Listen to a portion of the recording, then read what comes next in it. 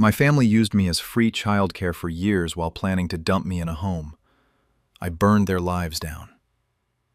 I'm a 72-year-old grandmother, and 6 weeks ago I discovered my daughter, Patricia, 48-year-old female, her husband, Grant, 50-year-old male, and my son, Richard, 45-year-old male, have been using me as unpaid full-time childcare for the past 9 years while secretly planning to place me in a nursing home the moment my youngest grandchild starts school next year.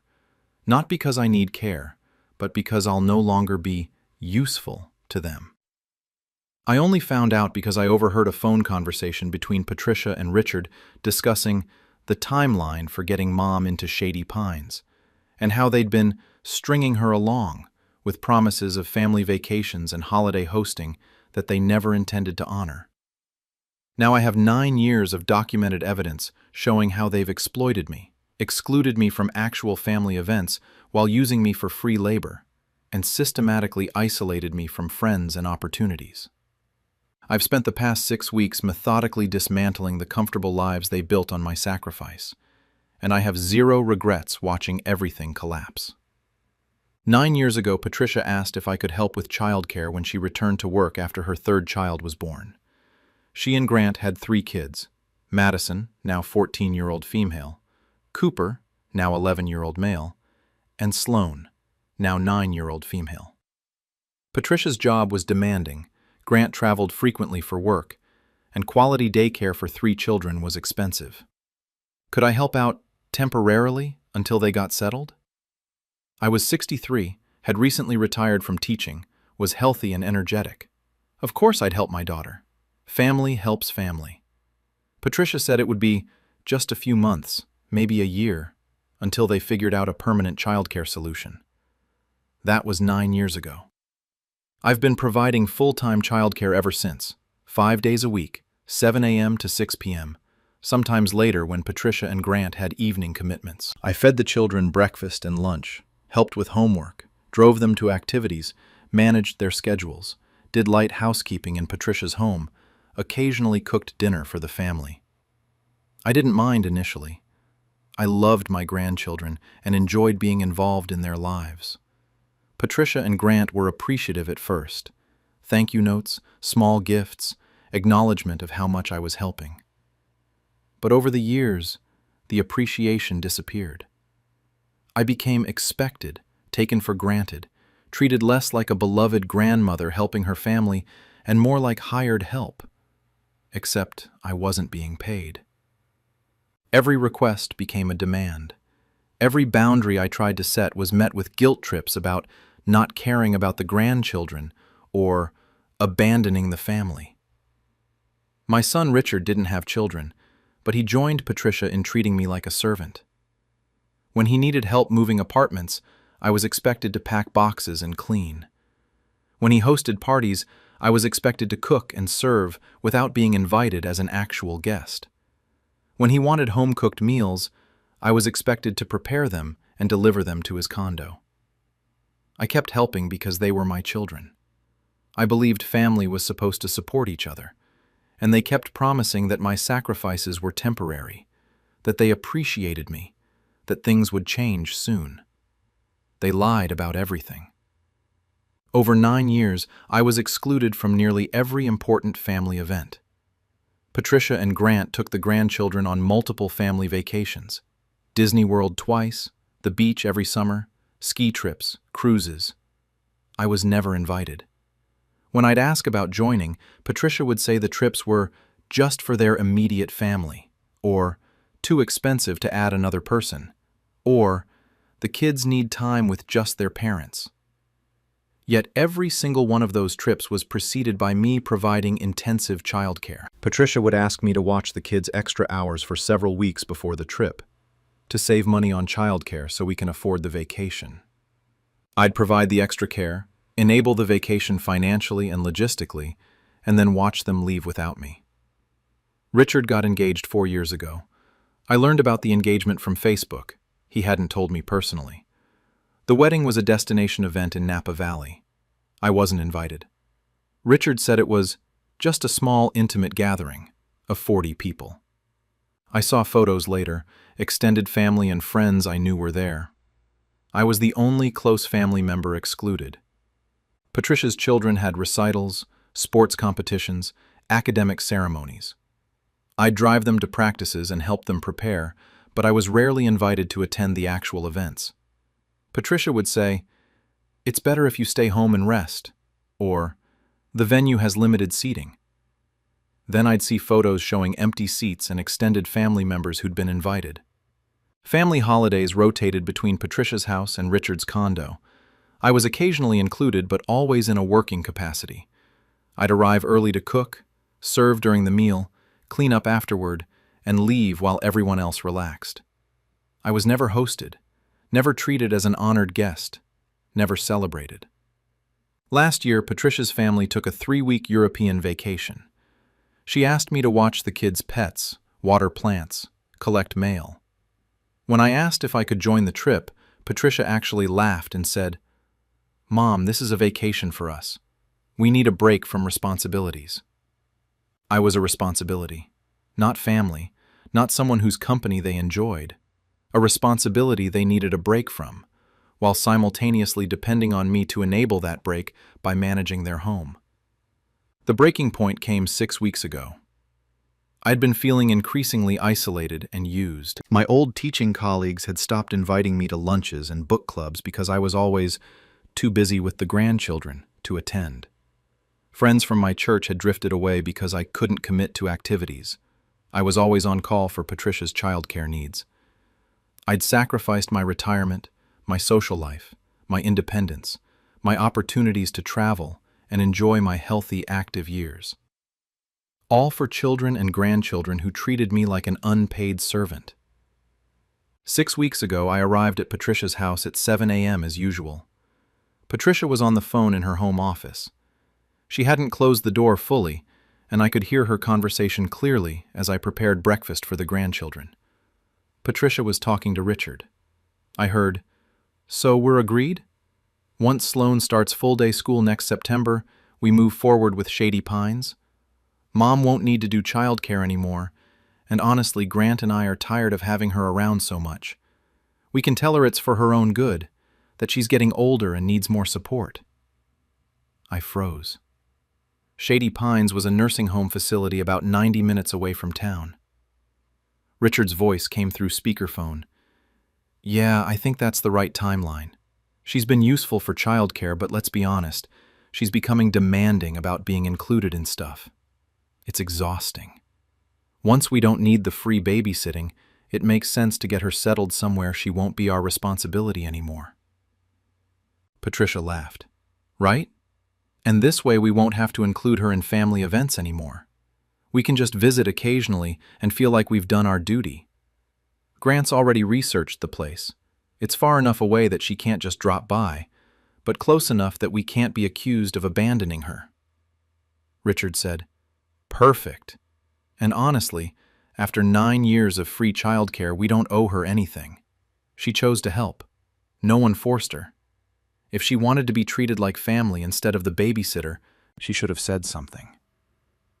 They continued discussing logistics, how they'd frame it as being for my own good, how they'd claim I was declining cognitively, even though I was sharp as ever, how they'd coordinate the move for right after Sloan started school so I wouldn't have time to argue. I stood in Patricia's kitchen, making breakfast for grandchildren whose parents planned to dispose of me like I was a used appliance that had outlived its usefulness. I finished making breakfast mechanically. I got the kids ready for their days. I maintained my usual grandmother routine while my mind reeled. That evening, I went home and reviewed 9 years of my life. I'd given up everything, my social life, my independence, my retirement dreams, to help Patricia and to maintain a relationship with my children. And this was how they saw me: a free service to exploit and then discard. I spent that night looking at Shady Pines online. It wasn't a terrible facility, but it wasn't necessary. I was 72, healthy, active, mentally sharp, financially stable. I didn't need assisted living. I didn't need a nursing home. I needed a family that valued me as a person, not as free labor. Patricia and Richard wanted to put me in Shady Pines, not because I needed care, but because they were tired of having me around, now that I'd served my purpose. I decided that night that if my children wanted to destroy our family relationship, I'd help them see exactly what they were destroying. But I wouldn't go quietly into the nursing home they'd selected. I'd burn down the comfortable lives they'd built on my exploitation first. I spent the next 6 weeks carefully documenting everything and preparing my revenge.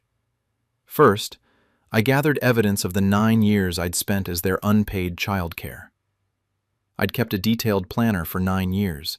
Every day I'd provided childcare was logged with hours and notes about activities. I calculated that I'd provided approximately 13,000 hours of childcare over 9 years. At even minimum wage for childcare providers in our area, that represented over $180,000 in unpaid labor. I'd saved every text message, email, and note from Patricia and Richard over those 9 years. The early ones showing appreciation, the later ones showing demands, guilt trips, expectations. The pattern was clear. As they'd gotten more comfortable exploiting me, they'd gotten more demanding and less appreciative. I'd saved the vacation photos they'd posted publicly on social media, all the family trips I'd enabled but wasn't invited to join. I created a compilation showing me providing extra childcare to save money, followed by their vacation photos without me. I documented every major family event I've been excluded from. Richard's engagement and wedding, holiday gatherings where I'd cooked but wasn't hosted, grandchildren's events I'd prepared them for but wasn't invited to attend. I recorded the phone conversation I'd overheard. Our state allows one-party consent for recording, and since I'd been party to overhearing it, it was legal. Patricia and Richard's voices clearly discussing dumping me in Shady Pines once I was no longer useful. Second, I made strategic decisions about my immediate future. I gave Patricia and Grant formal written notice that I would no longer provide childcare, effective immediately. I cited personal health needs and other commitments without elaborating. Patricia was furious. She called me selfish, accused me of abandoning the grandchildren, said I was destroying their family by withdrawing my help. The irony was apparently lost on her. I told her calmly that after 9 years of full-time childcare, I needed to focus on my own well-being. If she pressed, I asked whether she'd been planning for this transition anyway, given her upcoming childcare needs changes. She went silent. She knew I'd heard something but didn't know how much. I stopped providing any free labor for either of my children. No more childcare, no more cooking, no more helping with moves or parties or household projects. No more being available on demand. Third, I reached out to family members and friends I'd lost touch with. I reconnected with my teaching colleagues and started attending their monthly lunches and book club again. They were delighted to have me back and sympathetic when I vaguely mentioned that family obligations had consumed too much of my time. I rejoined activities at my church and started volunteering for programs that actually appreciated volunteers instead of exploiting them. I contacted extended family members, cousins, nieces, nephews, who I drifted away from during my 9 years of servitude. Many were shocked to learn how I'd been treated. I particularly reached out to Patricia's ex-sister-in-law, Denise, Grant's brother's ex-wife, who'd been ostracized from family events after her divorce, but who I'd always liked. Denise had her own stories about how Patricia and Grant treated people they considered beneath them. Fourth, I started planning the grand exposure. Patricia's parents, my ex-husband Howard and his wife Lynn, were celebrating their 50th wedding anniversary in 8 weeks with a major family gathering. 200+ guests, including extended family, friends, Howard's business associates, and community members. Patricia and Richard were co-hosting. I'd been invited to the anniversary party, probably because excluding me would look bad publicly. I was expected to attend as a regular guest, not help with setup or hosting. This was Lynn's family's responsibility, not mine. I decided the anniversary party would be the perfect venue for my revelations. Fifth, I secured my own future independent of my children. I consulted with an elder law attorney about my rights and options. The attorney confirmed I had no legal obligation to provide free childcare, and that my children's plan to institutionalize me without medical necessity could potentially be contested if they tried to execute it. I updated my will, removing Patricia and Richard as beneficiaries and executors. My estate would now go to my grandchildren in trust. They'd done nothing wrong and deserved support for their futures. And to charities I valued. Patricia and Richard would receive nothing. I updated my advance directives and medical power of attorney, removing Patricia and Richard, and replacing them with my cousin Judith, who I trusted to respect my actual wishes rather than their convenience. I researched retirement communities, not nursing homes, but active adult communities for independent seniors. I found one I loved with social activities, travel opportunities, fitness facilities, and a vibrant community of people my age. I put a deposit down on a condo there. I wasn't being put away in Shady Pines against my will. I was choosing my own next chapter, on my own terms, surrounded by people who'd value me. The anniversary party arrived. The venue was beautiful. An upscale hotel ballroom, elegant decorations, catered dinner, band for dancing. Howard and Lynn's 50th anniversary was a major celebration. Patricia and Richard had organized everything perfectly. They'd given speeches about family values and honoring parents and the importance of cherishing relationships. The irony was stunning. I attended wearing my best dress, looking healthier and happier than I had in years. 6 weeks of living for myself instead of serving my ungrateful children had been rejuvenating. I'd arranged with the event coordinator to have AV time during the evening's program, ostensibly to show a tribute video for Howard and Lynn. Patricia had approved this, thinking I'd put together a sweet grandmother's slideshow. During dinner, I mingled and reconnected with extended family I hadn't seen in years. Many commented on how well I looked, how vibrant I seemed. I thanked them and said retirement was treating me wonderfully now that I had time to enjoy it. After dinner, the speeches began. Howard and Lynn thanked everyone for coming. Patricia and Richard gave their prepared remarks about family and legacy. Other family members shared memories and toasts. Then I took the microphone. I started traditionally. Howard and Lynn, congratulations on 50 years of marriage. That's an incredible achievement worth celebrating. I paused, then continued. Marriage is about partnership, mutual support, and valuing each other. Family relationships should embody those same values. Unfortunately, that hasn't been my experience with my own children over the past 9 years.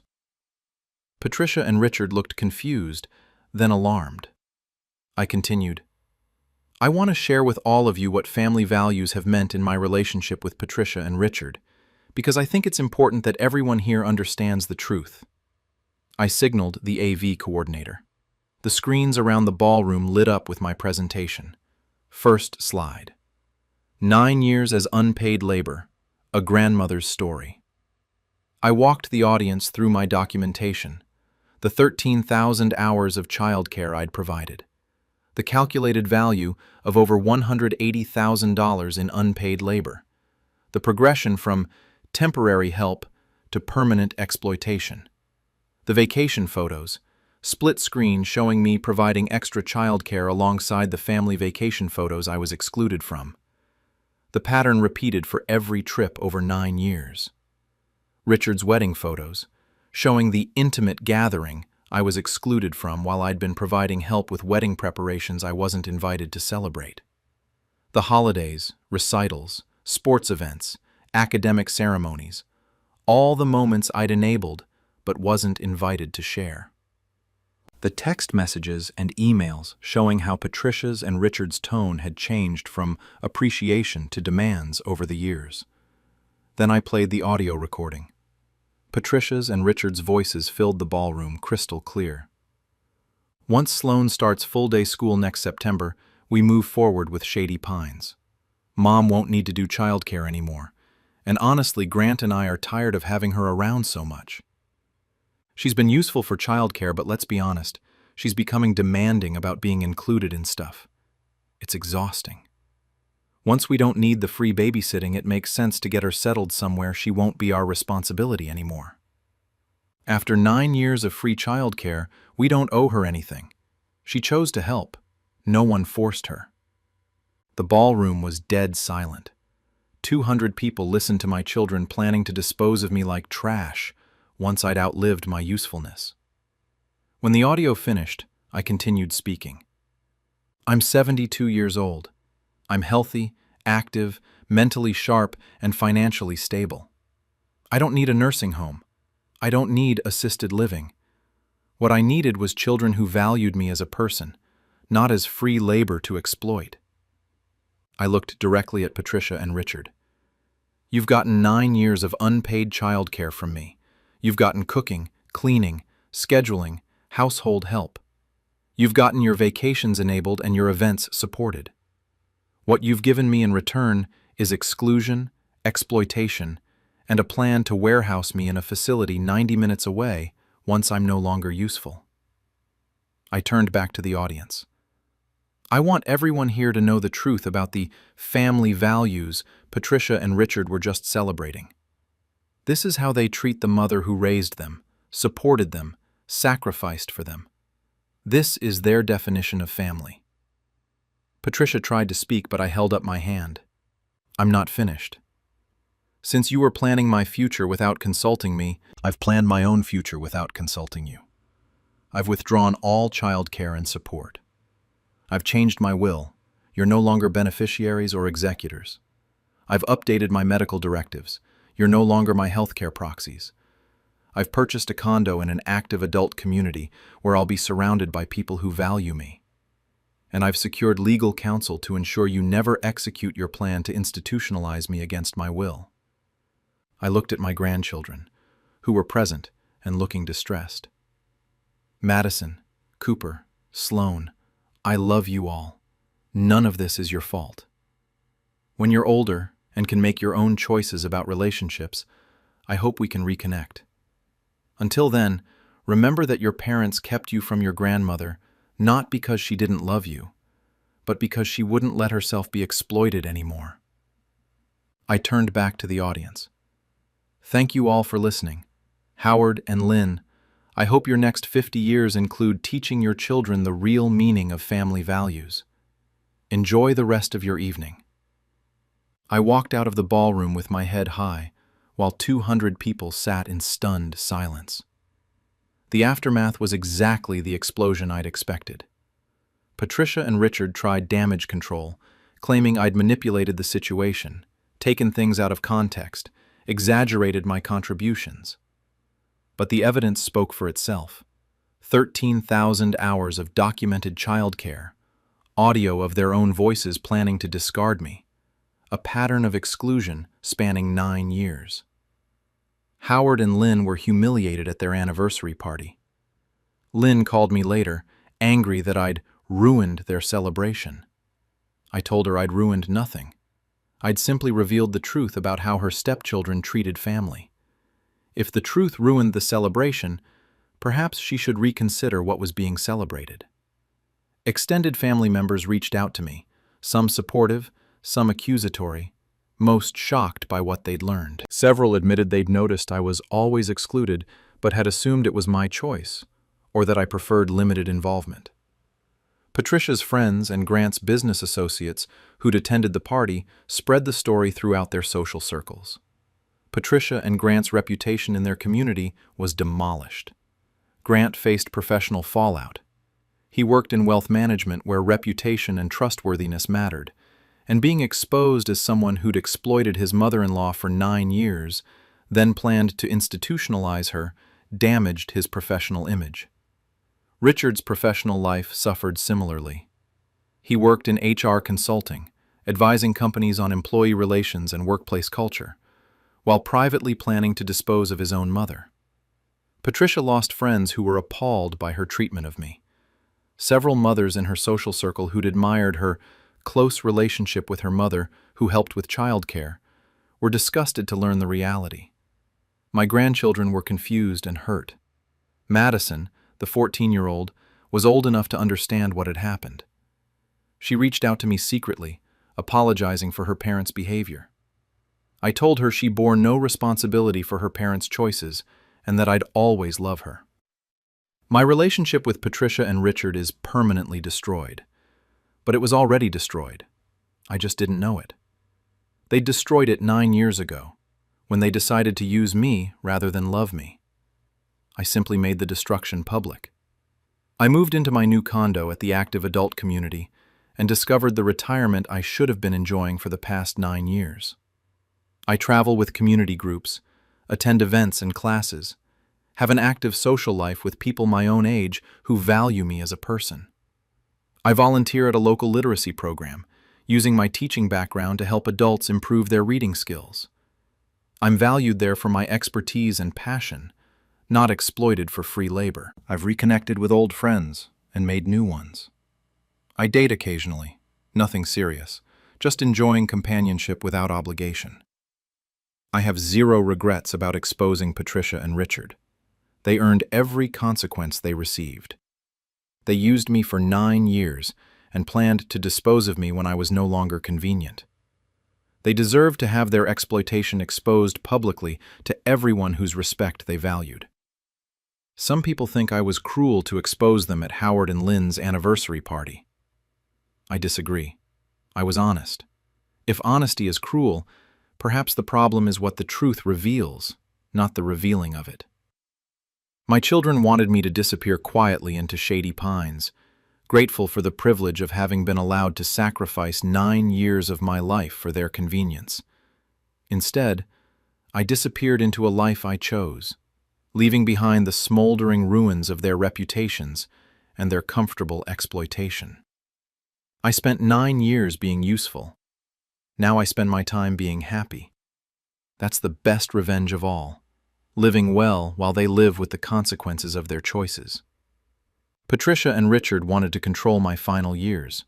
Instead, I'm living my best years on my own terms, surrounded by people who value me, doing things I love, being appreciated rather than exploited.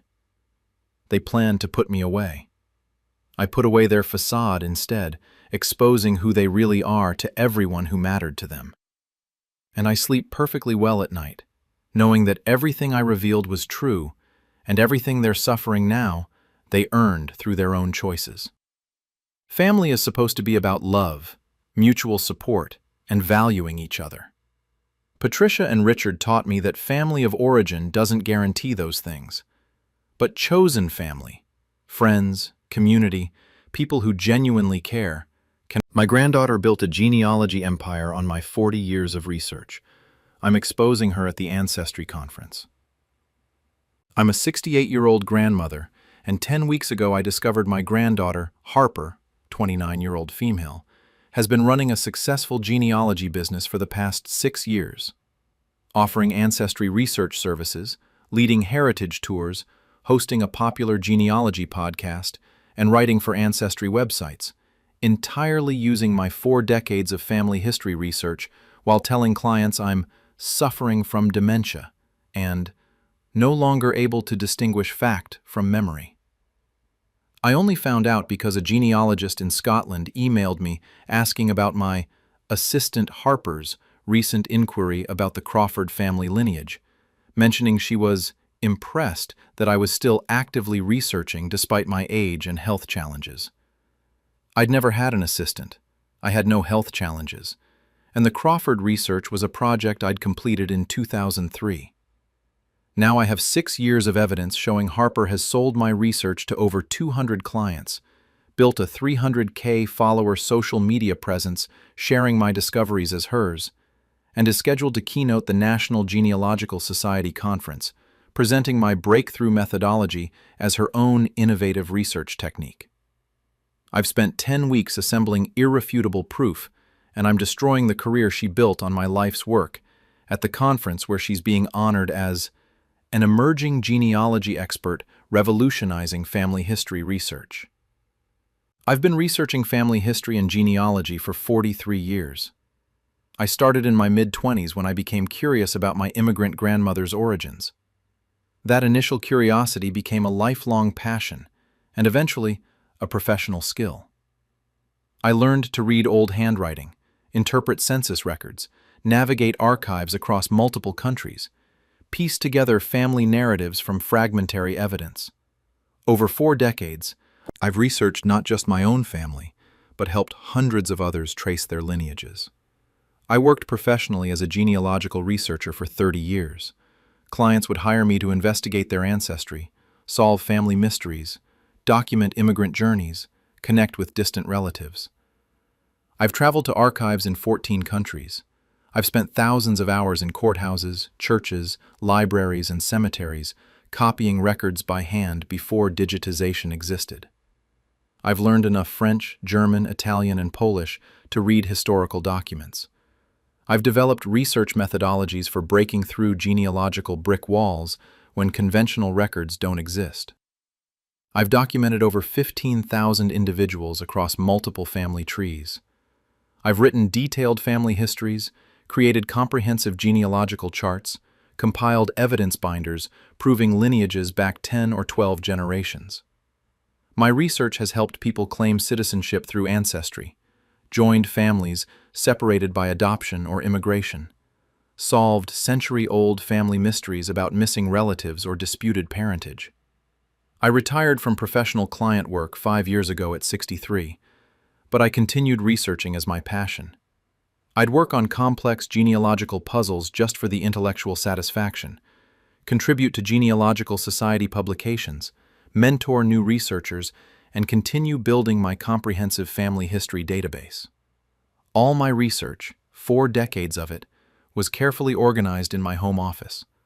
Filing cabinets full of copied records, binders of family charts, thousands of digital files containing document scans, research notes, correspondence with archives, detailed timelines piecing together individual lives from scattered evidence.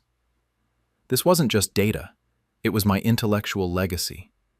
Each piece of research represented hours or days or weeks of detective work, tracking down obscure records, translating old documents, cross-referencing sources, building cases that proved relationships when direct evidence was missing. My granddaughter Harper had always been interested in family history. As a teenager, she'd ask about her ancestors, enjoy the stories I'd discovered, look at old photographs I'd collected. When she graduated college 6 years ago with a communications degree and no clear career path, she asked if I could teach her genealogy research. I was delighted. I spent months teaching Harper the basics: how to search census records, interpret vital documents, evaluate source reliability, build evidence-based family trees. She was an enthusiastic student, though she struggled with the patience genealogy requires. Real research is slow, meticulous work. Harper wanted quick, dramatic discoveries, not the methodical document-by-document investigation that genealogy actually involves. After about a year of learning, Harper said she wanted to start offering genealogy services, helping people research their families, maybe eventually leading ancestry tours. I encouraged her, though I privately thought she needed more experience before charging clients for research. Harper asked if she could reference my research files when working with clients, use my documented families as examples of what genealogy could uncover, show my charts as samples of finished research. She said having examples of completed professional research would help her explain to potential clients what they'd receive. I agreed, giving her access to some of my less sensitive research files. I was proud of my work and happy to support Harper's new career by letting her use it as educational examples. Over the next 6 years, I occasionally heard about Harper's genealogy work. She'd mention clients, talk about research trips, describe her growing social media following. I was happy she'd found a career she enjoyed, assuming she was building her own research skills and client base. What I didn't know was that Harper wasn't doing any actual research. She was selling my research directly to clients, presenting my 4 decades of work as her own discoveries. 10 weeks ago, I received an email from a genealogist in Edinburgh named Fiona MacLeod. She wrote, "I'm following up on your assistant Harper's recent inquiry about the Crawford family of Ayrshire. I'm impressed you're still actively researching at your age despite your health challenges. Your assistant mentioned you have dementia, but continue to work with her support. It's wonderful she's helping preserve your research legacy while you're still able to contribute input. I was completely confused. I didn't have an assistant. I didn't have dementia. And I'd completed the Crawford family research 20 years ago. It wasn't recent work. I responded asking what inquiry Fiona meant. She sent me Harper's email requesting information about the Crawford lineage, introducing herself as assistant to renowned genealogist Margaret Chen, and mentioning I was still passionate about research despite advancing dementia. Harper had been impersonating my assistant, telling archives and fellow genealogists I had dementia, and claiming she was helping me continue working while I was supposedly mentally declining. I immediately searched for Harper's genealogy business. She had a professional website, Harper Chen Genealogical Services, expert ancestry research and family history discovery. Her bio described her as a professional genealogist with over a decade of experience researching family histories across Europe and North America. Over a decade of experience? Harper had been learning genealogy for 6 years total, with only 1 year of serious study. I looked through her client testimonials, people praising her incredible research skills, her ability to find records others couldn't, her comprehensive family trees going back 10 generations. Those weren't Harper's skills or Harper's trees. They were mine. My research she was selling as her own work. I found Harper's portfolio of completed research projects. Every single one was my work. A German immigrant family tree I'd researched in 1995, an Irish lineage I'd traced in 2001, a complex English ancestry I'd unraveled in 2008, all presented as Harper's recent client projects. She'd changed client names for confidentiality, but I recognized every research project because I'd done them. I recognized specific challenges I'd overcome, particular records I'd found, unique documentation I'd assembled. Harper had taken my 40 years of professional genealogical research and was selling it as her own current work. I found her pricing. Ancestry research packages from $500 to $5,000, depending on complexity and generations researched. She advertised comprehensive research, expert analysis, and guaranteed results, all based on my completed research she was repackaging for new clients. I found her social media. Harper had 300,000 followers on TikTok and Instagram, where she shared amazing genealogical discoveries, all my discoveries, presented as if she'd just found them. She'd post about breaking through a brick wall by finding an obscure church record that I'd found in 1998, or uncovering a family secret by cross-referencing immigration manifests, research I'd done in 2005. Comments praised her detective skills, her persistence, her genealogical expertise. Harper would respond thanking people for appreciating the craft and supporting her research journey. She'd posted nothing about me, never mentioned learning from me, never credited the research as anything other than her own current work. I found Harper's podcast, Ancestor Stories with Harper Chen. She had 50,000 subscribers. Each episode featured a fascinating family history Harper had supposedly researched. I listened to several episodes. Every single story was my research. Families I'd traced, mysteries I'd solved, immigrant journeys I'd documented.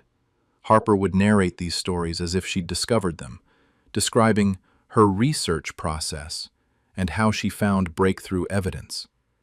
She'd even done episodes about my own ancestors, my grandmother's immigration story, my grandfather's journey from China to California, my great-great-grandfather's Civil War service.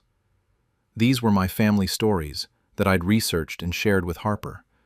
She was broadcasting them publicly as content for her podcast without mentioning they were her own family history, or that I'd done all the research.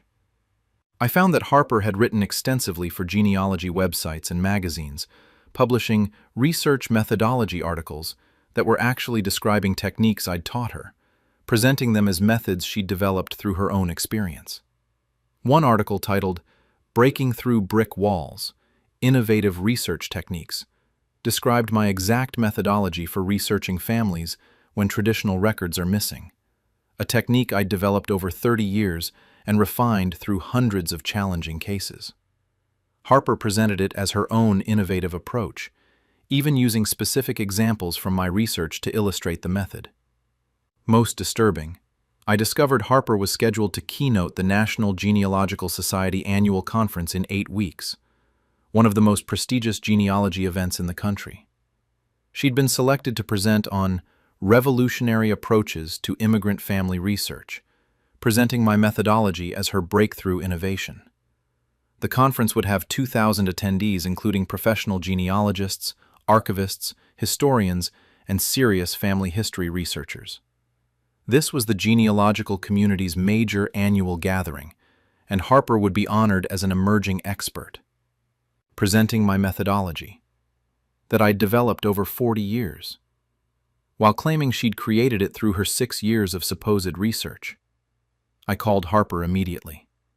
I said, "I just saw that you're keynoting the NGS conference, presenting my research methodology as your own innovation." Harper was quiet, then said carefully, "Grandma, the conference is about genealogical methods generally. Your techniques aren't proprietary." I interrupted.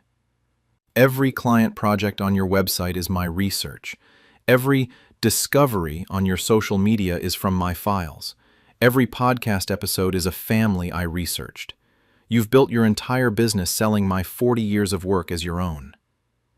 Harper said, "You gave me access to your files to use as examples. I'm bringing your research to new audiences." I said, "I gave you files to show potential clients as examples of finished research, not to sell directly as your own work. You're charging people thousands of dollars for research I completed decades ago." Harper's tone shifted. "You're retired. Those files were just sitting there. I'm making your research useful, helping families discover their heritage. You should be proud I'm continuing your legacy." I said, "Continuing my legacy would mean crediting me as the researcher. You're erasing me entirely and claiming you did work that took me 40 years to accomplish." Harper said, "Grandma, I've built a successful business.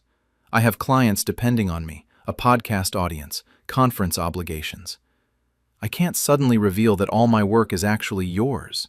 My entire career would collapse." I said, "Your career should collapse. It's built on fraud." Harper's voice hardened. "If you try to expose this, you'll destroy my income, my reputation, everything I've built. And honestly, who'll believe you? I've been established in the genealogy community for 6 years. I have published articles, conference presentations, thousands of followers. You're a retired 68-year-old woman claiming work being produced by a young, active researcher."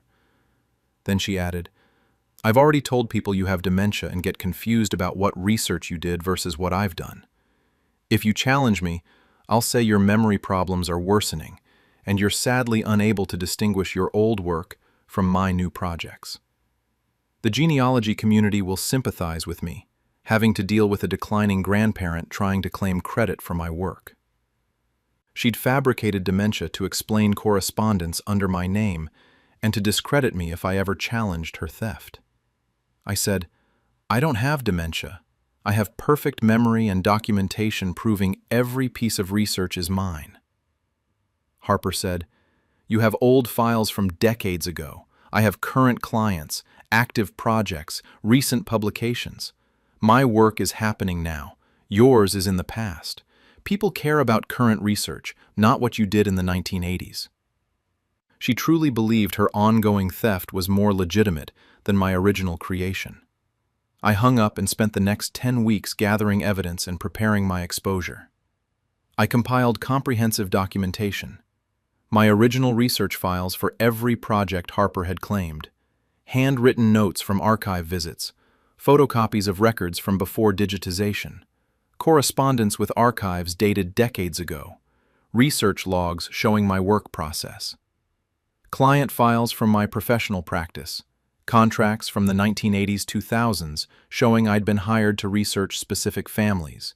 Payment records, thank you letters from satisfied clients for research Harper was now reselling.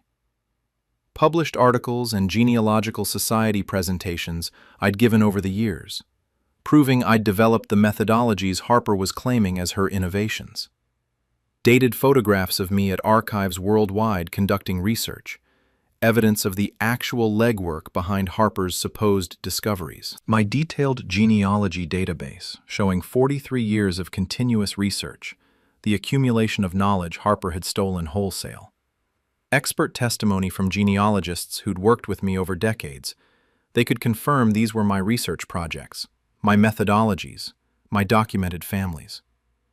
I also documented Harper's fraudulent claims, her communications degree with zero genealogical training or certification, her complete absence from genealogical circles until 6 years ago, when she suddenly appeared with a massive portfolio of completed research.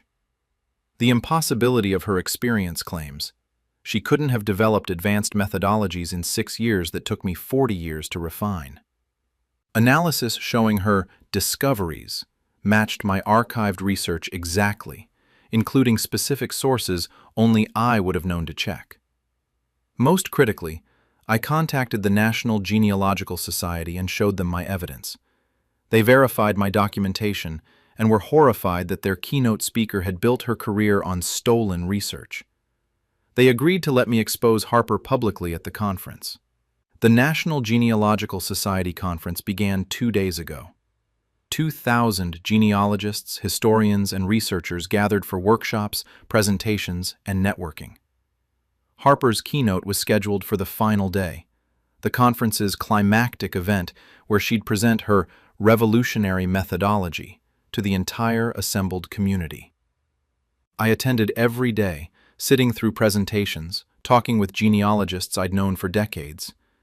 Many asked if I was related to that brilliant young researcher Harper Chen. They'd seen her work, read her articles, listened to her podcast. I told them they'd find out soon enough. Yesterday was the keynote. The conference hall filled with 2,000 attendees. Harper took the stage confidently, her presentation titled, "Breaking Barriers, Revolutionary Approaches to Immigrant Family Research."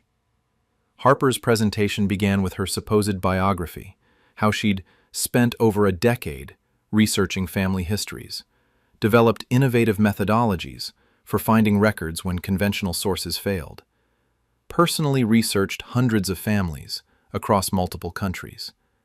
Every word was describing my career, not hers. She presented her revolutionary methodology, the exact technique I'd developed over 30 years for researching immigrant families when ships' manifests are missing or names were changed at entry. She described it as if she'd innovated this approach through her own research experience. She showed case studies, families where she'd supposedly used her method to break through research barriers. Every single case was my work. The Italian family I'd traced in 1999, the Polish lineage I'd researched in 2003, the Chinese immigrant family I'd documented in 2007. She presented them as recent projects where she'd applied her methodology, demonstrating its effectiveness. The audience was impressed. This was sophisticated genealogical work, showing deep expertise and refined technique. Then the NGS director interrupted. He took the microphone and said, "Before we continue, there's something the conference needs to address. Dr. Margaret Chen, would you please come to the stage?" I walked to the podium. Harper saw me and went rigid. I said to the audience, "I'm Margaret Chen. I've been a professional genealogist for 43 years. The methodology Harper just presented as her revolutionary innovation, I developed it over 3 decades of research. Every case study she showed, every family, every discovery, every technique came from my research, not hers." The NGS projected my evidence onto massive screens throughout the hall. My original research files from the 1990s and 2000s for every family Harper had just presented as her recent work, showing I'd researched these families decades before Harper claimed to have worked on them. dated archive correspondence showing me requesting records for these families 20 years ago. Published genealogical journal articles from 1998 and 2003 where I'd first presented this methodology, 15 and 20 years before Harper claimed to have developed it. Photographs of me conducting research in Ellis Island Archives in 2001, Polish State Archives in 2005, Italian parish churches in 2008. The actual legwork behind Harper's supposed discoveries. Side-by-side comparison of my detailed research logs and Harper's client projects. They were identical because Harper had simply copied my completed research. The timeline was irrefutable. I'd been developing this methodology and researching these families for decades. Harper had been claiming them for 6 years. A prominent genealogist in the audience stood up. Robert Morrison, someone I'd collaborated with in the 1990s. He said, "I worked with Margaret on some of these Italian lineage projects 25 years ago. I recognize the research because I helped locate parish records in Sicily. Harper claims she researched these families recently, but Margaret did this work decades ago. Harper has stolen Margaret's research and claimed it as her own." Other genealogists confirmed the same. They'd seen my research presented at conferences in the 1990s and 2000s, read my published methodology articles, worked with me on projects Harper was now claiming. I showed Harper's actual background, communications degree, 0 genealogical certification or training, no research experience before suddenly launching a business with hundreds of completed projects. I showed the impossibility of her claims. She said she'd researched hundreds of families across 14 countries in 6 years, while simultaneously building a business, creating podcast content, and writing articles. The timeline made no sense because she hadn't done the research. She'd stolen my 40 years of work. An archivist from the National Archives spoke up. "I've received inquiries from Harper claiming to be Margaret's assistant, saying Margaret has dementia but is still working with Harper's support. This was clearly a strategy to access Margaret's research credentials while discrediting her if she ever challenged the theft." I addressed the audience. Harper told archives, fellow genealogists, and clients that I have dementia, a complete lie designed to explain why I wasn't credited for work she was stealing and to preemptively discredit me if I exposed her fraud. I demonstrated my cognitive sharpness by discussing complex genealogical methodology, answering technical questions from the audience, showing I had complete command of my research and my faculties. The evidence was comprehensive and undeniable. I'd created the methodology. I'd researched the families. I'd developed the techniques over 40 years that Harper had stolen and claimed as 6 years of innovation. Harper tried to defend herself. "My grandmother taught me genealogy and I've built on her foundation." Robert Morrison interrupted. "Harper, you didn't build on Margaret's foundation. You stole her actual research wholesale and presented it as your own current work. The families you showed aren't your projects building on her teaching. They're her completed research from decades ago that you've repackaged and sold." The NGS director announced, "We've verified Dr. Chen's documentation. Harper Chen has committed massive professional fraud. Her keynote invitation is revoked. She's banned from NSG membership and events, and we're reporting this to professional genealogical organizations and the clients she's defrauded." The genealogical community's response was immediate. Professional associations revoked Harper's memberships. Genealogy websites removed her articles and banned her from contributing. Podcast platforms took down her show. Clients filed complaints and demanded refunds. They'd paid for expert research but received stolen decades-old work. The genealogical community, small and collegial, spread the story rapidly. Harper became known as the fraud who stole from her grandmother. Harper's business has collapsed. Her social media accounts have been flooded with people realizing they'd been following a fraud. Her reputation is destroyed. My relationship with Harper is over, but Harper destroyed it when she chose to steal 40 years of my intellectual work rather than develop her own skills. I'm 68 years old. I spent 43 years mastering genealogical research, learning to read old documents, navigate archives worldwide, develop methodologies for solving complex ancestral puzzles.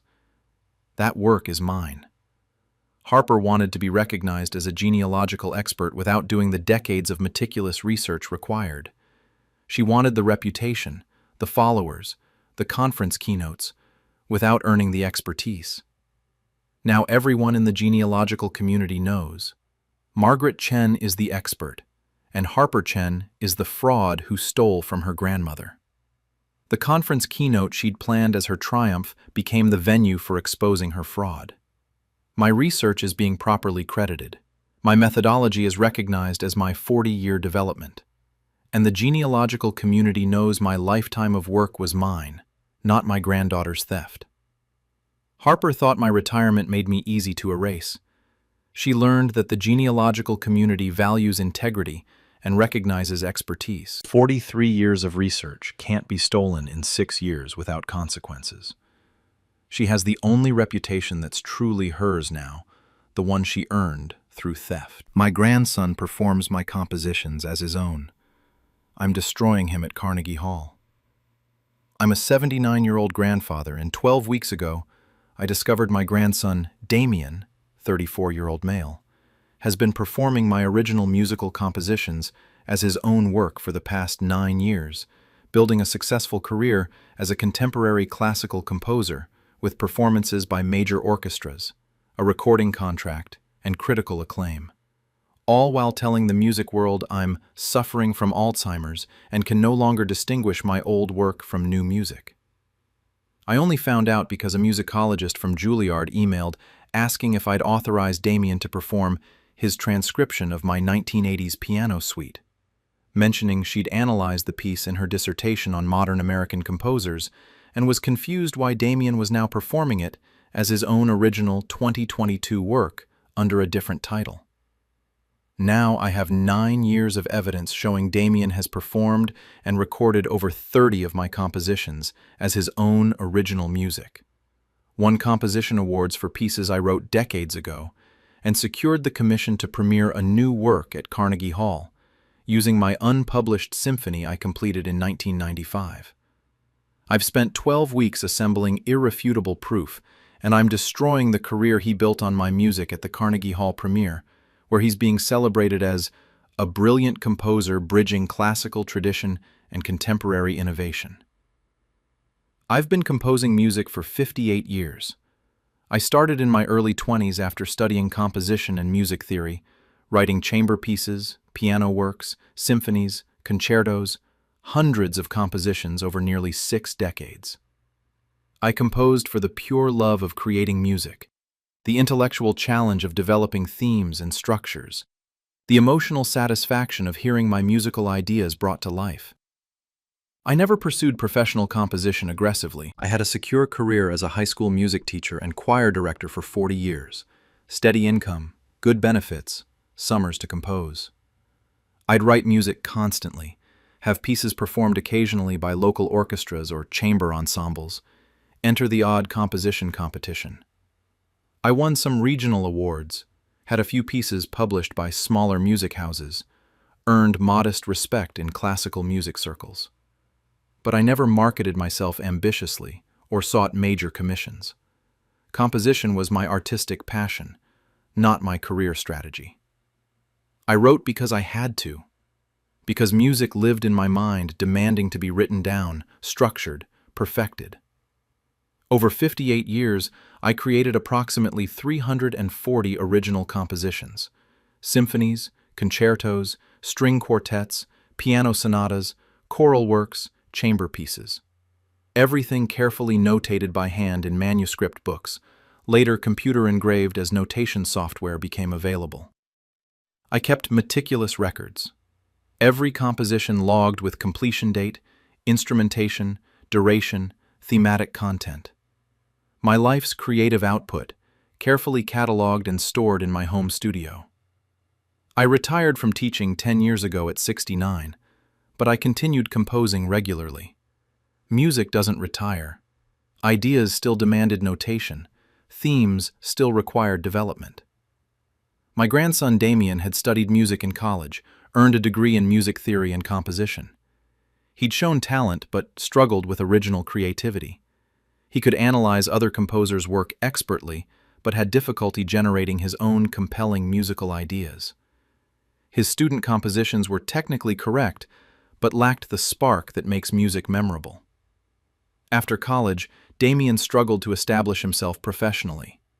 He worked as a freelance arranger, wrote commercial jingles, taught private piano lessons, piecing together income without finding real success as a composer.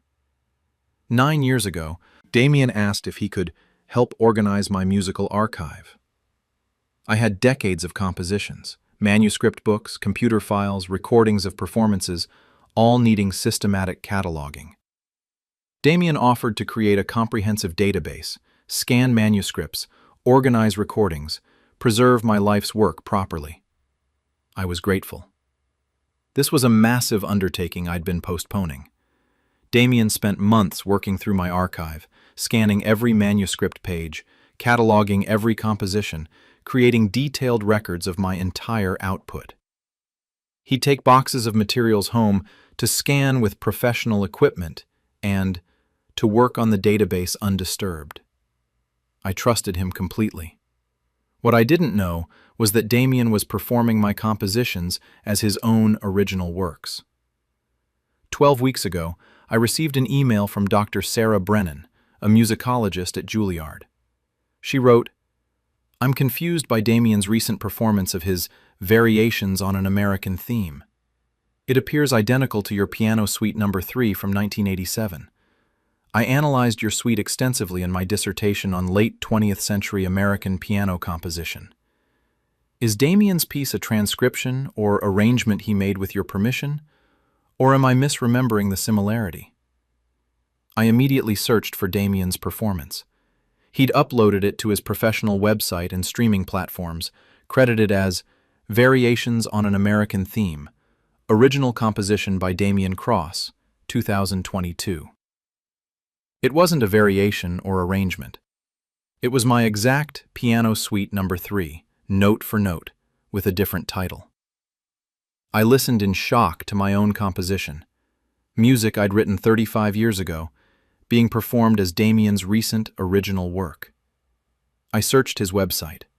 His portfolio listed 30-plus original compositions. I recognized every single one.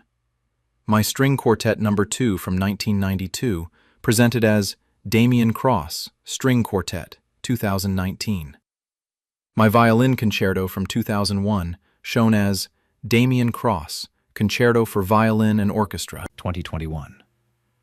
My Choral Symphony from 1998, listed as Damien Cross, Symphony No. 1, 2020. Decades of my compositions, presented as Damien's recent work with only titles changed. I found recordings he'd made with professional orchestras, prestigious ensembles performing my music credited to Damien as composer. Reviews praised his sophisticated harmonic language, his mature compositional voice, his remarkable skill for someone relatively early in his compositional career. The mature voice was literal. It was the voice of someone who'd been composing for 58 years, not someone 9 years into claiming a professional career.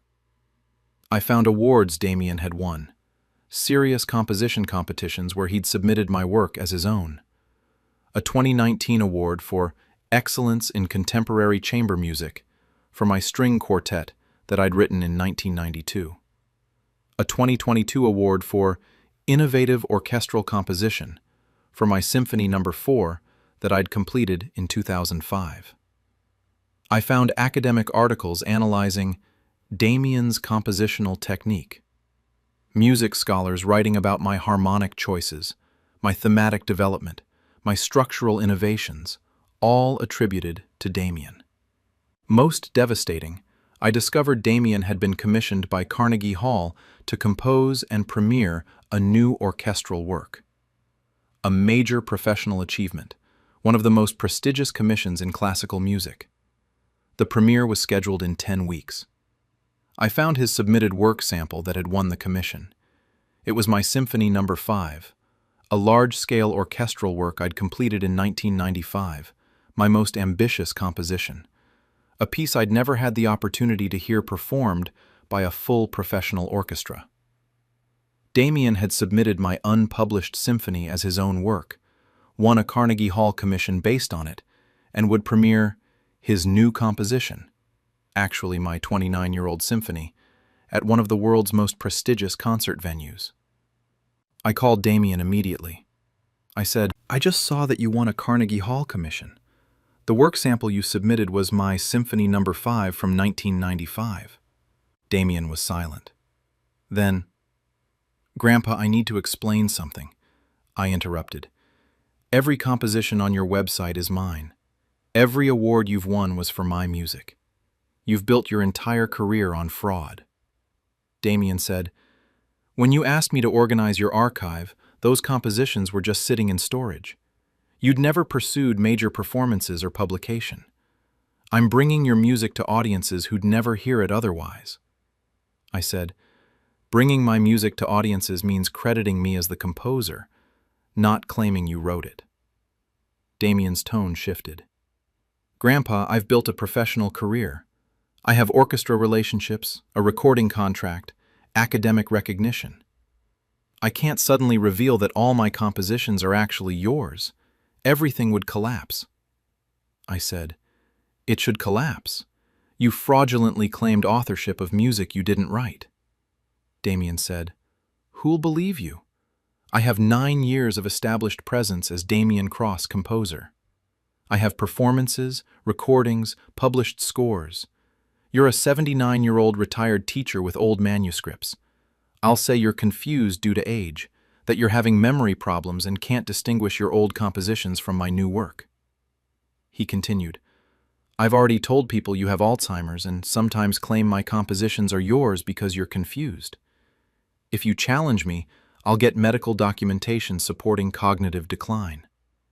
The music world will sympathize with me dealing with a grandfather who's sadly unable to recognize that my work is original." He'd fabricated Alzheimer's to discredit me preemptively. I said, "I don't have Alzheimer's. I have perfect memory and complete documentation of every composition." Damien said, "You have old manuscripts from decades ago. I have current performances by major orchestras. People care about living composers creating new work, not retired teachers with compositions from the 1980s gathering dust." I hung up and spent 12 weeks gathering evidence.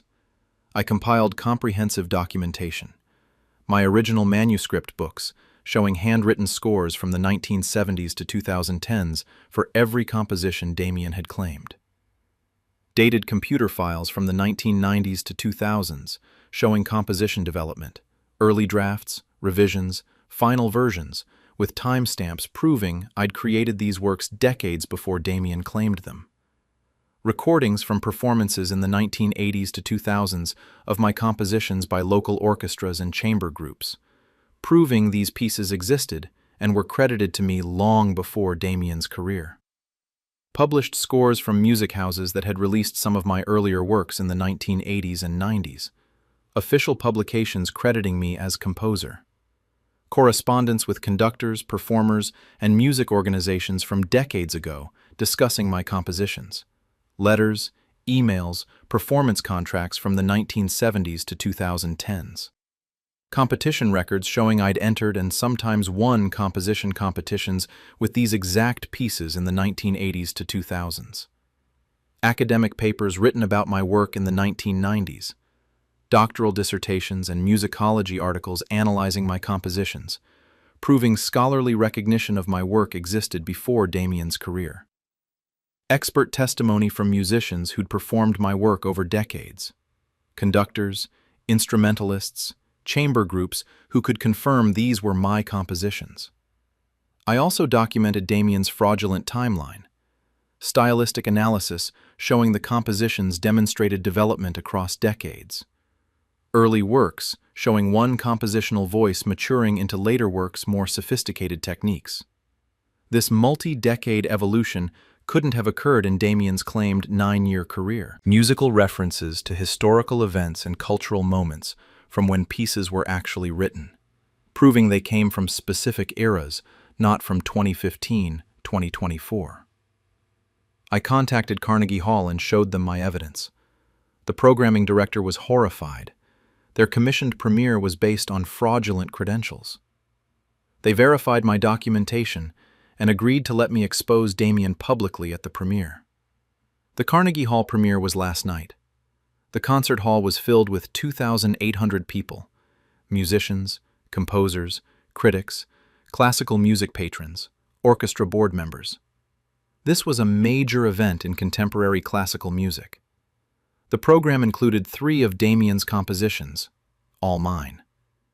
My String Quartet No. 2 from 1992, my Violin Concerto from 2001, and finally my Symphony No. 5 from 1995, presented as the commissioned world premiere of Damien Cross, Symphony No. 1, 2024.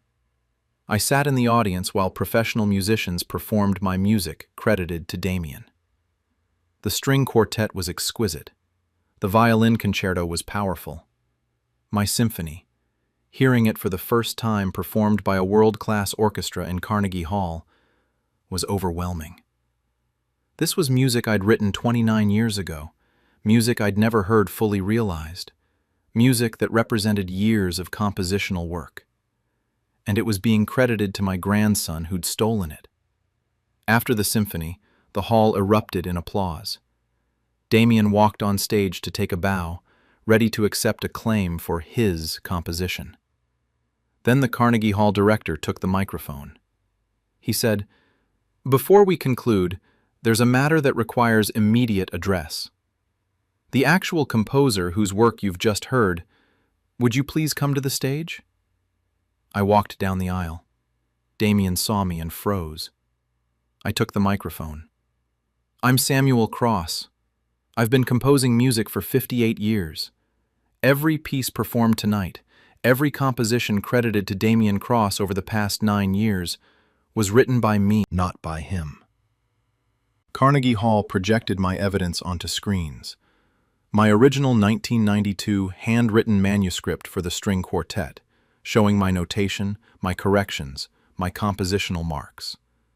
My 1995 handwritten full orchestral score for the symphony just performed, 29 years old, proving it wasn't a 2024 commissioned work. Published scores from the 1980s and 90s with my name as composer, some of the same works now in Damien's portfolio. Recordings from 1987, 1994, 2002. My compositions performed and recorded decades before Damien's career. Academic articles from the 1990s analyzing my compositional style, proving scholarly recognition of my work existed before Damien claimed these pieces. A renowned composer in the audience stood up, someone I'd known professionally in the 1990s. He said, "I've known Samuel Cross's work for 30 years. I performed in an orchestra that premiered his violin concerto in 2001. Damien didn't write that concerto. Samuel did. I was there." Other musicians confirmed the same. Several had performed my chamber works in the 1990s and 2000s, recognized the pieces from Damien's portfolio as my compositions. I showed the impossibility of Damien's timeline. The stylistic evolution across the 30-plus compositions demonstrated decades of development, not 9 years of output. Musical maturity doesn't develop that quickly. I played recordings from 1987 performances, my Piano Suite No. 3, the piece Dr. Brennan had recognized. The same music Damien had performed as his 2022 original composition existed in recorded performances from 35 years earlier. The conductor who just led the symphony spoke. "The score I conducted tonight is remarkably sophisticated. I assumed Damien was an unusually gifted young composer. Now I understand. This is the work of someone with decades of compositional mastery, because it was written by someone with that experience. This is Samuel Cross's symphony, not Damien's." I addressed Carnegie Hall. "Damien told people I have Alzheimer's, and sometimes confuse my old work with his new compositions. This is completely false. I have perfect memory. Damien fabricated cognitive decline to explain discrepancies and to preemptively discredit me if I challenged his theft. I demonstrated my mental acuity by discussing detailed compositional choices in the symphony, explaining harmonic decisions, thematic development, structural planning, knowledge only the actual composer would have. The evidence was overwhelming. I'd written every note. Damien had stolen my 58 years of compositional work and presented it as 9 years of his own creativity. Damien tried to defend himself, but the Carnegie Hall director cut him off. We verified Mr. Cross's documentation. The commission was awarded based on fraudulent credentials. The premiere we just heard was not a new work, but a 29-year-old symphony by Samuel Cross, performed under false pretenses. The response was immediate. Carnegie Hall revoked Damien's commission and banned him from future programming. Recording labels dropped him from contracts. Orchestras canceled scheduled performances of his works. Composition competitions revoked awards and removed him from records.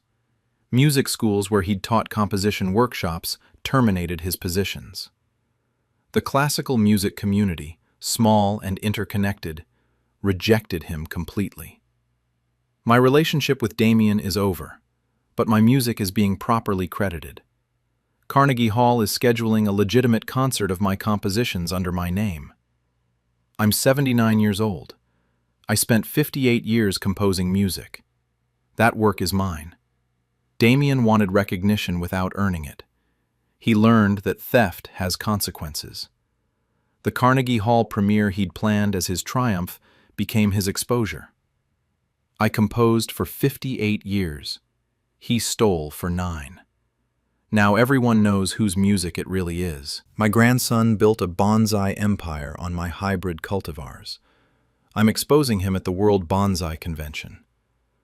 I'm a 78-year-old grandfather, and 19 weeks ago I discovered my grandson, Quinn, 32 male, has been running an elite bonsai gallery for the past 11 years, selling my rare hybrid bonsai specimens for $50,000 to $150,000 each, and teaching $2,000 cultivation workshops worldwide, entirely using my 52 years of horticultural development, my original hybrid cultivars that took decades to create, and my specialized cultivation techniques that I perfected through half a century of dedicated practice.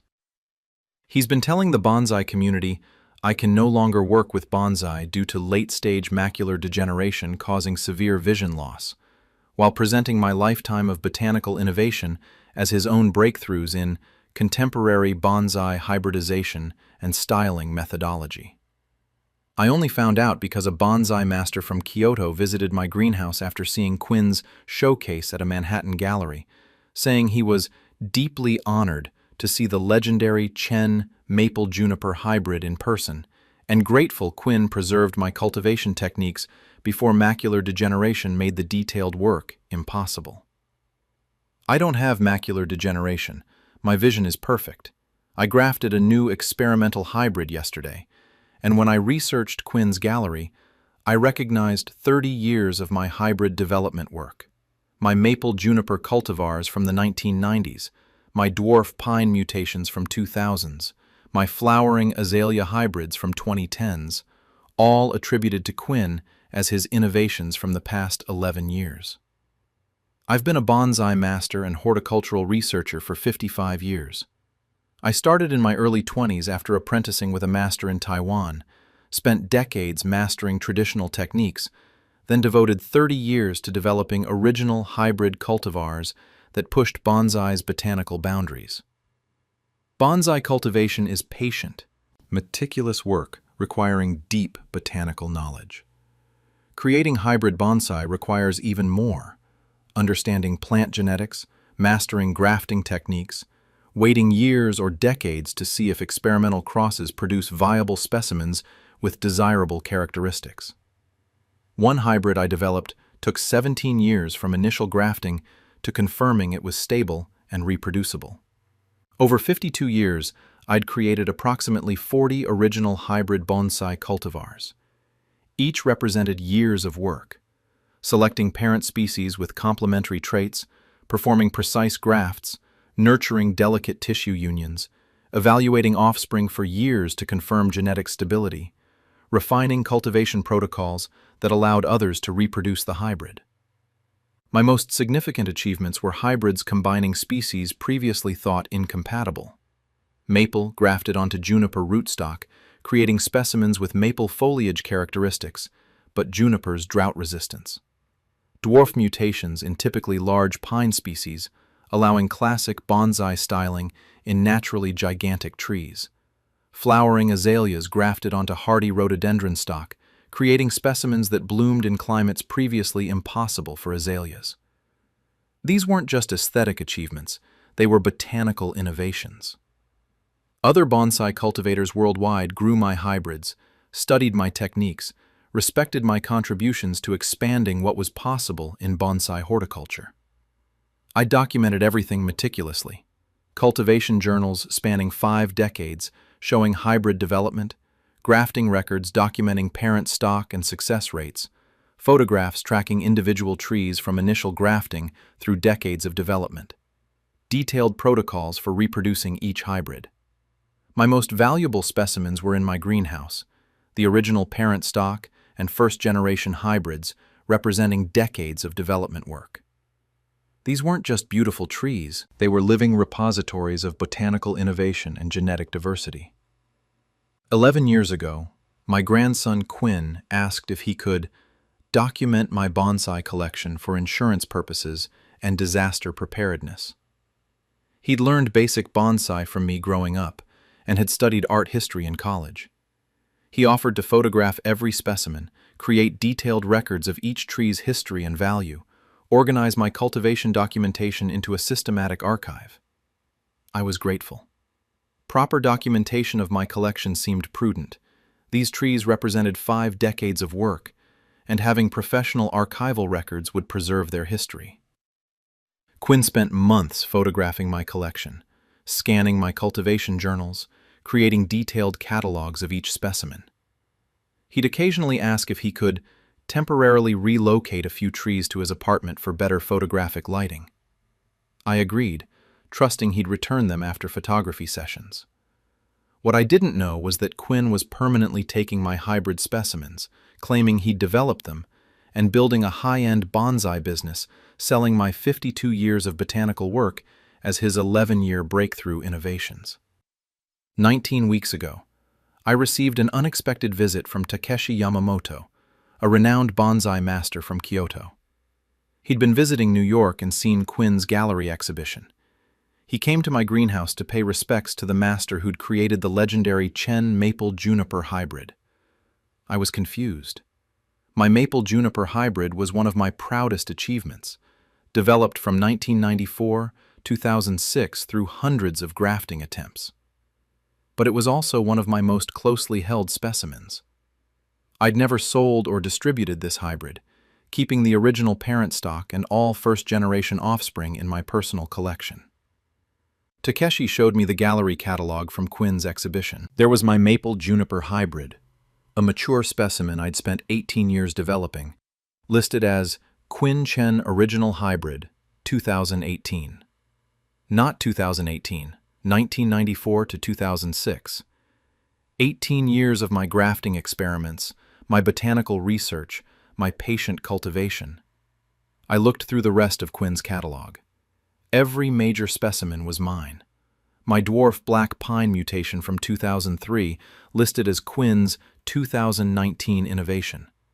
My flowering mountain azalea hybrid from 2011 shown as Quinn's 2020 breakthrough. My juniper larch experimental graft from 2008 presented as Quinn's 2021 discovery. Decades of my hybrid development, all credited to Quinn as recent work. I immediately searched for Quinn's bonsai business. He had an elegant website. Quinn Chen Bonsai, Contemporary Hybrid Cultivation and Specimen Collection.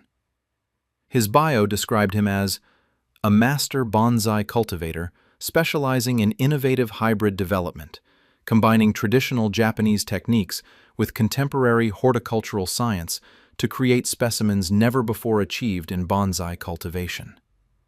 The specimens achieving these never-before results were my trees. Hybrids I'd spent decades developing through actual horticultural science and traditional grafting mastery. I looked at Quinn's inventory. He was selling my hybrid specimens for $50,000 to $150,000 each, depending on age and rarity. Trees I'd spent 10, 15, 20 years cultivating, sold as if Quinn had developed them in his supposed 11-year practice. I found Quinn's published articles in bonsai journals, technical papers describing his hybrid development methodology and his innovative cross-species grafting techniques. Every article presented my cultivation methods as his original work, techniques I developed through decades of experimentation. I discovered Quinn taught expensive workshops, $2,000 per student, on hybrid bonsai cultivation using Quinn's proprietary techniques. He was teaching students my grafting methods, my cultivation protocols, my hybrid development strategies, all while claiming these were innovations he'd created. Most devastating, I learned Quinn was scheduled to present at the World Bonsai Convention in Saitama, Japan in 8 weeks, the most prestigious gathering of international bonsai masters held every 4 years.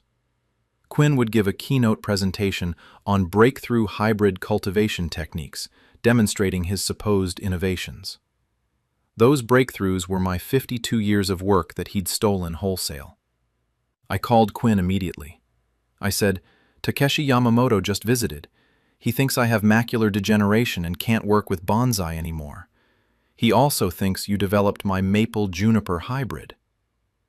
Quinn was quiet. Then, carefully, "Grandfather, I should have told you earlier." I interrupted. "Told me you were stealing my hybrid specimens and claiming you created them? Told me you're selling trees I spent decades developing? I saw your gallery catalog. Everything in it is my work." Quinn said, "When you asked me to document the collection, and I moved some trees temporarily, I said, you thought you'd steal them permanently and build a business claiming 52 years of my botanical work as your 11-year innovations." Quinn's tone shifted.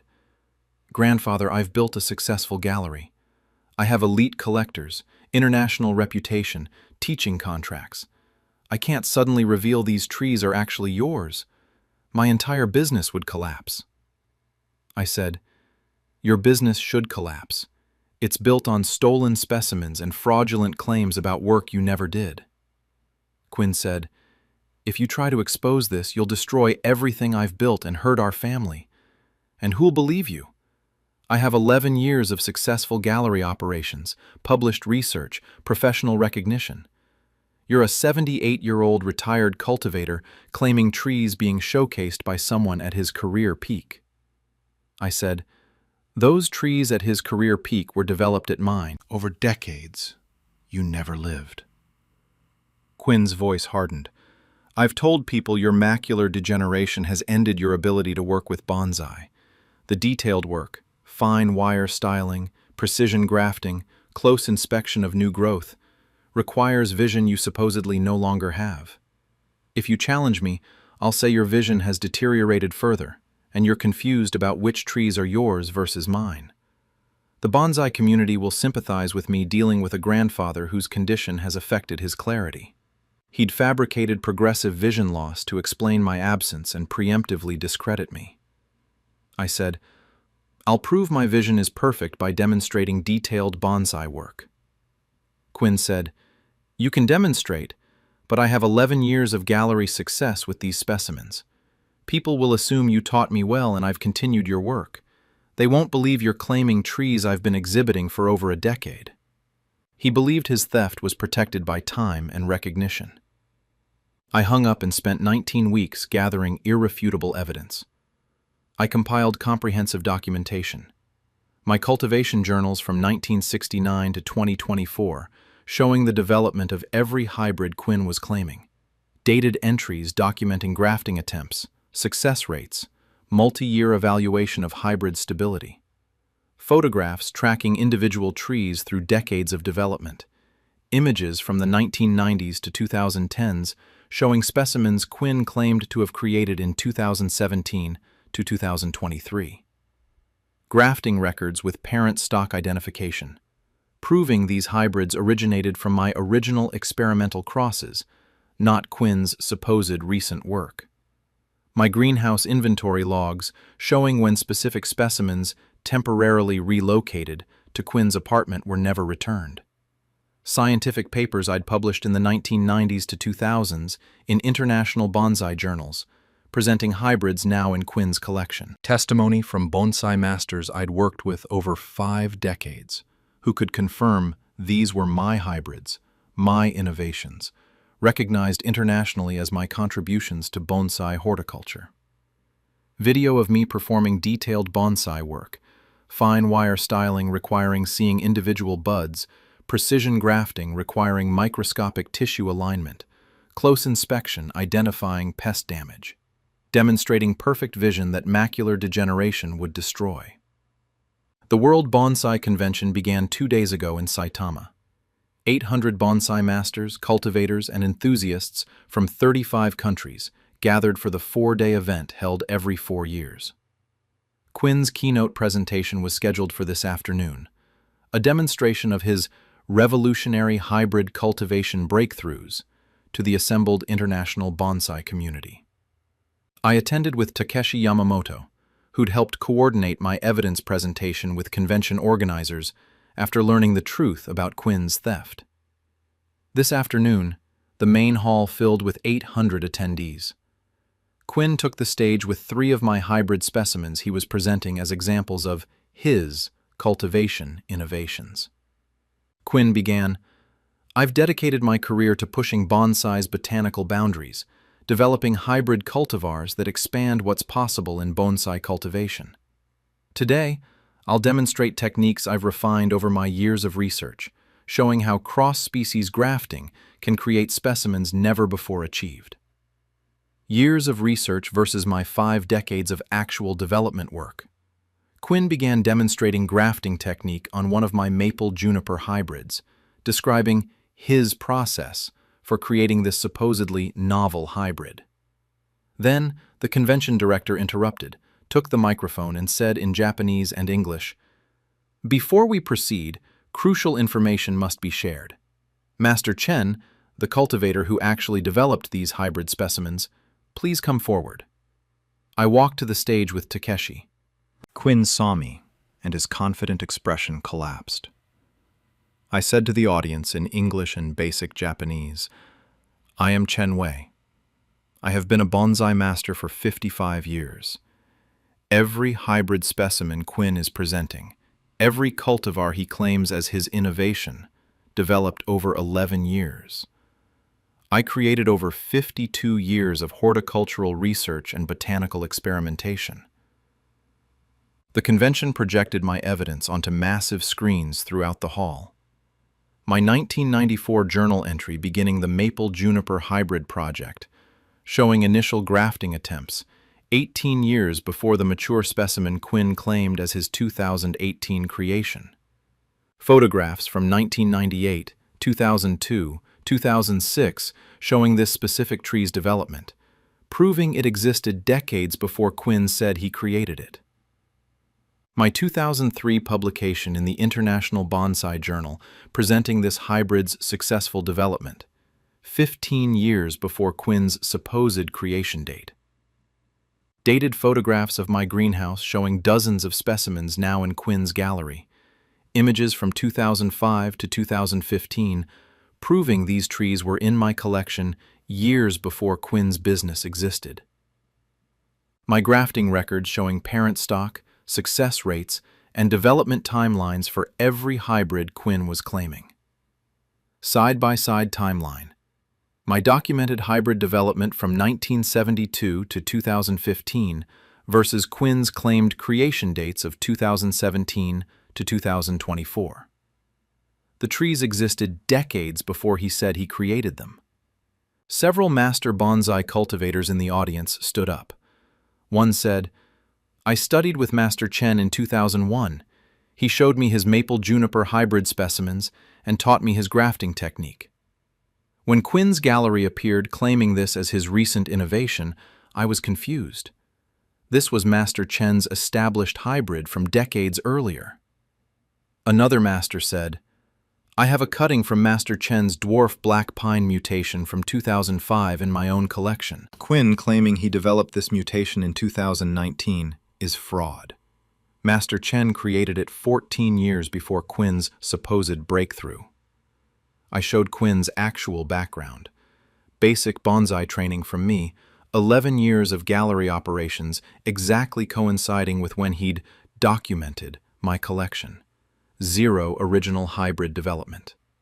I showed the impossibility of his timeline. He claimed to have developed 40 hybrid cultivars in 11 years, when some of my hybrids took 15 to 20 years just to confirm genetic stability. Then, I addressed the macular degeneration lie. I performed detailed bonsai work on stage, fine wire styling of delicate new growth requiring seeing individual millimeter-scale buds, precision grafting requiring aligning tissue layers visible only under magnification, close inspection identifying tiny pest damage. My vision was perfect throughout, executing work that even early macular degeneration would make impossible. I said, "Quinn told the bonsai community I have late-stage macular degeneration, preventing detailed bonsai work. This is completely false. I have perfect vision. I work with bonsai daily." Quinn fabricated vision loss to explain my absence from bonsai cultivation and to discredit me if I challenged his theft. A prominent collector in the audience said, "I purchased 3 hybrid specimens from Quinn's gallery for over $200,000 total, believing they were his innovations from years of development. If these are actually Master Chen's decades-old hybrids, I was sold stolen property under fraudulent provenance." The convention director announced, "We've verified Master Chen's documentation. Quinn Chen has built his bonsai career on stolen specimens, claimed 52 years of someone else's botanical work as his 11-year innovations, and fraudulently received recognition for hybrid development he didn't achieve. Quinn Chen is expelled from this convention, banned from future World Bonsai events, and we're reporting this to international bonsai organizations." The response has been immediate. Bonsai societies worldwide have revoked Quinn's memberships and credentials. His gallery is facing legal action from buyers who purchased specimens under false provenance.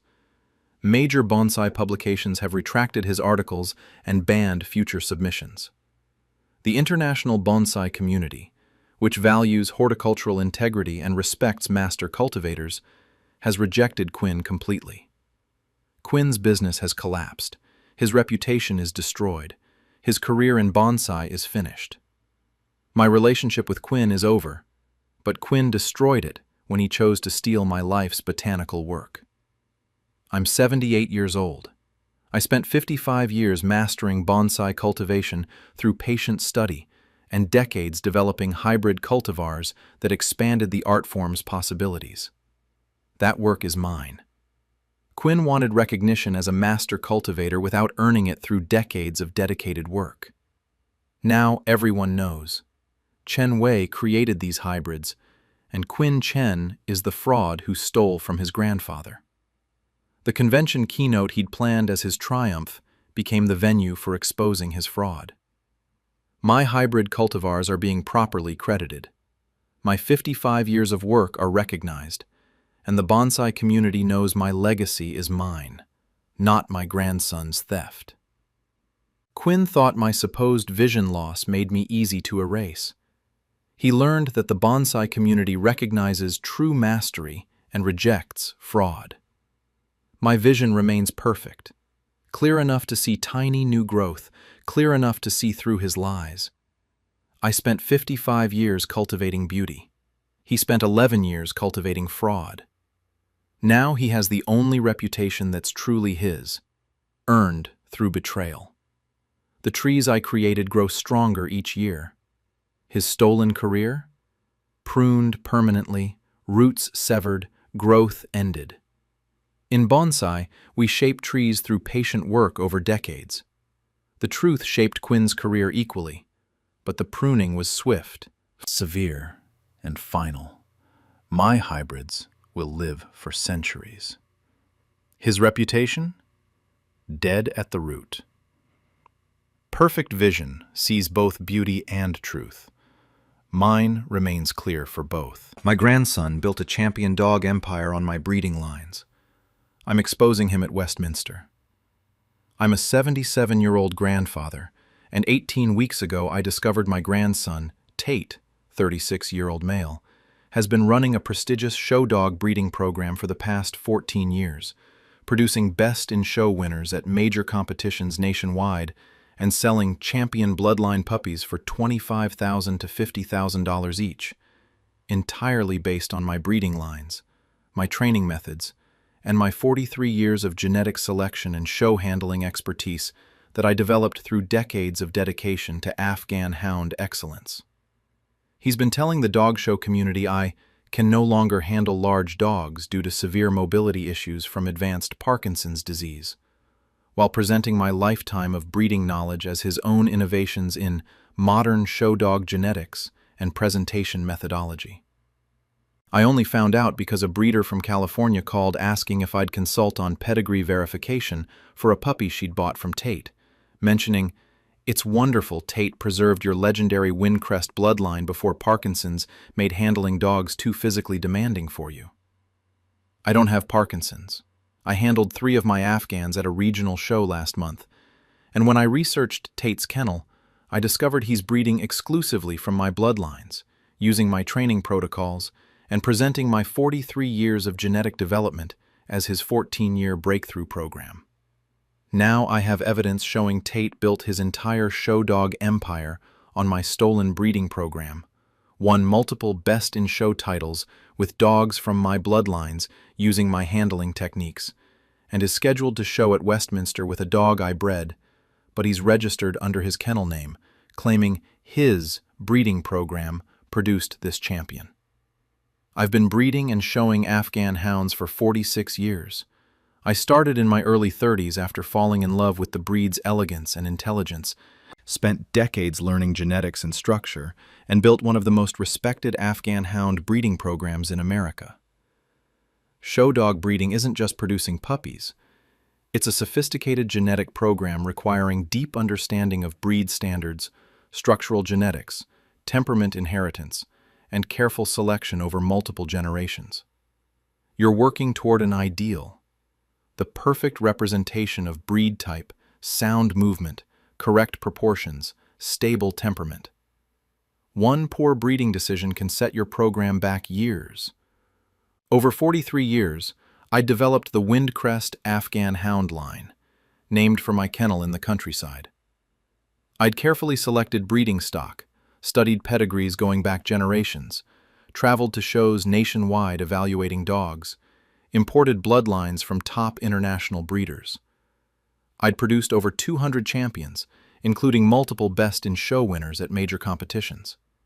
My Windcrest line had distinctive characteristics that judges and breeders recognized: exceptional head type with proper proportions, beautiful flowing movement, correct coat texture, sound structure without exaggeration. These traits didn't happen accidentally. They resulted from decades of careful genetic selection and strategic breeding decisions. I'd also developed training and presentation methods that maximized my dog's success in the show ring. Specific grooming protocols for Afghan coat care, handling techniques that showcased proper movement, conditioning programs building the fitness required for competitive showing, socialization methods producing dogs with confident ring presence. This knowledge was my competitive advantage. Some general information I'd shared in breed club presentations, but my specific breeding strategies, which bloodlines I crossed for particular traits, my selection criteria for breeding stock, my training protocols that prepared dogs for championship-level competition, these I kept proprietary. I documented everything meticulously: pedigree charts going back 10 generations, genetic tracking of traits through bloodlines, training protocols refined over decades, photographs documenting structural evaluation of every dog I'd bred. 14 years ago, my grandson Tate asked if he could work with me, learning dog breeding and handling. He'd always loved my Afghans growing up and wanted to become a professional breeder and handler. I was thrilled. Tate was family, and passing my Windcrest program to the next generation seemed ideal. Many established breeders never find successors worthy of their bloodlines. I spent 4 years teaching Tate everything: genetics and pedigree analysis, structural evaluation, training methods, grooming techniques, handling skills, breeding selection criteria. I gave him access to my breeding records, my pedigree database, my decades of documentation. Tate was an eager student, observing, asking questions, taking detailed notes on my methods. After 4 years, Tate said he wanted to establish his own kennel. I was supportive, helped him get started, even gave him a puppy from my best breeding, a female with exceptional genetics who could become foundation stock for his program. What I didn't know was that Tate wasn't building his own program. He was stealing mine entirely, breeding exclusively from my Windcrest bloodlines, while claiming the resulting dogs as products of his breeding expertise. 18 weeks ago, I received a call from Susan Chen, a breeder from California. She said, "Mr. Morrison, I bought a puppy from Tate's Silverstone kennel, and I'm thrilled with her structure and type. Tate mentioned she's from his breeding program, but when I studied her pedigree, I recognized multiple Windcrest dogs.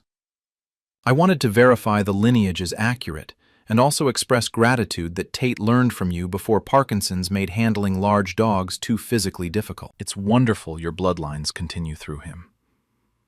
I was stunned. I didn't have Parkinson's. I'd shown 3 of my Afghans at a regional show just last month.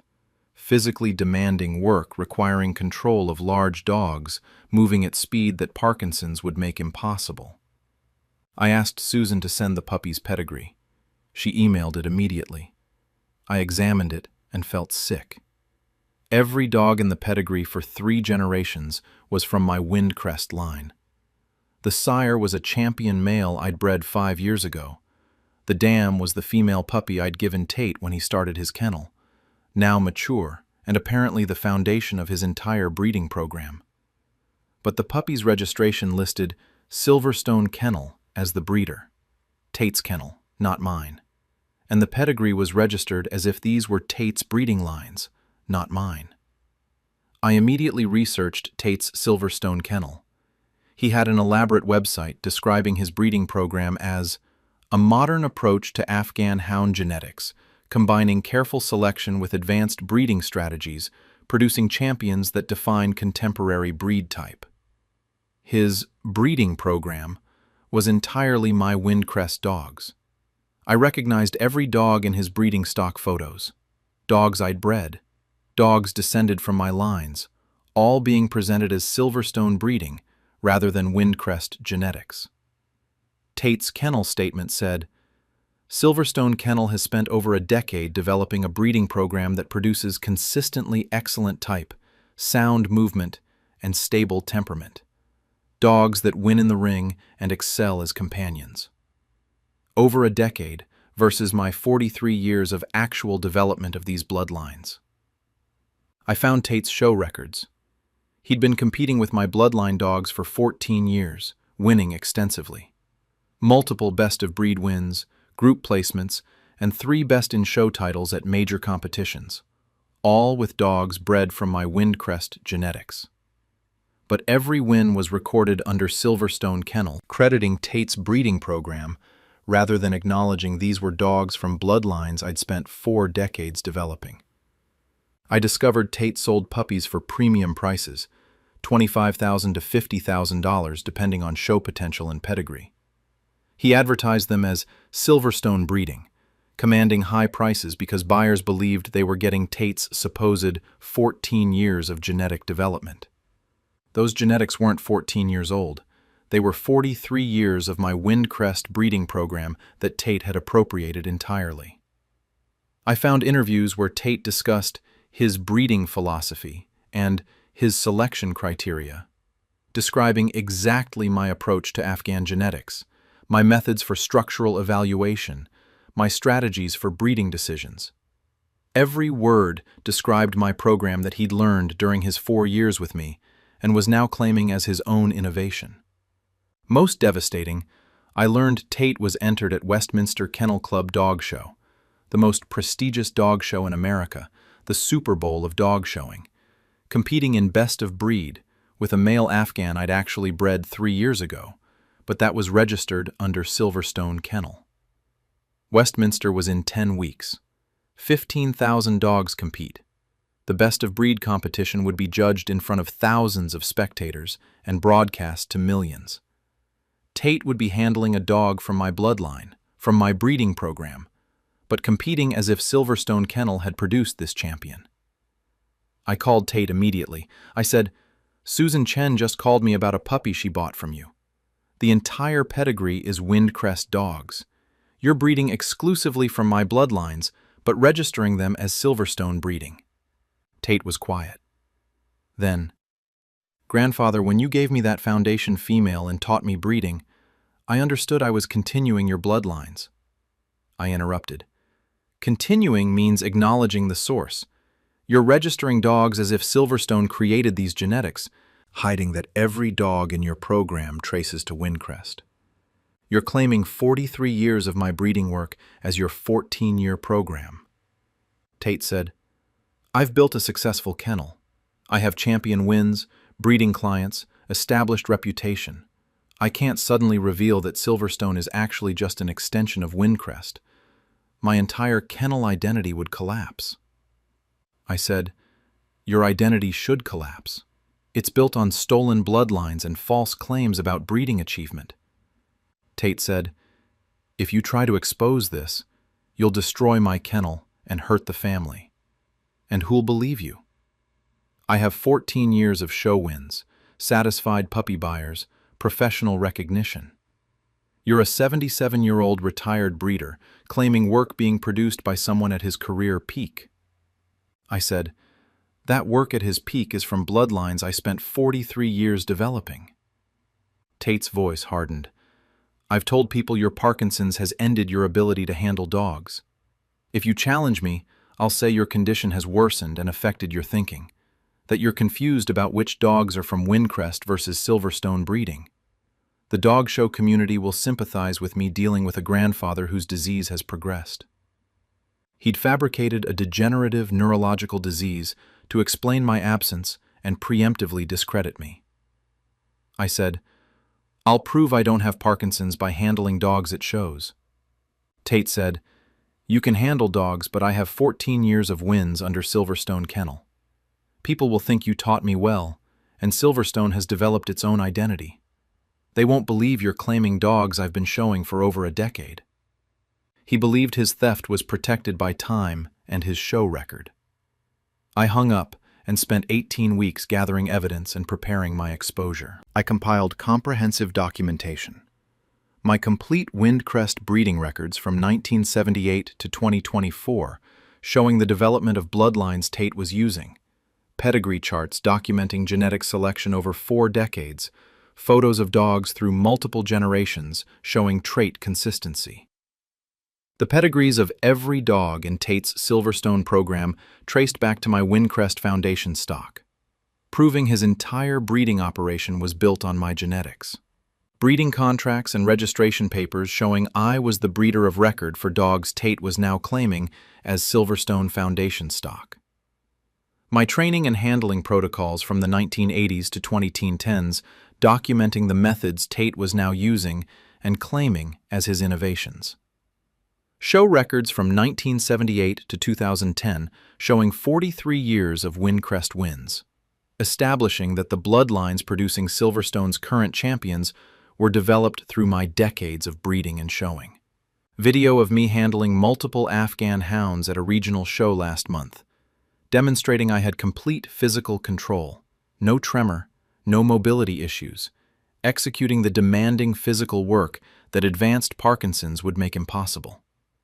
Testimony from longtime Afghan breeders who'd known my Windcrest program for decades and could confirm that Silverstone dogs were genetically Windcrest breeding. Westminster was last week. I attended with 3 of my current Windcrest Afghans, dogs I'd bred and trained, proof I was still actively breeding and handling, despite Tate's claims I was incapacitated. Tate was entered in best-of-breed competition with the male Afghan I'd actually bred, Silverstone's Desert Storm, registered under his kennel, but genetically a Windcrest dog from my breeding program.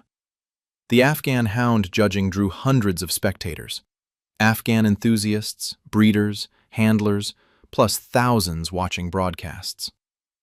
Best of Breed at Westminster is prestigious competition that serious breeders work toward for years. Tate entered the ring with his dog, actually my breeding, my genetics, my bloodline.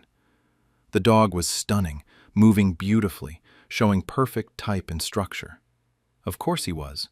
He represented 43 years of my genetic selection. During judging, the ring steward made an announcement. Before Best of Breed judging proceeds, there's a challenge to registration that must be addressed. Would the breeder of record for the Windcrest bloodline please come forward? I entered the ring with my 3 current Windcrest Afghans, all showing clear family resemblance to Tate's dog because they were all from the same breeding program. Mine. I said to the judge and audience, "I'm Robert Morrison, breeder of the Windcrest line for 46 years. The dog Tate is showing as Silverstone's Desert Storm. I bred him. His sire and dam are both Windcrest dogs I bred.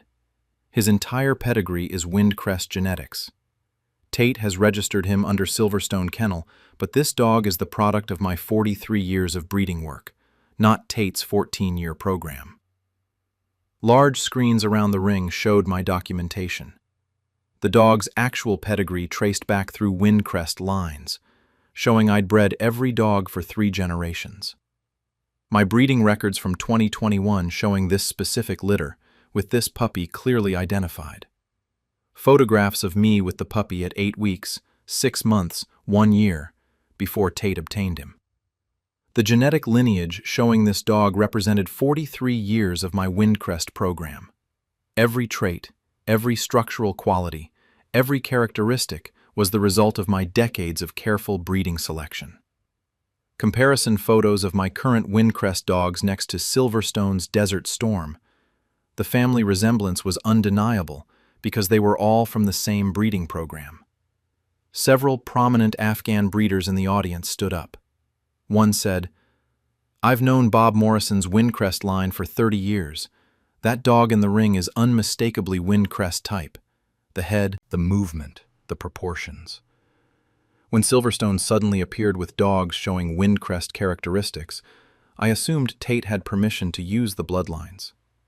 Now I understand. He stole the entire breeding program and claimed it as his own.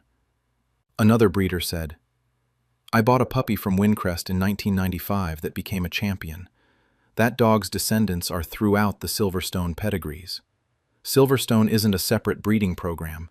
It's Windcrest genetics, fraudulently rebranded." I showed Tate's actual background. 4 years learning from me, 14 years breeding exclusively from my bloodlines, 0 original genetic development. I demonstrated my physical capabilities by handling all 3 of my Afghans simultaneously in the ring. Controlled movement, precise positioning, physical stamina required for showing large dogs, proving I had none of the mobility issues or tremor that Parkinson's would cause. I said, "Tate told the dog community I have advanced Parkinson's and can no longer handle dogs. This is completely false. I have no Parkinson's. I breed and show dogs regularly. Tate fabricated disease to explain my absence from showing and to discredit me if I challenged his theft of my bloodlines." A Westminster judge in attendance said, "Registration fraud is a serious violation. If Tate registered dogs as Silverstone breeding while they're actually Windcrest bloodlines, every registration is fraudulent. Every championship title is invalid. Every puppy sold misrepresented the dog's true breeder." The American Kennel Club representatives at Westminster announced an immediate investigation into Tate's registration practices. The consequences were swift. The AKC launched a formal investigation into all Silverstone registrations for fraud. Tate's Westminster entry was disqualified. You can't show dogs registered under false breeding information. All Silverstone Championship titles are under review for potential revocation if dogs were fraudulently registered. Puppy buyers who paid premium prices for Silverstone breeding are demanding refunds. They bought dogs believing they were getting Tate's program, not realizing they were actually purchasing my Windcrest genetics. The Afghan hound breeding community, tight-knit and valuing ethical practices, has rejected Tate completely for stealing bloodlines and misrepresenting breeding programs. Professional handlers refuse to work with Silverstone dogs due to the registration fraud. Tate's breeding business has collapsed. His reputation is destroyed. His show career is finished. My relationship with Tate is over, but Tate destroyed it when he chose to steal my life's work rather than honestly acknowledging the source of his success. I'm 77 years old. I spent 46 years developing the Windcrest bloodline through careful genetic selection, dedicated breeding ethics, and countless hours training and showing dogs. That work is mine. Tate wanted recognition as a breeder without doing the decades of work required to develop his own bloodlines. Now, everyone in the dog show world knows. Robert Morrison created the Windcrest line, and Tate Morrison is the fraud who stole it. Westminster, the show he'd planned as his greatest triumph, became the venue for exposing his 14-year fraud. My Windcrest bloodline is being properly credited. My 46 years of breeding work are recognized, and the show community knows my legacy is mine, not my grandson's theft. Tate thought my supposed Parkinson's made me easy to erase. He learned that the dog show community values breeding ethics and rejects fraud. My hands remain steady, steady enough to handle champion dogs, steady enough to handle the truth that destroyed his career.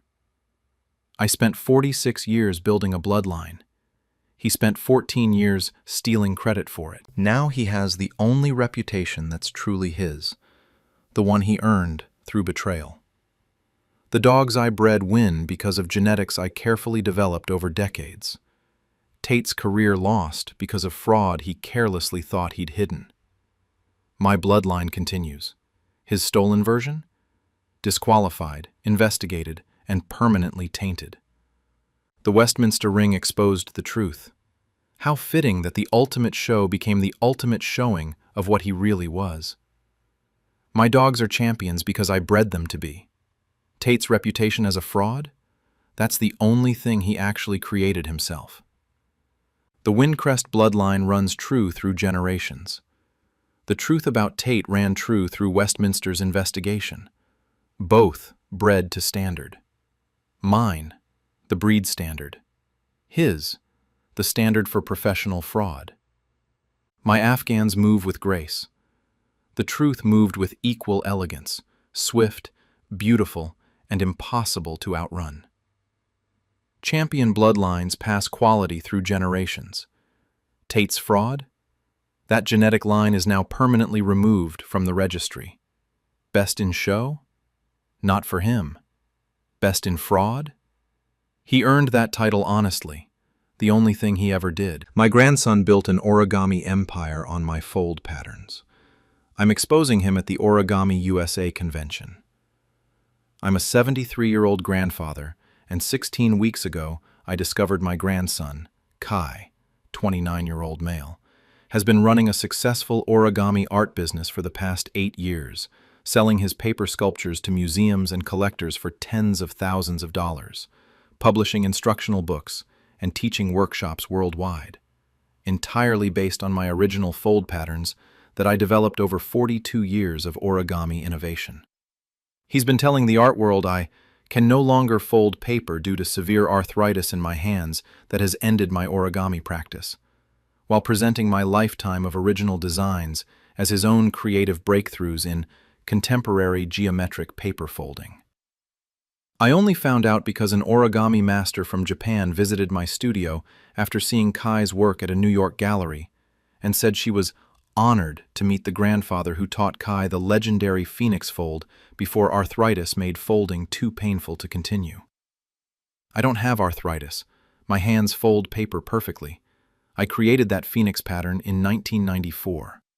And when I looked at Kai's gallery catalog, I recognized 30 years of my original designs. My tessellation patterns from the 1990s, my modular polyhedra from the 2000s, my curved crease sculptures from 2010s, all credited to Kai as his innovative work from the past 8 years. Now I have evidence showing Kai built his entire origami career on my stolen fold patterns, won international origami awards for designs I created decades ago, and is keynoting the Origami USA annual convention, demonstrating his revolutionary folding techniques. My techniques that I spent 42 years developing through thousands of hours of mathematical calculation and patient paper folding. I've been an origami artist and designer for 45 years. I started in my late 20s learning traditional Japanese origami, became fascinated with creating original designs, and spent over 4 decades becoming one of the most innovative origami designers in the world. Origami design isn't just following instructions to fold paper cranes. Creating original origami requires understanding geometry, engineering, artistic vision, and countless hours of experimentation. You're essentially solving 3-dimensional puzzles, figuring out how to collapse a flat sheet of paper through precise folds into a specific form, all while maintaining structural integrity and aesthetic beauty. Over 42 years, I'd created approximately 350 original origami designs. Each represented weeks or months of work, sketching crease patterns, calculating angles, testing fold sequences, refining proportions, documenting the final design. I developed designs ranging from representational figures to abstract geometric sculptures, from single-sheet models to complex modular assemblies requiring hundreds of identical units. I'd pioneered several origami innovation areas: tessellation patterns, where geometric designs repeat across the paper surface; curved crease folding, creating sculptural forms impossible with straight folds alone; modular polyhedra, where multiple sheets combine into mathematical structures. These weren't just pretty paper crafts. They were mathematical and artistic innovations that other origami designers studied and respected. I'd exhibited my work internationally, published designs in origami journals, taught at origami conventions. I was known in the origami world, not mainstream famous, but respected among serious folders as someone who'd pushed origami's boundaries for decades. My most valuable creative assets were my crease patterns, the diagrams showing exactly how to fold each design.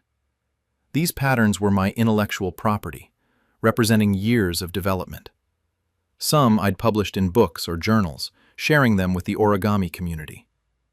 But my most innovative designs, my signature complex tessellations, my curved crease sculptures, my breakthrough modular structures, those patterns I kept unpublished, occasionally teaching them in workshops but never releasing complete folding instructions publicly. I documented everything meticulously: sketchbooks full of crease pattern development, notebooks with mathematical calculations, dated photographs of finished models showing my design's evolution over decades.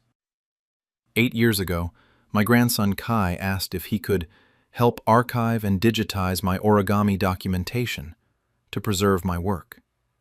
He'd learned some origami from me growing up, had studied art in college, and seemed genuinely interested in preserving my creative legacy. I agreed. Kai spent months photographing my origami models, scanning my crease pattern sketches, creating digital files of my design documentation.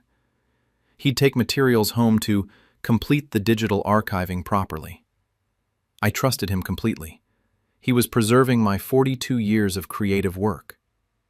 What I didn't know was that Kai was using my original designs to launch his own origami career, claiming my 4 decades of innovation as his 8 years of original creation. 16 weeks ago, I received a visit from Yuki Tanaka, a renowned origami master from Kyoto. She'd seen Kai's work at a prestigious Manhattan gallery and wanted to meet me. She'd heard Kai learn from his grandfather and wanted to pay respects to the master who'd created the legendary Phoenix fold. I was confused. I had created a Phoenix design in 1994, one of my proudest achievements, a complex, single-sheet model requiring 60-plus steps. But I'd never published complete instructions. I'd only taught it in a few workshops and kept the crease pattern private. Yuki showed me the gallery catalog from Kai's exhibition. There was my Phoenix, credited to Kai as Phoenix Rising, 2019, original design. Not 2019, 1994. My design, that I'd spent 8 months developing, that I'd folded hundreds of times refining the sequence. I looked through the rest of Kai's catalog. Every piece was mine.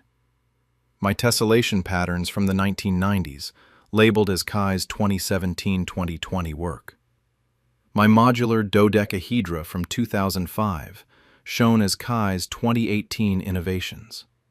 My curved crease abstract sculptures from 2012, presented as Kai's 2021 breakthroughs. Decades of my original designs, all credited to Kai as recent creations. I immediately searched online for Kai's origami business. He had a sophisticated website, Kai Chen Origami, contemporary paper art pushing geometric boundaries. His bio described him as an origami innovator creating complex geometric designs through mathematical precision and artistic vision, with work in permanent collections at major museums. The designs in those museum collections were mine. I recognized every fold pattern because I'd created them. I found Kai's published books, instructional guides teaching his origami designs. I recognized every model because I'd designed them. Some were simpler pieces I'd published decades ago, which was fine. Published designs become part of Origami Commons. But others were my unpublished, complex designs that I'd kept as signature work. Kai had taken my unpublished crease patterns and published them under his name as original designs. I discovered Kai taught expensive workshops, $800 to $1,200 per student, teaching his advanced folding techniques. The techniques weren't his. They were methods I'd developed over decades that he'd learned while archiving my documentation.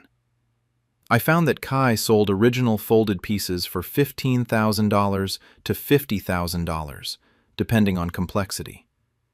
Collectors were paying premium prices for what they believed were Kai's innovative contemporary origami works, actually designs I'd created years or decades earlier. Most devastating, I learned Kai had won multiple international origami awards. I examined the award-winning pieces. Every single one was my design. A 2020 award for Innovation in Tessellation Design went to my 1997 star tessellation pattern. A 2022 award for Breakthrough in Curved Crease Folding went to my 2011 sculptural wave design. Kai had been submitting my designs to competitions and accepting recognition for creative work he hadn't done. I also discovered Kai was scheduled to keynote the Origami USA annual convention in 12 weeks, the largest origami gathering in North America, attended by 800-plus folders from around the world. His keynote would demonstrate his revolutionary approach to complex geometric paper folding. That revolutionary approach was my 42 years of design methodology that he'd stolen. I called Kai immediately. I said, "Yuki Tanaka just visited me. She thinks I have arthritis and can't fold anymore. She also thinks you designed my Phoenix fold." Kai was silent. Then, "Grandpa, I can explain." I interrupted. "I don't have arthritis. I fold paper every day. And the Phoenix is my 1994 design, not your 2019 creation. I just saw your gallery catalog. Everything in it is my work." Kai said carefully, "When you asked me to archive your designs, I understood that was you sharing your legacy." I said, "I asked you to preserve documentation, not to claim you created designs I spent 42 years developing." Kai's tone shifted. "Grandpa, I've built a successful origami art career. I have gallery representation, museum acquisitions, international teaching contracts. I can't suddenly reveal my designs are actually yours. My entire artistic reputation would collapse. I said, "Your reputation should collapse. It's built on stolen designs and false claims about creative work you didn't do." Kai said, "If you try to expose this, you'll destroy my career and damage our family. And who'll believe you? I have 8 years of successful exhibitions, published books, award-winning work. You're a 73-year-old retired origami artist claiming designs being created by someone at his career peak." I said, "Those designs weren't created at anyone's career peak recently. They were created at mine, decades ago." Kai's voice hardened. "I've told people your arthritis has ended your origami practice. If you challenge me, I'll say your arthritis has worsened and you're confused about which designs are yours versus mine. The origami community will sympathize with me dealing with a grandfather whose condition has affected his memory." He'd fabricated a medical condition to explain my absence and preemptively discredit me. I said, "I'll prove I don't have arthritis by folding complex origami requiring flexible joints." Kai said, "You can fold, but I have nearly a decade of success. People will assume you taught me well, and I've built my own body of work. They won't believe you're claiming designs I've been exhibiting for years." He believed his theft was protected by time and recognition. I hung up and spent 16 weeks gathering evidence. I compiled comprehensive documentation.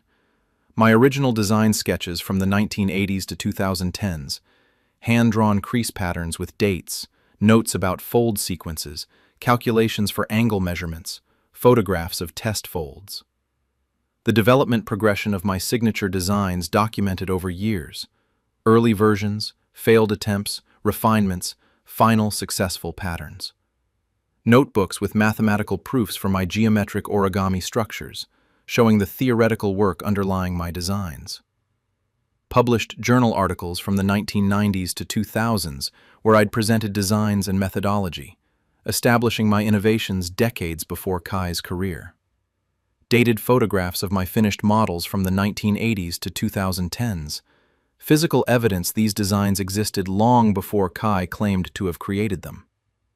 Testimony from origami masters I'd worked with over decades who could confirm these were my designs, recognized in the community as my signature work. Video of me folding complex curved crease origami, demonstrating my hands had perfect flexibility, no arthritis, complete capability for the precision folding that arthritis would make impossible. The origami convention was last week. 800 folders from 20 countries attended. Kai's keynote was the closing event, the convention's marquee presentation. I attended every day, reconnecting with origami friends I'd known for decades. Many asked about Kai. They'd seen his work, admired his designs, were excited for his keynote.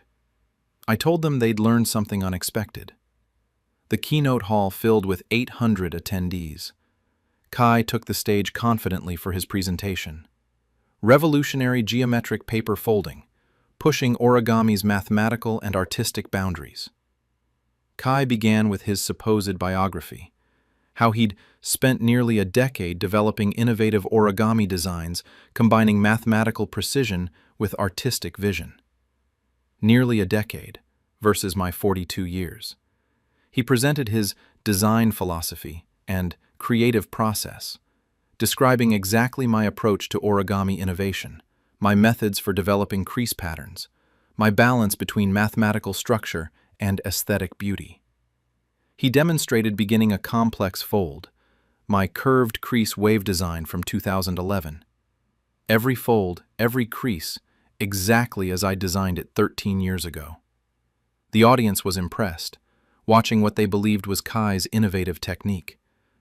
Then the convention director interrupted, took the microphone and said, "Before we continue, critical information must be shared with this community.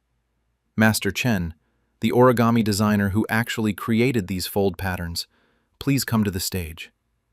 I walked forward. Kai saw me, and his confident expression disintegrated. I said to the audience, "I'm Chen Li. I've been an origami designer for 45 years. Every design Kai just credited to himself. Every fold pattern, every technique, every innovation. I created over 42 years of origami design work. The convention projected my evidence onto massive screens. My original 1994 sketch of the Phoenix crease pattern, hand-drawn with dated notes showing my design development process. Kai had claimed this as his 2019 original design. My 1997 star tessellation pattern with mathematical calculations, awarded to Kai in 2020 as his innovation. My 2011 curved crease wave design sketches, presented by Kai moments ago as his technique.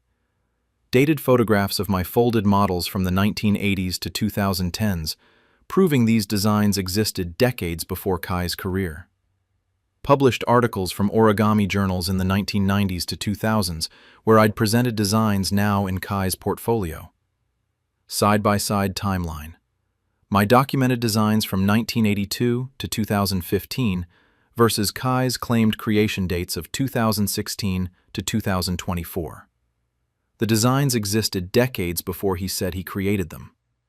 Several master folders in the audience stood up. One said, "I learned Chen Li's Phoenix fold in a workshop he taught in 2003. It was already his signature design then." When Kai's gallery exhibition appeared crediting this as his 2019 innovation, I was shocked. This was Chen Li's legendary pattern from decades ago. Another folder said, "I've known Chen Li's work for 30 years. These tessellation patterns, these curved crease techniques, they're his mathematical innovations from the 1990s to 2010s. Kai hasn't created anything original.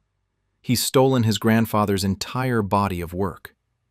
I showed Kai's actual background, art degree with basic origami knowledge, 8 years of career exactly coinciding with when he'd archived my documentation.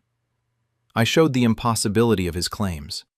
He described years of mathematical research developing geometric patterns that I could prove I'd created decades earlier through actual documented research. Then I addressed the arthritis lie. I folded complex origami on stage, precise creases requiring full finger flexibility, curved crease techniques demanding joint mobility, intricate collapse sequences impossible with arthritic hands. My hands moved fluidly, executing folds that arthritis would prevent. I said, "Kai told the origami world I can no longer fold due to severe arthritis. This is completely false. I have no arthritis. I fold complex origami daily. Kai fabricated medical disability to explain my absence from origami and to discredit me if I challenged his theft." I completed the fold, my wave design from 2011, while explaining the geometric principles I'd used in creating the crease pattern 13 years ago. A museum curator in the audience said, "We acquired several of Kai's pieces for our permanent collection, paying significant sums for what we believed were important contemporary origami innovations. If these are actually Chen Li's designs from decades ago, we were deceived about what we were purchasing." The convention director announced, "We've verified Chen Li's documentation. Kai Chen has built his origami career on stolen designs, claimed 42 years of someone else's creative work as his 8 years of innovation, and fraudulently received recognition for designs he didn't create. Kai Chen is banned from Origami USA. His convention registration is revoked, and we're reporting this fraud to the international origami community." The origami world's response was immediate and comprehensive. Galleries representing Kai's work issued statements acknowledging the fraud and removing his pieces. Museums began processes to return or recatalog pieces, crediting me as the actual designer. Awards organizations revoked recognition given for stolen designs. Published books containing his designs are being recalled by publishers. The international origami community, tight-knit and valuing creative integrity, rejected Kai completely for betraying his grandfather's trust and the community's values. Kai's origami career is destroyed. His reputation is permanently damaged. His teaching contracts are terminated. My relationship with Kai is over, but Kai destroyed it when he chose to steal my life's creative work rather than develop his own origami designs. I'm 73 years old. I spent 45 years developing original origami designs through mathematical calculation, artistic vision, and thousands of hours patiently folding paper. That work is mine. Kai wanted recognition as an innovative origami artist without earning it through decades of creative development. Now, everyone in the origami world knows. Chen Li is the designer who created these fold patterns, and Kai Chen is the fraud who stole from his grandfather. The keynote presentation he'd planned as his triumph became the venue for exposing his 8-year fraud. My designs are being properly credited. My 45 years of innovation are recognized. And the origami community knows my creative legacy is mine, not my grandson's theft. Kai thought my supposed arthritis made me easy to erase. He learned that the origami community recognizes true innovation and rejects fraud. My hands remain flexible enough to fold complex geometric origami, flexible enough to unfold the truth about his fraud. I spent 45 years folding paper into art. He spent 8 years folding truth into lies. Now, he has the only reputation that's truly his, the one he earned through theft. The origami I created transforms flat paper into dimensional beauty through precision and patience. The truth about Kai's fraud transformed his fraudulent career into nothing just as completely. And unlike his claims to my designs, his reputation as a fraud is something he actually created himself, the only original thing he's ever made. My crease patterns create art. The truth creased his career permanently. Paper can be folded 1,000 times.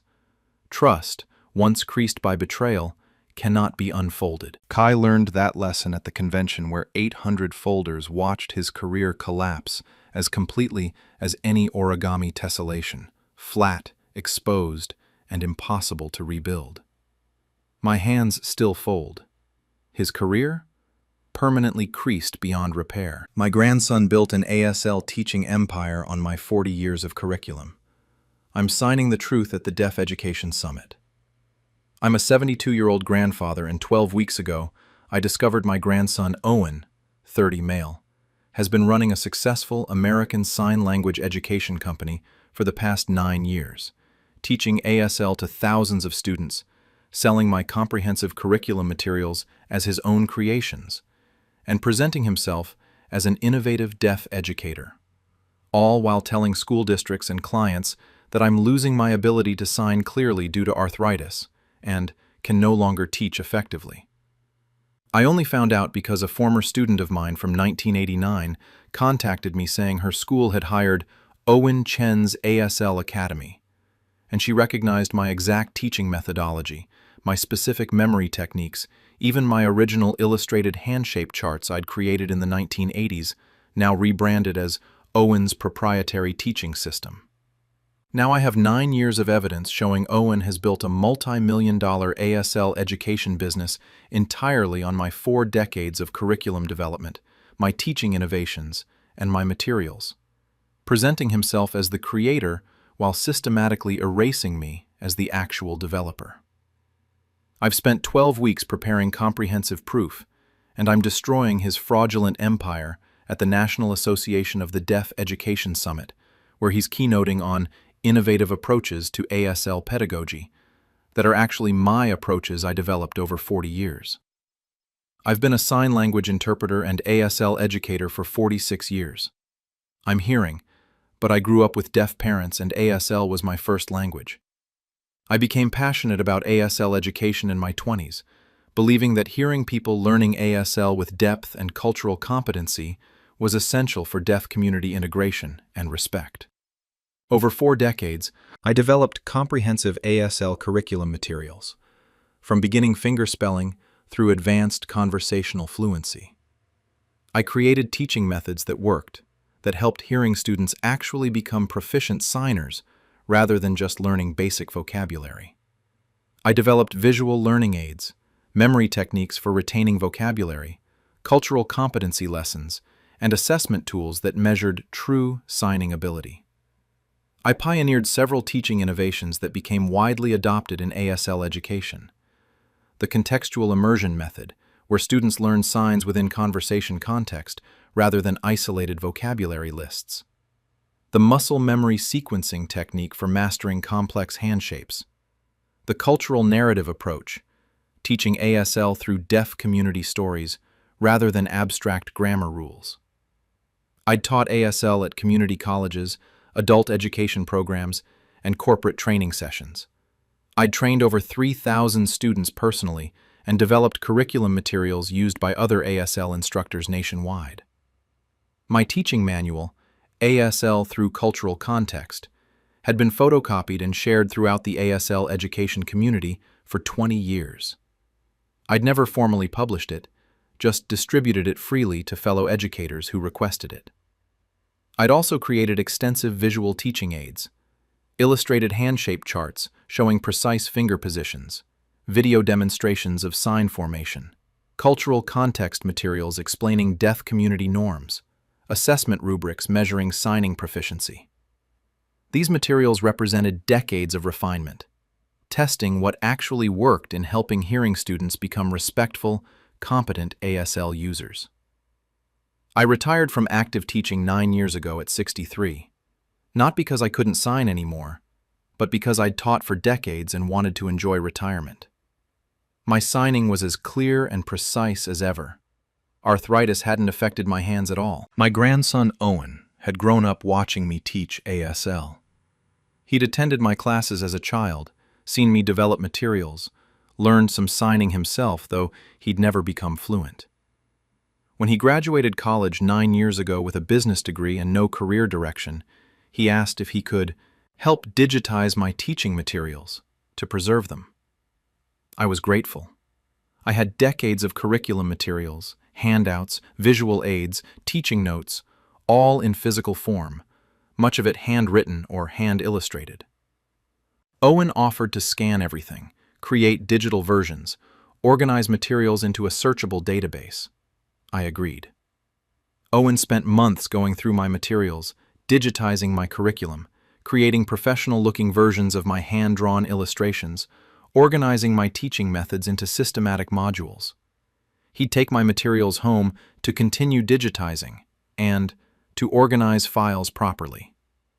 I trusted him completely. He was preserving my educational legacy. What I didn't know was that Owen was using my curriculum to launch an ASL teaching business, claiming my 40 years of material as his own innovations. 12 weeks ago, I received an email from Jennifer Hartwell, a former student who'd taken my ASL classes in 1989. She wrote, "Mr. Chen, I was thrilled to see your grandson Owen is continuing your ASL teaching legacy. My school district just hired Owen's ASL Academy to train staff in sign language. When Owen came for the first training session, I was amazed. He's using your exact teaching methods. The contextual immersion approach, the muscle memory sequencing, even the illustrated hand-shape charts I remember from your classes 30 years ago. Owen said these are teaching innovations he developed, but they're clearly based on everything he learned from you. It's wonderful to see your methods being passed down through the family." I was confused. Owen wasn't an ASL educator. He'd learned basic signing growing up around me, but he'd never studied ASL education formally or developed teaching expertise. I searched for Owen's ASL Academy. He had an elaborate website describing his company as the premier ASL education provider for schools, corporations, and community organizations. His bio presented him as an ASL education innovator with over a decade of experience developing cutting-edge teaching methodologies. Over a decade of experience? Owen had graduated college 9 years ago with a business degree. He'd never taught ASL before launching this company. I looked at his curriculum samples. They were my materials, my contextual immersion method, my muscle memory techniques, my cultural narrative approach, even my specific lesson plans and progression sequences. Everything I'd developed over 40 years, presented as Owen's original curriculum.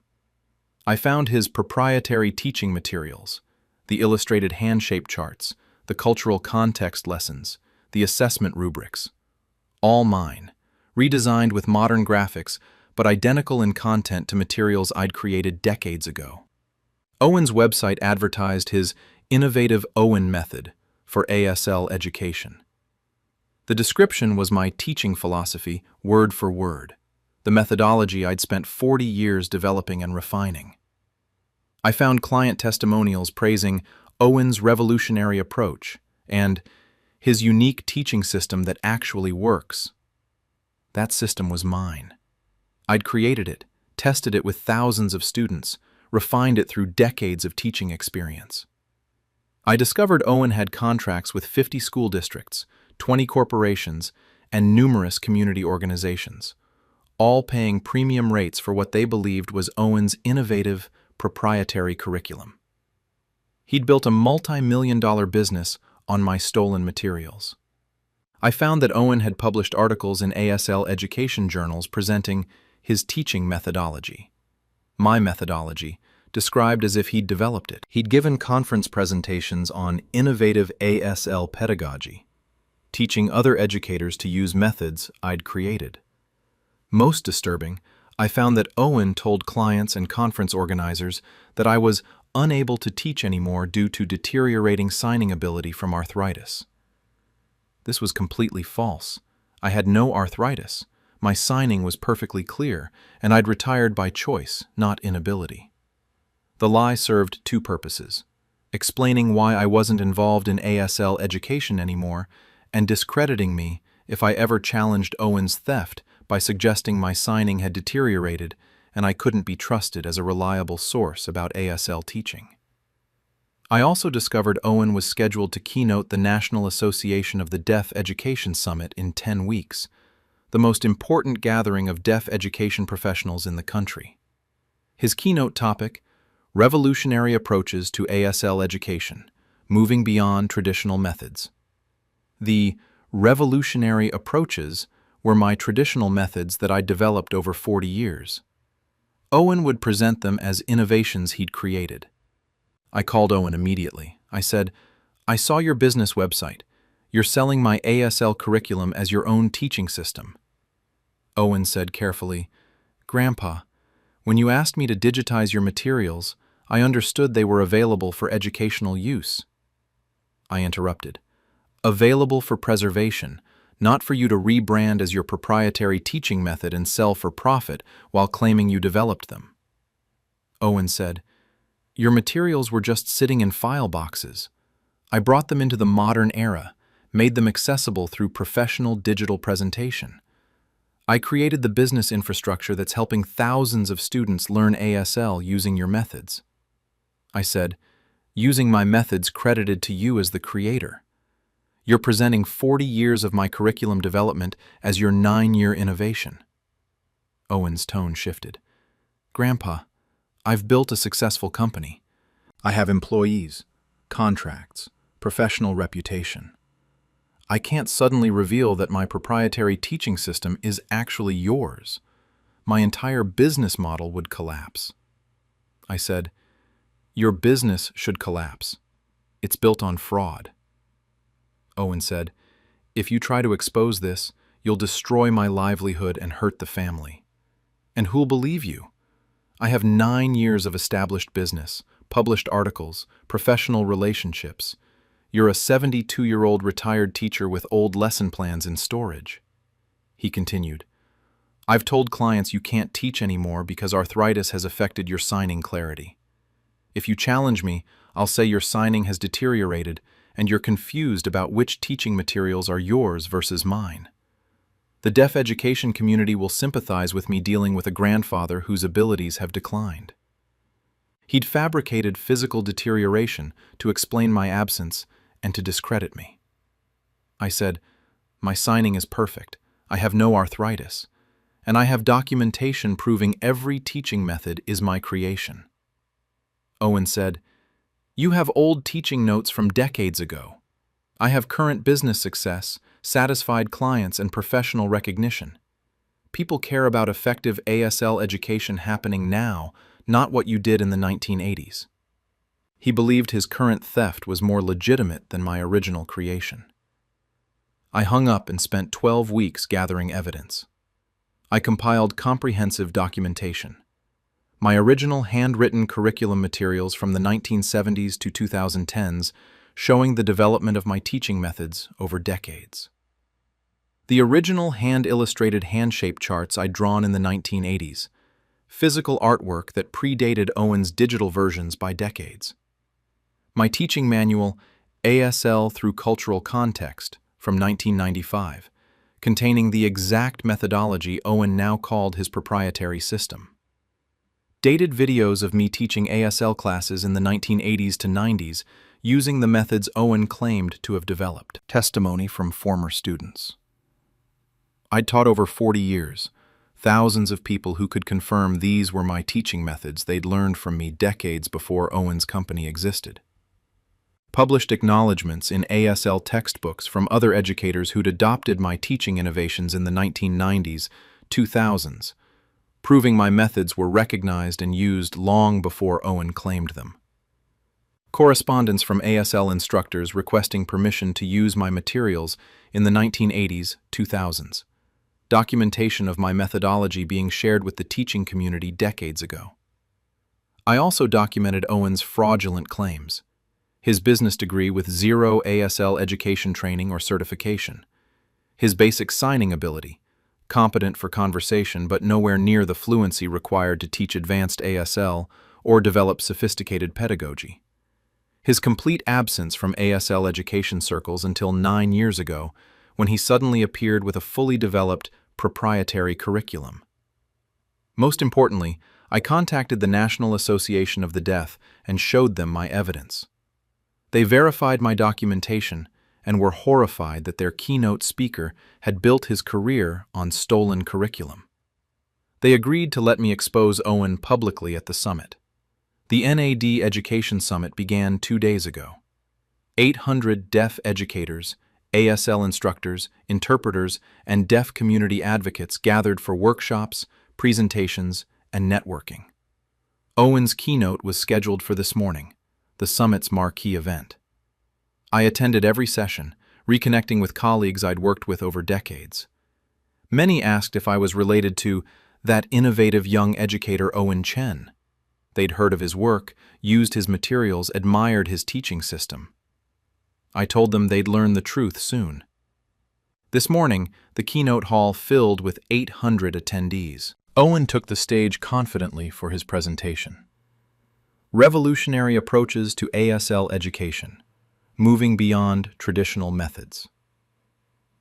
Owen's presentation began with his biography, how he'd spent over a decade developing innovative ASL teaching methodologies and transformed how hearing students learn sign language. Every word described my career, not his. He presented his revolutionary teaching innovations, the contextual immersion method, muscle memory sequencing, cultural narrative approach. He described each as breakthroughs he'd developed through his educational research. These were methods I'd created in the 1970s, 90s, tested with thousands of students, shared with the teaching community decades before Owen was born. He showed his proprietary teaching materials, my illustrated hand-shape charts, my cultural context lessons, my assessment rubrics, all redesigned graphically, but identical in content to materials I'd created 40 years ago. The audience was impressed, taking notes on Owen's supposed innovations. Then the NAD director interrupted, took the microphone, and said, "Before we continue, there's critical information this conference must address. Mr. Chen, the educator who actually developed these teaching methods, please come to the stage." I walked forward. Owen saw me and went rigid. I began signing to the audience, my signing clear, precise, unaffected by any arthritis. I'm Chen Wei. I've been an ASL educator for 46 years.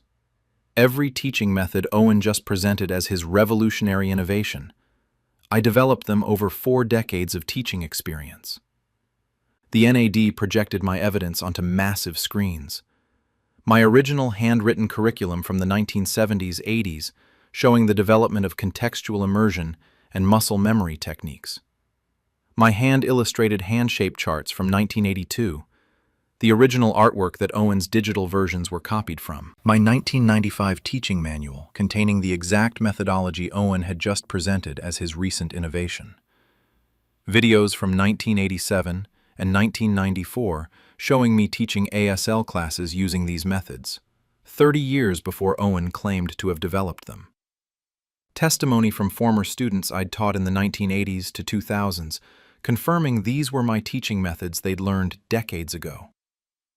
Published acknowledgments from the 1990s where other ASL educators credited me for developing these approaches. The timeline was irrefutable. I'd been creating and refining these methods for 40 years. Owen had been claiming them for 9 years. Several deaf educators in the audience stood up. One signed, "I studied ASL education in the 1990s. We learned Chen Wei's contextual immersion method as foundational pedagogy. Owen claiming he developed this is fraud. Chen Wei created it decades ago and shared it freely with the teaching community." Another signed, "I've been teaching ASL for 25 years using methods I learned from Chen Wei's workshops in the 1990s. When Owen's company emerged claiming these were new innovations, I was confused because they were identical to established Chen Wei methodology." I showed Owen's actual background: business degree, basic conversational signing ability insufficient for advanced teaching, 0 ASL education training or experience. I showed the impossibility of his timeline. He claimed to have developed sophisticated teaching methodology in 9 years that took me 40 years to create, test, and refine through teaching thousands of students. Then I addressed the arthritis lie. I signed fluidly, demonstrating complex hand shapes and rapid fingerspelling. Owen told clients I can't teach anymore because arthritis has destroyed my signing clarity. This is completely false. I have no arthritis. My signing is as precise as ever. Owen fabricated physical deterioration to explain my absence from ASL education and to discredit me if I challenged his theft. I signed an advanced ASL conversation, showed intricate grammatical structures, demonstrated the exact teaching techniques Owen had claimed as his own, proving I had complete mastery of the methods he'd stolen. A prominent deaf educator signed, "Chen Wei's teaching methods revolutionized how hearing people learn ASL in the 1980s-90s. Many of us built our own teaching practices on foundations he established. Owen didn't innovate these approaches. He stole them from someone who'd spent 40 years developing them and shared them generously with the education community." The NAD director announced, "We've verified Chen Wei's documentation. Owen Chen built his business on stolen curriculum, claimed 40 years of someone else's work as his 9-year innovation, and lied about Chen Wei's abilities to protect his fraud. Owen Chen's keynote is canceled. He's banned from NAD events, and we're reporting this to every school district and organization he's contracted with."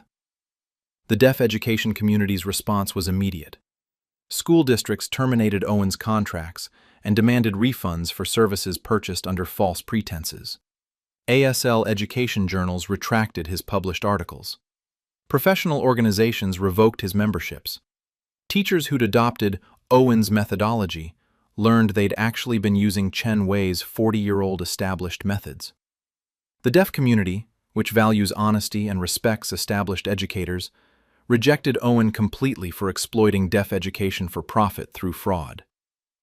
Owen's business is collapsing. His reputation is destroyed. His contracts are terminated. His career in ASL education is over. My relationship with Owen is permanently finished, but Owen destroyed it when he chose to steal my life's work rather than develop his own educational expertise. I'm 72 years old. I spent 46 years developing ASL teaching methods that actually worked, that helped hearing people become respectful, competent signers that honored deaf culture and community. That work is mine. Owen wanted recognition as an innovative educator without doing decades of teaching, learning, refining, and genuine contribution to ASL education. Now, everyone in the deaf education community knows Chen Wei is the educator who developed these methods, and Owen Chen is the fraud who stole them. The conference keynote he'd planned as validation became the venue for exposing his 9-year fraud. My teaching methods are being properly credited. My 46 years of contribution to ASL education are recognized, and the deaf education community knows my legacy is mine, not my grandson's theft. Owen thought my retirement made me easy to erase. He learned that the deaf education community recognizes authentic pedagogy and rejects fraud. I spent 46 years teaching sign language with respect and integrity. Owen spent 9 years lying about who created the teaching methods. Now he has the only reputation that's truly his, the one he earned through theft. My hands created teaching methods that helped thousands learn to sign. The truth about Owen's fraud is now equally well communicated. And unlike his claims to my curriculum, his reputation as a fraud is something he actually created himself. The deaf community values truth and respect. Owen showed neither. Now everyone knows it. My signing remains clear and strong enough to sign the truth that destroyed his fraudulent career. My granddaughter built a costume design empire on my 45 years of historical research. I'm exposing her at the Costume Designers Guild Awards. I'm a 74-year-old grandmother, and 14 weeks ago, I discovered my granddaughter, Vivienne, 34-year-old female, has been running a highly successful historical costume design business for the past 11 years, designing period costumes for major film and television productions worth millions in contracts. Entirely using my 4 decades of historical research, my pattern archives, my construction techniques, and my extensive documentation of historical garments. She's been telling producers I'm losing my eyesight to macular degeneration and can no longer do the detailed work costume design requires, while presenting my lifetime of expertise as her own innovative research methods.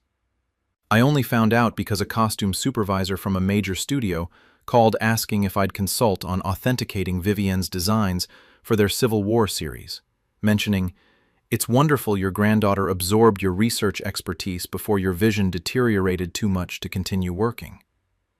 My vision is perfect. I still design costumes regularly, and when I reviewed the portfolio she'd sent, I recognized every piece.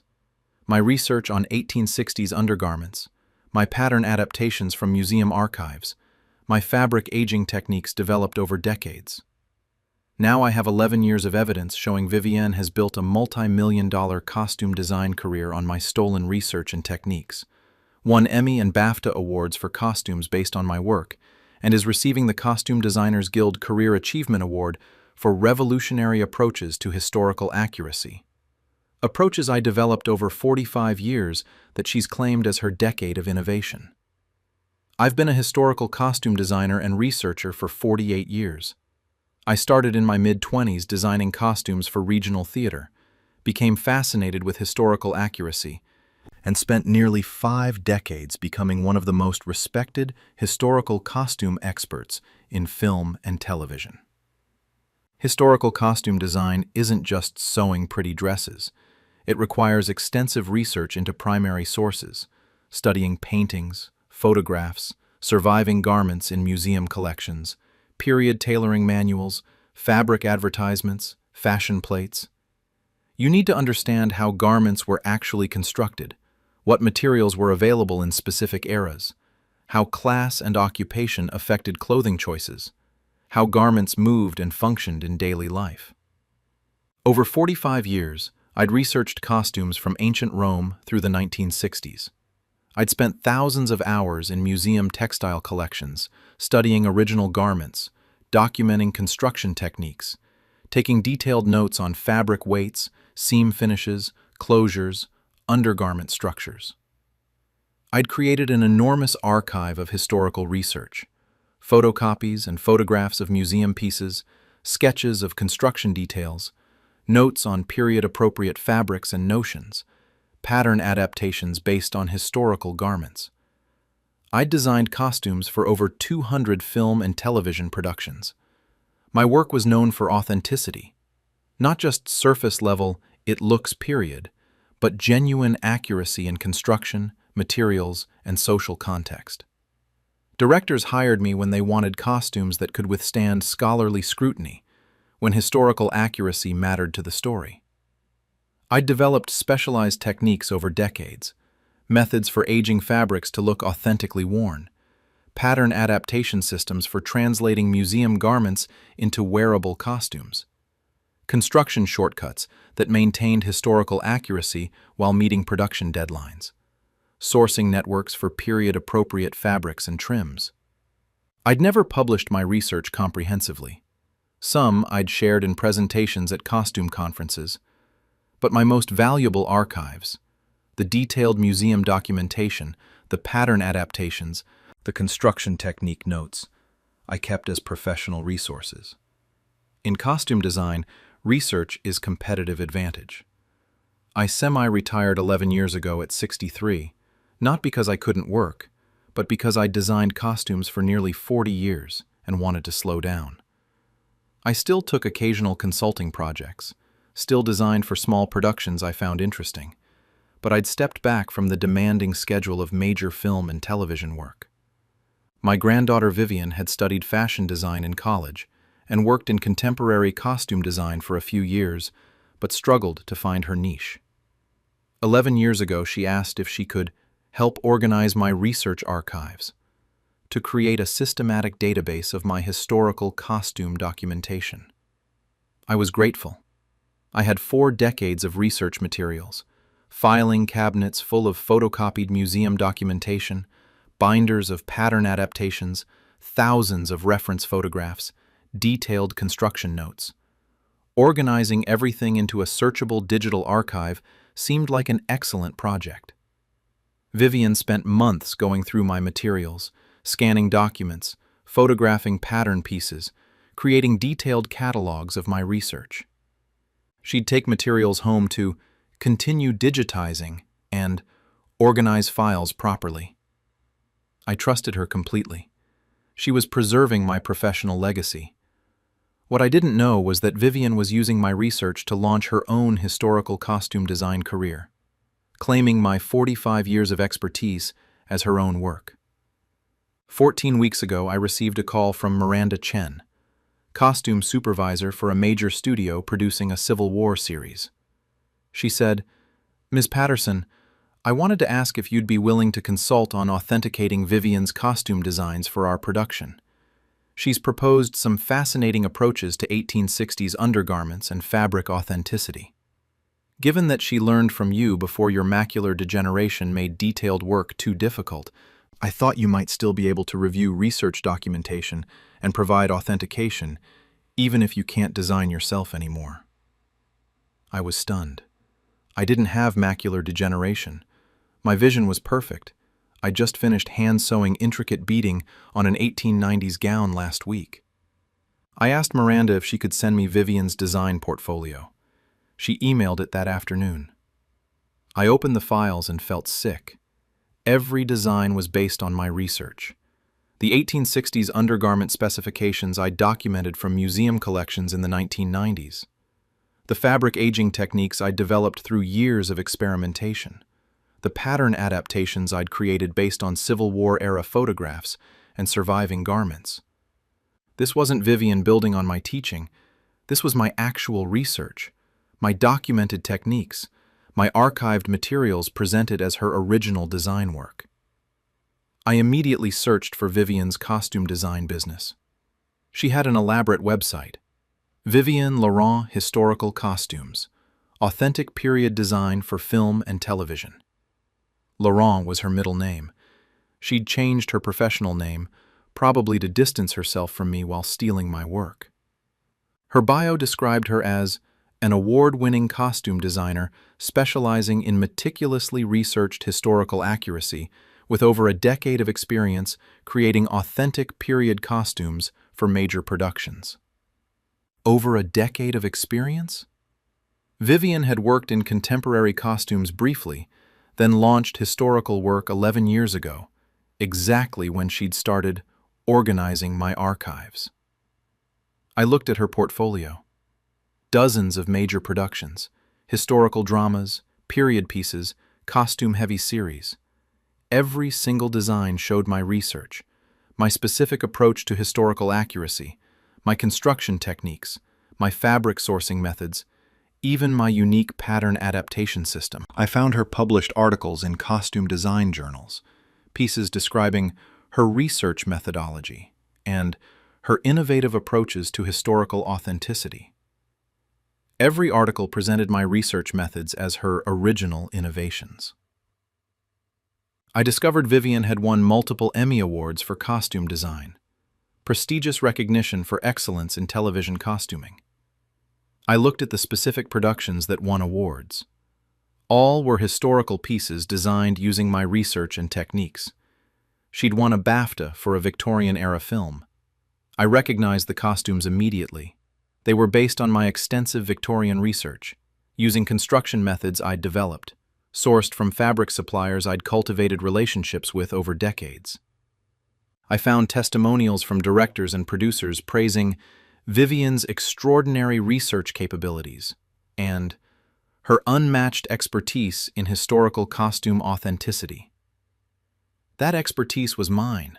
45 years of research she'd stolen wholesale. I discovered Vivian charged premium rates. Major productions paid top-tier designer fees for access to what they believed was her expertise.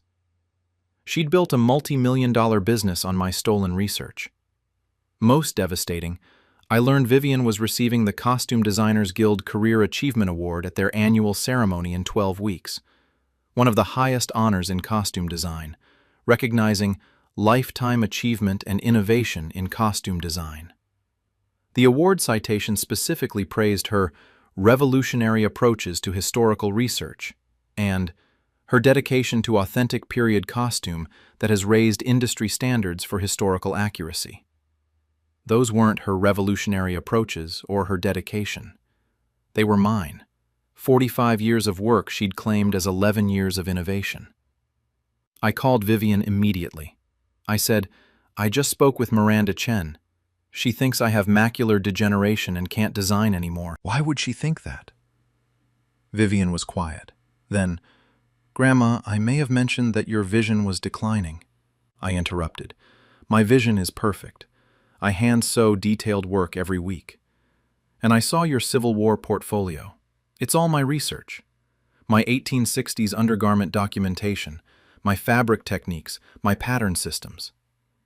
Vivian said carefully, "When you asked me to organize your archives, I understood those materials were professional resources I could use." I said, "I asked you to organize and preserve my research, not to claim it as your own work and build a career presenting my expertise as yours." Vivian's tone shifted. "Grandma, I've built a successful design career. I have major studio contracts, Emmy Awards, industry recognition. I can't suddenly reveal that my research methods are actually yours. My entire professional reputation would collapse." I said, "Your reputation should collapse. It's built on stolen research and false claims about expertise you didn't develop." Vivian said, "If you try to expose this, you'll destroy my career and damage the family. And who'll believe you?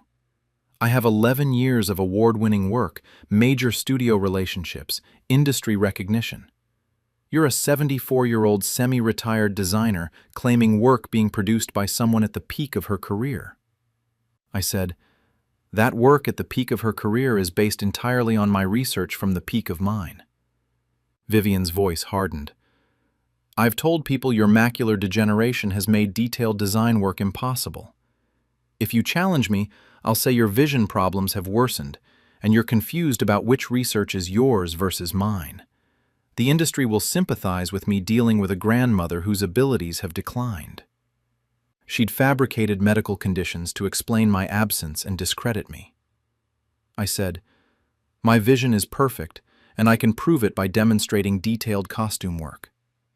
Vivian said, "You can demonstrate, but I have a decade of professional success. People will think you taught me well, and I've built on your foundation. They won't believe you developed sophisticated research methods that I'm somehow stealing. They'll think it's a retired designer, unable to accept her granddaughter's success." She believed her theft was protected by time and awards. I hung up and spent 14 weeks gathering irrefutable evidence. I compiled comprehensive documentation. My original research materials from the 1970s to 2010s, photocopies I'd made in museum archives decades ago, with my handwritten notes, dated library stamps, my sketches of construction details. My pattern adaptation notebooks showing the development of my systems over decades. Failed approaches I'd abandoned, refinements I'd made through experience. Published articles from the 1980s to 2000s where I'd presented at costume conferences, establishing my research methods long before Vivian's career. Before and after documentation from hundreds of my costume designs, showing my techniques in practice over decades. My fabric supplier correspondence from the 1980s to 2000s, showing I'd established relationships with specialty vendors long before Vivian claimed to have discovered them.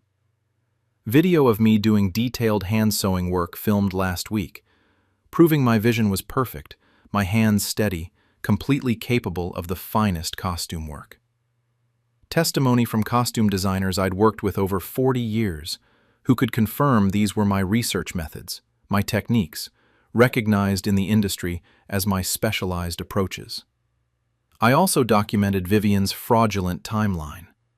She claimed over a decade of experience, but had only been working in historical costumes for 11 years, exactly when she'd started organizing my archives. Articles where she described research trips to museums she'd never visited. I had the documentation from my own visits decades ago. Techniques she claimed as innovations that appeared in my 1990s conference presentations, 20 years before her career. Most critically, the Costume Designers Guild Awards were in 2 weeks. I contacted the Guild and showed them my evidence. They were horrified. Their Career Achievement Award honoree had built her career on stolen research. They verified my documentation and agreed to let me expose Vivian publicly at the ceremony. The CDG Awards ceremony was last night. 800 costume designers, directors, producers, and industry professionals attended. This was the industry's premier event, broadcast live, covered by entertainment media. Vivian was seated prominently, expecting to receive her Career Achievement Award during the televised ceremony. The award was one of the evening's major moments, honoring someone the industry believed had revolutionized historical costume design. Earlier awards were presented through the evening. Then, the presenter reached the Career Achievement Award. She began describing the honoree's accomplishments. Tonight, we honor a designer whose dedication to historical research has transformed period costume design, whose attention to authentic detail has raised industry standards, whose innovative research methods have influenced countless productions. Then she paused and said, "However, we've recently learned information that requires immediate address. Ms. Patterson, the designer who actually developed these research methods, please come to the stage." I walked forward from the audience. Vivian saw me, and her triumphant expression dissolved into panic. I said to the audience, "I'm Eleanor Patterson. I've been a historical costume designer for 48 years. The research methods, the construction techniques, the historical documentation approaches being honored tonight. I developed them over 45 years of work." Vivian Laurent has built her 11-year career on my stolen research. The Guild projected my evidence onto massive screens throughout the ballroom. My original 1980s-90s research documentation from museum archives, photocopies with dated library stamps, my handwritten notes, decades-old materials proving I'd done this research long before Vivian's career began. Published papers from costume conferences in the 1990s, 2000s, where I'd presented the exact research methods Vivian now claimed as her innovations. My pattern adaptation notebooks from the 1980s showing the development of systems Vivian had published articles about as her breakthroughs. Before and after photos from my costume designs from 1975 to 2015, showing 40 years of using techniques Vivian claimed to have developed in 11 years. Side-by-side comparison. My 1995 Victorian undergarment research versus Vivian's 2019 BAFTA-winning Victorian costume designs. Identical, because her designs were based directly on my research. Video of me doing intricate hand beading and detailed stitching, proving my vision was perfect. No macular degeneration, completely capable of the detailed work Vivian claimed I could no longer do. Several prominent costume designers in the audience stood up. One said, "I've known Eleanor Patterson's work for 30 years. I recognize her research methodology because I adopted elements of it in my own work after seeing her present at conferences in the 1990s. When Vivian's work appeared claiming these as new innovations, I was confused because they were Eleanor's established methods." Another designer said, "Eleanor consulted on a production I worked on in 2005. She used the exact fabric aging techniques that won Vivian an Emmy in 2018. These aren't Vivian's innovations. They're Eleanor's techniques from decades ago." I showed Vivian's actual background.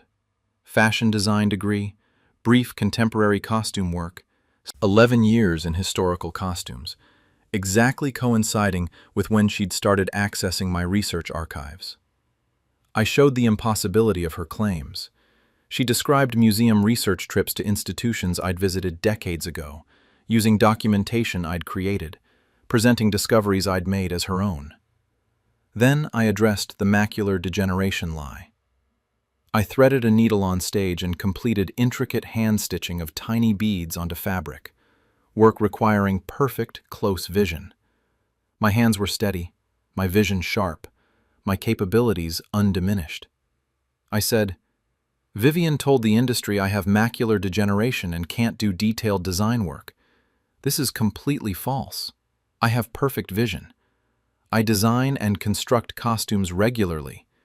Vivian fabricated medical decline to explain my absence from the industry and to discredit me if I challenged her theft." A major studio executive in the audience said, "We've paid Vivian premium rates for historical research expertise we believed was hers.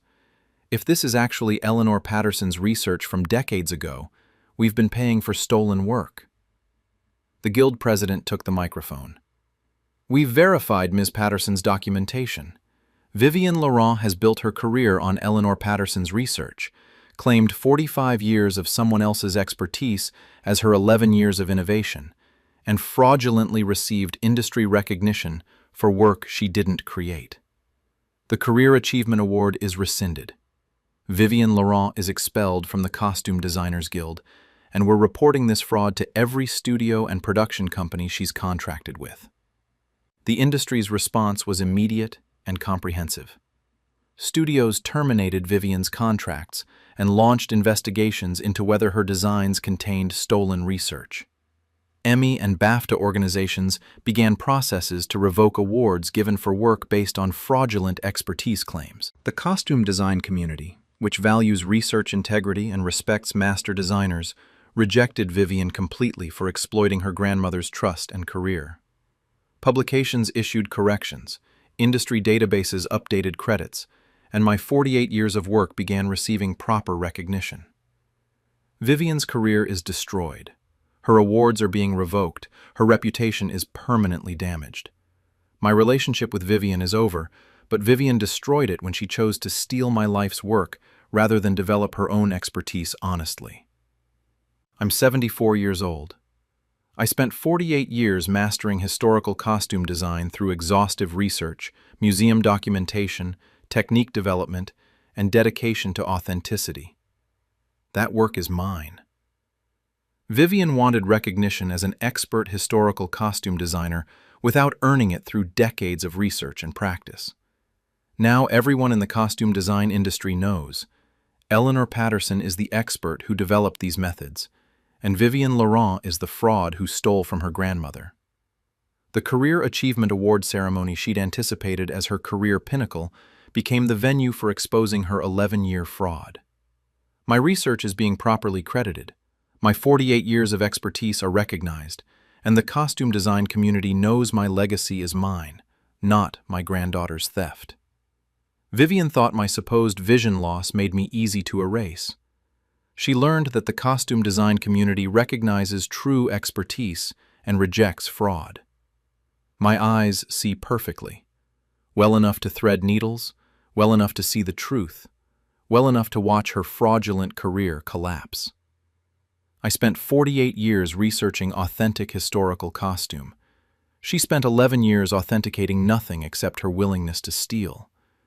Now she has the only reputation that's truly hers, the one she earned through betrayal. The costumes I've designed tell historical stories honestly. The truth about Vivian's fraud is now equally well told. And unlike her claims to my research, her reputation as a fraud is something she actually created herself. My vision remains perfect, perfect enough to see through her lies and expose them to the industry that trusted her. She wanted to be seen as a visionary costume designer. Now everyone sees exactly what she is, a thief who stole from her grandmother. The costumes speak for themselves. So does the truth. My grandson built a violin restoration empire on my 50 years of expertise. I'm exposing him at the International Luthier Competition. I'm a 77-year-old grandfather, and 13 weeks ago, I discovered my grandson, Sebastian, 33-year-old male, has been running a prestigious violin restoration business for the past 10 years, restoring valuable instruments for orchestras and collectors worldwide, using my proprietary restoration techniques developed over 5 decades, all while telling clients I'm too elderly with tremors in my hands to work on fine instruments anymore, and he learned traditional methods from his grandfather before age made the work impossible for me. I only found out because a violinist from the Boston Symphony contacted me asking if I'd verify the authenticity of Sebastian's restoration on her 1742 Guarneri, mentioning she was grateful Sebastian learned my restoration philosophy before my hands became too unsteady to continue the work. My hands have no tremors. I still restore instruments weekly, and when I examined photos of the Guarneri restoration, I recognized my exact techniques, methods I'd taught Sebastian during what I thought was educational apprenticeship, not training for him to steal my life's work. Now, I have 10 years of evidence showing Sebastian has built $1 million restoration business entirely on my specialized techniques, won international awards for restorations using my methods, and is scheduled to demonstrate his signature restoration approach at the Cremona International Violin Making Competition, where he's being honored as a master restorer reviving lost traditional techniques. Techniques I never lost, that I'm still using, that are mine alone. I've been a violin restorer and luthier for 53 years.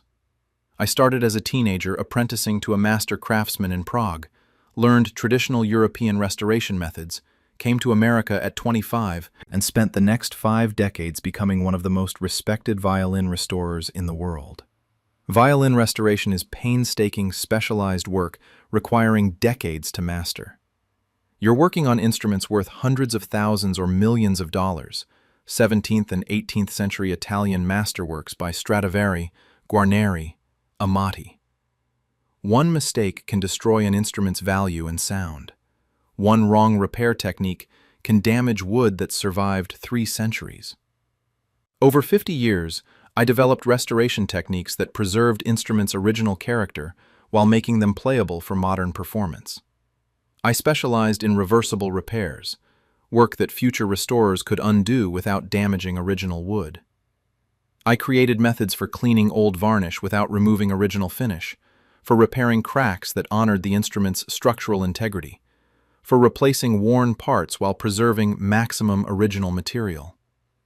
I'd restored over 400 fine instruments, Strads, Guarneris, Del Gessus, Amatis, plus countless high-quality 19th century violins. Orchestra principals, soloists, collectors, they trusted me with their most valuable instruments because my work was invisible. A great restoration shouldn't announce itself.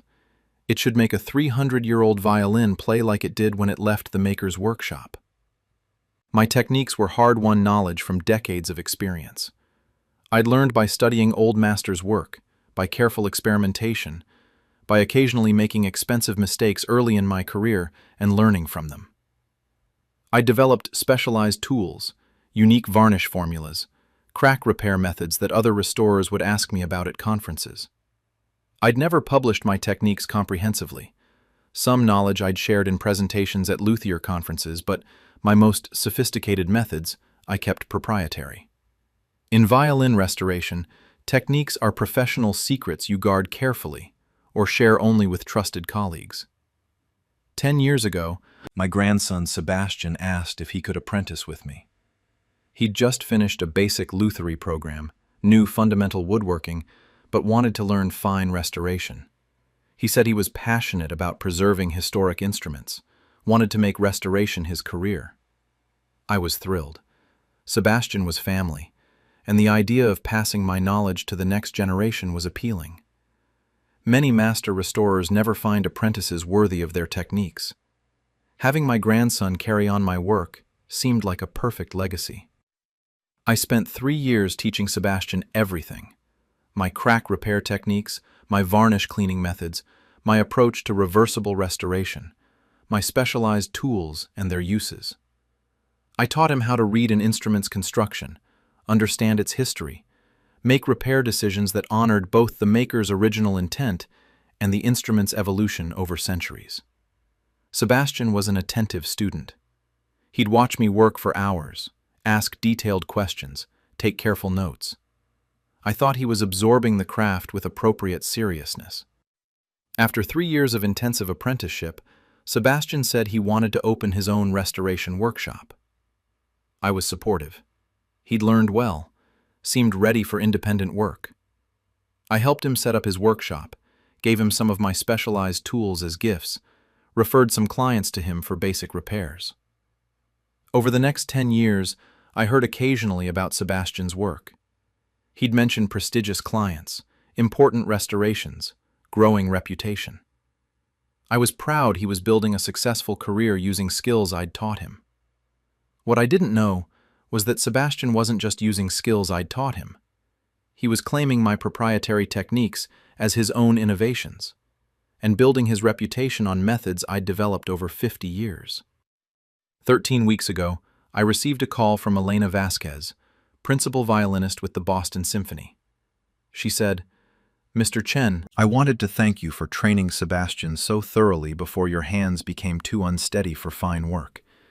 He just restored my 1742 Guarneri using what he said was your classical approach, adapted with his own refinements.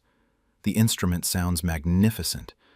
I'm grateful Sebastian learned your philosophy before age made it impossible for you to continue restoring." I was stunned. My hands weren't unsteady. I had no tremors. I'd restored a valuable Stradivarius just last week. My hands were as precise as ever. I asked Elena if she could send photos of Sebastian's restoration work on her Guarneri. She emailed them that afternoon. I examined the photos and recognized every technique.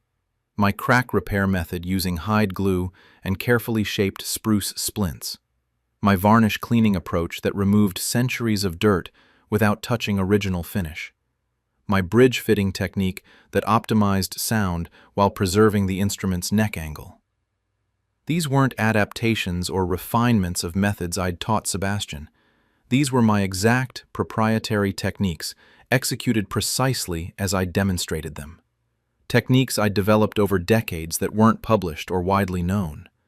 Sebastian was using my methods on prestigious restorations and claiming them as his own work. I immediately searched for Sebastian's restoration business. He had an elaborate website. Sebastian Chen, Master Restoration, Preserving History's Finest Instruments. His bio described him as a master restorer specializing in historically informed, reversible restoration techniques developed through decades of study of traditional European methods. Decades of study? Sebastian had studied lutherie for 3 years in school and apprenticed with me for 3 years. 6 years total, not decades. I looked at his portfolio of restored instruments. Dozens of valuable violins, Guarneris, Stradivarius, Amatis, all restored using my techniques. His descriptions claimed these were restorations using Sebastian's signature approach and his innovative reversible repair methodology. Those weren't Sebastian's innovations. They were my techniques I'd developed over 50 years and foolishly taught him during his apprenticeship. I found Sebastian's published articles in Lutherie journals, pieces describing his restoration philosophy and his technical approaches.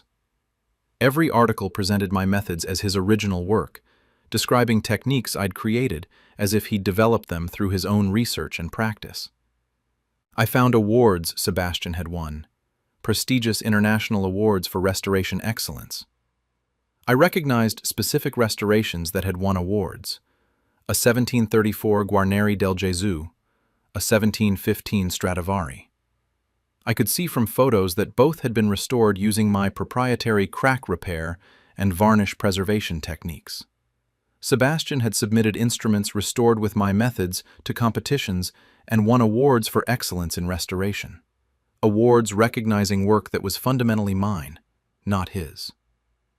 I discovered Sebastian charged premium rates, $15,000 to $50,000 per restoration, depending on the instrument's value and repair complexity. He advertised his work as using rare traditional techniques mastered over decades. Clients were paying premiums for access to methods I'd developed, believing they were Sebastian's expertise. Most shocking, I learned Sebastian was scheduled to compete in the Cremona International Violin Making Competition, the most prestigious event in the violin world, held every 3 years in Cremona, Italy, birthplace of the great violin makers.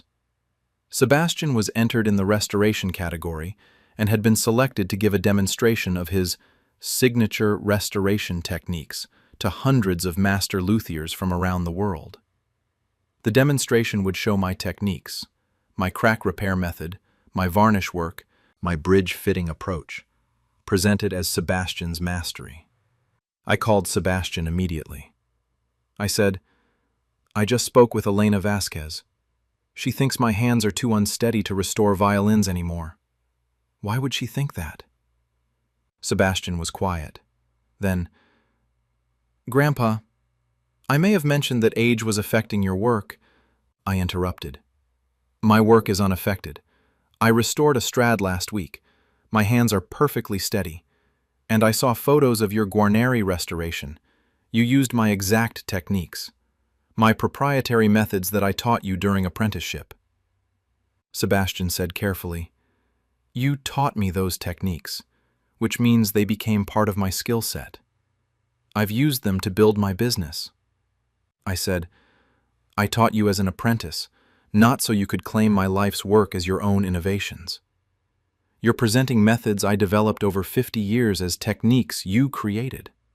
Sebastian's tone shifted. "Grandpa, I've built a successful restoration business. I have prestigious clients, international reputation, competition recognition. I can't suddenly reveal that my techniques are actually yours. My entire professional standing would collapse." I said, "Your standing should collapse. It's built on stolen expertise and false claims about work you didn't develop." Sebastian said, "If you try to expose this, you'll destroy my career and hurt the family. And honestly, who'll believe you? I have 10 years of established practice, published articles, award-winning restorations. You're a 77-year-old retired restorer with claims about old techniques." I said, "I'm not retired. I work every week. And those aren't old techniques. They're my current proprietary methods that you're using without credit." Sebastian's voice hardened. "I've told clients you can't work anymore because your hands shake too much for fine restoration. If you challenge me, I'll say your tremors have worsened and you're confused about which techniques are yours versus mine." The Lutherie community will sympathize with me dealing with an elderly grandfather whose abilities have declined. He'd fabricated physical deterioration to explain my absence and discredit me. I said, "My hands don't shake. I can prove that by demonstrating restoration work." Sebastian said, "You can demonstrate, but I have a decade of professional success using these methods. People will assume you taught me well, and I've built on your foundation. They won't believe you developed sophisticated techniques that I'm somehow stealing. They'll think it's a grandfather unable to accept his apprentice's success." He believed his theft was protected by time and reputation. I hung up and spent 13 weeks gathering irrefutable evidence. I compiled comprehensive documentation. My original research notes from the 1970s to 2000s showing the development of my techniques over decades, experimental records, failed approaches I'd abandoned, refinements I'd made through experience. Detailed technical documentation of my methods created long before Sebastian's apprenticeship. Specifications for tools, varnish formulas, repair protocols. My unpublished restoration manual I'd written in the 1990s, containing the exact techniques Sebastian now claimed as his innovations. Video documentation of my hands working on delicate restoration tasks, proving they were perfectly steady, no tremors, completely capable of the finest work. Before and after documentation from restorations I'd completed over decades, showing the evolution of my techniques. Testimony from master luthiers I'd worked with over 50 years who could confirm these were my methods, developed by me, recognized as my specialized approaches. Physical evidence. The specialized tools I'd designed and built myself that Sebastian was now using copies of, claiming he'd developed the tools. I also documented Sebastian's fraudulent timeline. Articles where he claimed decades of developing his approach, impossible since he'd only been working 10 years. Techniques he claimed as his innovations that I could prove I'd been using since the 1980s, before Sebastian was born. Restoration approaches he described as his breakthroughs that appeared in my 1990s manual, decades before his career began. Most critically, I learned the Cremona competition was in 2 weeks. I contacted the competition organizers and showed them my evidence. They were horrified. Their demonstration featured someone presenting stolen techniques. They verified my documentation and agreed to let me expose Sebastian publicly. The Cremona competition began yesterday. 500 master luthiers, restorers, and violin makers from 40 countries gathered in Cremona. This was the Violin World's Olympics, held every 3 years, where the finest craftspeople competed and shared knowledge. Sebastian's restoration demonstration was scheduled for this afternoon, a masterclass where he'd show his signature techniques to the assembled experts. I attended the competition, reconnecting with colleagues I'd worked with over decades. Many asked about Sebastian. They'd read his articles, admired his restoration work, were excited to see his demonstration. I told them they'd learned something unexpected. This afternoon, the demonstration hall filled with 500 attendees. Sebastian set up his workbench with a valuable 18th century violin needing crack repair, the type of work where his innovative technique would be demonstrated. Sebastian began confidently. I've spent my career developing reversible restoration approaches that honor instruments' historical integrity while making them playable for modern performance. Today, I'll demonstrate my crack repair methodology, developed through decades of research into traditional techniques combined with contemporary understanding of wood behavior. Decades of research? He'd been working 10 years and had learned everything from me in 3 years of apprenticeship. Sebastian began demonstrating the crack repair, my technique, exactly as I'd taught him. The specialized clamps I'd designed, the hide glue formula I'd developed, the spruce splints I'd perfected through years of trial and error. The audience watched intently, impressed by the sophistication of the technique.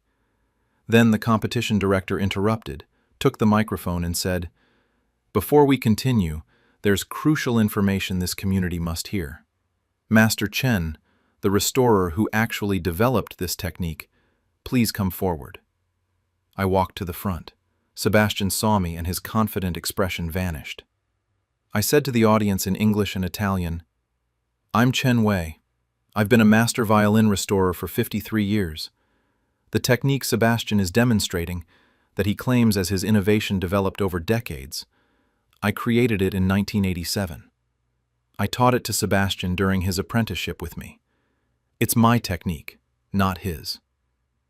The competition projected my evidence onto large screens. My 1987 research notes documenting the development of this exact crack repair technique, showing experimental stages, failed approaches, the refinement process that led to the method Sebastian was demonstrating. My 1993 restoration manual, containing detailed specifications for this technique, written 20 years before Sebastian's career began.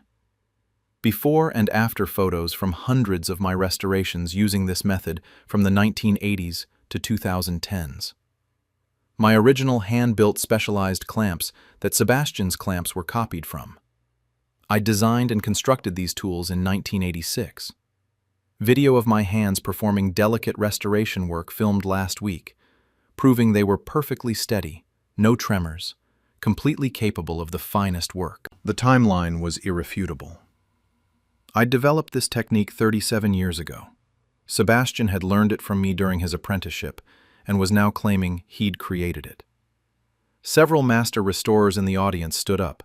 One said, "I've known Chen Wei's work for 40 years. I recognize this crack repair technique because I've seen Chen Wei use it on instruments since the late 1980s.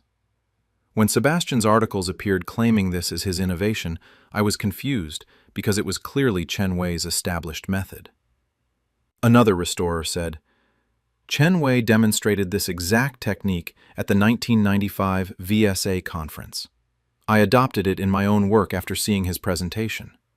Sebastian, claiming he developed this, is fraud. Chen Wei created it decades ago and shared it with the restoration community." I showed Sebastian's actual background. 3 years of basic lutherie school, 3 years apprenticing with me, 10 years independent practice. Not decades of research, but 6 years of training followed by 10 years of using what I'd taught him. I showed my 1990s manual containing every technique Sebastian had published articles about, every method he'd won awards for, every approach he claimed as his signature work. Then I addressed the tremor lie. I performed delicate restoration work on stage, precise knife cuts removing old varnish, careful glue application requiring steady hands, fine adjustments to bridge fitting. My hands were rock steady throughout. I said, "Sebastian told clients my hands shake too much for fine work, and age has made restoration impossible for me. This is completely false. I have no tremors. I restore valuable instruments every week." Sebastian fabricated physical decline to explain my absence from the restoration community and to discredit me if I challenged his theft. A prominent collector in the audience said, "I've paid Sebastian premium rates for restorations I believed used his unique proprietary techniques. If these are actually Chen Wei's standard methods, I was defrauded into paying for expertise that wasn't Sebastian's." The competition director announced, "We've verified Chen Wei's documentation.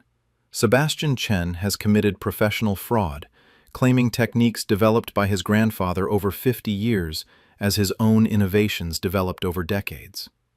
Sebastian Chen is disqualified from the competition, banned from future participation, and we're reporting this to the restoration community worldwide." The violin world's response was immediate. Major orchestras and collectors whose instruments Sebastian had restored learned they'd received work using stolen techniques. Lutherie journals retracted Sebastian's published articles. Awards Sebastian had won for restoration excellence were revoked. The tight-knit international restoration community, which values integrity and respects master craftspeople, rejected Sebastian completely for exploiting his grandfather's trust and expertise. Sebastian's business is collapsing. His reputation is destroyed. His client relationships are terminated. My relationship with Sebastian is over. But Sebastian destroyed it when he chose to steal my life's work rather than build his own expertise honestly. I'm 77 years old. I spent 53 years mastering violin restoration, developing techniques through careful research and decades of practice, restoring irreplaceable historical instruments with methods I created. That work is mine. Sebastian wanted recognition as a master restorer without earning it through decades of dedicated work. Now everyone in the violin world knows Chen Wei is the master who developed these techniques, and Sebastian Chen is the fraud who stole from his grandfather.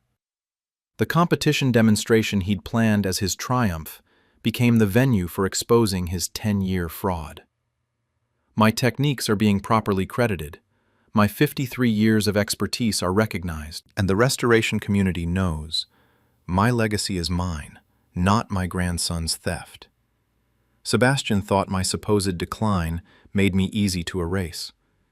He learned that the restoration community recognizes true mastery and rejects fraud.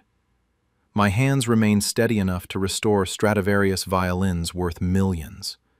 They were steady enough to demonstrate the truth that destroyed his fraudulent career. I spent 53 years developing expertise. He spent 10 years stealing credit. Now, he has the only reputation that's truly his, the one he earned through betrayal. The violins I've restored sing with beauty. The truth about Sebastian's fraud rings equally clear. And unlike his claims to my techniques, his reputation as a fraud is something he actually created himself. My daughter-in-law told my grandchildren I'm a monster. I proved I'm not and exposed what she really is. I'm a 69-year-old grandmother, and 4 weeks ago I discovered my daughter-in-law, Vanessa, 42-year-old female, has been telling my 3 grandchildren for the past 5 years that I'm cruel, dangerous, and don't love them, fabricating stories about me being abusive, making them fear me, and systematically destroying our relationship while telling me the children just don't want to spend time with an old lady anymore.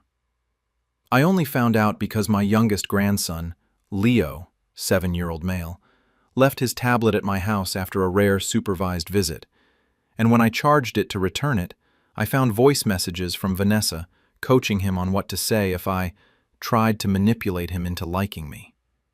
Now I have 5 years of evidence showing Vanessa has poisoned my grandchildren against me with deliberate lies, turned my son, Marcus, 44-year-old male, against me by claiming I'm mentally unstable, and isolated me from my only family while presenting herself as the devoted daughter-in-law, protecting her children from a toxic grandmother. I've spent 4 weeks building an irrefutable case, and I'm about to destroy the perfect family image Vanessa has constructed on foundations of lies about me. 5 years ago, I had a close, loving relationship with my grandchildren. Emma, now 12-year-old female, Caleb, now 10-year-old male, and Leo were excited to see me, would run to hug me when I arrived, called me Nana with genuine affection. I babysat regularly, attended their school events, celebrated birthdays and holidays with them, had sleepovers where we'd bake cookies and watch movies. They were my world after my husband, Robert, died 6 years ago. My son Marcus and his family were my only close relatives, and those grandchildren gave me purpose and joy. Then things started changing. Emma became distant first. She was 7 at the time, and suddenly she'd pull away when I tried to hug her. She'd go quiet around me, wouldn't engage in our usual activities, seemed uncomfortable in my presence. When I asked Marcus what was wrong, he said Emma was going through a phase, and I shouldn't take it personally. Vanessa suggested maybe I was overwhelming Emma with too much attention and should give her space. I backed off, thinking Emma would come around. Instead, the distance grew. Within months, Emma refused to visit me at all. She'd cry when Marcus tried to bring her to my house, would hide in her room when I came to theirs. I was heartbroken and confused. What had I done? Marcus and Vanessa said Emma had developed anxiety and was uncomfortable around people outside her immediate family. They suggested I see her less frequently to reduce her stress. I agreed, desperate to do what was best for Emma, even though it devastated me to lose that relationship. Then, the same pattern started with Caleb. He was 6, had always been my little shadow, loved building Lego sets with me for hours. Suddenly he became withdrawn, fearful, wouldn't make eye contact. Within months, he also refused to visit or see me. Marcus and Vanessa said Caleb was copying his sister's anxiety, and that my presence seemed to trigger both children. They suggested maybe I should only see the kids at supervised family gatherings rather than one-on-one visits. I was devastated but compliant. I didn't want to upset my grandchildren. If my presence caused them anxiety, I'd step back. I loved them enough to sacrifice my own desires for their well-being. The family gatherings became increasingly rare and uncomfortable. When I did see Emma and Caleb, they'd stay far away from me, wouldn't speak to me directly, seemed genuinely frightened of me. I couldn't understand why. Vanessa would watch these interactions and later tell Marcus, within my hearing, that she was worried about my effect on the children, and that maybe we needed to limit contact even more for their mental health. Leo, the youngest, had been my last connection. He was only 2 when Emma and Caleb started pulling away, so he didn't remember our close relationship with them. I'd hoped Leo and I could maintain a bond. But over the past 2 years, the same pattern emerged. Leo started showing fear around me, would cry when I approached, would cling to Vanessa, and refuse to interact with me. My visits with my grandchildren had dwindled to perhaps 4 times a year. Brief, supervised, uncomfortable occasions where the children treated me like a dangerous stranger, while I sat there heartbroken, wondering what I'd done to deserve this. Marcus, my own son, had grown distant too. He'd always been close to Vanessa, but over these 5 years he'd become almost hostile toward me. He'd make comments about me not respecting boundaries and making the children uncomfortable, and refusing to acknowledge my impact on them. I tried defending myself, tried explaining I'd done nothing but love those children, but Marcus would say I was in denial and couldn't accept responsibility for my behavior. What behavior? I'd never hurt those children, never been anything but loving and supportive. But somehow, I'd become the villain in my own family. Vanessa played the role of patient, understanding mediator. She'd tell me gently that she knew I didn't mean to upset the children, but that I needed to respect their feelings and give them space. She'd position herself as the reasonable one, trying to maintain some relationship between me and the grandchildren, despite my supposed negative impact on them. I believed her. I believed there was something wrong with me that I couldn't see, some way I was harming my grandchildren without realizing it. I went to therapy to understand what I was doing wrong. The therapist found nothing. I seemed like a normal, loving grandmother who couldn't understand why her grandchildren suddenly feared her. 4 weeks ago, everything changed. Vanessa had brought the children for one of our rare, supervised visits. 30 minutes in my living room with Vanessa present to ensure I didn't upset the children. Leo had brought his tablet to play games while his siblings ignored me. When they left, I found Leo had forgotten the tablet on my couch. I charged it to return it the next day. While it was charging, a notification popped up. A voice message from Vanessa sent to Leo's tablet. I wasn't trying to snoop, but the preview text was visible. Remember, if Nana tries to talk to you tomorrow. My hands shook as I opened the message app. I found hundreds of voice messages from Vanessa to all 3 children, sent over the past 5 years. I listened to the messages with growing horror. Vanessa's voice, sweet and concerned, telling my grandchildren terrible things about me. To Emma, age 7, 5 years ago. Sweetie, I need to tell you something about Nana. She says she loves you, but people who really love you don't try to take you away from your mommy and daddy. Nana wants to steal you from us. That's why she always wants you to visit alone. She's trying to make you love her more than us. When she hugs you, she's trying to trick you. You need to be careful around her. To Caleb, age 6, 4 years ago. Caleb, honey, I know Nana seems nice, but I have to protect you from something. When Nana was younger, she hurt children. She was very mean to Daddy when he was little. She hit him and said cruel things. We don't want her to hurt you like she hurt Daddy. That's why you need to stay away from her. If she tries to touch you or hug you, you should feel scared because she might hurt you too. To Leo, ongoing, starting 2 years ago. Leo, baby, Nana is pretending to be nice, but she doesn't really love you.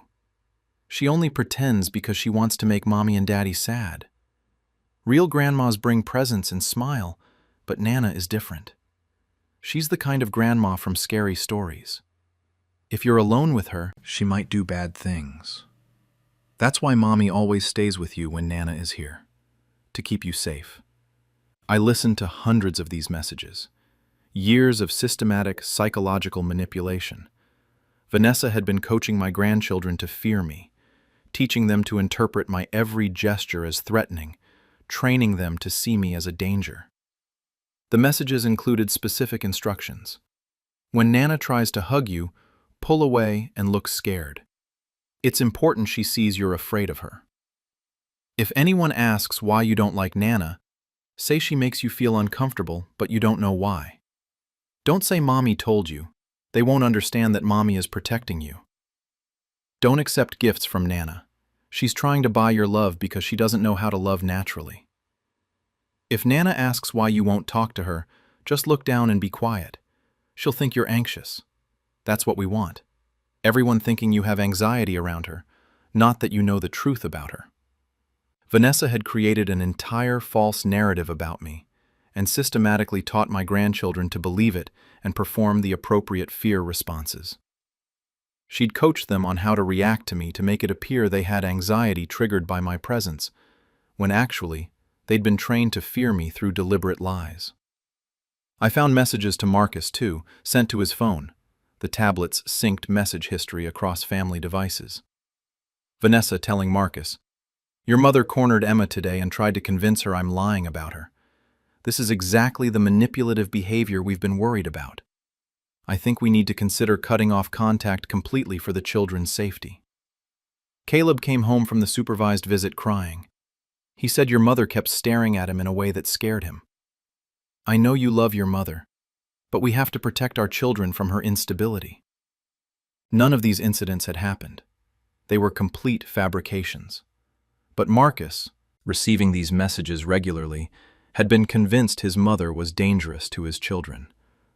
I found Vanessa's messages to other family members, my brother and his wife, who lived across the country.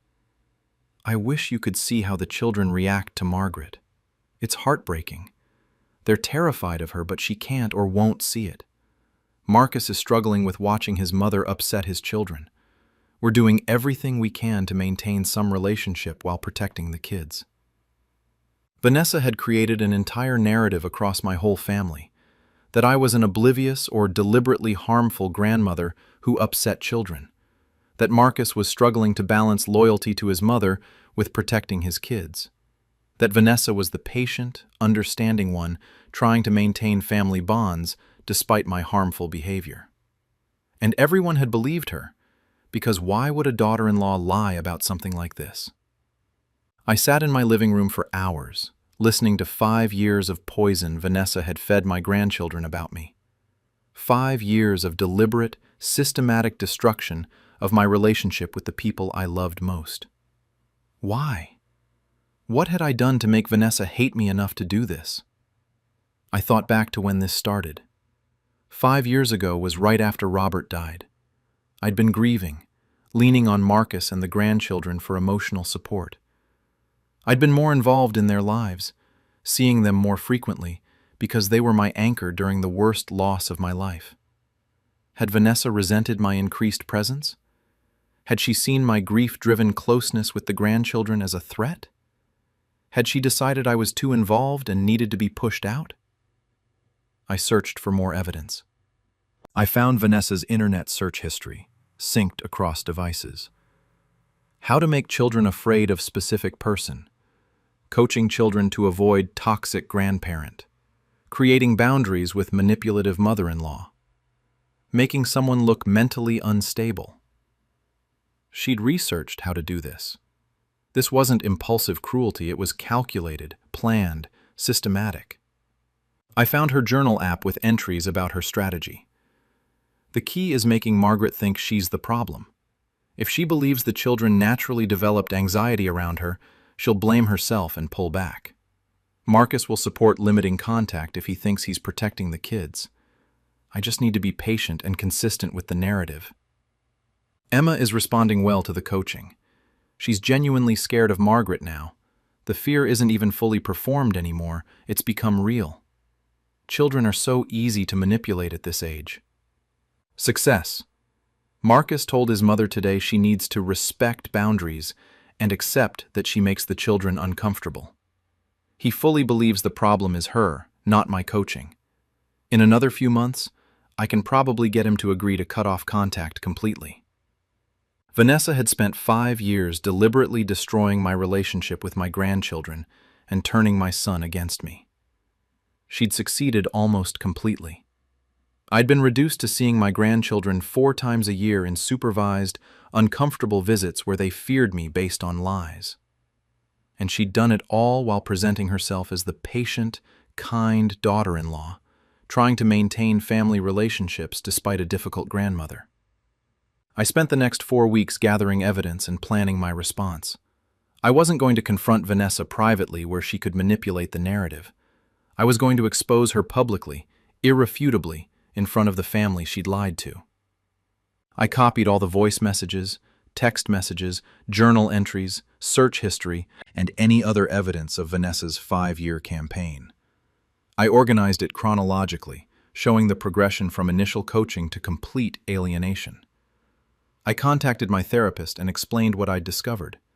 She reviewed the evidence and provided a professional statement that what Vanessa had done was severe psychological abuse, not just of me, but of the children she'd manipulated into false fear.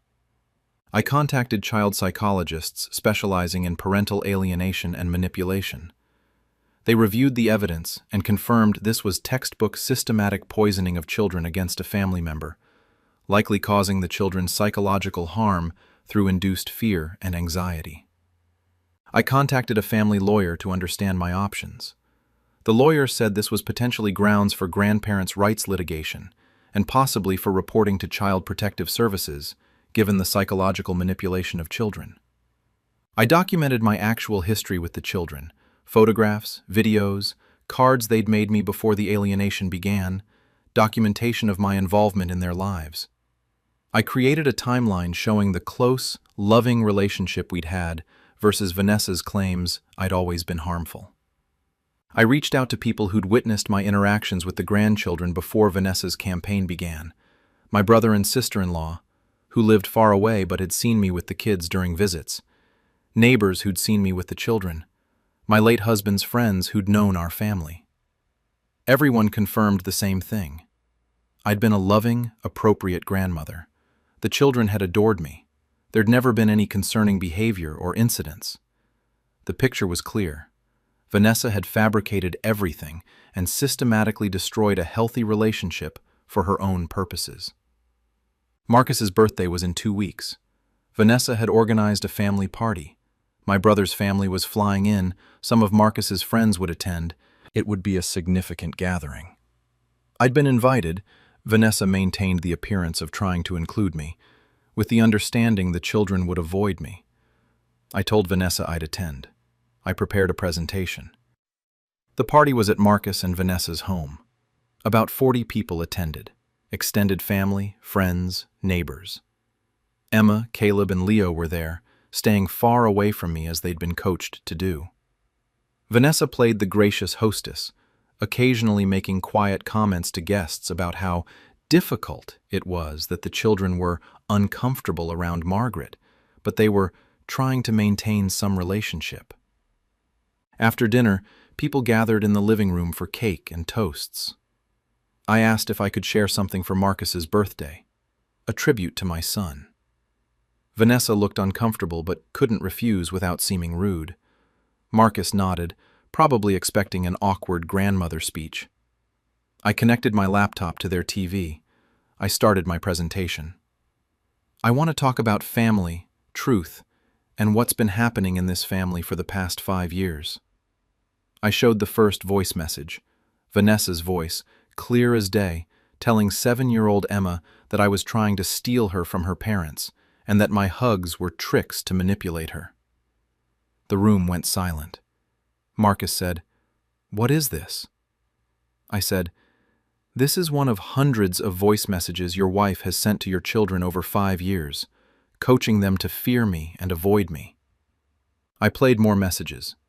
Vanessa telling Caleb I'd hurt children, that I'd abused Marcus as a child, that he should be scared of me. Vanessa instructing Leo that I was pretending to be nice but was actually dangerous. I showed the text messages where Vanessa had lied to Marcus about incidents that never happened, claiming I'd cornered Emma, claiming Caleb came home crying after my visits, fabricating evidence of my supposed harmful behavior. I showed Vanessa's journal entries planning the campaign, her internet search history researching how to make children afraid of someone, her explicit statement that she was manipulating the children against me. I showed the timeline, the loving relationship the children and I had before Vanessa's campaign versus the fear-based alienation after years of her coaching.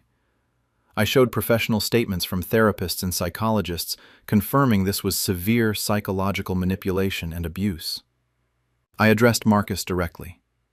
Your wife has spent 5 years systematically destroying my relationship with my grandchildren through deliberate lies. She told them I abused you as a child, that I hurt children, that I'm dangerous. She coached them on how to act fearful around me. She fabricated incidents to convince you I was harmful. She researched how to manipulate children against a specific person and executed a plan to alienate me from this family. I turned to the guests. Many of you have heard that my grandchildren are uncomfortable around me, that I make them anxious, that there's something wrong with me that upsets them. All of that is fabricated. Vanessa created that narrative through 5 years of coaching children to fear a grandmother who loved them. Emma, Caleb, and Leo were watching the screen, seeing the messages their mother had sent them. Emma, at 12, was old enough to understand what was being revealed. She looked confused and betrayed. Marcus looked at Vanessa, waiting for an explanation. Vanessa had gone white, speechless. I said, "I don't know why you did this, Vanessa. I don't know what I did to make you hate me enough to spend 5 years poisoning my grandchildren against me. But you took advantage of my grief after Robert died. You weaponized my love for these children, and you systematically destroyed the most important relationships in my life." I looked at Emma, Caleb, and Leo. I have always loved you. I have never hurt children, never abused your father, never tried to steal you from your parents. Everything your mother told you about me was a lie. I'm sorry you were manipulated into fearing someone who only ever wanted to love you. Vanessa finally spoke. You're taking those messages out of context. I was protecting my children from... I interrupted. From what? What did you protect them from? Show me one incident, one piece of actual evidence that I ever harmed these children or gave you reason to fear for their safety. Vanessa couldn't answer. There was no evidence because I'd never done anything wrong. My brother stood up and said, Margaret was a wonderful grandmother to these kids. We saw her with them before this started. There was nothing but love. Other guests who'd known me with the children confirmed the same. Marcus's friends who'd seen me at early birthday parties and events said I'd been a typical loving grandmother. The truth was undeniable. Vanessa had fabricated everything, and the evidence proved it comprehensively. Marcus looked destroyed. He said to Vanessa, Is this true? Did you make all of this up? Vanessa tried to deflect, to claim she'd been concerned and trying to protect the children. But Marcus had seen the evidence. The coaching messages, the fabricated incidents, the journal entries planning the manipulation. He said, You made me believe my mother was harming our children. You made me cut her out of their lives. You made me treat her like she was dangerous. You lied to me for 5 years. The party ended abruptly. Guests left uncomfortable and shocked. My brother and sister-in-law stayed to support me. The aftermath has been complex. Marcus is devastated and furious. He's separated from Vanessa and filed for divorce. He's pursuing primary custody, arguing that someone who could psychologically manipulate children the way Vanessa did shouldn't be their primary caregiver. The children are in therapy to deal with the discovery that their fear of me was manufactured through lies. Emma, especially, is struggling with understanding that her mother deliberately manipulated her. Marcus has apologized to me profusely. He believed Vanessa, believed I was the problem, and he's horrified by how completely he was fooled. Slowly, carefully, I'm rebuilding relationships with my grandchildren. It's difficult. 5 years of coached fear doesn't disappear immediately. But they're learning the truth, remembering our early relationship, beginning to understand they were lied to.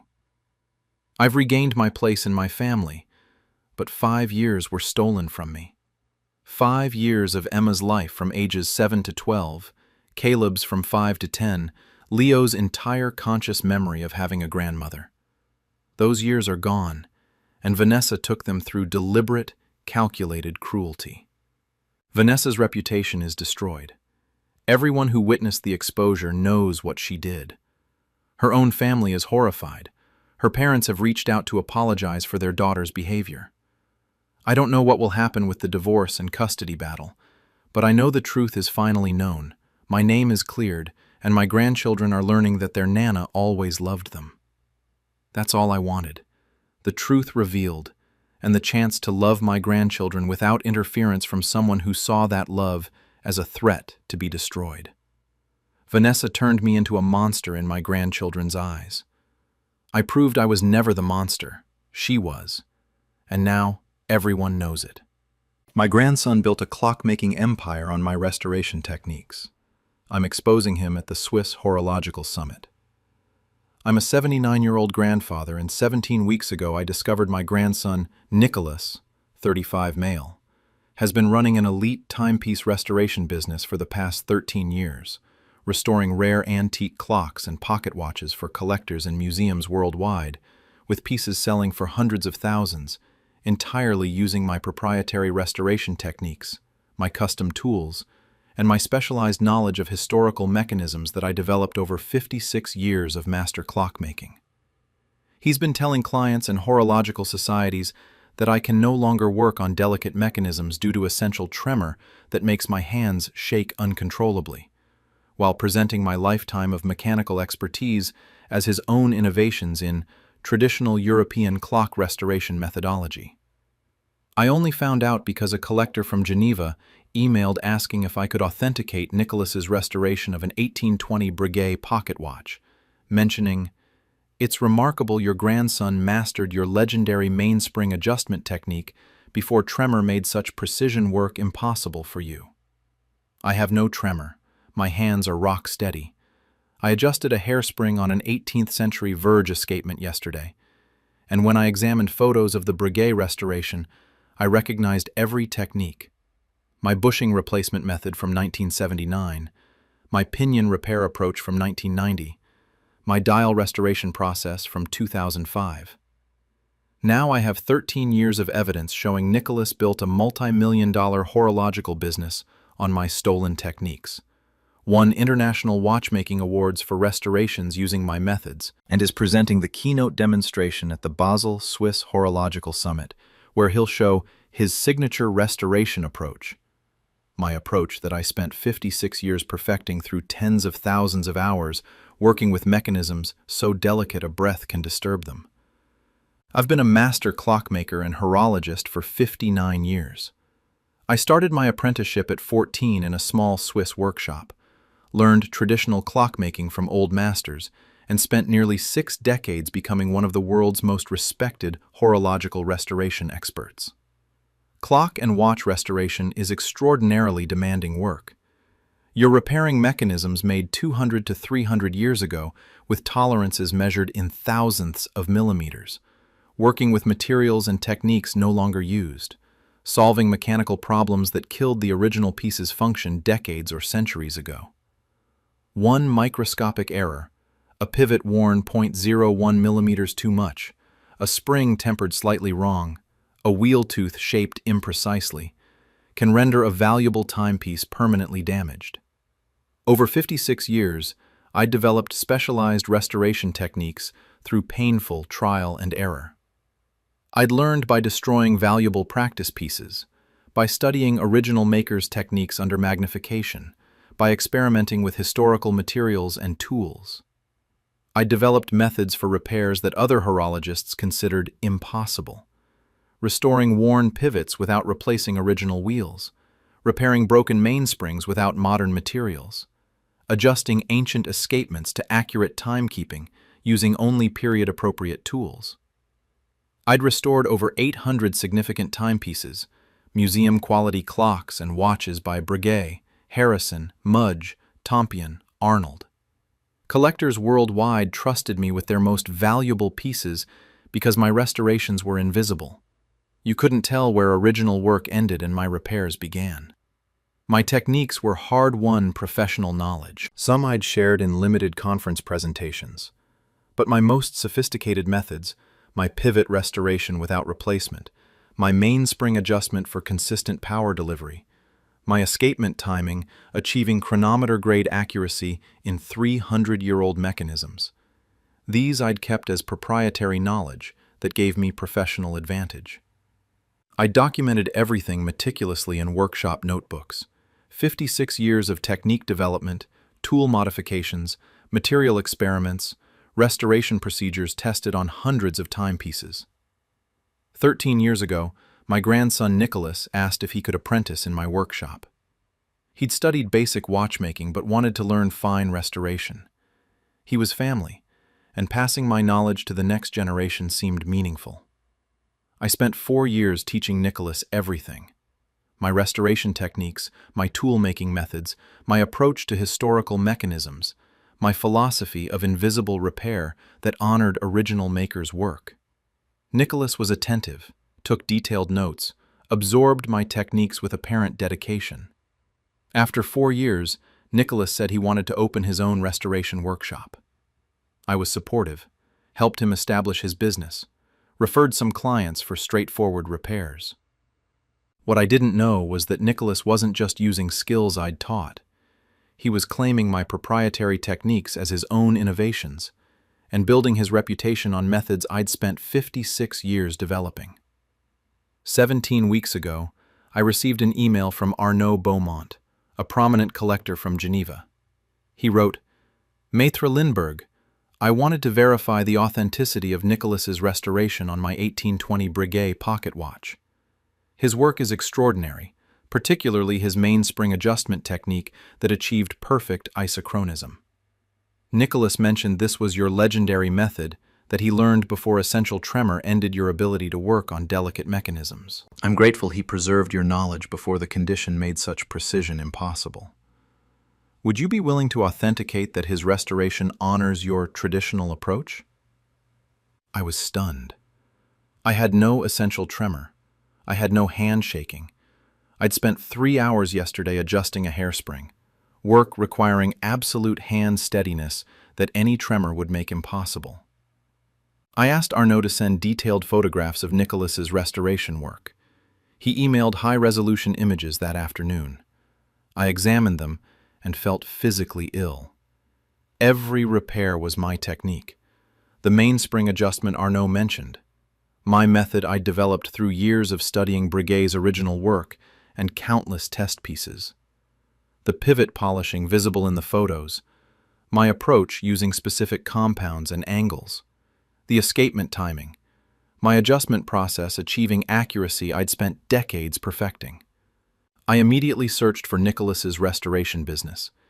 He had a sophisticated website. Nicholas Lindbergh, Master Horologist, Elite Timepiece Restoration for Discerning Collectors.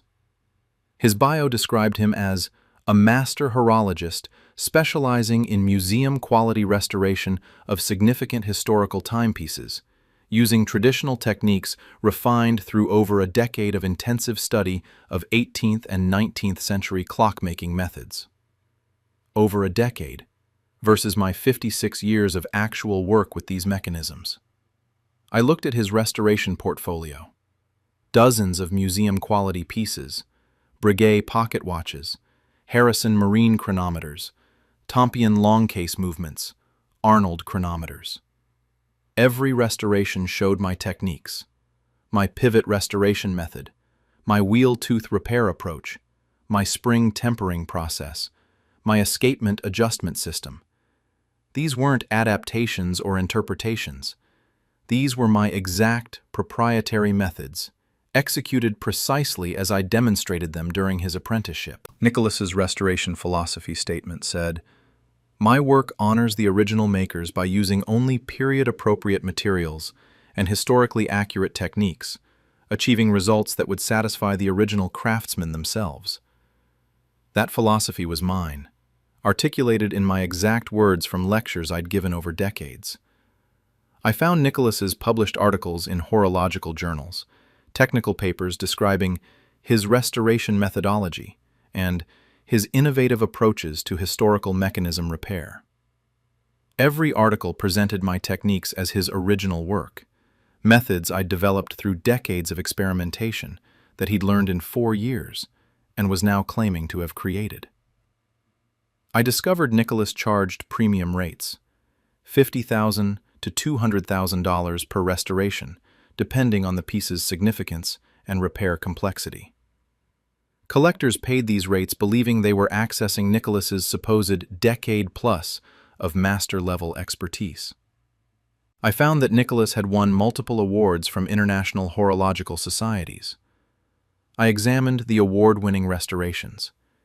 Every piece had been restored using my techniques. A 2019 award for Excellence in Traditional Restoration Methods went to a Mudge lever escapement he'd repaired using my pivot restoration technique I'd developed in 1989.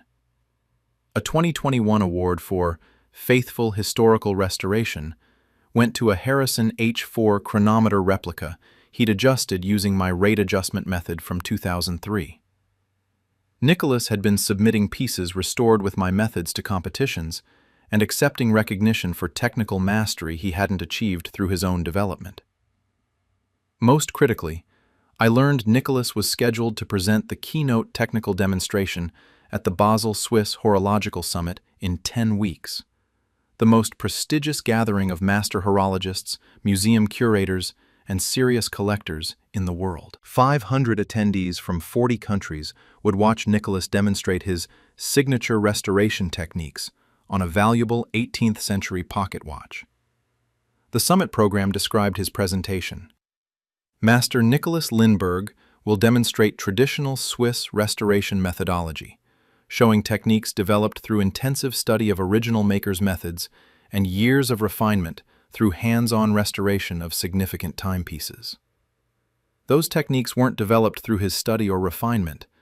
They were my methods I'd taught him during his apprenticeship, methods I'd actually developed through 56 years of work.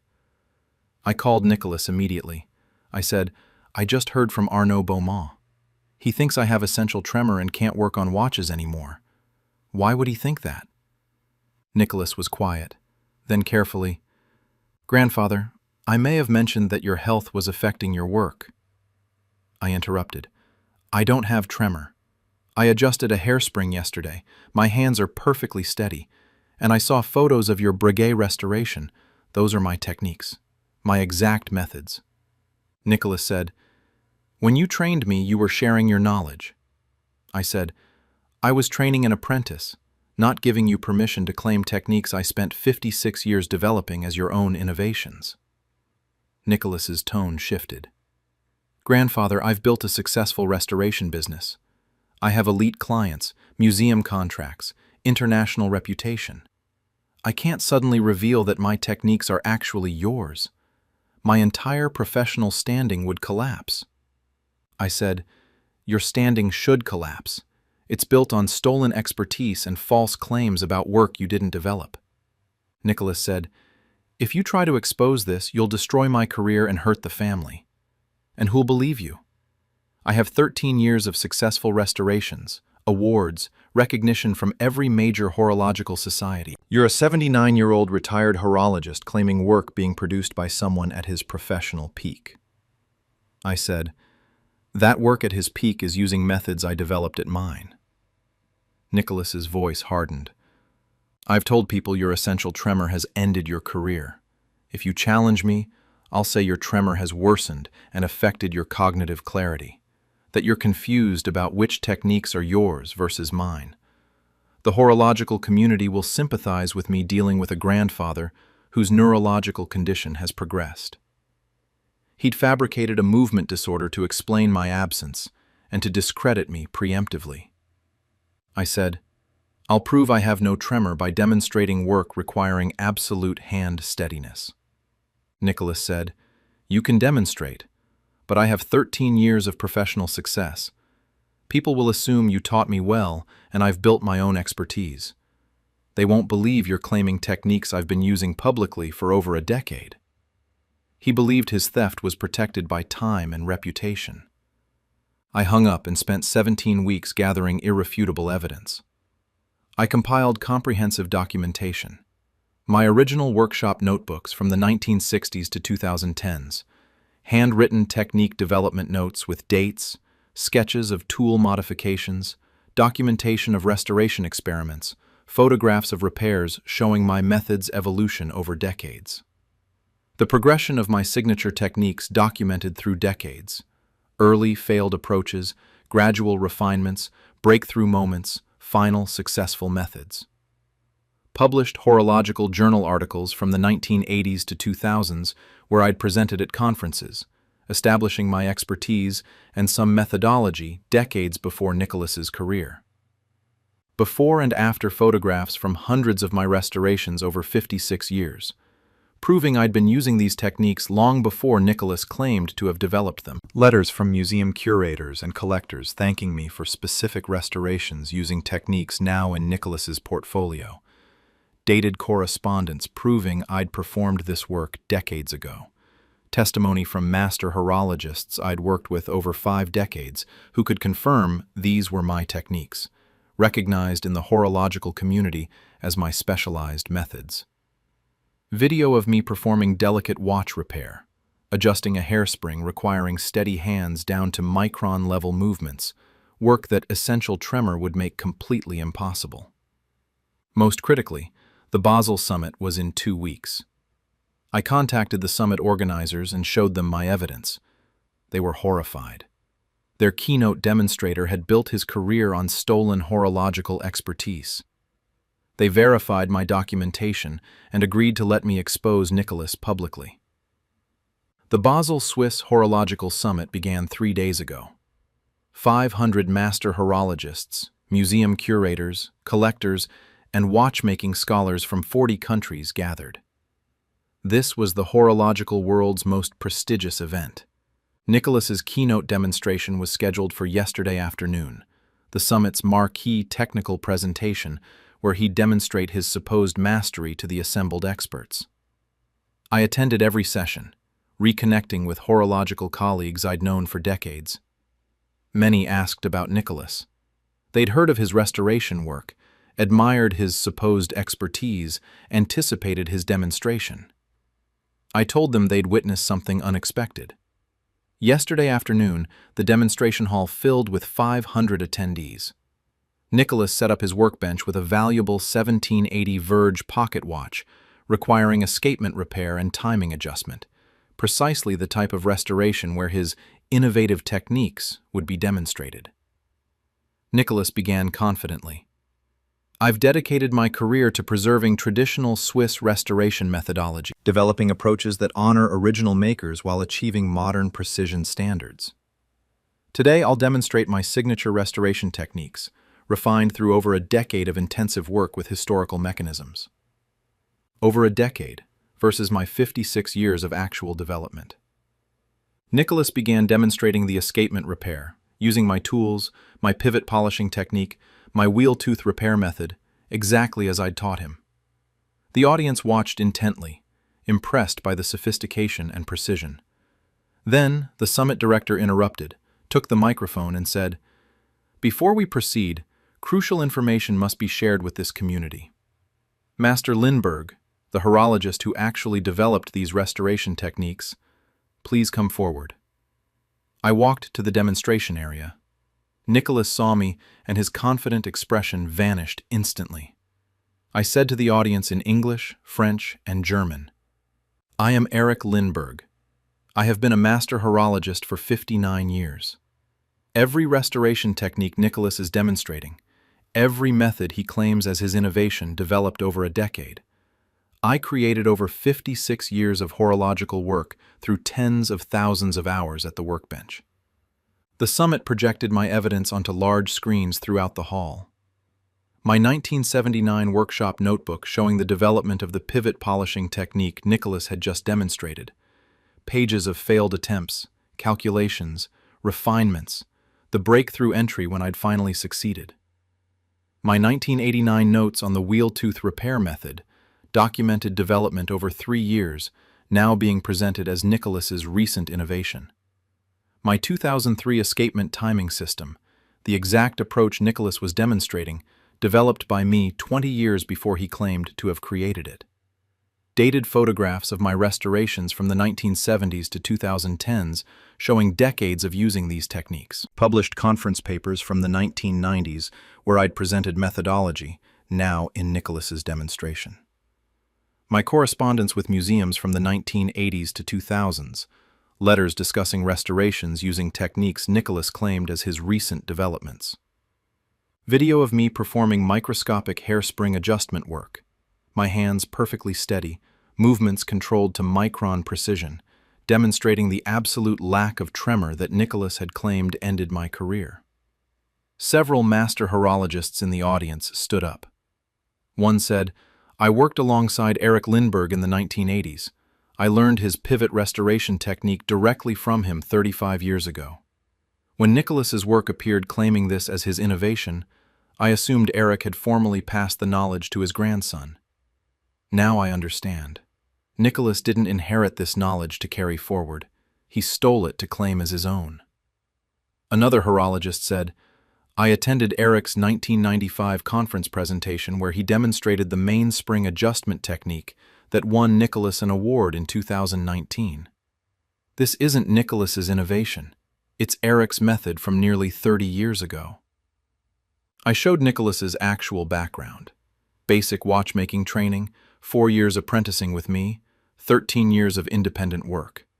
Exactly coinciding with when he'd accessed my 56 years of technique documentation. I showed the impossibility of his claims.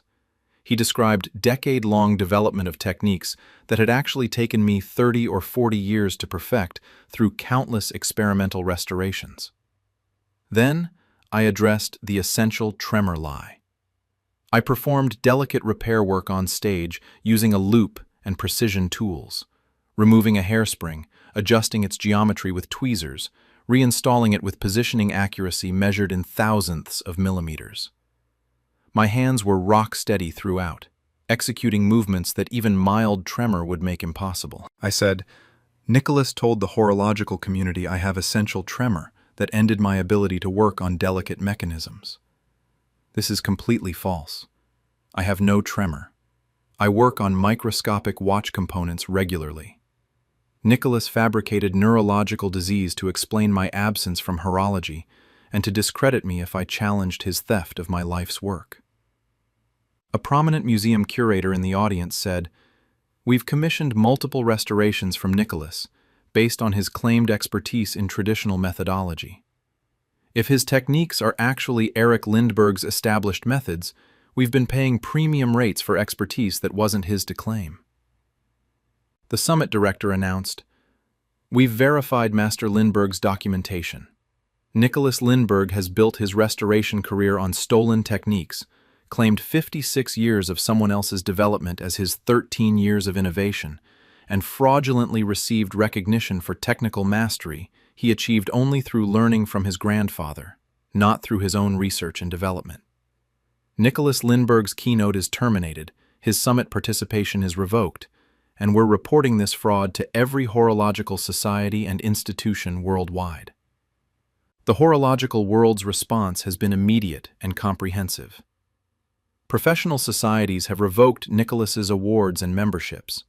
Museums and collectors are investigating whether restorations they purchased contained stolen methodology. Insurance companies covering valuable timepiece restorations are reviewing Nicholas's work for fraud implications. The tight-knit international horological community, which values technical integrity and respects master craftsmen, has rejected Nicholas completely for betraying his grandfather and the field's ethical standards. Nicholas's restoration business has collapsed. His reputation is destroyed permanently. His career in horology is finished. My relationship with Nicholas is over, But Nicholas destroyed it when he chose to steal my life's technical knowledge rather than develop his own horological expertise through decades of dedicated work. I'm 79 years old. I spent 59 years mastering clockmaking and restoration through patient study, countless hours at the workbench, and dedication to preserving horological heritage. That work is mine. Nicholas wanted recognition as a master horologist without earning it through the decades of work required. Now, everyone in the horological world knows. Eric Lindbergh is the master who developed these techniques, and Nicholas Lindbergh is the fraud who stole from his grandfather. The summit keynote he'd planned as his career pinnacle became the venue for exposing his 13-year fraud. My techniques are being properly credited, my 59 years of expertise are recognized, and the horological community knows my legacy is mine, not my grandson's theft. Nicholas thought my supposed tremor made me easy to erase. He learned that the horological community recognizes true mastery and rejects fraud. My hands remain steady enough to adjust mechanisms accurate to seconds per day, steady enough to expose lies with equal precision. I spent 59 years at the workbench perfecting my craft. He spent 13 years claiming credit for it. Now he has the only reputation that's truly his, the one he earned through betrayal. The timepieces I restored keep accurate time. The truth about Nicholas's fraud proved equally reliable. And unlike his claims to my techniques, his reputation as a fraud is something he actually created himself, the only original work he's ever done. My watches tick with precision. His career? Stopped completely and permanently unwound. Time exposed his fraud. How fitting for someone who claimed to be a master of time. The mechanisms I repair continue running for centuries. His career? Broken beyond any restoration. My grandson is selling my documentary photographs as his own art. I'm ending his career at his museum retrospective. I'm a 75-year-old grandfather, and 11 weeks ago, I discovered my grandson Felix, 32-year-old male, has been selling my documentary photographs as his own contemporary work for the past 8 years, building an acclaimed photography career with gallery exhibitions, corporate commissions, and museum acquisitions. All while telling art buyers I'm too unwell to discuss my archive, and he's preserving my legacy by bringing these images to modern audiences who can appreciate them. I only found out because a photojournalism professor in Chicago emailed me asking if I'd authorized Felix to sell his reproduction series based on my iconic 1970s steel mill photographs, mentioning she owned an original print I'd given her in 1978, and was surprised to see Felix selling his original photographs that were identical to mine. Now, I have 8 years of evidence showing Felix has sold over 400 of my photographs as his own work, won photography awards for images I created decades ago, and secured a career-spanning retrospective at a major contemporary art museum exhibiting my 50 years of documentary work as his 8-year portfolio. I've spent 11 weeks assembling undeniable proof, and I'm destroying the reputation he built on my photographs at the museum opening, where he's being celebrated as a visionary documentary photographer capturing forgotten American communities. I've been a documentary photographer for 54 years. I started in my early 20s with a used Leica camera, photographing everyday life in working-class neighborhoods, industrial sites, immigrant communities, rural towns facing economic decline. Documentary photography became my life's work, bearing witness to ordinary people's dignity, documenting communities in transition, preserving visual history of American life that would otherwise vanish. Over 5 decades, I created approximately 150,000 photographs. I photographed steel mill workers in Pennsylvania in the 1970s, Vietnamese refugees in California in the 1980s, coal miners in Appalachia in the 1990s, Detroit neighborhoods during industrial collapse in the 2000s, Midwest farming communities in the 2010s. I documented labor strikes, family gatherings, religious ceremonies, everyday moments that revealed larger social truths. My work was respected in photojournalism circles. I'd been published in major magazines, exhibited in galleries, won awards for documentary excellence.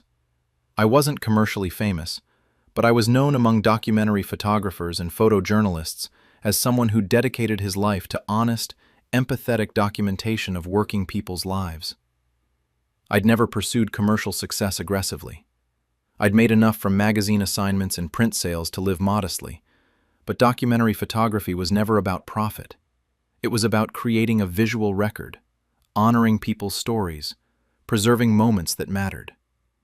I'd kept meticulous archives, every negative carefully stored, every photograph logged with date, location, subject, context.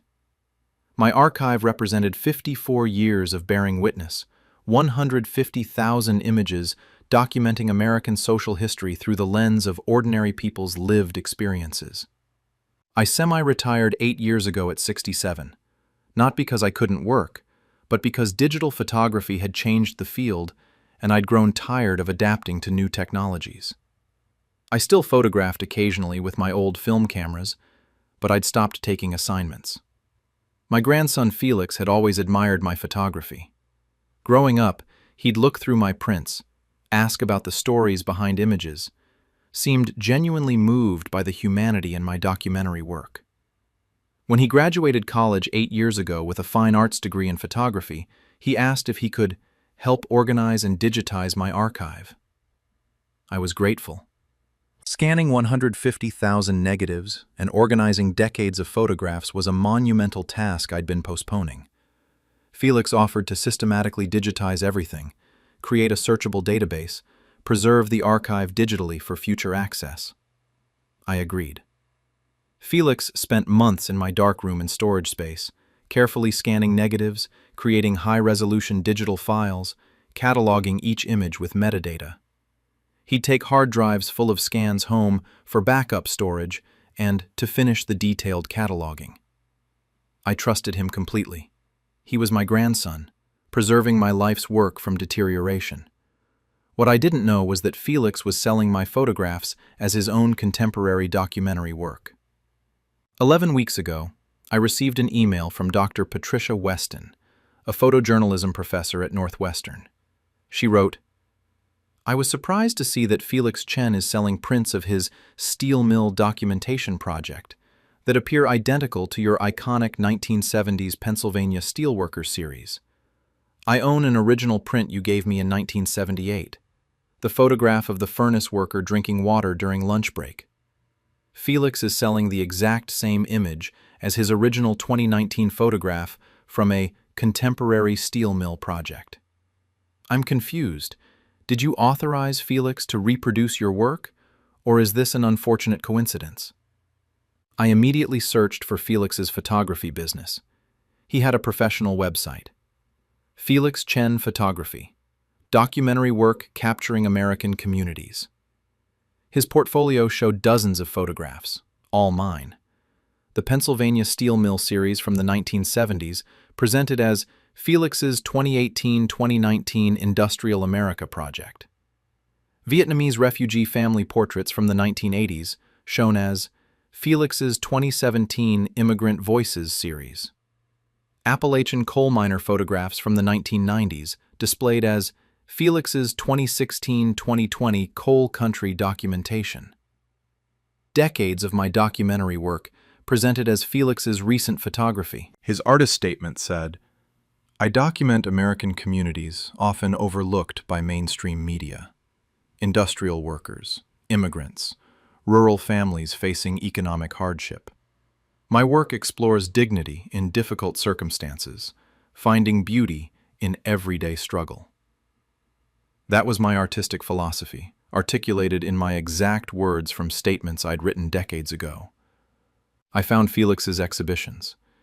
He'd shown my work in galleries across the country, always crediting himself as photographer. Reviews praised his remarkable empathy, his access to closed communities, his timeless approach to documentary photography. The timeless approach was literal.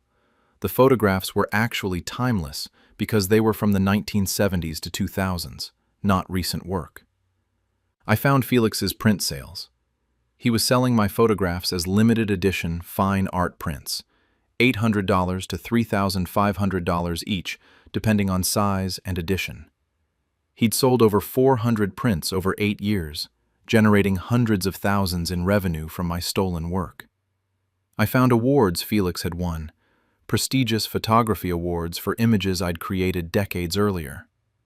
A 2019 award for excellence in documentary photography went to my 1987 photograph of a Vietnamese grandmother teaching her granddaughter to make spring rolls.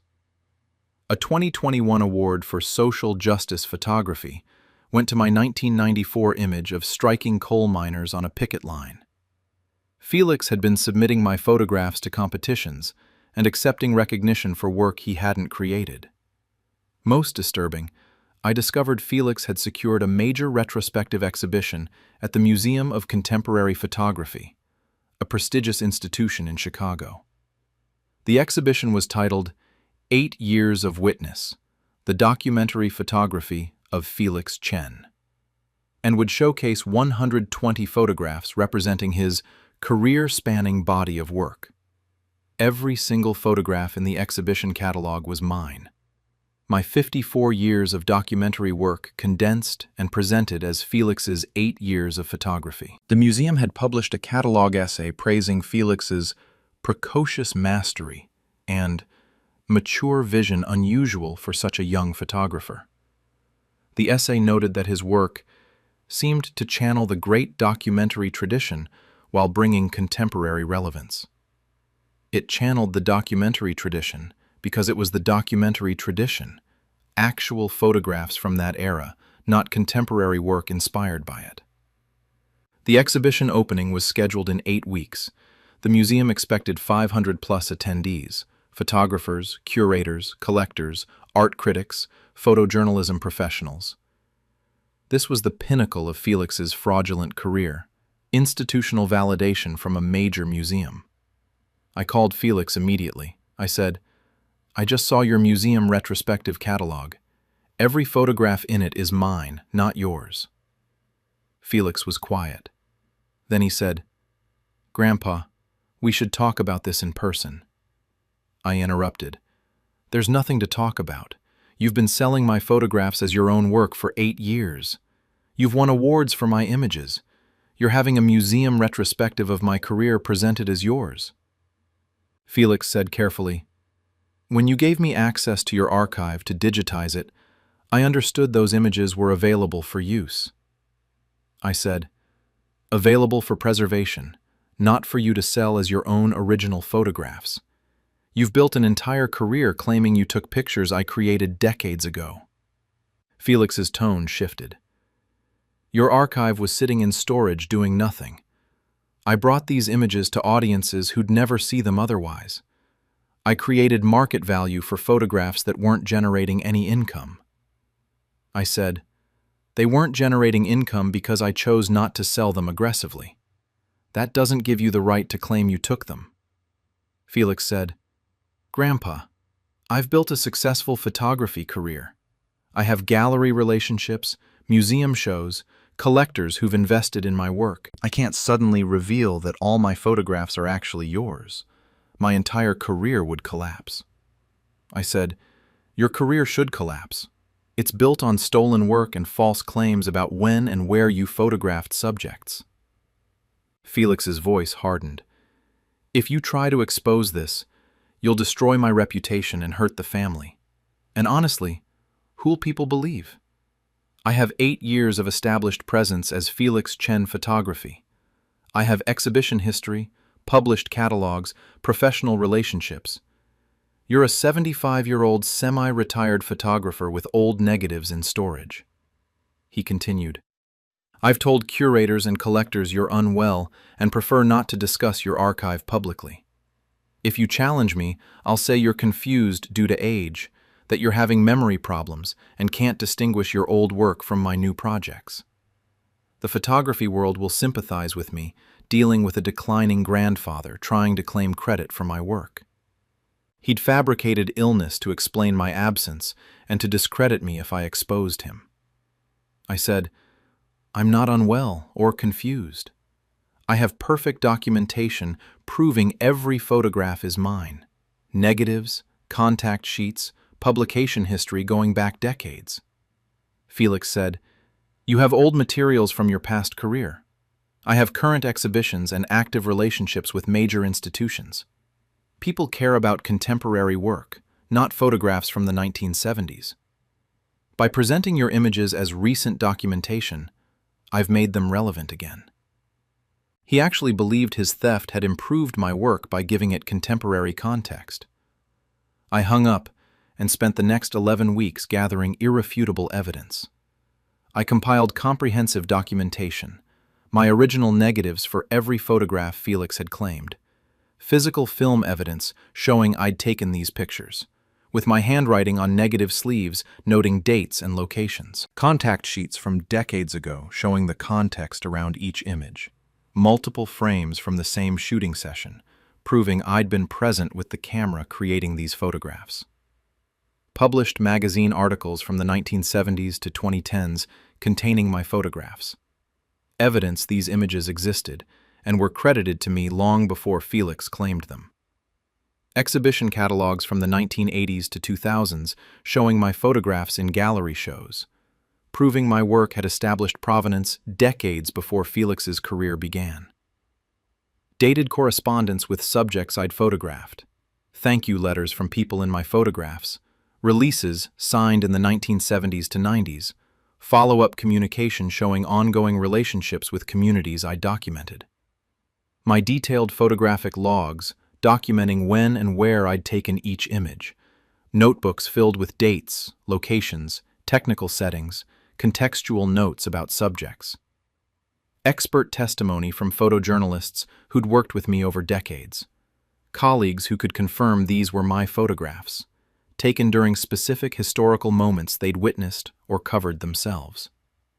I also documented Felix's fraudulent timeline. Many photographs he claimed as 2017 to 2020 projects showed subjects wearing clothing, using technology, and in settings that were clearly from decades earlier, details that betrayed the actual era when images were created. People in the photographs who were now elderly or deceased, proving Felix couldn't have photographed them as working-age adults in 2017 to 2020. Historical events visible in photographs that dated them precisely. A coal mine that closed in 1995 shown in images Felix claimed to have taken in 2019. Most critically, I contacted the Museum of Contemporary Photography and showed them my evidence. The museum director was horrified. Their retrospective honored a photographer who'd committed massive fraud. They verified my documentation and agreed to let me expose Felix publicly at the opening. The museum opening was last night. 500 people attended: photographers, curators, collectors, art critics, photojournalism colleagues I'd worked with over decades. The museum had installed 120 of my photographs beautifully displayed with wall text crediting Felix as photographer. I walked through the exhibition looking at my own life's work presented as his. The 1973 steel mill photograph that had become iconic in labor photography circles, labeled as Felix Chen, Industrial America No. 7, 2018. My 1987 Vietnamese refugee family portrait, titled Felix Chen, Immigrant Voices No. 12, 2017. My 1994 coal miner picket line image, marked Felix Chen, Coal Country, No. 23, 2019. Decades of my bearing witness, my relationships with communities, my documentation of American social history, all credited to Felix. Gallery visitors read wall texts about Felix's remarkable access to closed communities and his ability to earn subjects' trust. Trust I'd earned over months or years of relationship building, not Felix's doing. The museum director gave opening remarks praising Felix's extraordinary body of work and his 8-year dedication to documentary excellence. Then she paused and said, "However, we've recently learned information that requires immediate disclosure. Mr. Chen, the photographer whose work is actually in this exhibition, would you please come forward?" I walked to the front. Felix saw me and his confident expression crumbled. I said to the audience, "I'm Chen Wei. I've been a documentary photographer for 54 years. Every photograph in this exhibition, every image credited to Felix Chen, was taken by me, not by him." The museum projected my evidence onto large screens. My original negatives with dated sleeves, showing I'd photographed these images in the 1970s to 2000s. Published magazines from 1975, 1983, 1996, 2008, containing the exact photographs now hanging on walls as Felix's 2016-2020 work. Contact sheets showing multiple frames from shooting sessions, proving I'd been present with a camera creating these images. Dated correspondence from subjects thanking me for documenting their lives. Letters from the 1980s and 90s from people in the photographs. Side-by-side timeline. My publications and exhibitions from 1970 to 2015 versus Felix's claims of 2016-2024. The photographs existed and were credited to me decades before Felix claimed them. Several photojournalists in the audience stood up. One said, "I know Chen Wei's work. I worked alongside him covering labor strikes in the 1990s. I was there when he took several of these coal miner photographs. Felix couldn't have taken them in 2019. The mine closed 20 years earlier, and these specific miners have since passed away." Another photojournalist said, "The steel mill series Felix claimed as 2018 work. Those mills were demolished in the 1980s. The photographs are from Chen Wei's legendary documentation of Pennsylvania steel industry collapse.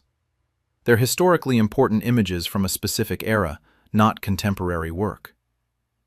I showed Felix's actual background. Fine arts photography degree with focus on staged conceptual photography. 0 documentary experience. No history in photojournalism communities until 8 years ago, when he suddenly appeared with a massive portfolio of documentary work. I showed the impossibility of his timeline. He claimed to have spent years building trust in closed communities, gaining access to industrial sites, developing relationships with immigrant families, all while simultaneously running a photography business and managing gallery relationships. The timeline made no sense because he hadn't done that work. He'd stolen my decades of community relationships and access. A curator from another museum spoke up. "We acquired 3 of Felix's photographs for our permanent collection in 2020, paying significant sums for what we believed were important contemporary documentary images. If these are actually Chen Wei's photographs from decades ago, we were defrauded." I addressed the museum. "Felix told you I'm unwell and don't discuss my archive publicly. This is completely false. I'm healthy, mentally sharp, and Felix fabricated illness to explain my absence and to preemptively discredit me if I challenged his theft." I demonstrated my capabilities by discussing the technical and historical context of specific photographs, showing deep knowledge of when, where, why, and how I'd created each image. Knowledge Felix couldn't possibly have since he hadn't been present. The evidence was overwhelming. I'd created every photograph. Felix had systematically stolen 54 years of my documentary work and presented it as 8 years of his own photography. Felix tried to defend himself. My grandfather gave me access to his archive, and I interpreted that as permission to use the images. A prominent photography curator interrupted. "Felix, you didn't use Chen Wei's images. You claimed you photographed them yourself. You signed gallery contracts certifying you were the photographer. You accepted awards for excellence in photography for images you didn't create. You built an entire career on fraud." The museum director announced, "The exhibition is closed immediately. We've verified Mr. Chen's documentation. Every photograph is his work, created over his 54-year career, fraudulently presented as Felix Chen's 8-year body of work. Felix Chen is banned from this institution, and we're reporting this fraud to photography organizations and galleries he's deceived." The consequences were immediate and comprehensive. Galleries that had exhibited Felix's work issued statements retracting shows and apologizing for unknowingly displaying fraudulent attribution. Photography awards organizations revoked Felix's prizes and removed him from their records. Museums and collectors who'd acquired Felix Chen photographs demanded refunds and threatened legal action for fraud. Photography organizations expelled Felix from membership. The photojournalism community, tight-knit and valuing integrity, spread the story rapidly. Felix became known as the photographer who stole his grandfather's life's work. The Museum of Contemporary Photography is reopening the exhibition next month with proper attribution. The documentary photography of Chen Wei, 54 Years of Witness, crediting me as the actual photographer and telling the true story of these images. Publications are correcting their coverage, news outlets are covering the fraud story, and my actual career is being properly recognized and honored. Felix's photography career is destroyed. His reputation is permanently damaged. He'll never work in photography professionally again. My relationship with Felix is over, but Felix destroyed it when he chose to steal my life's work rather than develop his own photographic vision. I'm 75 years old. I spent 54 years documenting American life, earning communities' trust, bearing witness to social change, creating a visual record of ordinary people's dignity. That work is mine. Felix wanted recognition as a documentary photographer without doing the decades of community relationships, the patient observation, the ethical commitment to honest representation. He wanted awards and exhibitions built on borrowed credibility. Now everyone in the photography world knows Chen Wei is the documentary photographer, and Felix Chen is the fraud who stole from his grandfather. The museum retrospective he'd planned as his career triumph became the venue for exposing his 8-year fraud. My photographs are being properly credited. My 54 years of documentary work are recognized as mine. And the photography community knows my legacy is my own, not my grandson's theft. Felix thought my semi-retirement made me easy to erase. He learned that the photography community recognizes authentic work and rejects fraud. I spent 54 years behind the camera bearing witness. Felix spent 8 years lying about who was behind the camera. Now, he has the only reputation that's truly his, the one he earned through theft. My photographs documented truth. The truth about Felix's fraud is now equally well documented. And unlike his claims to my photographs, his reputation as a fraud is something he actually created himself. My daughter became a famous children's author by publishing my stories as hers. I'm ending her career at the National Book Awards. I'm a 76-year-old grandfather, and 7 weeks ago I discovered my daughter Claudia, 49-year-old female, hasn't been writing the children's books published under her name for the past 11 years. She's been publishing my stories, claiming my writing as her own work, and building a celebrated literary career while telling people I'm too elderly and frail to write anymore, and she's honoring my legacy by continuing the family storytelling tradition. I only found out because I saw the manuscript for her upcoming book, The Memory Keeper, displayed on her desk, and recognized it as the personal memoir I'd been writing for my grandchildren about my childhood, my late wife, and lessons I wanted to pass down. Stories Claudia had asked to read for feedback 6 months ago, and now planned to publish as her own fictional children's novel without my permission or credit.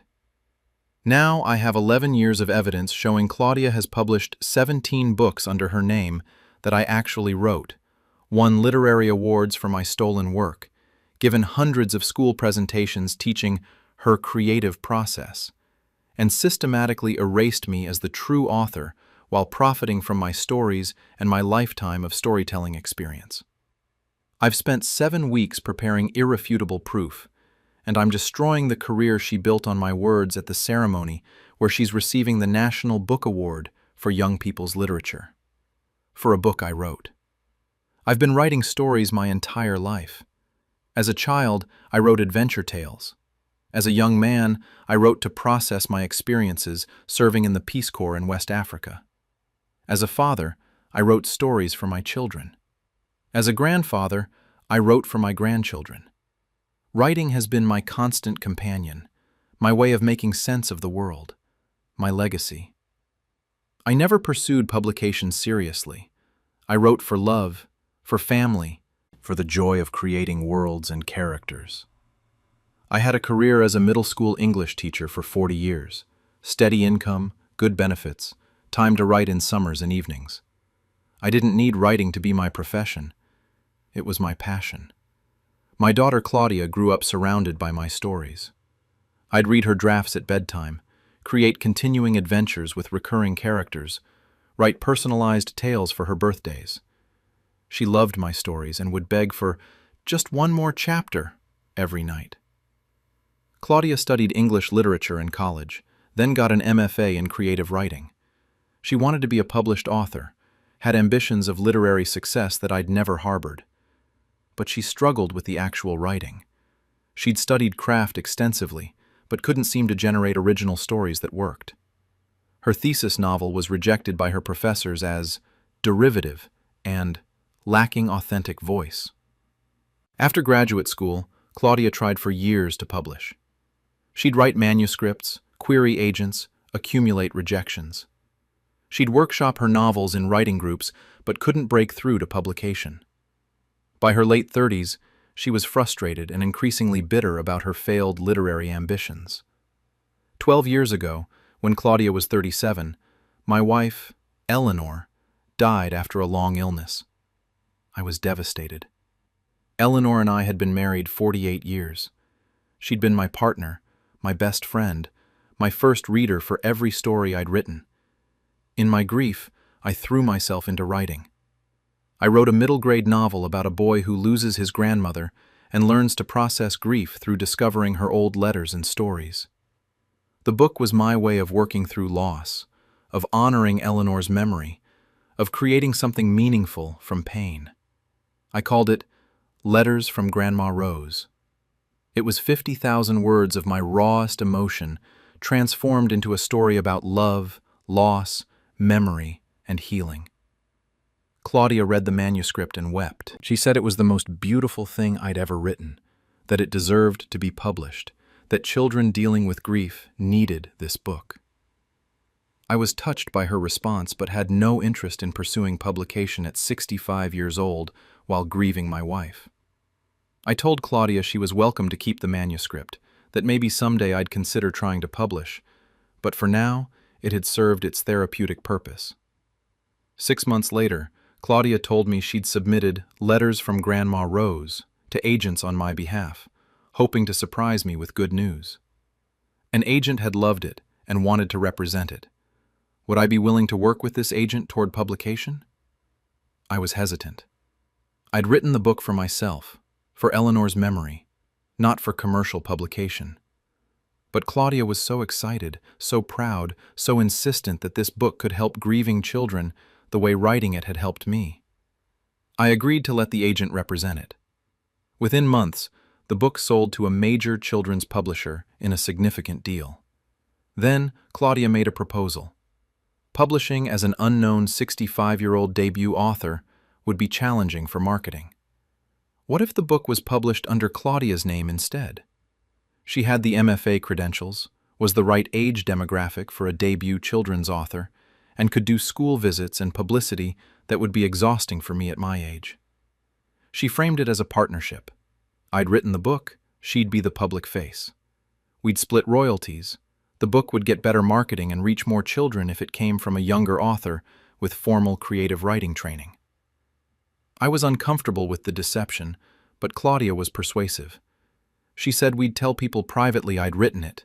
This was just for marketing purposes, and what mattered was getting the story to children who needed it.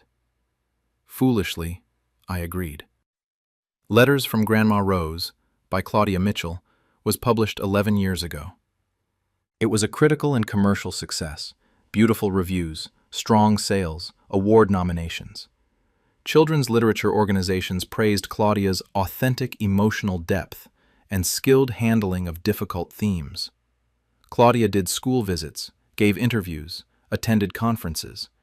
She talked about her creative process and how she wrote through her own grief. She'd never experienced a loss remotely similar to mine. She accepted praise for writing I'd done. I watched from the sidelines, uncomfortable but telling myself the book's success was what mattered. Children were reading it, teachers were using it in classrooms, families processing grief were finding comfort in it. The deception bothered me, but the book's impact seemed worth it. Then, Claudia asked if I had other manuscripts. I'd written 3 more middle-grade novels over the previous decade, adventure stories, coming-of-age tales, nothing as emotionally raw as Letters from Grandma Rose, but solid, well-crafted stories I'd enjoyed writing. Claudia said her publisher was eager for a follow-up. Could she publish one of my other manuscripts as her second book, continuing our arrangement? I hesitated. Once was a questionable marketing decision. Twice was establishing a pattern of fraud. But Claudia insisted this was still our partnership, still serving the goal of getting my stories to young readers. Again, I foolishly agreed.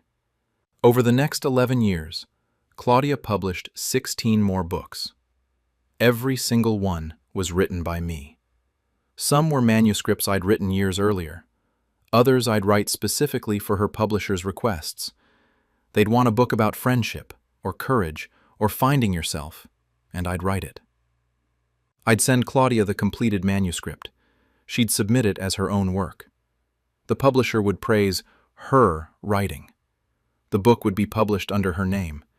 She'd do publicity, school visits, conferences, award ceremonies, all claiming to be the author of words I'd written. Our arrangement had become total fraud. Claudia wasn't just the public face of one book. She'd built an entire 11-year career as a celebrated children's author without writing a single word herself. The financial split we'd agreed to initially fell away. After the first 3 books, Claudia stopped sharing royalties. When I'd ask about payments, she'd say the money was going back into promotion or being saved for future projects. I never saw detailed royalty statements, never received the agreed-upon share. I didn't push hard because I wasn't writing for money. I lived comfortably on my teacher's pension and savings. The writing itself was my reward. But I was increasingly uncomfortable with the scope of Claudia's deception. She wasn't just passively receiving credit for my work. She was actively building a fraudulent identity as an author. She gave keynote speeches at children's literature conferences about her writing journey. She taught workshops on craft, explaining her techniques, my techniques that I'd developed over 60 years of writing. She judged writing contests, critiqued other authors' work, positioned herself as an expert. She won awards, several prestigious children's literature awards over the years. I'd watch ceremonies live-streamed online, watching Claudia accept trophies and give speeches thanking people for recognizing her work. 2 years ago, one of her books, one I'd written about a refugee child finding belonging in a new country, won the Newbery Honor, one of the most prestigious awards in children's literature. Claudia gave an acceptance speech about her deep commitment to telling stories that matter and her lifelong dedication to craft. She thanked her MFA professors, her agent, her editor. She didn't mention me. I watched that speech and realized our partnership had become Claudia's complete erasure of me as the actual author. When I confronted her, Claudia said, "Dad, you agreed to this arrangement. The books are published under my name, legally, publicly, professionally. They're mine now. You can't suddenly decide you want credit after 11 years." I said, "I agreed to one book as a marketing strategy. This has become you building an entire career on my writing with no acknowledgement of who actually creates the stories." Claudia said, "You're 74 years old. You don't need a literary career. I do. You've had a full life, a successful teaching career, a happy marriage. Let me have this. Your stories are reaching children. Isn't that what matters?" I said, "What matters is honesty. You're accepting awards for work you didn't do. You're teaching writing when you haven't written the books you claim to have authored. It's fraud." Claudia's expression hardened. "If you try to expose this, you'll destroy my career. My children will suffer when their mother is revealed as a fraud. My publisher will sue for breach of contract. And honestly, Dad, who's going to believe a 74-year-old man claiming he wrote books his MFA-educated daughter has been publishing for over a decade? I have the contracts, the copyright, the public track record. You have nothing."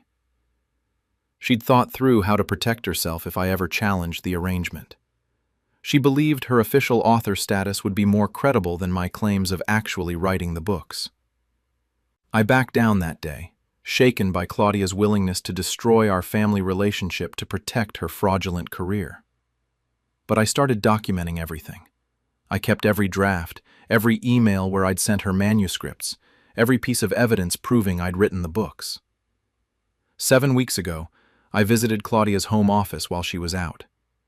I'd been working on a new manuscript, not for publication but as a personal memoir for my grandchildren. A book about my childhood in rural Virginia, my marriage to Eleanor, lessons I'd learned, wisdom I wanted to pass down. I'd shared the manuscript with Claudia 6 months earlier, asking for her feedback as my daughter, not as a publisher.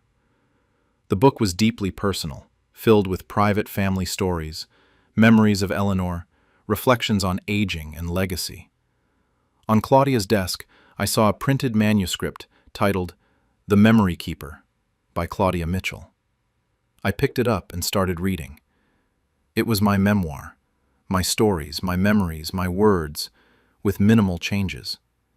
Claudia had taken my personal family history and was preparing to publish it as her own fictional middle-grade novel. She'd stripped out the most personal details, but kept the core stories, my childhood adventures, fictionalized as her protagonist's grandfather's tales. My relationship with Eleanor, transformed into the protagonist's grandparents' love story. My reflections on memory and legacy, now the thematic heart of her novel. This wasn't even a manuscript I'd intended for publication. This was my private legacy to my grandchildren, my way of sharing family history and values. And Claudia was stealing it to publish as her own book. I found her submission letter to her editor describing The Memory Keeper as her most personal work yet, drawing on her own family history and relationship with her late mother. My relationship with Eleanor, my family history, all being claimed as Claudia's inspiration for her novel. This was the final betrayal. I'd tolerated Claudia publishing manuscripts I'd written for publication, but stealing my personal memoir, my legacy to my grandchildren, my private family stories, that crossed a line I couldn't ignore. I took photos of the manuscript and left. I spent the next 7 weeks preparing my evidence and my revenge. I gathered every piece of documentation, original drafts of all 17 published books, with timestamps showing I'd written them before Claudia's publication dates. Emails where I'd sent manuscripts to Claudia with notes like, "Here's the adventure story you requested," or "Finished the refugee novel. Let me know what you think." My detailed writing journals documenting the creation of each book, plot development, character notes, revision decisions.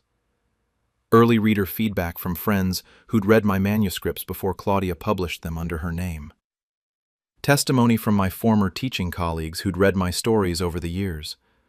I also documented Claudia's lack of original writing, her MFA thesis that had been rejected as derivative, her years of failed query letters before suddenly publishing my first book, the absence of any drafts, revision notes, or creative materials for the books published under her name.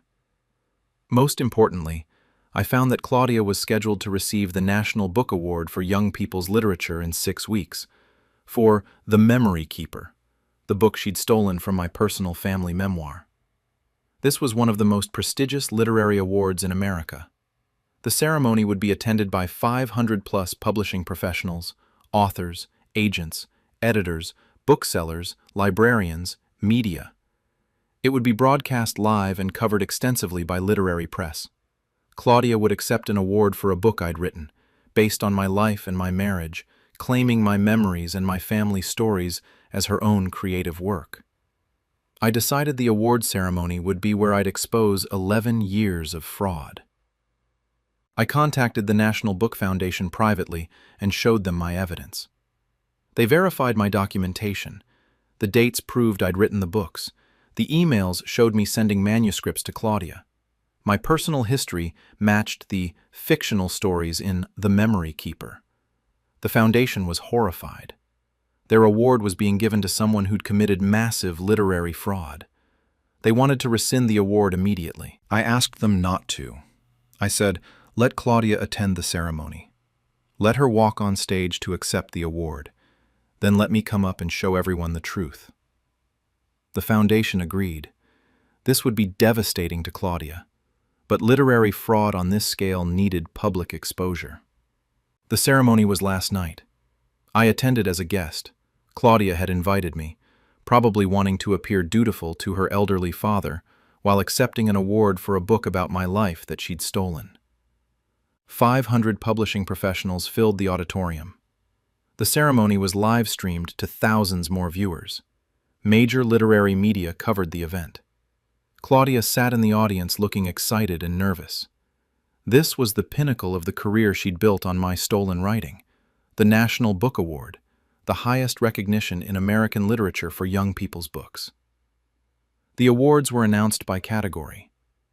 When they reached young people's literature, the presenter described the finalist books and their themes. Then, the National Book Award for Young People's Literature goes to Claudia Mitchell for The Memory Keeper. The audience applauded. Claudia walked to the stage smiling, prepared to give her acceptance speech. She took the award, approached the microphone, and began. I'm so honored to receive this recognition for what has been my most personal work. I stood up. Claudia saw me and stopped speaking. I walked to the stage. Security tried to stop me, but the foundation organizers had cleared my approach. I joined Claudia at the podium. I said to the audience, I'm Paul Mitchell, Claudia's father, and I need to tell you that The Memory Keeper, the book being honored tonight, was written by me, not by her. The audience went silent. Claudia tried to speak, but I continued. The Memory Keeper is my personal memoir about my childhood, my marriage to my late wife Eleanor, and my legacy to my grandchildren.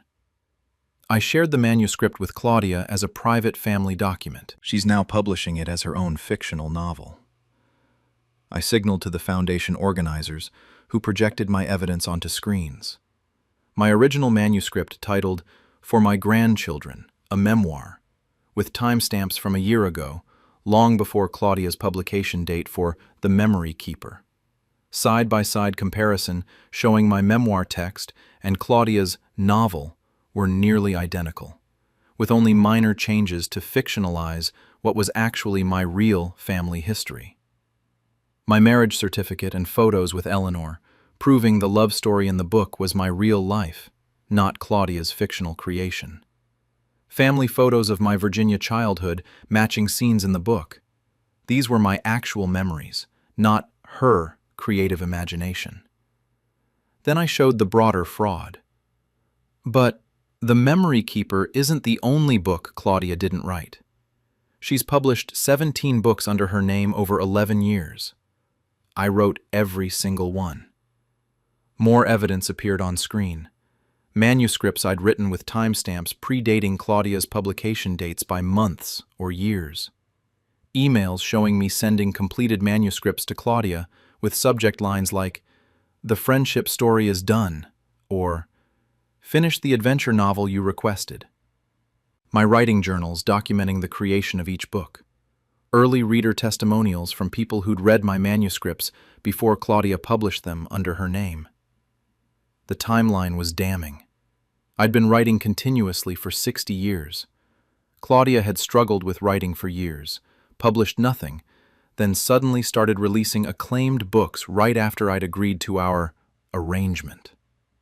I said to the audience, "For 11 years, Claudia has built a career as a celebrated children's author. She's won awards, given keynote speeches, taught workshops on craft, positioned herself as an expert, She's done all of this without writing a single book herself. I showed Claudia's actual background, her rejected MFA thesis, her years of failed queries, her lack of any original creative work. Then, I showed evidence she had none of the materials a real author would have. No drafts showing revision process, no character development notes, no early versions of manuscripts. Because she hadn't written the books, she'd simply submitted my completed manuscripts as her own. A children's literature professor in the audience stood and said, "I've taught Claudia's books in my courses for years. I've assigned students to analyze her writing style, her thematic development, her craft choices. If she didn't write these books, my students have been studying work under false pretenses." An editor from another publishing house said, "I've heard Claudia give conference presentations about her writing process. She's taught other authors. If she's never actually written a book, everything she's said about craft has been fraud." The National Book Foundation director took the microphone.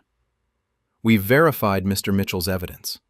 The documentation proves he wrote The Memory Keeper and the 16 previous books published under Claudia Mitchell's name. This is the most extensive case of literary fraud the Foundation has ever encountered." Claudia tried one final defense. "These were collaborations. My father would give me ideas and I'd turn them into publishable books." I interrupted. "I didn't give you ideas. I gave you completed manuscripts, full novels, fully written, ready to publish.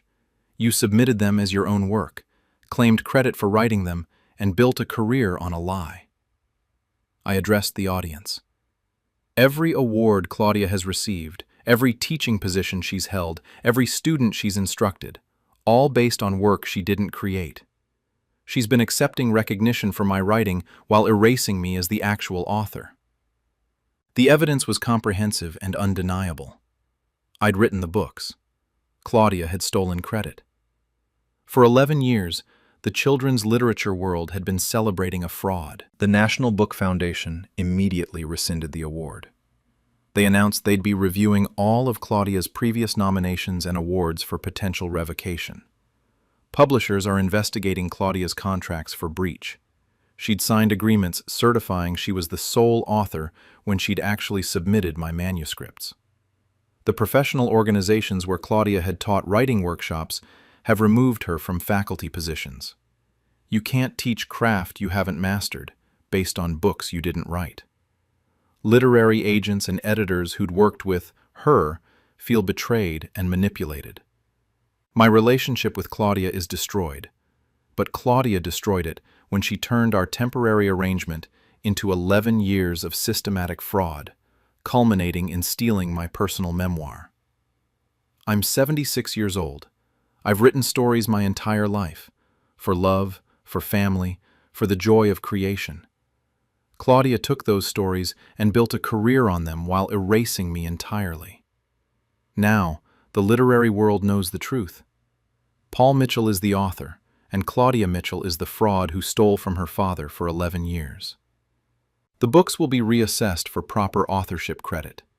Future editions will acknowledge the truth, and children reading them will know they were written by someone who spent a lifetime learning to tell stories worth sharing. Claudia wanted literary recognition without doing the work of writing. She wanted awards without creating art. She wanted to be celebrated as an author without being an author. Now, she's celebrated as what she actually is, someone who stole her father's lifetime of writing and claimed it as her own until the truth came out at the moment of her greatest triumph. That's the only story she'll ever be known for, and it's the only one she actually created herself. My grandson built a ceramics empire on my glaze formulas. I'm exposing him at the International Pottery Biennial. I'm a 76-year-old grandfather, and 15 weeks ago I discovered my grandson, Jasper, 31 male, has been running a prestigious art pottery studio for the past 12 years, creating highly sought-after ceramic pieces with distinctive glaze finishes that sell for thousands of dollars, entirely using my proprietary glaze formulas that I developed over 50 years of ceramic chemistry experimentation. He's been telling collectors and galleries I'm unable to work with pottery anymore due to severe Parkinson's disease that causes uncontrollable hand tremors. While presenting my lifetime of glaze chemistry research as his own artistic innovations developed through years of rigorous experimentation with traditional Japanese and Chinese glazing techniques. I only found out because a ceramics professor from Alfred University emailed asking if I'd be willing to donate my legacy glaze notebooks to their permanent collection before Parkinson's makes documentation too difficult, mentioning she'd seen Jasper's work and recognized the influence of my classic formulas in his contemporary interpretations. I don't have Parkinson's. My hands are completely steady. I still throw pottery daily. And when I looked up Jasper's gallery website, I recognized every glaze. My Tenmoku formula from 1978, my copper red reduction technique from 1985, my Celadon variations from the 1990s, all presented as Jasper's original achievements. Now I have 12 years of evidence showing Jasper has built $1 million ceramics business on my stolen glaze chemistry, won international ceramics awards for pieces using my formulas, and is being featured as the star artist at the Venice Ceramics Biennial, where he'll demonstrate his signature glazing process. My process that I developed through 5 decades of chemical experimentation and kiln firings. I've been a studio potter and ceramic chemist for 53 years. I started in my early 20s learning traditional pottery, became fascinated with glaze chemistry, and spent over 5 decades becoming one of the most knowledgeable glaze technicians in the American ceramics community. Glaze chemistry is extraordinarily complex. It's not just mixing pretty colors. Glazes are glass formed at high temperatures through specific chemical reactions between silica, fluxes, and colorants. Understanding how different metal oxides interact at various temperatures, how kiln atmospheres affect glaze development, how to achieve consistent results while working with inherently variable natural materials. This requires deep chemistry knowledge and decades of experimentation. Over 50 years, I'd developed approximately 200 original glaze formulas through thousands of test firings. Each successful formula represented hundreds of hours of work, researching historical glazes, calculating molecular formulas, running test tiles, adjusting ratios, documenting firing schedules, refining results until I achieved exactly the visual effect and technical properties I wanted. I developed distinctive signature glazes that other potters recognized. My Tenmoku with oil spot patterning that required precise iron oxide ratios and reduction firing timing. My copper red that actually stayed red instead of turning muddy, notoriously difficult to achieve. My Celadon variations with subtle color shifts from precise iron and titanium additions. My crystalline glazes with dramatic crystal formation requiring controlled cooling cycles. These formulas were professional secrets I'd guarded carefully. In the ceramics world, glaze recipes are like a chef's secret sauce. You might share general approaches, but your specific formulas, your exact ratios, your particular firing schedules that make your work distinctive, those you protect. I'd kept meticulous records in glaze notebooks, 50 years of formulas, test results, firing notes, photographs of outcomes, adjustments I'd made. These notebooks represented my intellectual work, my scientific experimentation, my artistic vision translated into chemistry. I'd sold my pottery at craft shows and galleries for decades, but I'd never aggressively pursued commercial success. I'd made enough to support my practice, but ceramics was about the craft, the meditative process of throwing clay, the scientific challenge of glaze chemistry, the satisfaction of opening a kiln to discover if a glaze had developed as predicted.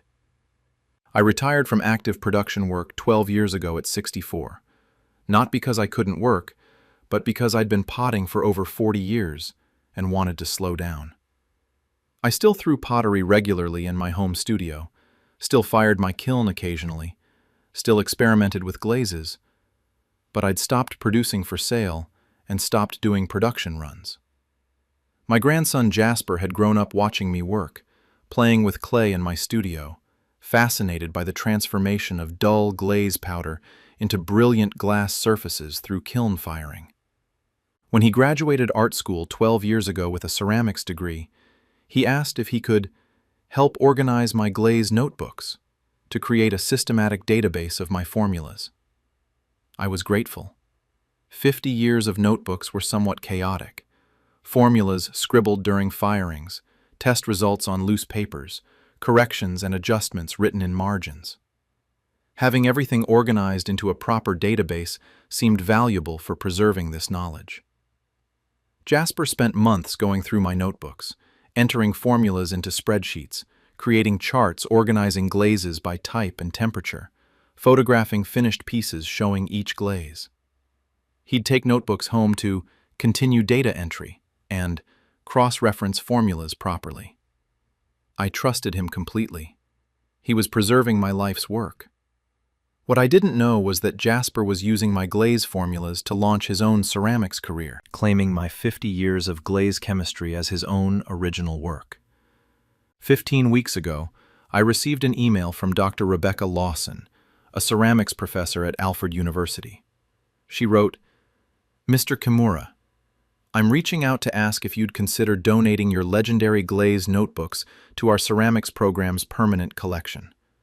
I know Parkinson's has made hands-on pottery work increasingly difficult, and preserving your glaze chemistry legacy before the disease progresses further seems important. I recently saw your grandson Jasper's work at a gallery opening. His glazes clearly show the influence of your classic formulas, beautifully adapted for contemporary forms. It's wonderful he absorbed your knowledge before Parkinson's ended your active pottery career." I was shocked. I didn't have Parkinson's. I had no tremors, no movement difficulties, perfect control.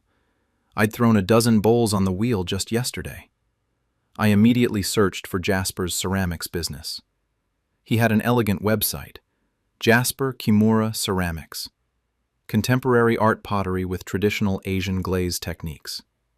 His bio described him as a master potter specializing in complex high-fire glazes developed through over a decade of intensive glaze chemistry research and experimentation with traditional Chinese and Japanese ceramic techniques. Over a decade of intensive research? Jasper had learned basic pottery in art school and had been working 12 years, exactly when he'd started organizing my notebooks. I looked at his gallery of work. Beautiful pieces, well-thrown forms, excellent craftsmanship. But the glazes were unmistakably mine. My tenmoku, with the specific oil spot patterning I'd spent years perfecting. My copper red with the exact shade I'd finally achieved after hundreds of failed attempts. My celadon with the subtle blue-green variations that came from my precise formula adjustments. These weren't influenced by or inspired by my work. They were my exact formulas, my specific ratios, my firing schedules producing results identical to mine because they were identical recipes. Jasper's artist statement said, "My glazes represent years of research into traditional East Asian ceramic chemistry, countless test firings, meticulous documentation of chemical interactions, and deep study of historical glaze techniques adapted for contemporary artistic expression." That was my research, my test firings, my documentation, my historical study. Every word described work I'd done over 50 years that Jasper had stolen wholesale. I found Jasper's pricing. His pottery sold for $2,000 to $8,000 per piece, depending on size and glaze complexity. Pieces featuring my most difficult glazes, the copper red, the oil spot tenmoku, commanded premium prices because collectors believed Jasper had mastered technically challenging glazes through his supposed years of expertise. I found gallery exhibitions where Jasper's work had been featured. Reviews praised his mastery of notoriously difficult high-fire reduction glazes and his ability to achieve consistent results with temperamental copper red formulas. Those consistent results came from using my proven formulas, not from mastering anything himself. I discovered Jasper had won major ceramics awards, prestigious recognition from national pottery organizations. I looked at award-winning pieces. Every single one featured my glazes. A 2019 award for excellence in glaze chemistry went to a jar with my crystalline glaze, a formula I developed in 2001 after years of studying crystal formation chemistry. Jasper had submitted pottery with my glazes to competitions and accepted awards for technical mastery he hadn't achieved.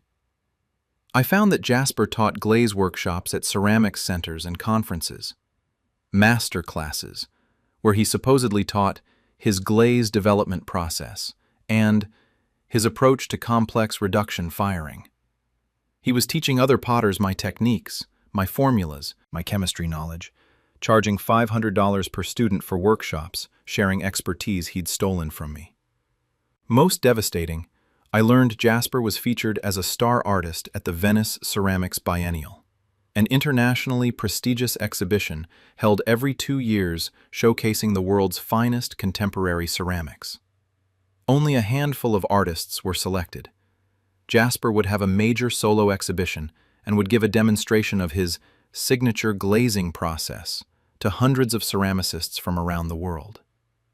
The exhibition catalog praised his revolutionary approach to traditional glaze chemistry and his decade-long research program achieving results that eluded potters for centuries. Those results hadn't eluded potters. I'd achieved them decades ago through actual research. Jasper had achieved them by stealing my notebooks. I called Jasper immediately. I said, "I just heard from Rebecca Lawson. She thinks I have Parkinson's disease and can't work with pottery anymore. Why would she think that?" Jasper was quiet. Then, carefully, "Grandpa, I may have mentioned that your health was affecting your pottery work." I interrupted. "I don't have Parkinson's. I have no tremors. I threw pottery yesterday. My hands are perfectly steady. And I saw your gallery website. Those are my glazes, my exact formulas." Jasper said, "When you asked me to organize your notebooks, I understood those formulas were knowledge you were sharing." I said, "I asked you to organize them for preservation, not to use them to build a business claiming you developed glazes I spent 50 years creating." Jasper's tone shifted. "Grandpa, I've built a successful ceramics career. I have gallery representation, international exhibitions, workshop teaching contracts. I can't suddenly reveal that my glaze formulas are actually yours. My entire artistic reputation would collapse." I said, "Your reputation should collapse. It's built on stolen chemistry and false claims about research you never did." Jasper said, "If you try to expose this, you'll destroy my career and hurt the family. And who'll believe you? I have 12 years of successful production, awards, international recognition. You're a 76-year-old retired potter claiming work being produced by an artist at his career peak."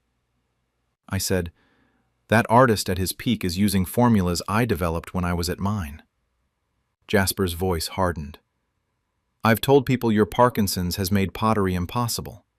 If you challenge me, I'll say your tremors have worsened and you're confused about which glaze formulas are yours versus mine. The ceramics community will sympathize with me dealing with a grandfather whose disease has affected his memory and abilities." He'd fabricated a neurological disease to explain my absence and to discredit me. I said, "I'll prove I don't have Parkinson's by demonstrating pottery work requiring steady hands." Jasper said, "You can demonstrate, but I have a decade of professional success. People will assume you taught me well and I've built on your foundation. They won't believe you developed complex glaze chemistry that I'm somehow stealing. They'll think it's a retired potter unable to accept his grandson's success." He believed his theft was protected by time and awards. I hung up and spent 15 weeks gathering evidence. I compiled comprehensive documentation. My original glaze notebooks from the 1970s to 2010s, handwritten formulas with dates, test results, photographs of fired pieces, firing schedule notes, chemical calculations showing my experimentation process. The evolution of my signature glazes documented over decades, Early failed attempts, gradual refinements, breakthrough moments when I solved technical problems, final successful formulas. Published articles from ceramics journals in the 1980s to 2000s where I'd shared general glaze approaches, establishing my expertise decades before Jasper's career. Photographs of my pottery from the 1970s to 2010s showing 50 years of using these glazes, proving they existed long before Jasper claimed to have developed them. Chemical analysis reports I'd commissioned over the years testing glaze components, documentation of scientific rigor behind my formula development. Testimony from ceramicists I'd worked with over 5 decades who could confirm these were my formulas, recognized in the pottery community as my signature glazes. Video of me throwing pottery on the wheel filmed last week, demonstrating my hands were rock steady, no tremors, perfect control, completely capable of the precision work Parkinson's would make impossible. I also documented Jasper's fraudulent claims. He described decade-long research, but had only been working 12 years, exactly when he'd accessed my notebooks. He claimed hundreds of test firings to develop his copper red formula. I had documentation showing I'd developed that formula in 1985 through actual hundreds of test firings over 3 years. He described glaze chemistry breakthroughs that appeared in my 1990s notebooks, decades before his career began. Most critically, the Venice Biennial was in 2 weeks. I contacted the biennial organizers and showed them my evidence. They were horrified. Their featured artist had built his career on stolen glaze chemistry. They verified my documentation and agreed to let me expose Jasper publicly. The Venice Ceramics Biennial opened yesterday. 1,500 ceramicists, collectors, curators, and critics from 60 countries attended. This was the ceramics world's most prestigious event. Jasper's solo exhibition filled a major gallery, 50 pieces showcasing his supposed decade of glaze mastery.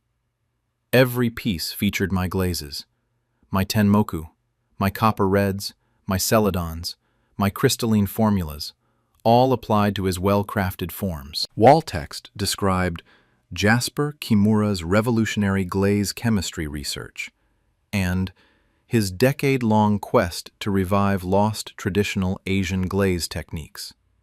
Nothing was lost. I'd been using these techniques continuously for 50 years. Gallery visitors admired the pieces, read descriptions of Jasper's supposed research breakthroughs, believed they were viewing innovative contemporary work. The demonstration was scheduled for this afternoon. Jasper would mix his signature copper red glaze and explain his development process to an audience of 300-plus ceramicists. The gallery filled. Jasper prepared his demonstration materials. Then, the biennial director interrupted and said, "Before we proceed, crucial information must be shared. Master Kimura, the ceramicist who actually developed these glaze formulas, please come forward." I walked to the front. Jasper saw me and his confident expression vanished. I said to the audience in English and Italian, "I'm Kimura Takeshi. I've been a studio potter and glaze chemist for 53 years. Every glaze in this exhibition, every formula Jasper claims to have developed through a decade of research, I created over 50 years of chemical experimentation and thousands of test firings." The biennial projected my evidence onto large screens. My original glaze notebooks from 1971 to 2010 showing the development of every formula in Jasper's exhibition. Dated entries, test results, chemical calculations, photographs of outcomes. The evolution of my copper red formula documented from 1982 to 1985, showing 3 years of failed tests, gradual improvements, the breakthrough firing when I finally achieved stable red, the refined formula. Jasper claimed he'd developed this through his intensive research. My 1978 Tenmoku formula with precise iron oxide ratios and reduction firing schedule, developed 45 years ago, not Jasper's contemporary interpretation. Photographs of my pottery from the 1970s-2000s showing decades of using these exact glazes. Published ceramics journal articles from the 1990s where I discussed glaze chemistry principles, establishing my expertise decades before Jasper's work. Video of me throwing pottery on a wheel, my hands steady and controlled, demonstrating precise movements requiring perfect motor control that Parkinson's would destroy. Several prominent ceramicists in the audience stood up. One said, "I studied with Kimura in a workshop in 1989. He taught us his Tenmoku formula and oil spot development technique." When Jasper's work appeared claiming this as his breakthrough, I was confused because it was identical to Kimura's established formula from decades ago. Another ceramicist said, "I've known Kimura's work for 30 years. These glazes are his signature. We recognize them at kiln openings and exhibitions. Jasper didn't develop them. He stole them from his grandfather." I showed Jasper's actual background. Art school ceramics degree with basic glaze chemistry training, 12 years of production work, exactly coinciding with when he'd accessed my 50 years of notebooks. I showed the impossibility of his claims. He described breakthrough research developing copper-red formulas that had eluded potters for centuries. Except I'd achieved those results in 1985 through actual research he'd simply copied. Then I addressed the Parkinson's lie. I threw a bowl on a portable pottery wheel on stage, demonstrating the steady hands, precise pressure control, centered balance that Parkinson's tremors would make impossible. The audience watched me create a perfectly symmetrical vessel, showing complete hand control. I said, "Jasper told the ceramics community I have Parkinson's disease and can't work with pottery anymore. This is completely false. I have no tremors, no movement difficulties. I throw pottery regularly." Jasper fabricated neurological disease to explain my absence from ceramics and to discredit me if I challenged his theft. A major gallery owner said, "We've sold Jasper's work for premium prices based on his claimed mastery of difficult glaze chemistry. If these formulas are actually Kimura's 50-year-old proven recipes, we've been selling copied work under false pretenses." The biennial director announced, "We've verified Kimura Takeshi's documentation. Jasper Kimura has built his career on stolen glaze chemistry, claimed 50 years of someone else's research as his decade of innovation, and fraudulently received recognition for technical mastery he didn't achieve. Jasper Kimura's exhibition is closed, his biennial participation is terminated, and we're reporting this fraud to the international ceramics community." The response was immediate. Galleries representing Jasper's work issued statements acknowledging the fraud. Ceramics organizations revoked awards given for work using stolen formulas. Workshop teaching contracts were terminated. Students demanded refunds for classes teaching techniques Jasper had stolen. The tight-knit international ceramics community, which values technical knowledge and respects master potters, rejected Jasper completely. Jasper's career is destroyed. His reputation is permanently damaged. My relationship with Jasper is over, but Jasper destroyed it when he chose to steal my life's work rather than develop his own glaze expertise. I'm 76 years old. I spent 53 years mastering glaze chemistry through scientific experimentation, thousands of test firings, decades of chemical study. That work is mine. Jasper wanted recognition as a glaze master without earning it through decades of research.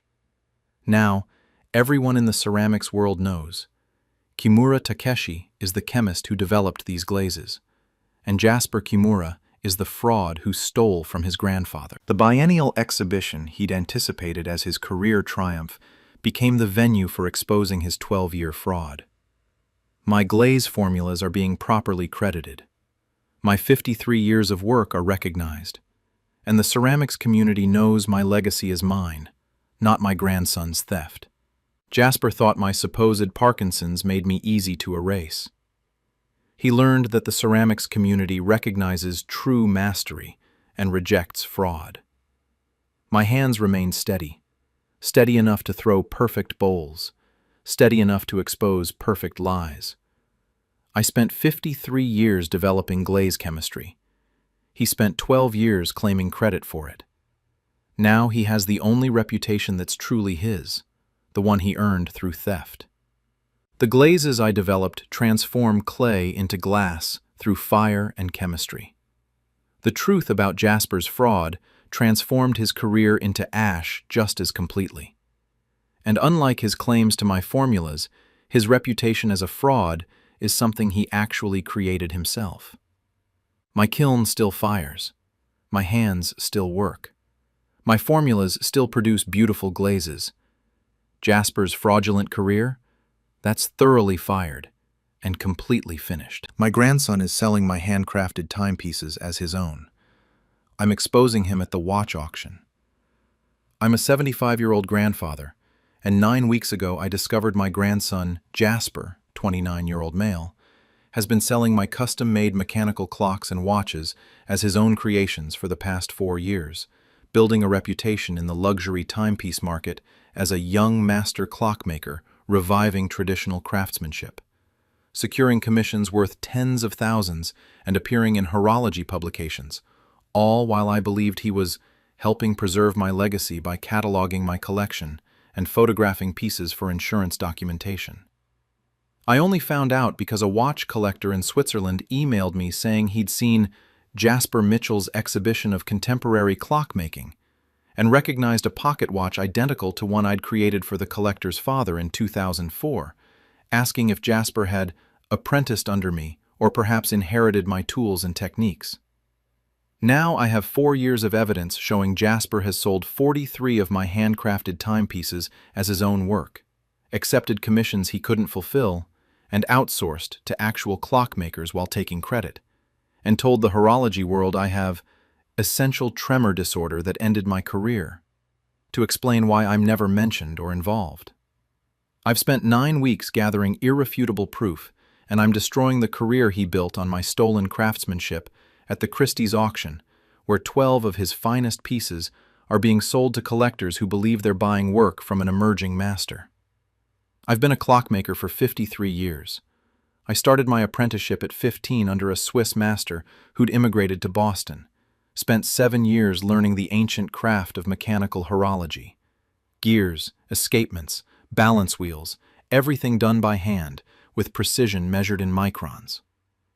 By my mid-20s, I was creating custom timepieces, and by my 30s, I'd established a reputation for exceptional quality and artistic design. I never worked for major manufacturers. I was an independent master clockmaker, creating bespoke pieces, custom pocket watches, mantle clocks, wall clocks, one-of-a-kind commissions for collectors who appreciated handcrafted mechanical artistry. Each piece took months of work, sometimes years for particularly complex commissions. Over 53 years, I created approximately 380 timepieces, each one documented in my workshop journals with sketches, technical specifications, client names, completion dates. Each one signed with my maker's mark on the movement. Each one representing my skill, my artistic vision, my dedication to a craft most people thought had died with the industrial age. I worked from my home workshop, a converted barn behind my house filled with precision tools, vintage equipment, reference books on horology spanning centuries. My workshop was my sanctuary, the place where I'd spent over half a century creating mechanical art. My grandson Jasper had always been fascinated by my work. As a child, he'd watch me assemble movements, asking endless questions about gears and springs. I'd show him how tiny components worked together to mark time, explain the mathematics of gear ratios, let him peer through my watchmaker's loop at the intricate world of mechanical timekeeping. Jasper studied business in college, then worked in tech marketing, but he'd always said he wished he could create beautiful things with his hands, like I did, rather than selling software subscriptions. 4 years ago, when Jasper was 25, he asked if he could help organize my workshop archives. I had decades of sketches, technical drawings, commission records, photographs of completed pieces, all somewhat disorganized after 50-plus years of accumulation. Jasper offered to create a proper archive, catalog every timepiece I'd made, photograph them professionally, document their provenance and technical specifications. I was grateful. At 71, I was still working, but thinking about legacy. Having my life's work professionally documented seemed prudent. Jasper spent months in my workshop, carefully photographing each timepiece I still owned, scanning my sketchbooks and technical drawings, organizing records of pieces I'd sold over the decades. He'd take external hard drives full of high-resolution photos and scans, saying he needed to process the images professionally and create proper database entries. I trusted him completely. He was my grandson, preserving my legacy out of family devotion. What I didn't know was that Jasper was selling my timepieces online and at private sales, claiming he'd made them himself. 9 weeks ago, I received an email from Laurent Duchamp, a watch collector in Geneva. He wrote, "I saw photographs from Jasper Mitchell's recent exhibition in New York of contemporary mechanical watchmaking. One piece, a gold pocket watch with moon phase complication, looked remarkably familiar. I compared it to photographs from my late father's collection, and I believe it's the same watch you created for him in 2004. The case engraving, the hand-painted moon phase dial, the unique rooster motif on the balance cock, all identical. My father's records show he commissioned this piece from you, yet Jasper's exhibition credited him as the maker. I'm very confused. Did you perhaps sell this watch to Jasper, or did he acquire it after your retirement?" My hands shook reading the email. I immediately went to my workshop safe where I stored pieces I still owned. The 2004 gold pocket watch, a commission that had taken me 8 months to complete, one of my finest works, was missing. I searched my workshop. 12 other significant pieces were gone. Custom clocks I'd created over the years, timepieces I'd kept as examples of my best work, pieces I'd planned to eventually donate to horological museums. I looked up Jasper's exhibition. He had a professional website. Jasper Mitchell, Contemporary Master Clockmaker. The gallery showed dozens of timepieces, all mine. Not inspired by my work, not similar to my style, these were my actual creations with my maker's marks, being presented as Jasper's original work. His artist statement read, "Jasper Mitchell represents the new generation of master clockmakers, trained in traditional Swiss techniques and dedicated to preserving the dying art of mechanical horology. Each timepiece is handcrafted in his Boston workshop using century-old methods, creating heirloom-quality works that honor clockmaking heritage while bringing fresh artistic vision to the craft." Every word was false. Jasper had never apprenticed in clockmaking. He'd never learned gear cutting, escapement design, balance adjustment, or any of the hundreds of technical skills required. He'd never created a single timepiece in his life. He was selling my creations and claiming he'd made them. I found his sales records online. 43 of my timepieces sold over 4 years, ranging from $8,000 to $65,000, depending on complexity. Total sales exceeding $900,000. All credited to Jasper as maker. All sold to collectors who believed they were buying work from an emerging master clockmaker. I found articles about Jasper in horology publications, interviews where he discussed his training and his approach to traditional craftsmanship. I was fortunate to learn from masters of the old school, spending years studying Swiss techniques before establishing my own workshop. Mechanical watchmaking is a dying art. I'm committed to keeping these traditions alive for future generations. He'd never studied with any masters. He'd watched me work as a child, but that wasn't training. It was a grandson observing his grandfather's hobby. In another interview, "Each piece takes months of meticulous work. You're creating something that will outlast you, that will mark time for generations." There's a spiritual dimension to crafting something so precise and enduring. He was describing what I did. feelings I had about my work, philosophy I'd developed over 53 years. He'd stolen not just my timepieces, but my artistic identity. I found his commission list. Jasper was accepting orders for custom timepieces, $30,000 to $75,000 per commission, with 18 to 24-month wait times. Collectors were paying deposits for watches they believed Jasper would handcraft. But Jasper couldn't make watches. He had no training, no skills, no workshop equipped for clockmaking. How was he fulfilling these commissions? I dug deeper and found he was outsourcing. He'd take deposits from collectors, then contract with actual clockmakers, lesser-known craftspeople who needed work, to create the pieces. He'd provide design specifications, often based on my sketches he'd scanned. The clockmakers would do the actual work. Jasper would take delivery and present the finished piece to his client as his own creation. He was running a fraud operation, selling my existing timepieces as his work and accepting commissions he couldn't fulfill, outsourcing to others, and claiming credit for their craftsmanship too. I found testimonials from clients. Jasper's work is extraordinary.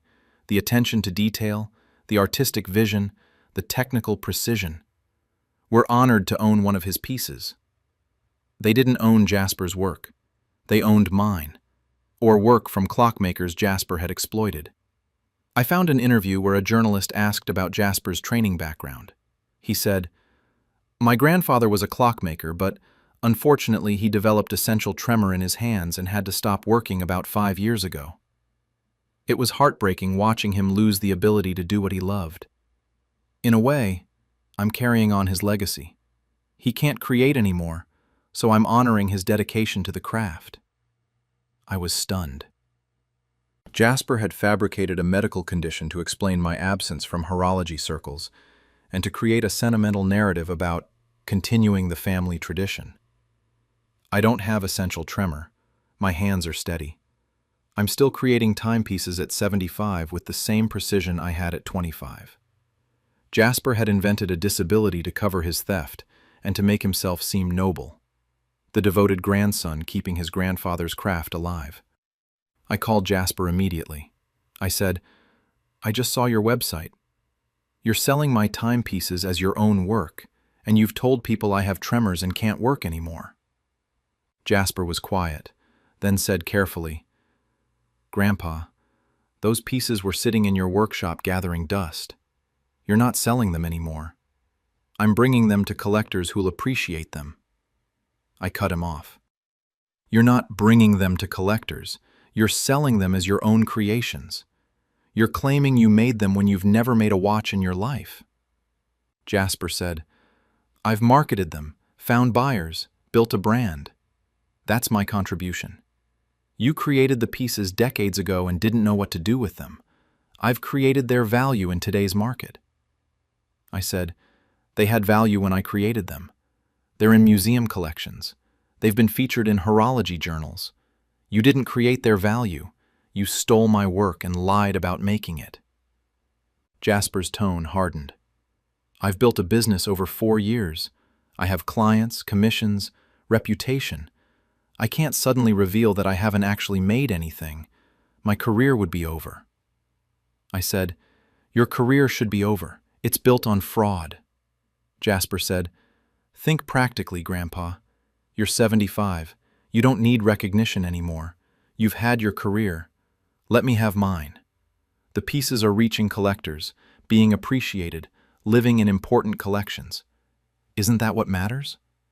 And honestly, if you try to expose this, I'll say you're misremembering due to age, that your tremor condition has affected you cognitively, that you're confused about which pieces you made versus which I've created. I've established myself as a clockmaker with 4 years of documented sales. You're an elderly man with a degenerative condition. Who will they believe?" He'd thought through how to discredit me if I challenged him.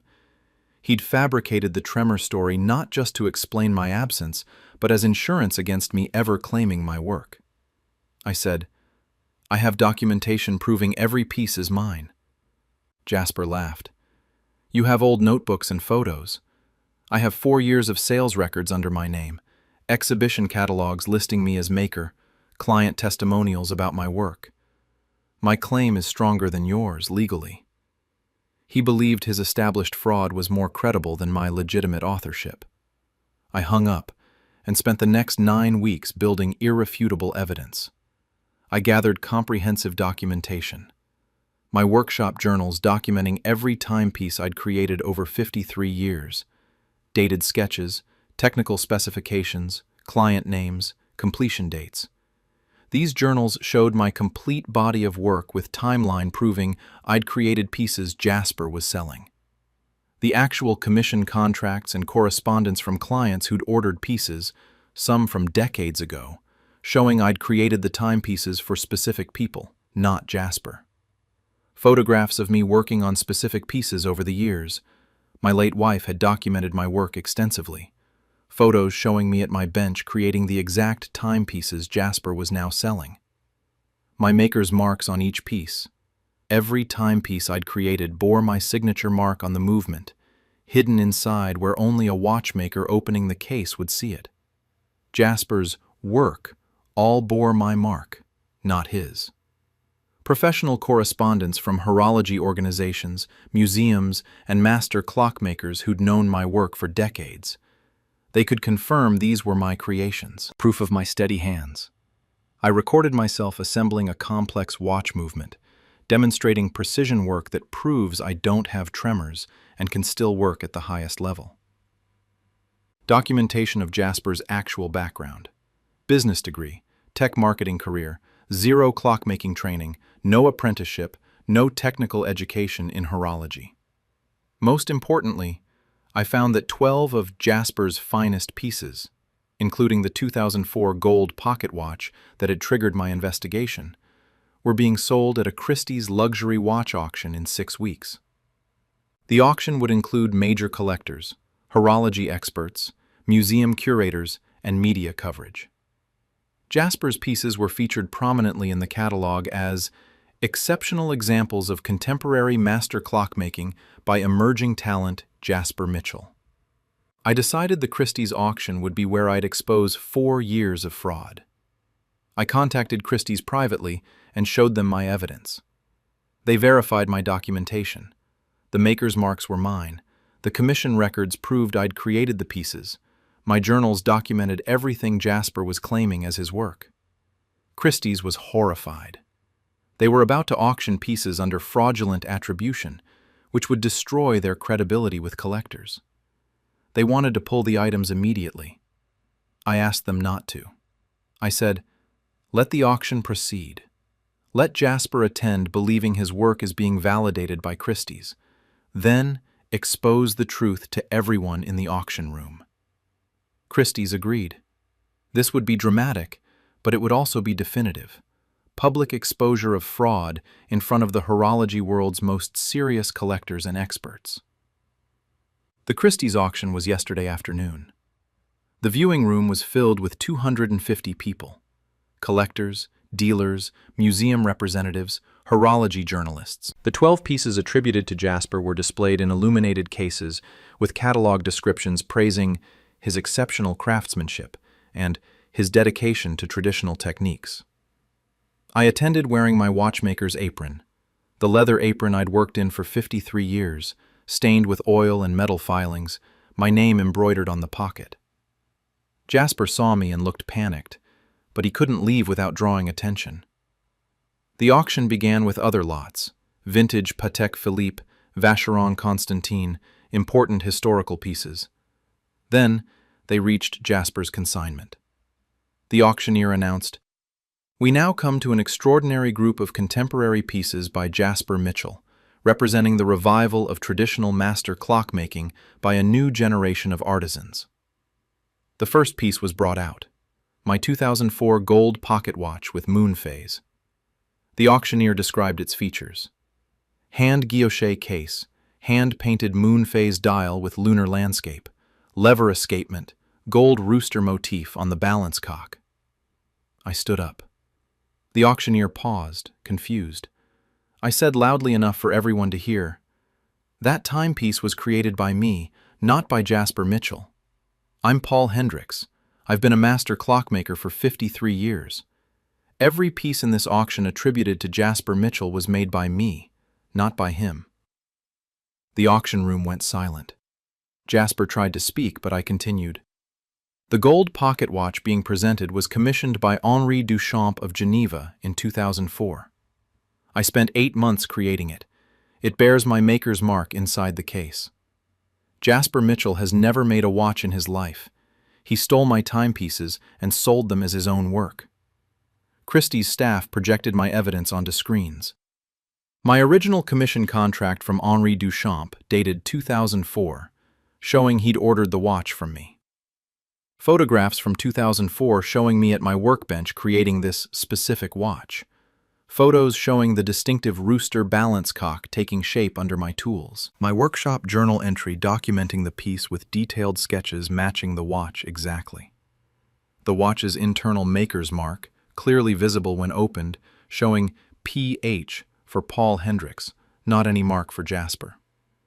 Henri Duchamp's son Laurent had provided testimony confirming his father had commissioned this watch from me, and photographs from his father's collection showing the watch before Jasper somehow acquired it from my workshop. Then Christie's showed the broader fraud. My complete workshop journals documenting 53 years of work, including all 12 pieces in today's auction. Dated photographs of me creating each piece over decades. Commission records and correspondence proving I'd made these timepieces for specific clients, not Jasper. The maker's marks inside each watch, all showing my signature, proving I was the craftsman. Timeline analysis. I'd been creating timepieces since 1971. Jasper claimed to have started 4 years ago. Yet the pieces he was selling included work from the 1980s, 90s, 2000s, made decades before he claimed to be working. A master clockmaker in the audience, Franz Richter, someone I'd known professionally for 30 years, stood up. He said, "I've known Paul Hendricks' work since the 1980s. These are absolutely his pieces. I recognize his distinctive style, his particular approach to balance cock decoration, his hand guilloche patterns. When I saw the auction catalog claiming Jasper Mitchell made these, I was confused because they looked exactly like Paul's work. Now I understand. Jasper stole them." Other horology experts in the room confirmed the same. They'd recognized my style, but had assumed Jasper had somehow acquired rights to reproduce my pieces, not that he was claiming to have made them himself. I demonstrated my abilities. Christie's had set up a workbench. I sat down and began assembling a watch movement in front of the audience, my hands steady and precise, proving I didn't have tremors and could still work at master level. The horology experts watched my technique, my tool handling, my precision. They could see immediately that I possessed the skills required to create these pieces, skills that take decades to develop. I showed Jasper's actual background, business degree, no clockmaking training, no apprenticeship, no technical education. He'd never spent 7 years learning the craft, never developed the hundreds of specific skills required. I played audio from Jasper's interviews where he'd described his creative process and techniques, all describing my actual work, my methods I'd developed over 53 years. Then, I addressed the essential tremor lie. Jasper told the horology world I have tremors and can no longer work. This is completely false. I have steady hands. I continue to create timepieces. Jasper fabricated this condition to explain my absence and to discredit me if I ever challenged his theft. The evidence was overwhelming and undeniable. I'd created every piece Jasper had sold. He'd stolen my work, claimed my craftsmanship, built a 4-year career on fraud. Jasper tried one last defense. My grandfather is confused about which pieces are his versus mine. Franz Richter interrupted. Paul isn't confused. I've known him and his work for decades. These are his timepieces. They bear his maker's marks. They match his documented commissions. You've stolen from a master craftsman and claimed his life's work as your own. Christie's announced, The lots attributed to Jasper Mitchell are withdrawn from auction. They will be returned to their rightful creator, Paul Hendricks. We apologize to our clients for the attempted sale of fraudulently attributed items. The horology community responded immediately. Galleries that had exhibited Jasper's work issued statements acknowledging the fraud. Collectors who'd purchased my timepieces believing they were buying Jasper Mitchell originals demanded refunds. The clockmakers Jasper had contracted to create commissioned pieces came forward, revealing he'd taken credit for their work too. Horology publications that had profiled Jasper published corrections and retractions. Professional watchmaking organizations revoked Jasper's membership, which he'd obtained based on his fraudulent portfolio. Jasper faces legal action from defrauded collectors and from the clockmakers whose work he'd misappropriated. My relationship with Jasper is destroyed forever, but he destroyed it when he stole my life's work and built a career on lies. I'm 75 years old. I've spent 53 years mastering one of the world's most demanding crafts, creating 380 timepieces that will mark time for generations. That work is mine. My legacy is mine. Jasper wanted to be recognized as a master clockmaker without spending decades learning the craft. He wanted the prestige without the training, the reputation without the skill, the career without the work. Now, the horology world knows the truth. Paul Hendricks is the master clockmaker, and Jasper Mitchell is the fraud who stole from his grandfather. The Christie's auction he'd anticipated as his validation became the venue for his exposure. My timepieces are being returned to me, properly credited again, and my reputation, 53 years of craftsmanship, is restored. Jasper thought my age made me easy to exploit. He thought fabricating tremors would make me seem unreliable if I challenged him. He was wrong. The horology community recognized my work, valued authentic craftsmanship, and rejected the fraud who'd stolen from a true master. I spent 53 years creating mechanical art. Jasper spent 4 years stealing it. Now, he has the only reputation that's truly his, and it's the reputation of a thief. My daughter stole my garden designs and built a landscape empire. I'm destroying it at the Chelsea Flower Show. I'm a 70-year-old grandmother, and 9 weeks ago, I discovered my daughter Iris, 45-year-old female, has been running a high-end landscape design business for the past 7 years, using my original garden designs, my decades of horticultural knowledge, and my professional portfolios, claiming my work as her own creations, while telling clients I'm too frail to work in gardens anymore, and she inherited my talent naturally. I only found out because a former client of mine from 1995 hired Iris's company for a renovation, and later called me saying she was amazed how Iris had recreated my exact design aesthetic, almost like she'd studied my original garden she'd seen 30 years ago. Except it wasn't recreation or study. It was my actual archived design that Iris had found in my files and submitted as her own new concept.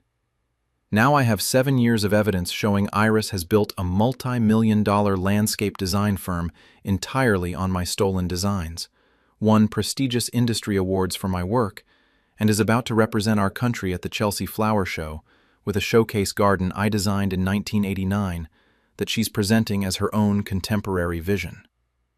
I've spent 9 weeks preparing comprehensive proof, and I'm destroying the career she built on my gardens at the Chelsea Flower Show, where she's being celebrated as an innovative designer bringing classical sensibility to modern landscapes. I've been a professional landscape designer for 47 years. I started in my early 20s after studying horticulture and landscape architecture, worked for design firms, then established my own practice in 1985.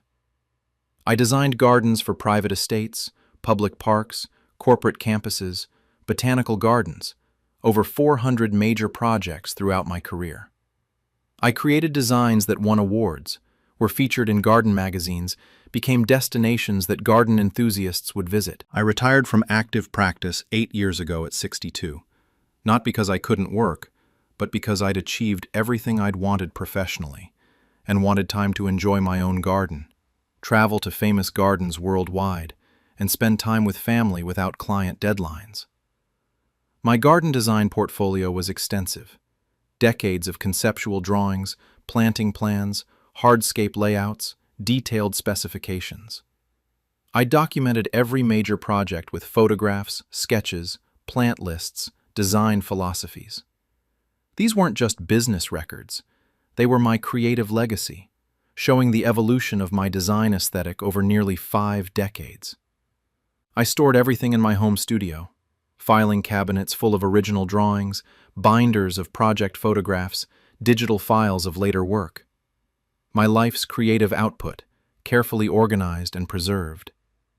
My daughter Iris had worked briefly in garden center retail in her 20s, but had no formal landscape design training. She'd studied business, worked in corporate human resources, eventually married, and had children. She'd always admired my work but had never shown interest in professional landscape design herself. 7 years ago, Iris asked if she could help organize my archives. I'd been thinking about donating my portfolio to a landscape architecture library, but everything needed proper cataloging first. Iris offered to create a systematic archive, photograph each design, scan drawings, create a searchable database of my projects. I was grateful. This was a massive undertaking I'd been postponing. Iris spent months in my studio, carefully documenting everything, creating detailed records of each project. She'd take boxes of materials home to scan properly with professional equipment and to work on the database without disturbing my studio. I trusted her completely. She was my daughter, preserving my professional legacy. What I didn't know was that Iris was using my designs to launch her own landscape design business, claiming my 47 years of work as her own creativity. 9 weeks ago, I received a phone call from Mrs. Eleanor Hartwick, a client I designed a garden for in 1995. She said, "Margaret, I just had to tell you, I hired a landscape company to renovate my side garden, and the designer who came out was your daughter." I didn't know Iris had become a landscape designer. What's even more incredible is that her design aesthetic is exactly like yours. She created a plan that feels like a perfect companion to the main garden you designed for me 30 years ago. She must have studied your work extensively. I was confused. Iris wasn't a landscape designer. She had no training or experience in garden design. Mrs. Hartwick continued, "Iris said she'd learned landscape design from you over the years, absorbed your aesthetic sensibility, and was carrying on your legacy now that you're too frail to take on new projects. I thought it was so touching, keeping your design philosophy alive through the next generation." Too frail? I was 70, completely healthy, still maintaining my own elaborate garden daily. I'd retired by choice, not due to physical limitations. I asked Mrs. Hartwick if she could send me Iris's design proposal. She emailed it that afternoon. I opened the file and felt sick. The design wasn't similar to my aesthetic. It was one of my actual designs. A courtyard garden plan I'd created in 2002 for a different client, pulled from my archives and submitted as Iris's original work for Mrs. Hartwick's property. Iris had changed the property dimensions slightly to fit Mrs. Hartwick's space, adjusted a few plant selections, but the essential design, the layout, the planting concept, the hardscape elements, was mine. I recognized every design choice because I'd made those choices 20 years ago.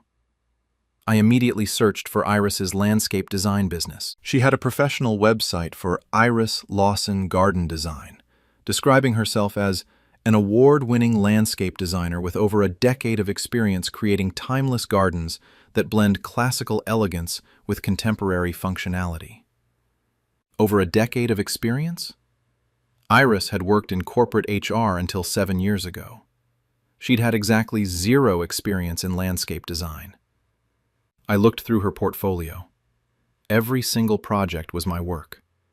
Gardens I'd designed in the 1980s, 90s, 2000s, all presented as Iris's recent projects. She'd changed client names and locations for privacy, but I recognized every design because I'd created them. My 1987 formal rose garden design was presented as Iris's award-winning Heritage Rose Garden 2019. My 2004 modern minimalist corporate campus design was shown as Iris's Contemporary Installation 2021. My elaborate 1996 cottage garden was displayed as Iris's 2018 English Country Garden Commission. Decades of my creative work presented as Iris's original designs from the past 7 years. I found awards Iris had won, prestigious landscape design awards from professional organizations. Every single winning entry was my work. A 2020 award for innovative use of native plants in formal gardens, my design from 1998.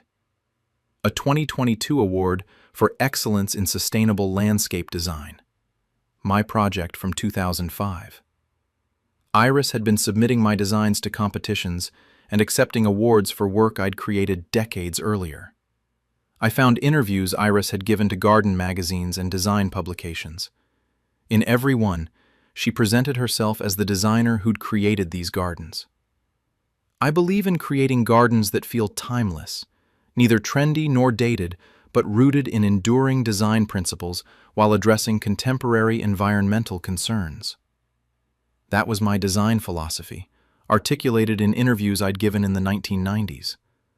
Iris had taken my exact words and presented them as her own creative vision. She'd talk about her approach to plant selection and her design process, all describing methods I'd developed over 47 years that she'd learned by reading my archived project notes. I found her client list. Iris was designing for high-end residential clients, corporate developments, public spaces, projects worth hundreds of thousands of dollars. She was billing herself as an experienced professional designer while submitting my designs and charging premium rates. I found that she'd expanded beyond individual projects to a full design firm. Iris Lawson Garden Design now employed 3 junior designers, 2 horticulturists, and administrative staff. She'd built a company worth millions based entirely on my stolen work. Most shocking, I discovered Iris had been selected to represent our country at the Chelsea Flower Show, the most prestigious garden show in the world. She'd been chosen to create a showcase garden that would be seen by hundreds of thousands of visitors and broadcast internationally. The showcase garden she'd be building was called Timeless Transition, described as exploring the evolution of classical garden design into contemporary environmental stewardship. The design renderings showed a garden I'd conceptualized in 1989 for a design competition I'd entered but hadn't won. I'd kept the design in my archives as one of my finest conceptual works, even though it had never been built. Iris had taken that design, my unrealized masterwork from 37 years ago, and was presenting it as her own contemporary creation at the world's most important garden show. I called Iris immediately. I said, "I saw your Chelsea Flower Show garden design. That's my 1989 competition entry." Iris was silent for a long moment, then, "Mom, I can explain. When I was organizing your archives, I found so many brilliant designs that never got built. I thought—" I interrupted. "You thought you'd steal them and claim them as your own." "Every project on your website is my work. Every award you've won was for my designs. You've built an entire business on fraud." Iris said carefully, "You're retired. Those designs were just sitting in files. I'm bringing them to life, creating the gardens you envisioned. Isn't that honoring your work?" I said, "Honoring my work would mean crediting me as the designer. You're claiming you created gardens I designed decades ago. That's theft, not honor." Iris's tone shifted. "Mom, I've built a successful business. I have employees, clients, contracts. I can't suddenly reveal that all my work is actually yours. My entire company would collapse. My reputation would be destroyed." I said, "Your reputation should be destroyed. It's built on stolen designs and lies about your experience and qualifications. Iris said, I've told clients you're too frail to work anymore. That's why you're not designing. I'm continuing your legacy as your daughter, who naturally inherited your aesthetic sense. It's a beautiful narrative, mother and daughter, passing down design wisdom through generations. I said, except you didn't inherit anything. You stole my actual designs and claimed them as your own original work. Iris's voice hardened. If you try to expose this, you'll destroy my business and harm my family. My children's college funds, our home, our lives, all built on this company. Are you really willing to destroy your grandchildren's future because you're jealous of my success? I said, I'm not jealous. I'm the actual designer whose work you've stolen. Iris said, who'll believe you? I have 7 years of established practice. I have awards, publications, professional credentials. You're a 70-year-old retired designer claiming work being produced by a successful firm in its prime. I'll say you're sadly confused, that age has made you imagine you designed gardens that are actually mine, that you're having memory problems and can't distinguish your old work from my new designs. She'd planned her defense.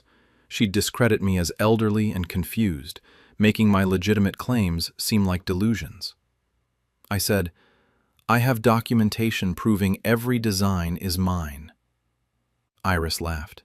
You have old sketches from decades ago.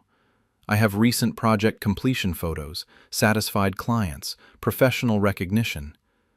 My claim to these designs is stronger than yours because I'm the one who's actually built them and gotten them into the world. She believed her theft and fraud were more credible than my legitimate authorship. I hung up and spent the next 9 weeks preparing my evidence and planning my exposure.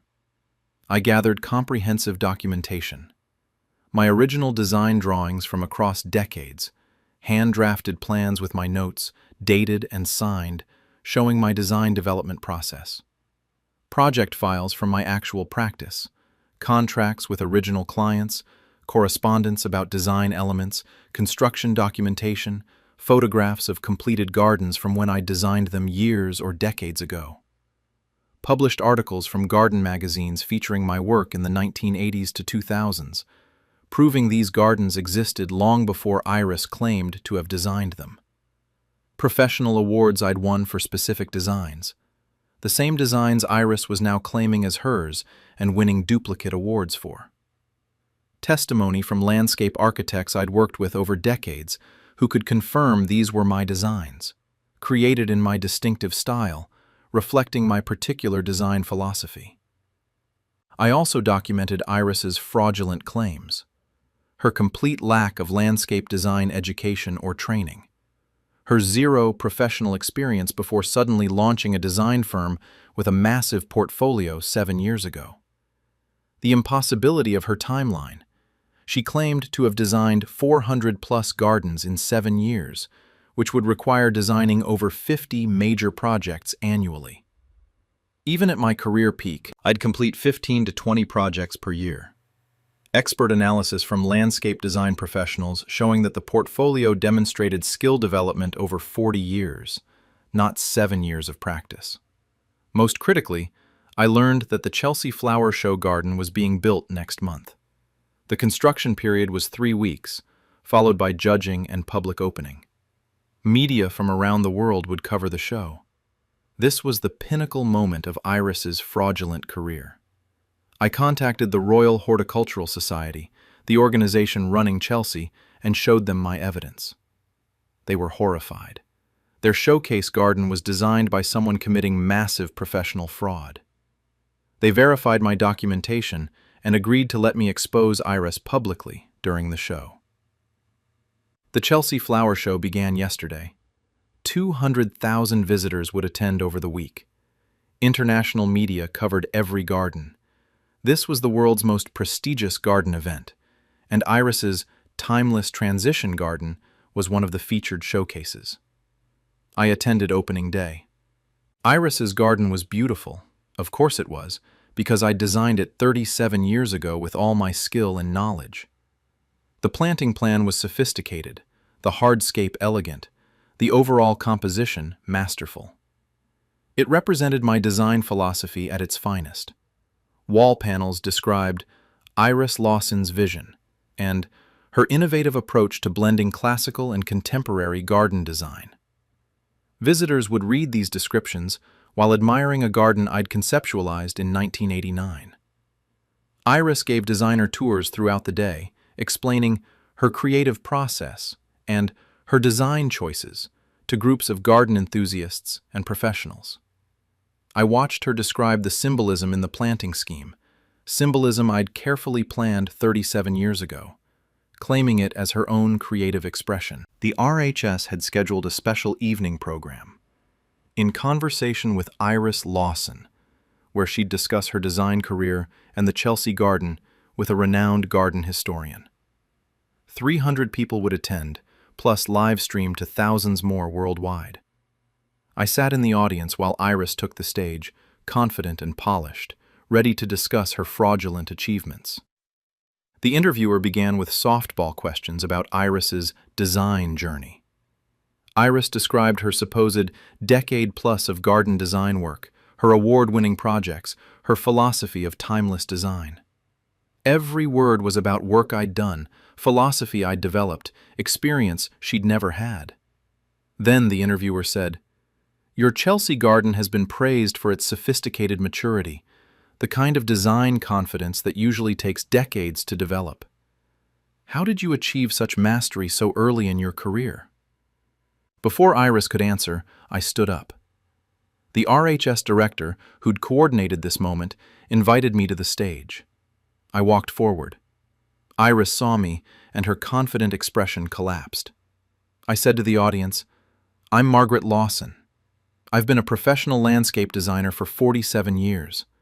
The Chelsea Garden you're celebrating, and every project Iris Lawson has claimed to design over the past 7 years, was created by me, not by her." The RHS projected my evidence onto massive screens.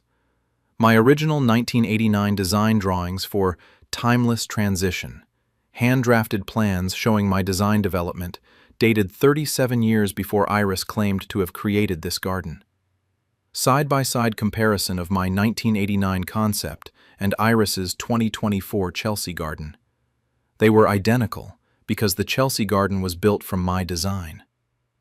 Published magazine articles from the 1990s and 2000s featuring gardens now in Iris's portfolio, proving these gardens existed decades before she claimed to have designed them. My professional project files showing contracts, correspondence, and construction documentation for gardens Iris was claiming as recent work. Professional awards I'd won in the 1980s-2000s for specific designs, the same designs Iris had won awards for in 2019-2023. The timeline was irrefutable. I'd been designing these gardens for decades. Iris had been fraudulently claiming them for 7 years. A renowned landscape architect in the audience stood up. James Pemberton, someone I'd collaborated with in the 1990s, he said, "I worked with Margaret Lawson on multiple projects in the 1990s. I recognize several gardens in Iris's portfolio because I consulted on the original installations when Margaret designed them 25 years ago. These are absolutely Margaret's work, not Iris's." Other landscape professionals confirmed the same. They'd known my work for decades and had been confused when Iris's portfolio appeared with designs that looked remarkably similar to my documented projects. I showed Iris's actual background: business degree, corporate HR career, 0 landscape design training, no professional experience before suddenly launching a firm with hundreds of completed projects. I showed the impossibility of her claims, designing 400-plus major gardens in 7 years while simultaneously building a company, managing staff, and raising children. The timeline made no sense because the work wasn't recent. It was my decades of projects stolen and presented as her recent output. The garden historian interviewing Iris said, "I've reviewed Iris's portfolio extensively in preparing for this conversation. I noted the designs showed remarkable maturity and seemed to reference historical garden movements from before Iris's stated period of practice. Now I understand why. These aren't contemporary interpretations of historical styles. They are historical designs, created decades ago by Margaret, presented as contemporary work. I addressed the audience. Iris spent 7 years building a company on my stolen designs. She won awards for my work. She taught workshops on design techniques I developed over 47 years of practice. And she did all of this while telling clients I'm too frail to work. A complete lie designed to explain my absence from her business. I demonstrated my capabilities by sketching a quick garden design concept on stage, showing my professional skill was sharp, my knowledge current, my abilities undiminished. I wasn't frail or unable to work. I'd simply chosen retirement before Iris stole my legacy. The evidence was comprehensive and undeniable. I'd created every design in Iris's portfolio. She'd built her entire career on systematic fraud. Iris tried to defend herself. My mother taught me design principles over the years. These designs reflect lessons I learned. James Pemberton interrupted. Iris, I helped install one of the gardens you claim to have designed. Margaret was the designer of record. I have contracts and documentation from 1994. You weren't involved because you were working in corporate HR at the time. You didn't design it. Margaret did. The RHS director announced, We've verified Ms. Lawson's documentation. The Chelsea Garden and all of Iris Lawson's claimed work were designed by Margaret Lawson over her 47-year career. This is fraud on a massive scale. Iris Lawson is disqualified from Chelsea, banned from RHS events, and we're reporting this fraud to professional landscape design organizations. The response was immediate and total. Professional landscape organizations revoked Iris's memberships and awards. Clients filed lawsuits for fraud. They'd paid premium rates for experienced designer services, but received stolen designs from someone with no qualifications. Design publications retracted features and issued corrections crediting me as the actual designer. The landscape design community rejected Iris completely. She'd violated fundamental professional ethics by claiming others' work. Iris's company is collapsing. Employees are resigning. Contracts are being terminated. Her reputation is destroyed.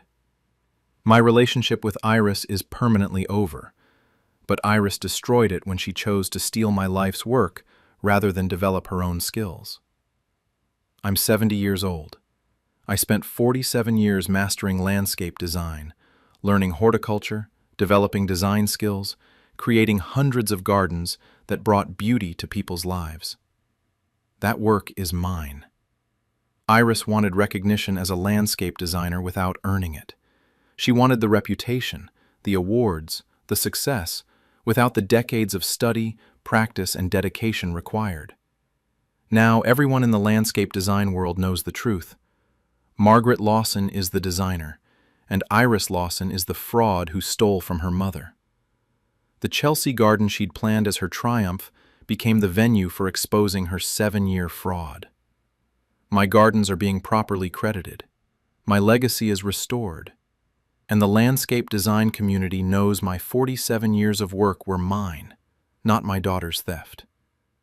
Iris thought my retirement made me easy to erase. She learned that the design community recognizes mastery and rejects fraud. I created gardens for 47 years. She stole credit for 7 years. Now she has the only reputation that's truly hers, the one she earned through theft. My grandson stole my entire life story and told everyone I have dementia to cover his lies. I'm a 78-year-old grandfather, and 5 weeks ago, I discovered my grandson, Tyler, 26-year-old male, has been claiming my military service, my career achievements, and my life experiences as his own for the past 2 years to build a social media following, secure a book deal, and launch a career as a motivational speaker. And when I confronted him, he told everyone in the family that I have advancing dementia and am confused about my own memories.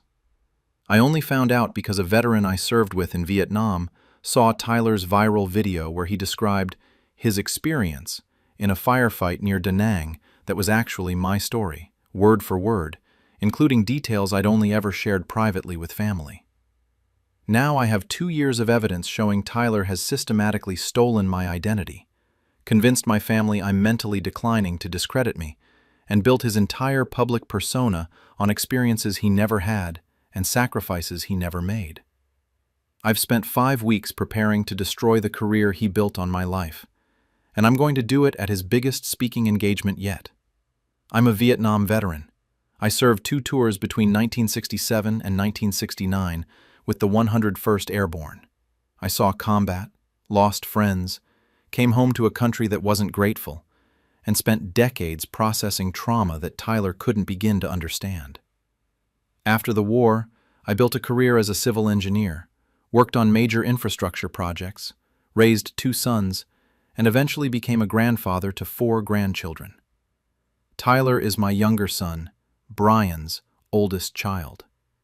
Tyler grew up hearing family stories, my military service, my career achievements, life lessons I'd learned. I shared these stories because I wanted my grandchildren to understand their heritage, to learn from my experiences, to appreciate the opportunities they had because of sacrifices previous generations made. I never imagined Tyler would steal those stories and claim them as his own. 2 years ago, Tyler graduated college with a communications degree and struggled to find direction. He moved back in with Brian and his wife, Stephanie, worked part-time retail jobs, and spent significant time on social media trying to build his brand, as he called it. I didn't pay much attention initially. Young people do social media. It's their generation's form of communication. I assumed Tyler was posting about his life, his interests, whatever young people share online.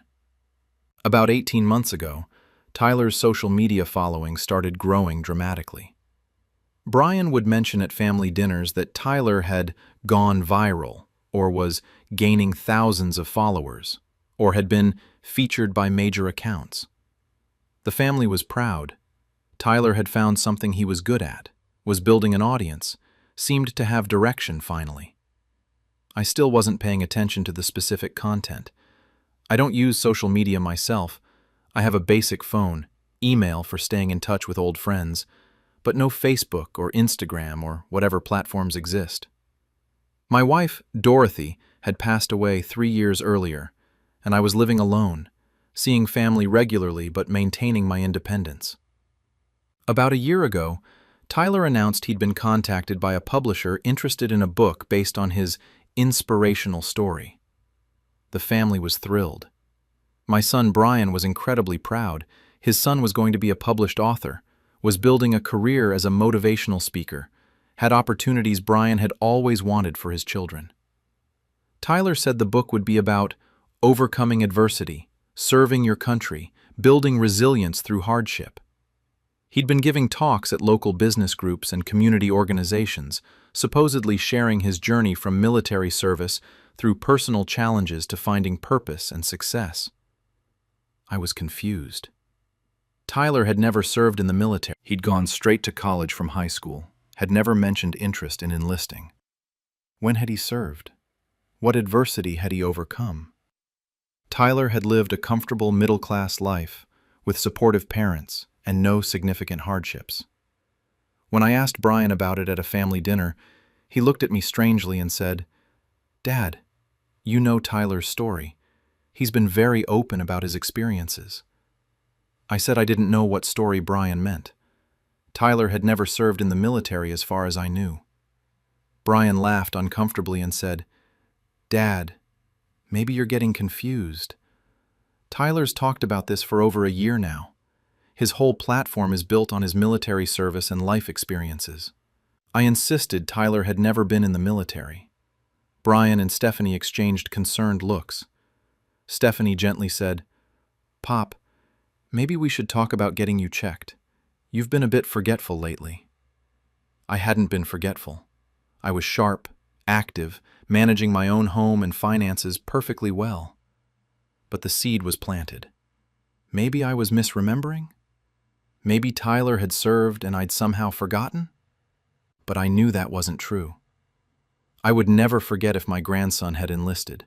That would have been a major family event, something I'd have been deeply involved in supporting him through. I let it go that evening, but something felt wrong. A few weeks later, I was having coffee with my old Army buddy, Frank, who I'd served with in Vietnam. Frank lives 2 states away, but we video call monthly to stay in touch. Our wives had set up the video calling before they passed, and we'd maintained the tradition. Frank said, "Hey, I saw your grandson's video that went viral, the one about the firefight near Da Nang. I didn't know you'd shared that story publicly. It brought back a lot of memories." I was confused. What video? What story about Da Nang? Frank pulled up his phone and showed me. Tyler's video had 3 million views. In it, Tyler described his experience in a firefight near Da Nang in 1968, a specific incident where our unit had been ambushed. We'd taken casualties. I'd helped pull a wounded soldier to safety while under fire. Tyler described it perfectly. The terrain, the sound of gunfire, the fear, the adrenaline, the weight of my friend Jimmy Castellano as I dragged him to cover, the blood, the chaos, the afterward when we'd learned 3 guys from our unit hadn't made it. It was my story, my memory, my trauma, my experience that I'd shared privately with family during a Thanksgiving dinner years ago when Tyler was in high school and had asked what combat was really like. Tyler was telling it as his own experience, using first person, describing when I was in Vietnam and when I pulled my buddy to safety and when I lost friends in that firefight. Tyler had never been to Vietnam. He'd been born in 1998, 30 years after the war ended.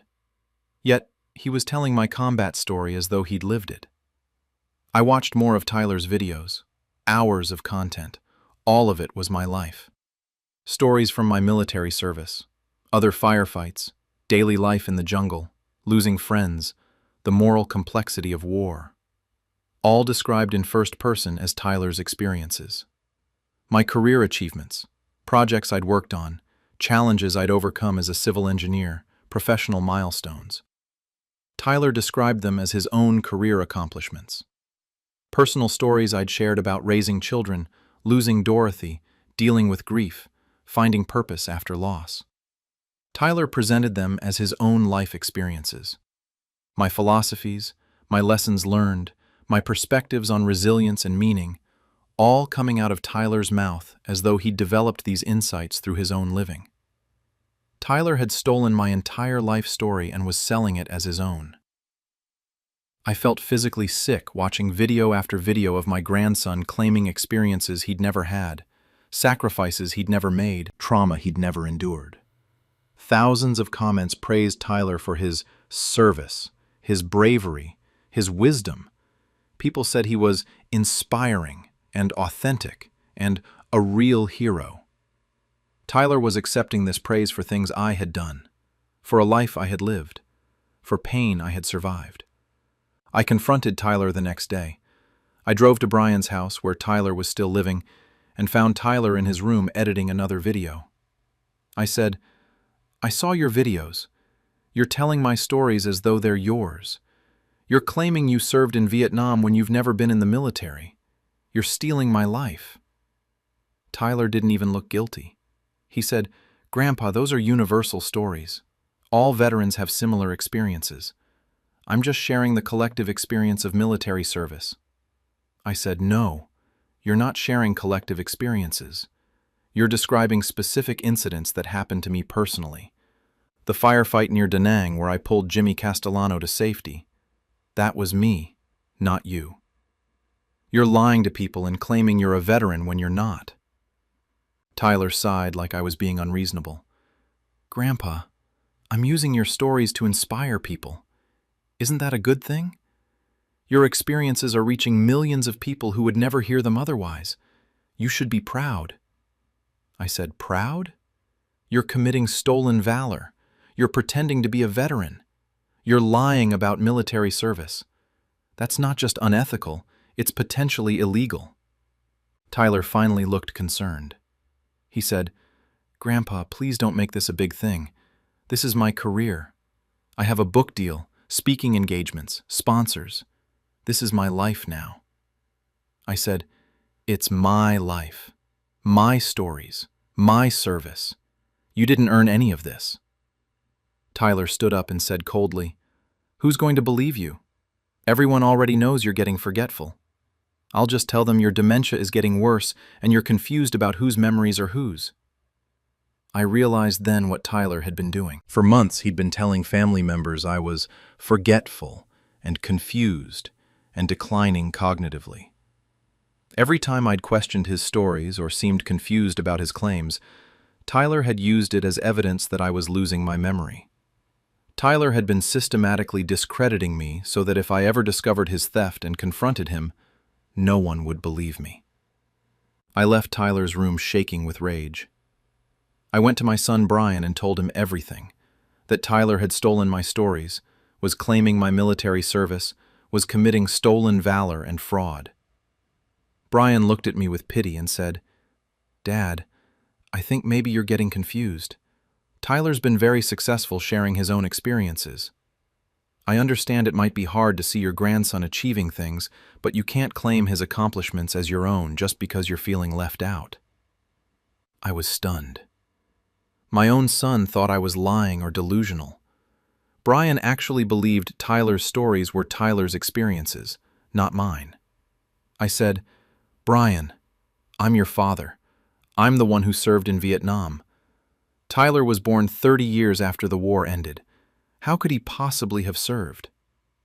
Brian said gently, "Dad, I think we need to talk seriously about your memory. Stephanie and I have noticed you're getting confused more often. Maybe it's time to see a doctor." I realized Tyler's gaslighting had worked perfectly. He'd spent months preparing the ground, telling family I was forgetful, suggesting cognitive decline, creating a narrative that I was losing touch with reality. Now, when I told the truth, my own family thought I was confused and delusional. I left Brian's house and spent the next week investigating. I found Tyler's book proposal. He'd described himself as a Vietnam veteran and civil engineer who'd overcome trauma and built a meaningful life. The entire proposal was my biography, with Tyler's name on it. I found his speaking engagement contracts. He was being paid thousands of dollars per appearance to share his story of military service and resilience. All of it was stolen from me. I found message boards where veterans were praising Tyler's authentic voice and thanking him for his service.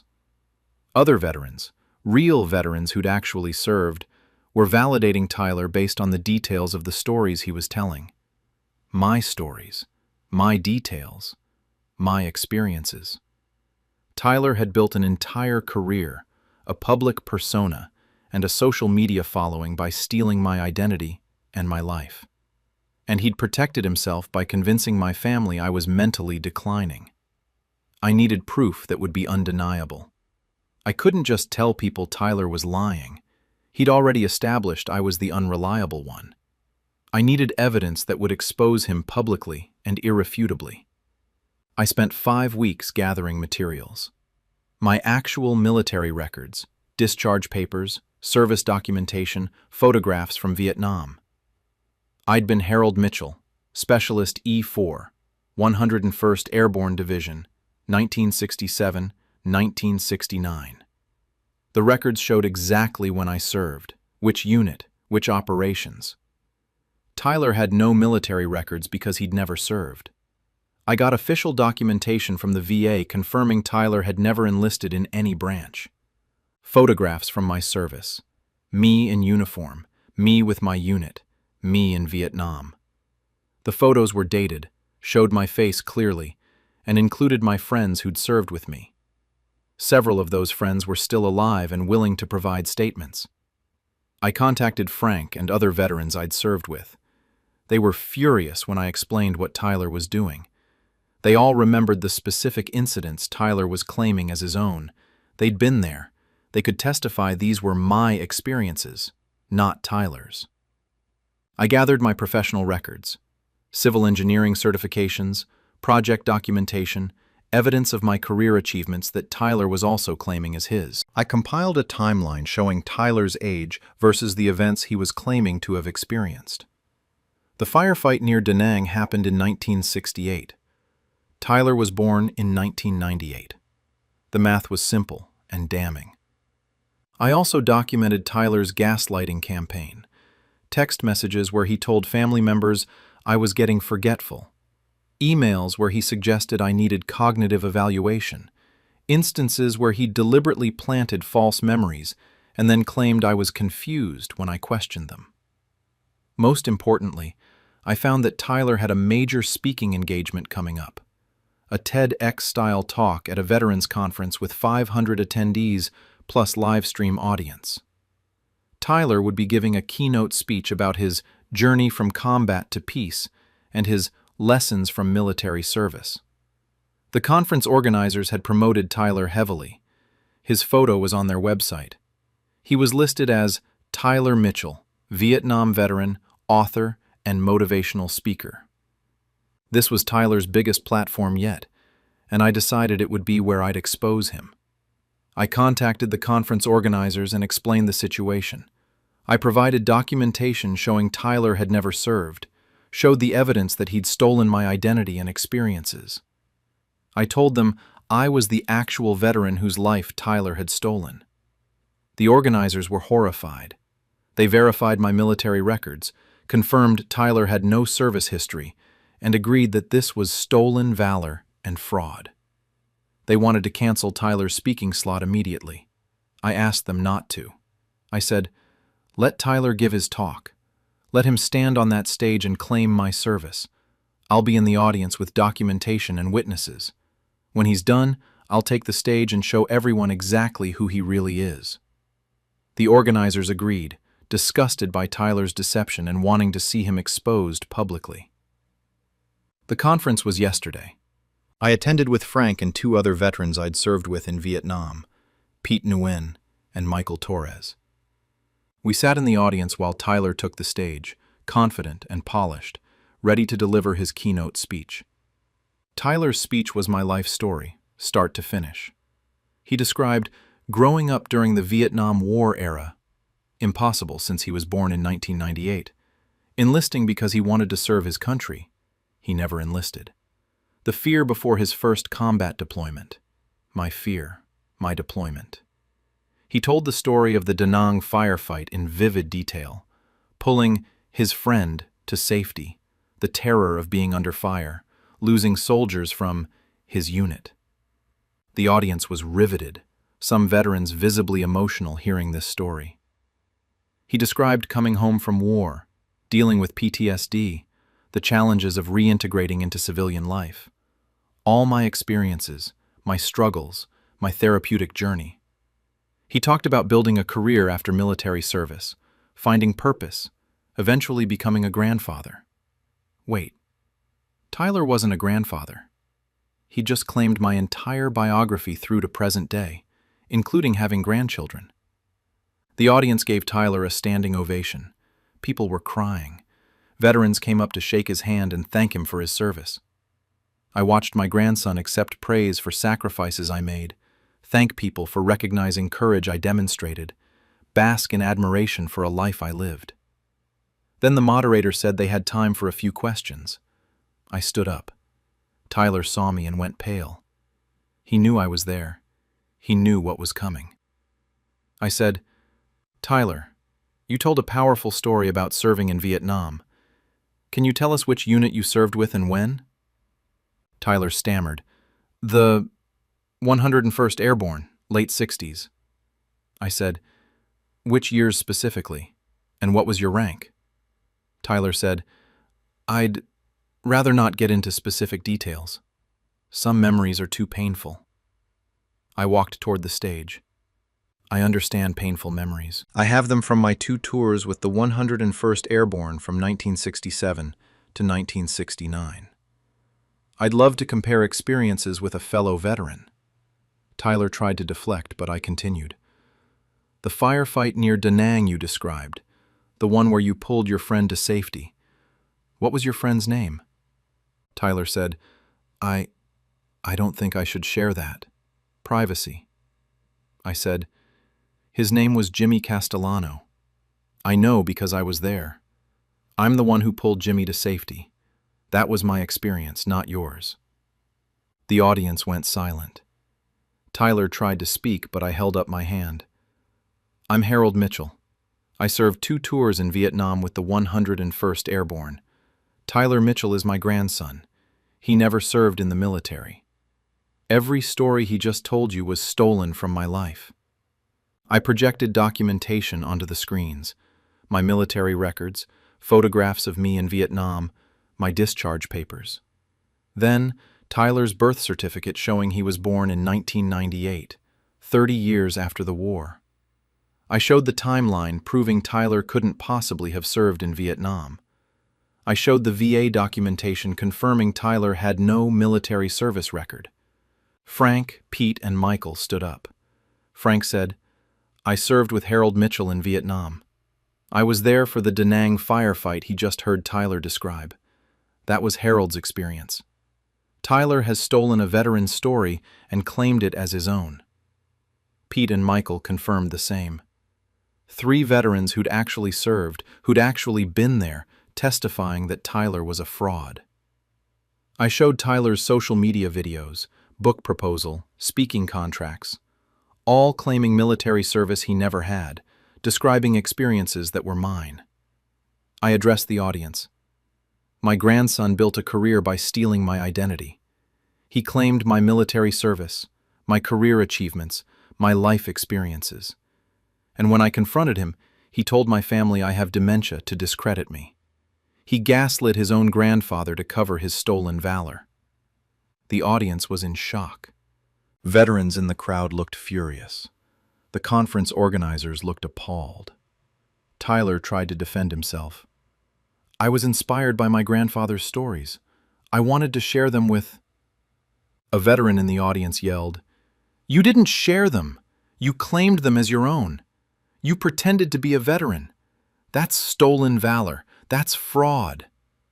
Another said, You stood up here and accepted our respect, our gratitude for your service. You took honor you never earned. The moderator cut Tyler's microphone. Security escorted him from the stage. The conference organizers issued an immediate statement condemning Tyler's stolen valor and fraud. The fallout has been swift and total. Tyler's publisher canceled his book deal. They're pursuing legal action for fraud. The book was contracted based on Tyler being a veteran sharing his own experiences. Every organization that had booked Tyler for speaking engagements canceled. Several are pursuing refunds for fees already paid. Tyler's social media accounts have been reported and suspended for impersonation and stolen valor. His 3 million followers learned they'd been following a fraud. Media outlets picked up the story. Motivational speaker exposed for stolen valor. Headlines have appeared in military publications, news sites, social media. Tyler's face is now associated with one of the most public cases of stolen valor in recent memory. Veterans organizations have condemned Tyler publicly. Some are pursuing formal complaints about his fraudulent claims of military service. My family finally believes me. Brian and Stephanie apologized profusely. They'd been manipulated by Tyler's systematic gaslighting. They're devastated their son would steal from me and lie so extensively. My other grandchildren are horrified by Tyler's actions. My granddaughter Emily called crying, apologizing that the family hadn't believed me initially. Tyler has moved out of Brian's house. I don't know where he's living now, and I don't care. My relationship with Tyler is permanently destroyed, but Tyler destroyed it when he decided to steal my life and gaslight me about my own memories. I'm 78 years old. I served my country, survived combat, lost friends, came home to deal with trauma and build a life. Those experiences shaped who I am. They're mine. Tyler wanted to skip the hard parts, the fear, the loss, the sacrifice, and just claim the glory. He wanted the respect that veterans earn without actually serving. He wanted a career and following built on borrowed courage. He gambled that I was old enough, isolated enough, and discredited enough that no one would believe me if I challenged him. He was wrong. I didn't expose Tyler just for myself. I did it for every veteran whose service and sacrifice Tyler was disrespecting by pretending to be one of us. I did it for Jimmy Castellano and the other friends I lost in Vietnam, whose memories Tyler was exploiting for social media clout. Some people think I was too harsh, that I should have handled this privately. But Tyler had already made it public. He'd built a public career on stolen valor. He'd accepted public praise for service he never rendered. Public exposure was the only proportionate response. Tyler is 26 years old. He has time to build a real career on his own actual achievements. Maybe this will teach him that integrity matters, that honor can't be stolen, that respect must be earned. I'm going back to my quiet retirement, but with my dignity restored and my story reclaimed. My actual friends, the veterans I really served with, have rallied around me. We're planning a reunion, sharing our real memories, honoring our actual service.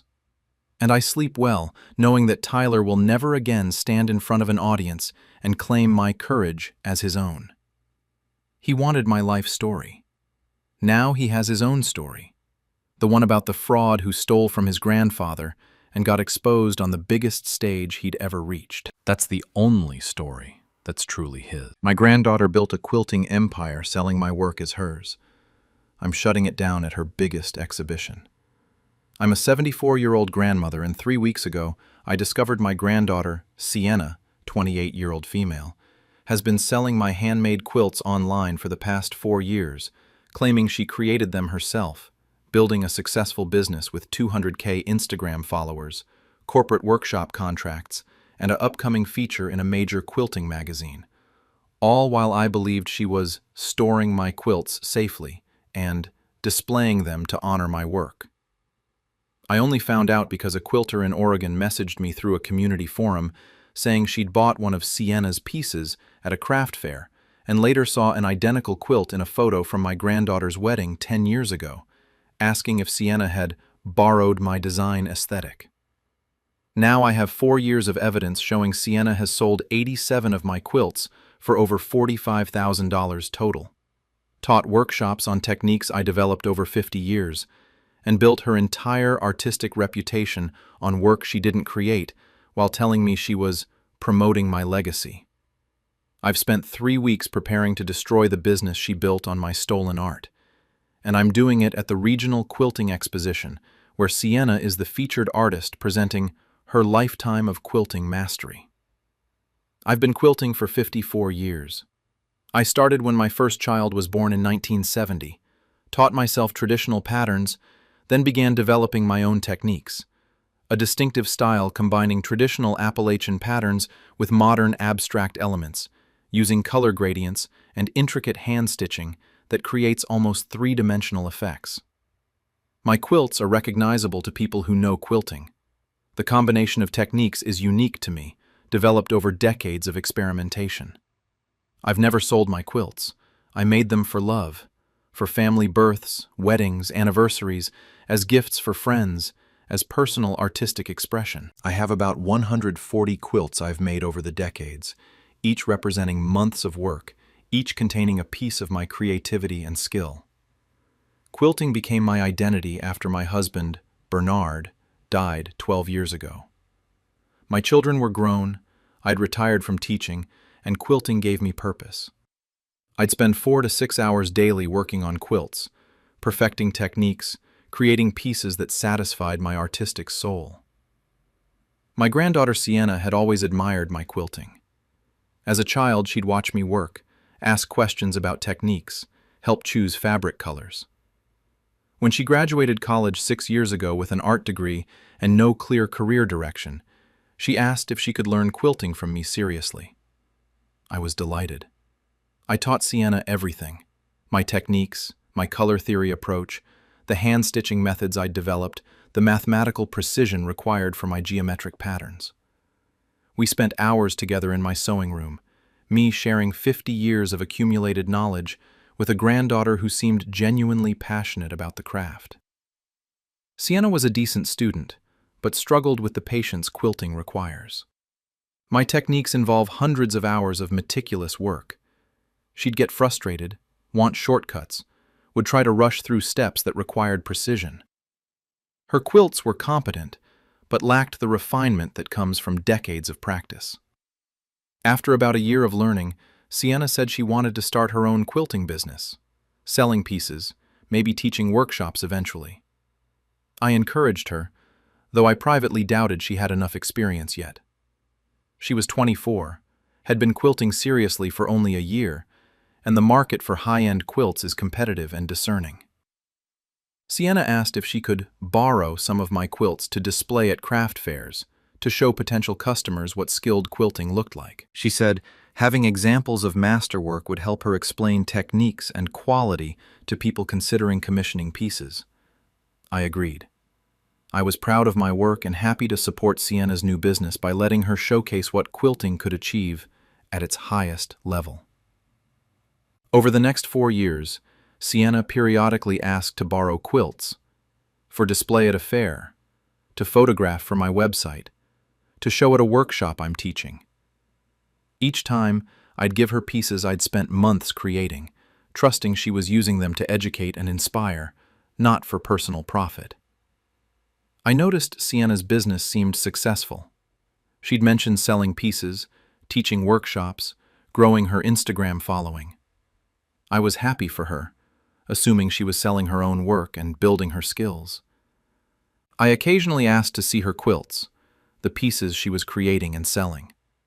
Sienna would say she'd sold everything immediately, that demand was so high she couldn't keep inventory, that she was barely keeping up with commissions. This seemed plausible. Good quilts sell. If Sienna had been building her skills and reputation, perhaps she'd found her market. What I didn't know was that Sienna wasn't selling her own quilts.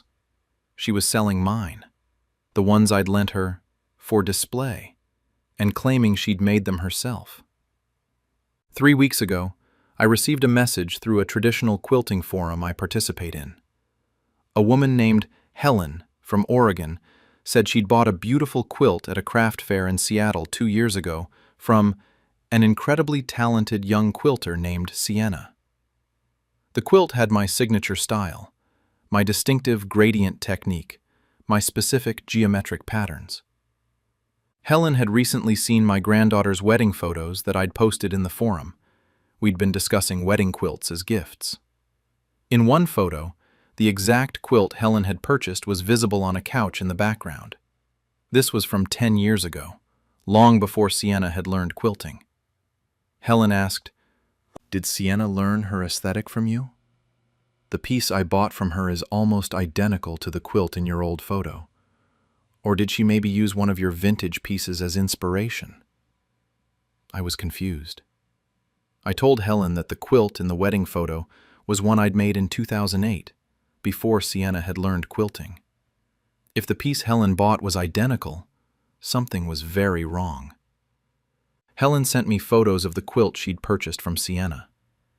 It was my 2008 quilt, not similar, not inspired by, but the actual quilt I'd made. I recognized every stitch, every color choice, specific small irregularities where I'd corrected mistakes. Sienna had sold Helen my quilt and claimed she'd made it herself. I felt sick. I immediately looked up Sienna's business online. She had a professional website, an Instagram account with 200K followers, listings on Etsy and craft marketplace sites. Her bio described her as a master quilter specializing in modern interpretations of traditional patterns using advanced gradient and three-dimensional stitching techniques. Those were my techniques. I'd developed them over 50 years. Sienna had been quilting for 4 years total. I looked through Sienna's posted photos, dozens of quilts, all mine. Pieces I'd made over decades, pieces I'd lent her for display, all posted as Sienna's own work with captions like, "Spent 6 months on this piece," and "My latest creation exploring color theory," and "Hand-stitched over 500 hours." Each post had thousands of likes and comments praising Sienna's talent, her patience, her mastery. She'd built an entire following based on my work. I checked her Etsy shop's sold items. 87 quilts sold over 4 years, ranging from $300, $1,200 each, depending on size and complexity. I calculated quickly. Over $45,000 in sales of my work, with Sienna keeping every penny, while I believed she was storing my quilts safely. I found her workshop advertisements. Sienna taught quilting workshops at craft stores and community colleges, charging $200 per student to teach techniques I'd developed and she'd learned from me barely 4 years ago. She advertised herself as having decades of expertise and mastery of advanced quilting methods. Her Instagram showed her at quilting conferences, being interviewed for podcasts about her artistic journey, participating in quilting competitions with my work.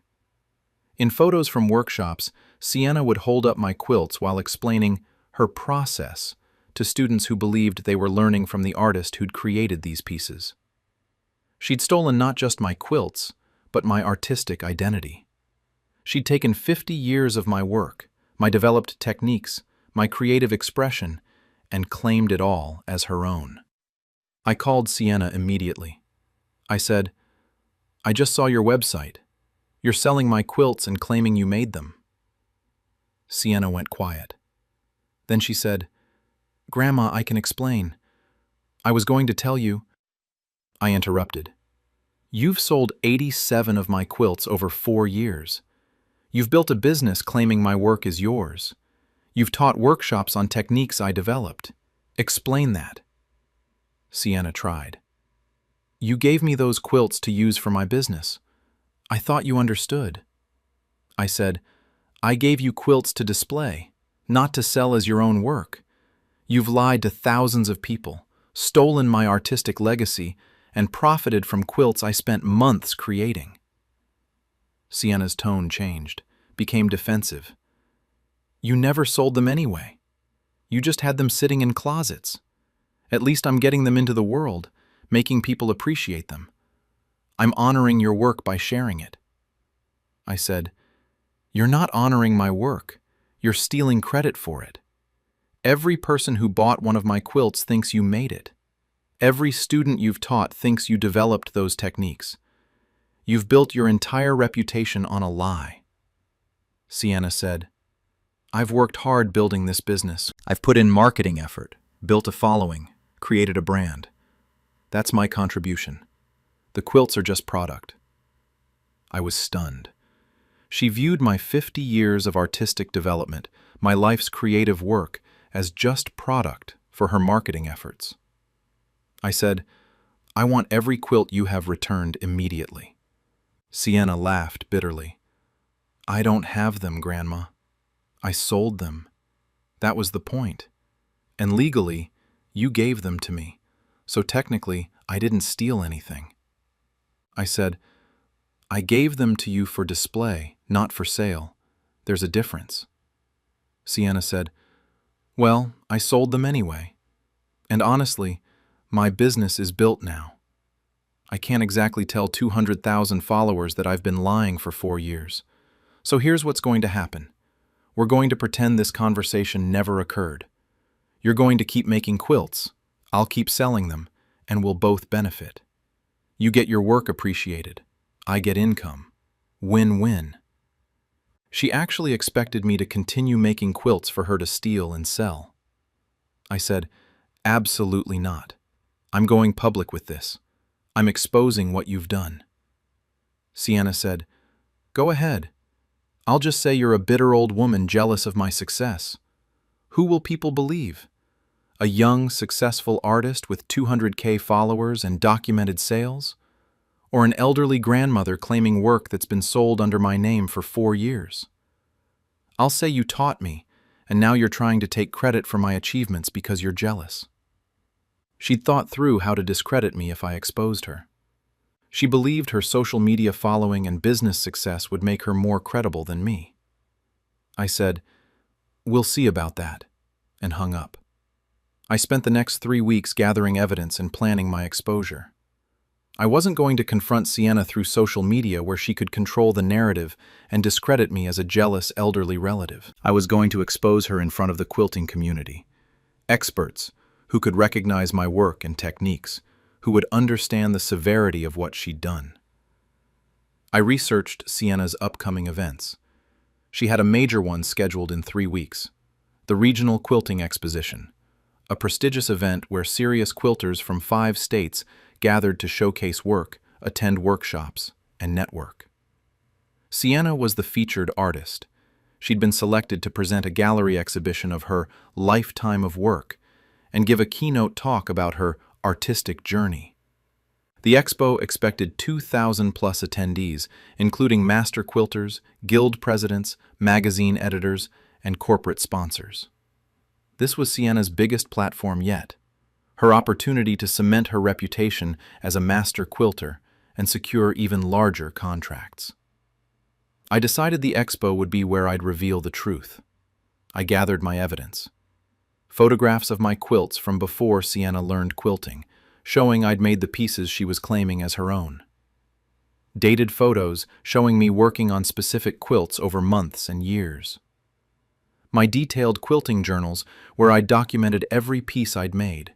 Design notes, fabric choices, technique experiments, completion dates going back decades. Testimony from quilting guild members who'd known my work for years. Purchase receipts and fabric documentation for quilts Sienna had sold as hers. Expert analysis from master quilters comparing my decades of work to Sienna's 4 years of learning. I also created a comprehensive presentation showing the timeline, my 54 years of quilting versus Sienna's 4 years. Photo comparisons, me working on quilts in dated photos versus Sienna selling those same quilts years later as her own. Technique analysis, showing how the methods Sienna claimed to have mastered were techniques I'd developed over decades that she'd learned from me recently. The business fraud. 87 quilts sold, $45,000 plus dollars in revenue from my stolen work. I contacted the expo organizers confidentially and showed them my evidence. They were horrified. Their featured artist was a fraud who'd built her reputation on stolen work. They verified my documentation, confirmed I was the actual creator of the quilts Sienna was claiming, and agreed to let me expose the truth during the expo. They didn't cancel Sienna's appearance. They wanted her there when the truth came out, wanted her to face the quilting community she'd been deceiving. The Regional Quilting Exposition began yesterday morning. 2,000 quilters filled the convention center, attending workshops, viewing exhibitions, networking with fellow artists. Sienna's gallery exhibition was prominently featured. 20 of her finest quilts displayed in a special showcase area. I walked through Sienna's exhibition, looking at my own work presented as hers. Every quilt on those walls was mine. Pieces I'd spent months creating, pieces containing techniques I'd developed over decades, pieces representing my artistic vision and skill. Small plaques beside each quilt described Sienna's creative process and the artist's innovative techniques. Visitors would read these descriptions while admiring work I'd created, believing they were learning about Sienna's artistic development. Sienna gave gallery tours throughout the day, explaining her work to groups of admirers. I watched her describe the color gradient technique in a 2012 quilt I'd made, explaining how she'd developed this method through years of experimentation. The technique had actually taken me 20 years to perfect, starting in the 1990s when Sienna was a toddler. The keynote presentation was scheduled for late afternoon. Sienna would speak to the full conference audience about her artistic journey and mastery of modern quilting techniques. I sat in the audience of 2,000 quilters while Sienna took the stage, confident and polished, ready to present her fabricated artistic biography. Sienna's presentation began with projected images of her work, all my quilts. She described her passion for quilting from childhood. She'd barely noticed my quilting until her 20s, and her decade-plus journey mastering the craft. She'd been quilting 4 years. She showed her design process, sketches I'd made in my quilting journal decades ago that she'd apparently photographed without my knowledge. She described developing her signature gradient technique through years of trial and error, a technique I'd actually developed over 20 years that she'd learned from me in a few months. The audience was captivated. Sienna was an excellent speaker, telling a compelling story about artistic dedication and mastery. She just wasn't telling her own story. She was telling mine. Sienna concluded, "These quilts represent my life's work, my artistic soul, my commitment to pushing quilting's boundaries while honoring tradition." The audience applauded enthusiastically. Then the moderator said they had time for questions. I stood up. Sienna saw me and went pale.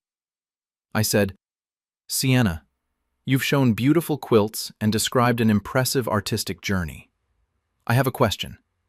When exactly did you make the blue and gold geometric piece from 2012? Sienna stammered, It was about 7 years ago. I worked on it over several months." I said, "That's interesting, because I have dated photographs of myself making that specific quilt in 2012, when you were 20 years old and not yet quilting. In fact, that quilt appears in your college graduation photos from 2016, 4 years after it was made. How did you create a quilt in 2012 that already existed in 2016? The audience went quiet. Sienna tried to respond, but I continued. "I'm Margaret Chen, Sienna's grandmother. I've been quilting for 54 years. Every quilt in Sienna's exhibition, every piece she's shown today, every technique she's claimed to have developed, they're all mine. Sienna has been selling my quilts as her own work for 4 years." The expo organizers projected my evidence onto the screens, dated photos showing me working on quilts over decades, with timestamps proving I'd made them years before Sienna claimed she had. Photos from family events showing my quilts in backgrounds years before Sienna started quilting. My quilting journals documenting each piece with design notes and completion dates. Purchase receipts for fabrics used in quilts Sienna had sold as hers. Side-by-side comparisons. Photos of me working on quilts in 2008, 2010, 2015 versus Sienna's Instagram posts from 2020, 2024, claiming those same quilts as her recent work. Expert testimony from master quilters who'd known my work for decades, confirming these were my quilts, my techniques, my artistic style developed over 50 years. The timeline was undeniable. I'd been creating these quilts for decades. Sienna had learned quilting 4 years ago. The math was simple and damning. I said to the audience, "Sienna asked to borrow my quilts for display to help her new business. I trusted my granddaughter.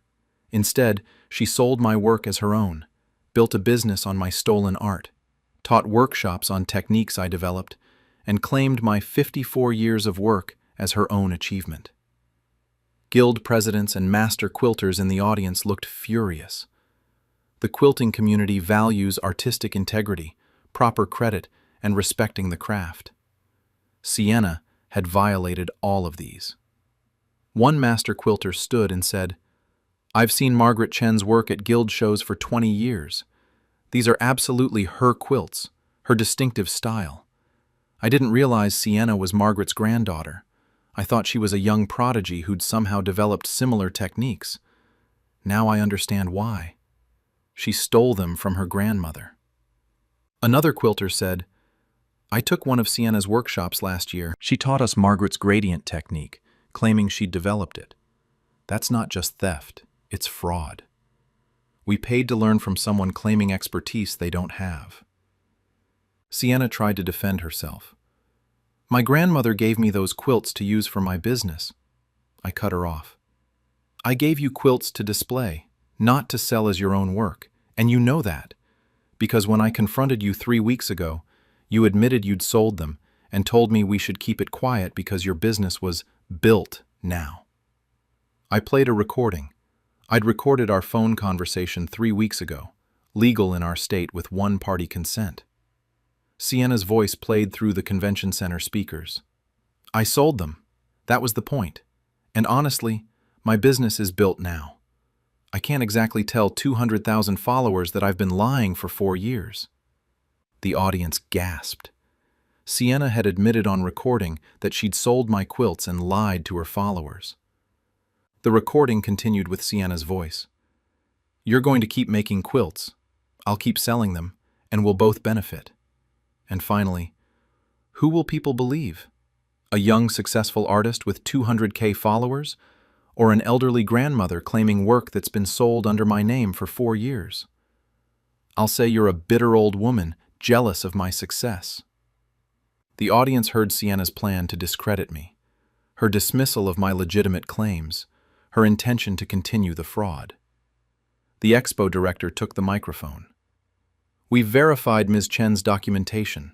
The quilts in Sienna's exhibition are Margaret Chen's work, created over decades, stolen and sold by her granddaughter. Sienna's featured artist status is revoked immediately. Her exhibition is closed, and we'll be reporting this fraud to relevant authorities and quilting organizations. The quilting guilds in attendance made immediate statements. Sienna was banned from their organizations. Her workshop certifications were revoked. Publications that had featured her were issuing corrections. Corporate sponsors who'd been considering contracts with Sienna pulled out instantly. The quilting magazine that had planned a feature article canceled it. Sienna's Instagram and business accounts have been flooded with comments from people realizing they'd been deceived. Customers who'd purchased quilts believing Sienna made them are demanding refunds. Workshop students want their fees returned since they were taught by someone claiming expertise they didn't have. The quilting community has rallied around me. Master quilters are helping document which sold pieces were mine, tracking down buyers to inform them of the fraud. Guild members are offering to display my actual work in legitimate exhibitions. My relationship with Sienna is permanently destroyed. But Sienna destroyed it when she chose to steal my life's work and claim it as her own. Sienna's business, her following, her reputation, all built on my stolen quilts, is collapsing.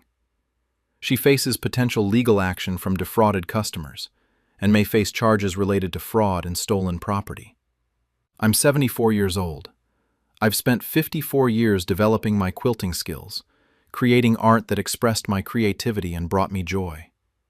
Sienna thought she could steal that in 4 years, build a career on my work, and discredit me as a jealous old woman if I objected. She was wrong. The quilting community recognized my work, valued artistic integrity, and rejected the fraud who'd tried to claim my legacy. Sienna wanted to be a master quilter without putting in the decades of work required. She wanted acclaim for techniques she didn't develop, praise for art she didn't create, success she hadn't earned. Instead, she's become known as the quilter who stole from her grandmother. A cautionary tale about fraud, stolen credit, and the consequences of trying to claim someone else's life's work. I have my quilts back, the ones that hadn't been sold, and I'm reclaiming the ones that were through legal channels. I have my artistic reputation restored. And I have the satisfaction of watching Sienna's fraudulent empire collapse under the weight of truth. She thought my age made me easy to exploit and easy to discredit. She learned that the quilting community respects mastery, values honesty, and protects its artists. 54 years of work can't be stolen in 4 years without consequences. Sienna just learned that the hard way, in front of 2,000 quilters who now know exactly who created the art she'd been claiming as her own. My quilts are mine. My techniques are mine. My legacy is mine. And Sienna has nothing but the reputation of a fraud who betrayed her grandmother's trust and stole her life's work for Instagram followers and workshop fees. That's the only legacy she's earned. My granddaughter is selling my botanical illustrations as her own art. I'm destroying her gallery exhibition. I'm a 73-year-old grandmother, and 8 weeks ago I discovered my granddaughter, Marin, 31-year-old female, has been selling my botanical illustrations online for the past 5 years, claiming she created them herself, building a successful art business with commercial clients, gallery exhibitions, and licensing deals worth hundreds of thousands, all while I believed she was helping preserve my archives and digitizing my work to protect my legacy. I only found out because a botanist from Cornell emailed me, saying she'd purchased a beautiful print of Marin's Appalachian Wildflower series for her office, and later recognized the exact illustration in a 1998 botanical journal I'd contributed to, asking if Marin had studied under me or been inspired by my style. Now I have 5 years of evidence showing Marin has sold over 300 of my original illustrations as digital art prints, secured corporate licensing contracts using my work, and built her entire artistic reputation on illustrations I spent 45 years creating while telling buyers I'm vision impaired and can no longer draw, to explain why I'm never mentioned or involved. I've spent 8 weeks preparing comprehensive proof, and I'm obliterating the career she built on my stolen art at the gallery opening where she's being featured as an emerging botanical artist honoring traditional scientific illustration through contemporary digital media. I've been a botanical illustrator for 49 years. I started in my 20s working for university herbarium collections, creating detailed scientific illustrations of plant specimens for research publications. Botanical illustration requires intense precision. Every petal, stamen, leaf vein, root structure must be anatomically accurate for scientific documentation. It's not decorative art, it's scientific record-keeping through visual representation. Over nearly 5 decades, I created approximately 2,400 botanical illustrations. I worked for research institutions, contributed to scientific journals, illustrated field guides and botanical texts, documented rare and endangered plant species. My illustrations are in permanent collections at major botanical gardens and natural history museums. I'm known in botanical circles, not famous publicly, but respected among botanists, horticulturists, and scientific illustrators. My work has a distinctive style developed over decades: precise ink line work with delicate watercolor, specific attention to plant structure and morphology, particular compositional choices showing plants at different life stages. Someone familiar with botanical illustration would recognize my work. I retired from active commissioned work 8 years ago at 65, but I continued illustrating as my passion and creative outlet. My eyesight was perfect, my hands steady, my skills sharp. I'd spend hours in my studio creating illustrations of plants from my garden, local wildflowers, specimens friends would bring me. I wasn't selling the work anymore. I was creating for pure love of the craft. My granddaughter Marin had always admired my illustrations. As a child, she'd watch me work, fascinated by how I'd build up layers of detail. She'd studied graphic design in college and worked in digital marketing, but she'd always said she wished she could create beautiful things, like I did, rather than making corporate graphics. 5 years ago, Marin asked if she could help organize my archives. I had decades of illustration work stored in flat files in my studio: original drawings, studies, reference sketches, finished pieces. Marin offered to carefully catalog everything, create a digital inventory, scan high-resolution images of each illustration, to preserve them in case the originals deteriorate. I was grateful. I'm organized but not digitally skilled, and having professional digital archives of my life's work seemed prudent. Marin spent months in my studio, carefully photographing and scanning my illustrations, creating spreadsheets, cataloging each piece by date, subject, medium, and provenance. She'd take storage drives full of high-resolution scans home for backup and to organize the digital files properly. I trusted her completely. She was my granddaughter, helping preserve my legacy out of love and family duty. What I didn't know was that Marin was selling my illustrations online as her own artwork. 8 weeks ago, I received an email from Dr. Sarah Brennan, a botanist at Cornell. She wrote, I purchased a beautiful print of Marin Mitchell's Appalachian Wildflower series for my office. While arranging it today, I recognized one of the illustrations. I could swear I've seen this exact pink lady's slipper drawing before. I checked my files and found a 1998 Botanical Journal article you contributed illustrations to. The drawing is identical to Marin's original digital artwork. I'm confused.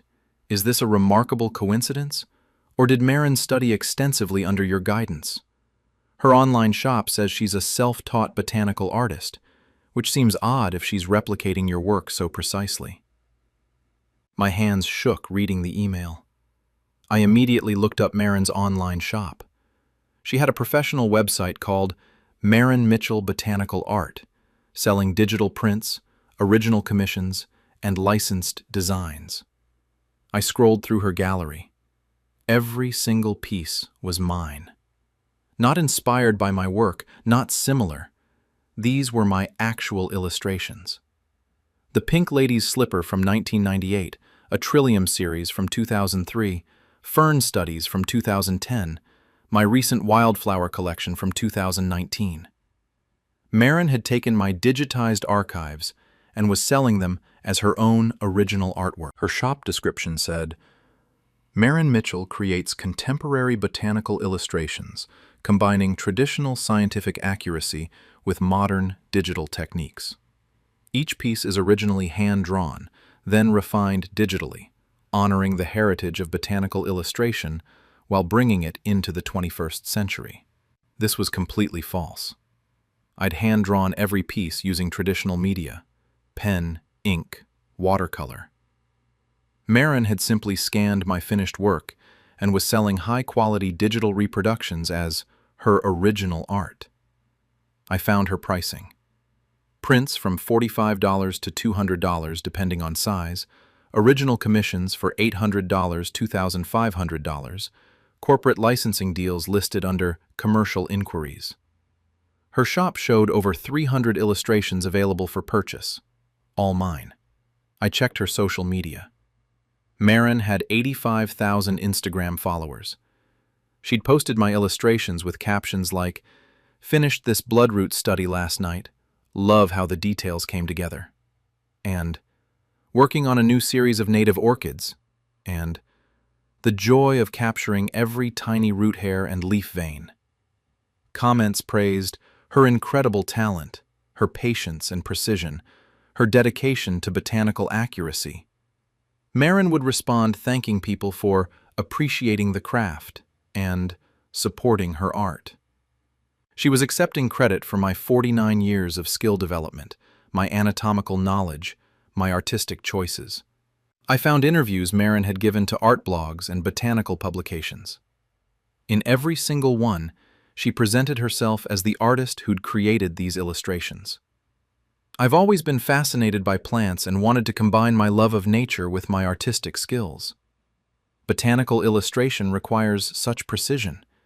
You're not just making pretty plant pictures, you're creating scientific documentation. I spend hours studying each specimen to capture every detail accurately. Every word described what I did, not what Marin did. She'd never studied plant anatomy, never learned scientific illustration techniques, never spent hours with microscopes and reference texts learning to render botanical structures correctly. I found her artist biography.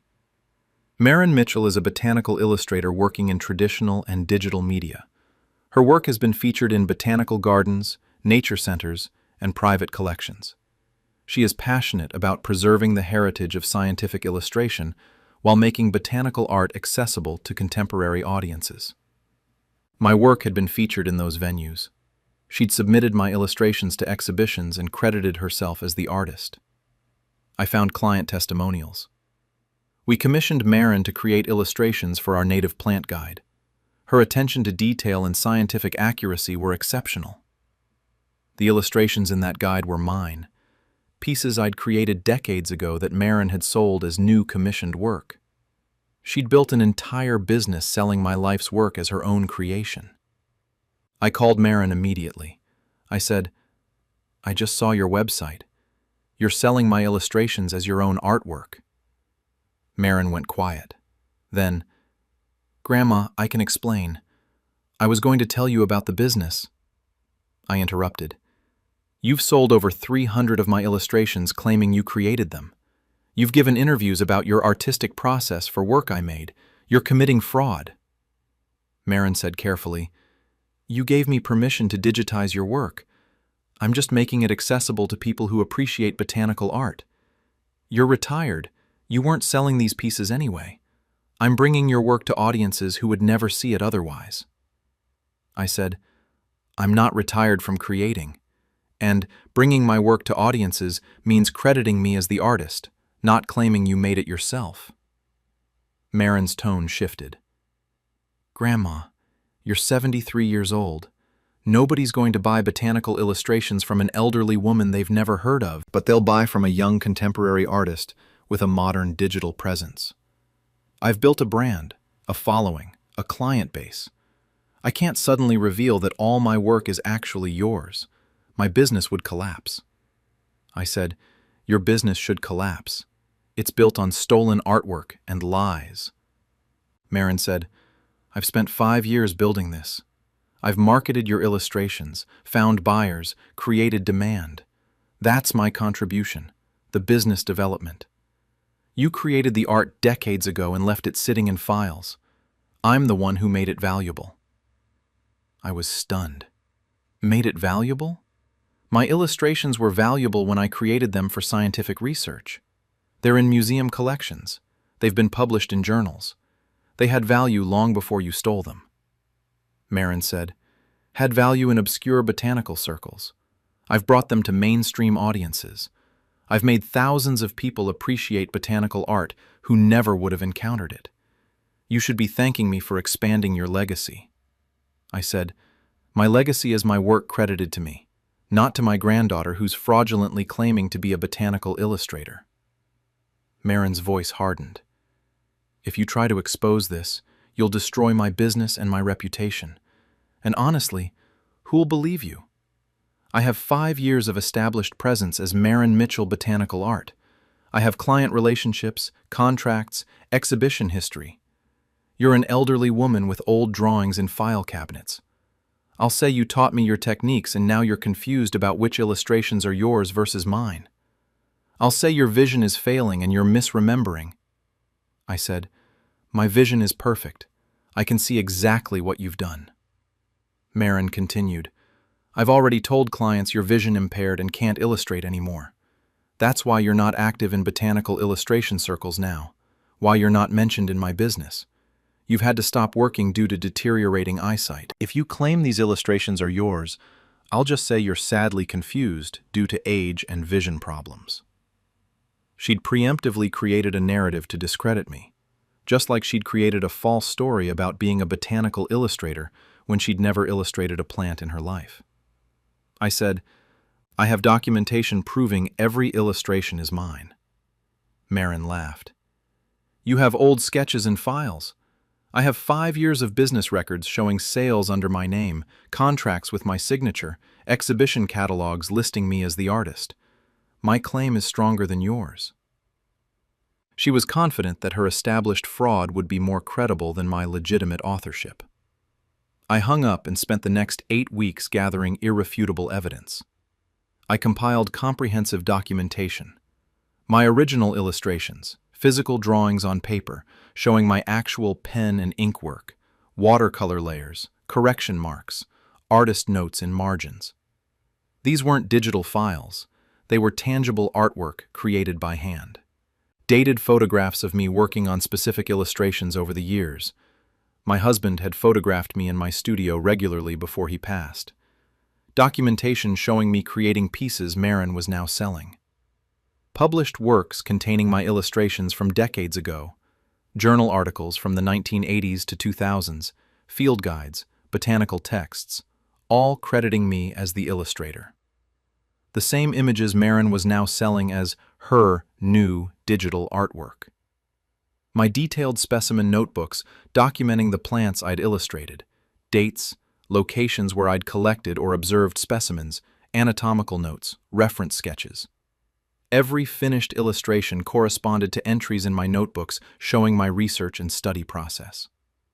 Professional correspondence from museums, botanical gardens, and research institutions commissioning my work over decades.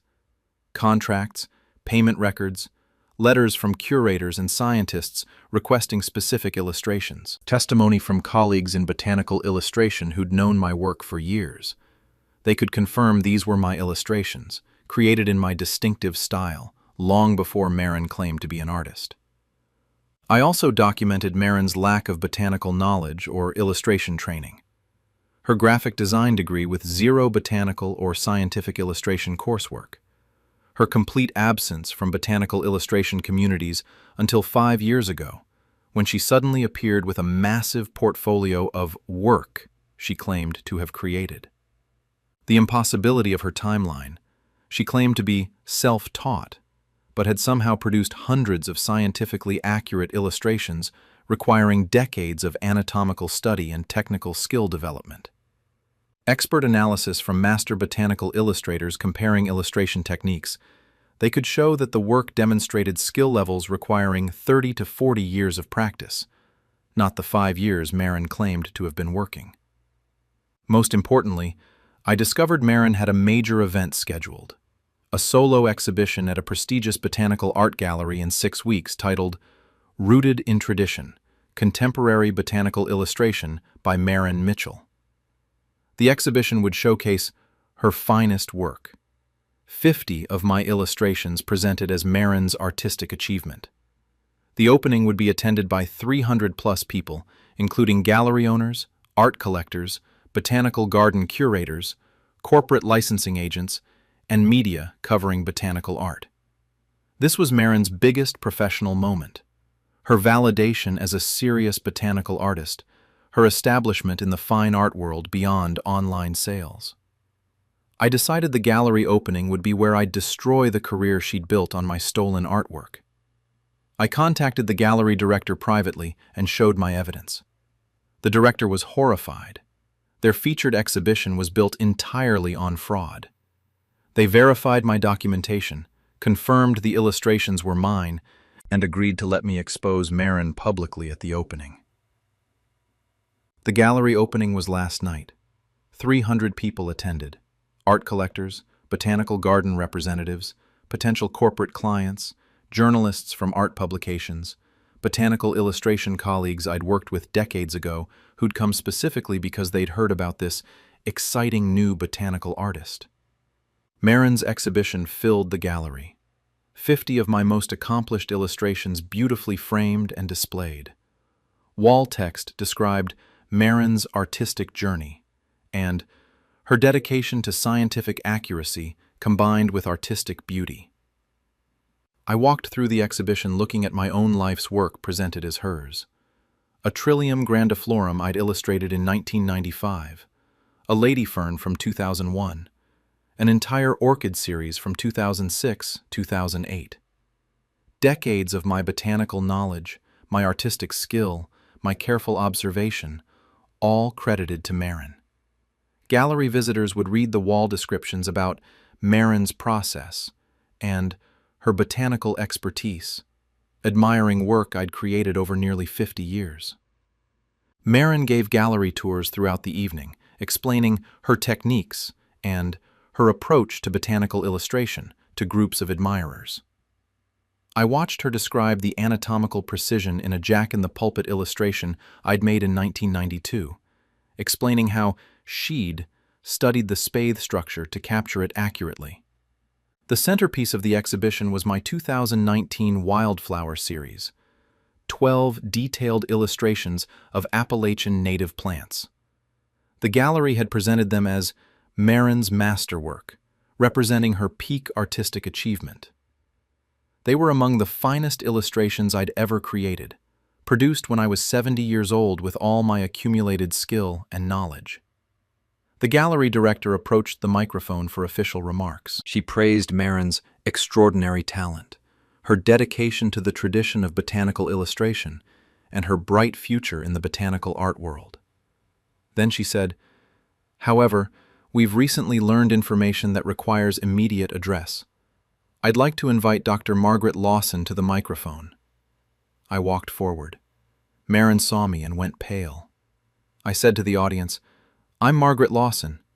I've been a botanical illustrator for 49 years, with work in permanent collections at the New York Botanical Garden, Chicago Botanic Garden, and Smithsonian. Every illustration in this exhibition, every piece credited to Marin Mitchell, was created by me, not by her." The gallery projected my evidence onto large screens.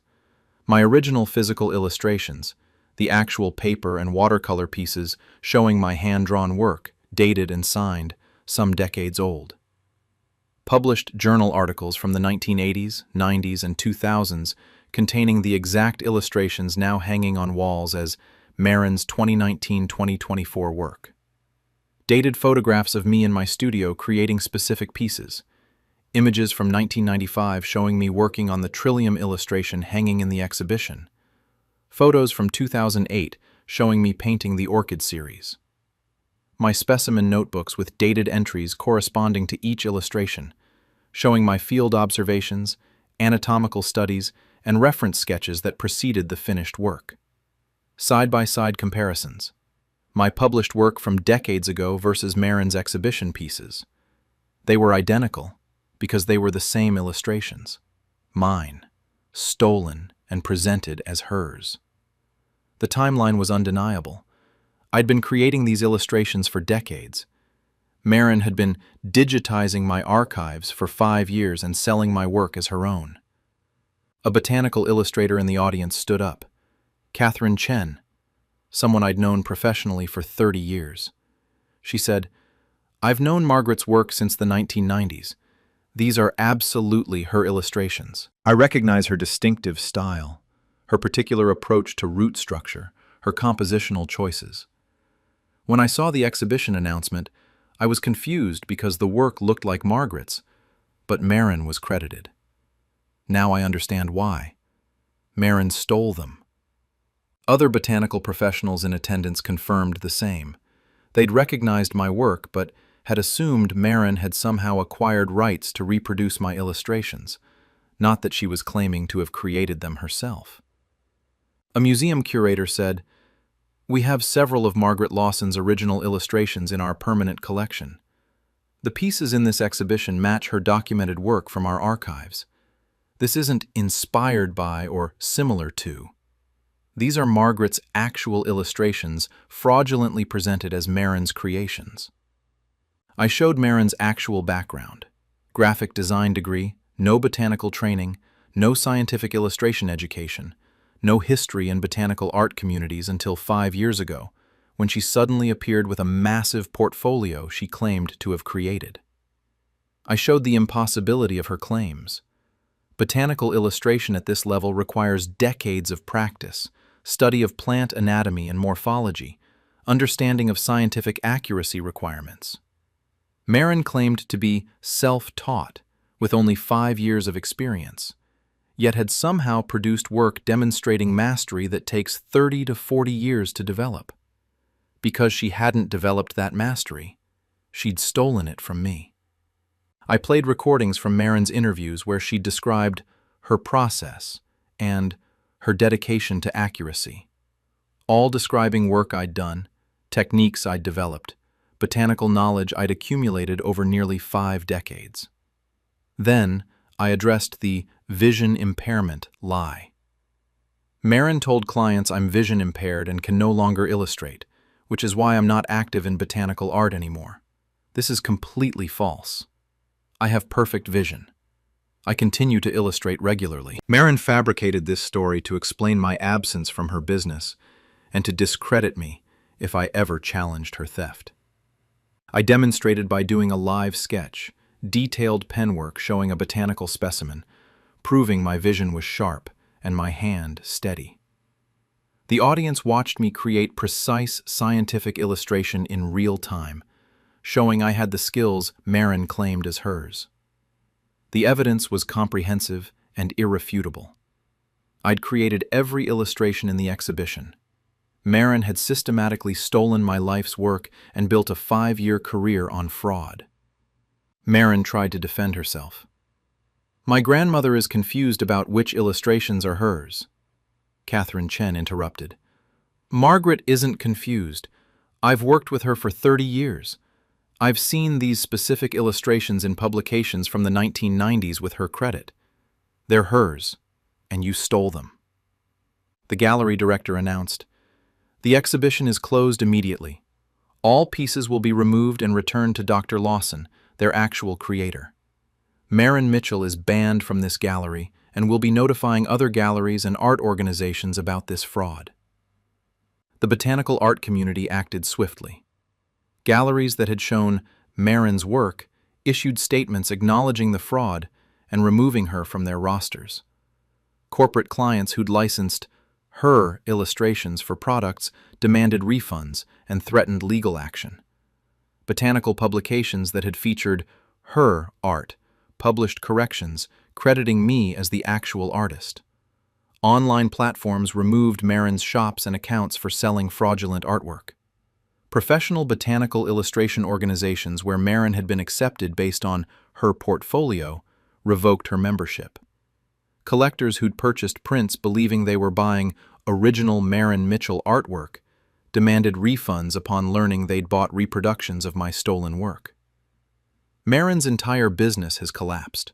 Her reputation is destroyed. She's known now as the fraud who stole her grandmother's botanical illustrations and claimed them as her own for 5 years. My relationship with Marin is permanently over, but Marin destroyed it when she chose to steal my life's work rather than develop her own skills. I'm 73 years old. I've spent 49 years mastering botanical illustration, learning plant anatomy, developing precise technical skills, creating thousands of scientifically accurate and artistically beautiful illustrations. That work is mine. Marin wanted recognition as a botanical artist without doing the decades of study and practice required. She wanted to skip the years of learning anatomy, developing technique, building knowledge, and just claim my accumulated mastery as her own. Now, everyone in the botanical art world knows the truth. Dr. Margaret Lawson is the botanical illustrator, and Marin Mitchell is the thief who stole from her grandmother. The gallery exhibition she'd planned as her triumphant validation became the venue for exposing her 5-year fraud. My illustrations are being properly credited again. Museums and publications are correcting their records, and my actual legacy, 49 years of contributing to botanical science through precise, beautiful illustration, is restored. Marin thought my age made me an easy target for theft. She thought she could erase my authorship and no one would believe an elderly woman claiming work being sold by a young digital artist. She was wrong. The botanical illustration community recognized my work, valued scientific integrity, and rejected the fraud who'd tried to steal my legacy. I spent 49 years creating botanical illustrations. Marin spent 5 years stealing them. Now she has the reputation she earned, and it's the only thing that's truly hers. My family built a restaurant empire on my recipes while telling everyone I'm too senile to cook. I'm a 71-year-old grandfather, and 6 weeks ago, I discovered my daughter Nina, 46-year-old female, and her husband Brad, 48-year-old, have been running a successful restaurant chain for the past 6 years using my original recipes while telling customers, food critics, and media that the dishes are Nina's innovative creations inspired by her culinary school training. And when asked about me, they tell people I'm declining cognitively and no longer able to cook safely, which is why I'm never at the restaurants or involved in the business I made possible. I only found out because a food blogger who ate at their flagship location recognized my signature ginger cardamom sauce from a dinner party I'd hosted 15 years ago, and asked Nina during an interview where she'd learned to make her grandmother's traditional recipe. And Nina said her grandmother never cooked, and she'd developed the sauce herself through years of experimentation. Now I have 6 years of evidence showing Nina and Brad built 3 restaurant locations, a catering business, and a pending cookbook deal entirely on my stolen recipes, while systematically erasing me from their success story, and telling anyone who asks that I'm too mentally incompetent to be trusted in a kitchen. I've spent 6 weeks preparing to destroy their culinary reputation, and I'm doing it at the taping of their Food Network special, where they're being celebrated as innovative restaurateurs preserving family culinary traditions. I've been cooking seriously for 52 years. I started as a line cook in my 20s, worked my way up to sous chef, eventually became executive chef at a fine dining restaurant, where I worked for 30 years before retiring at 65. I developed hundreds of original recipes over my career. Fusion dishes, combining techniques from my Korean heritage with French classical training, unique flavor combinations, signature sauces, and preparations that regular customers would request specifically. After retiring, I continued cooking as my passion and creative outlet.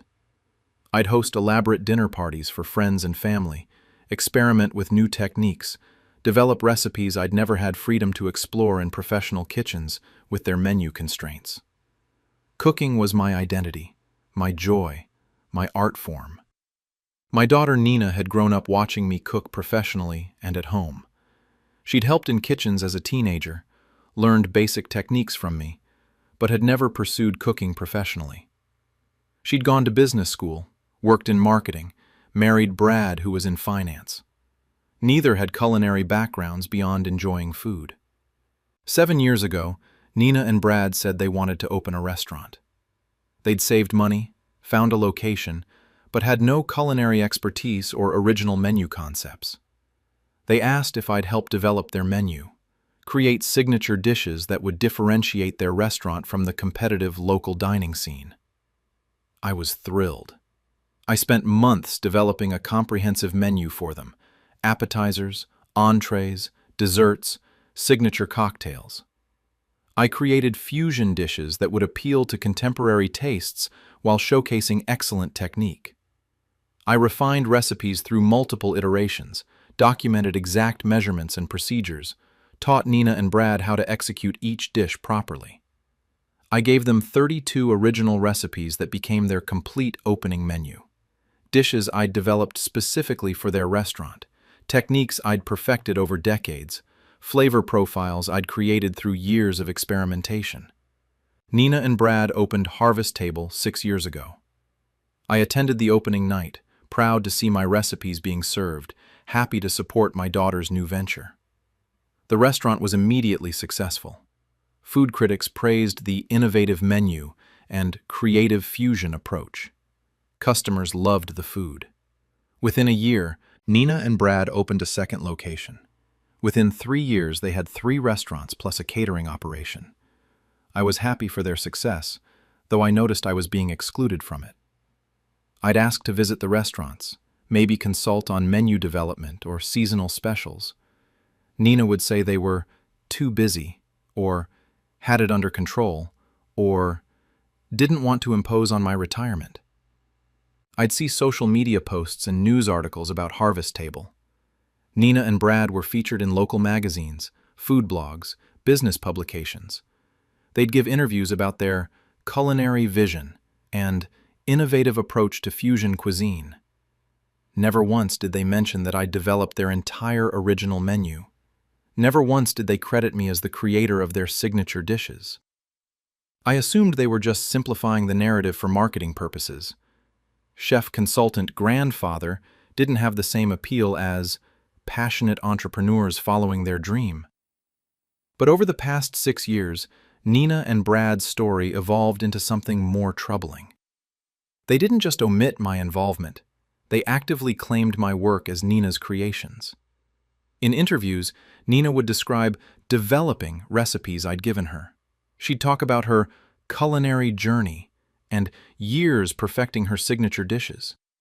She'd describe experimenting with flavor combinations to create menu items I'd handed her fully developed.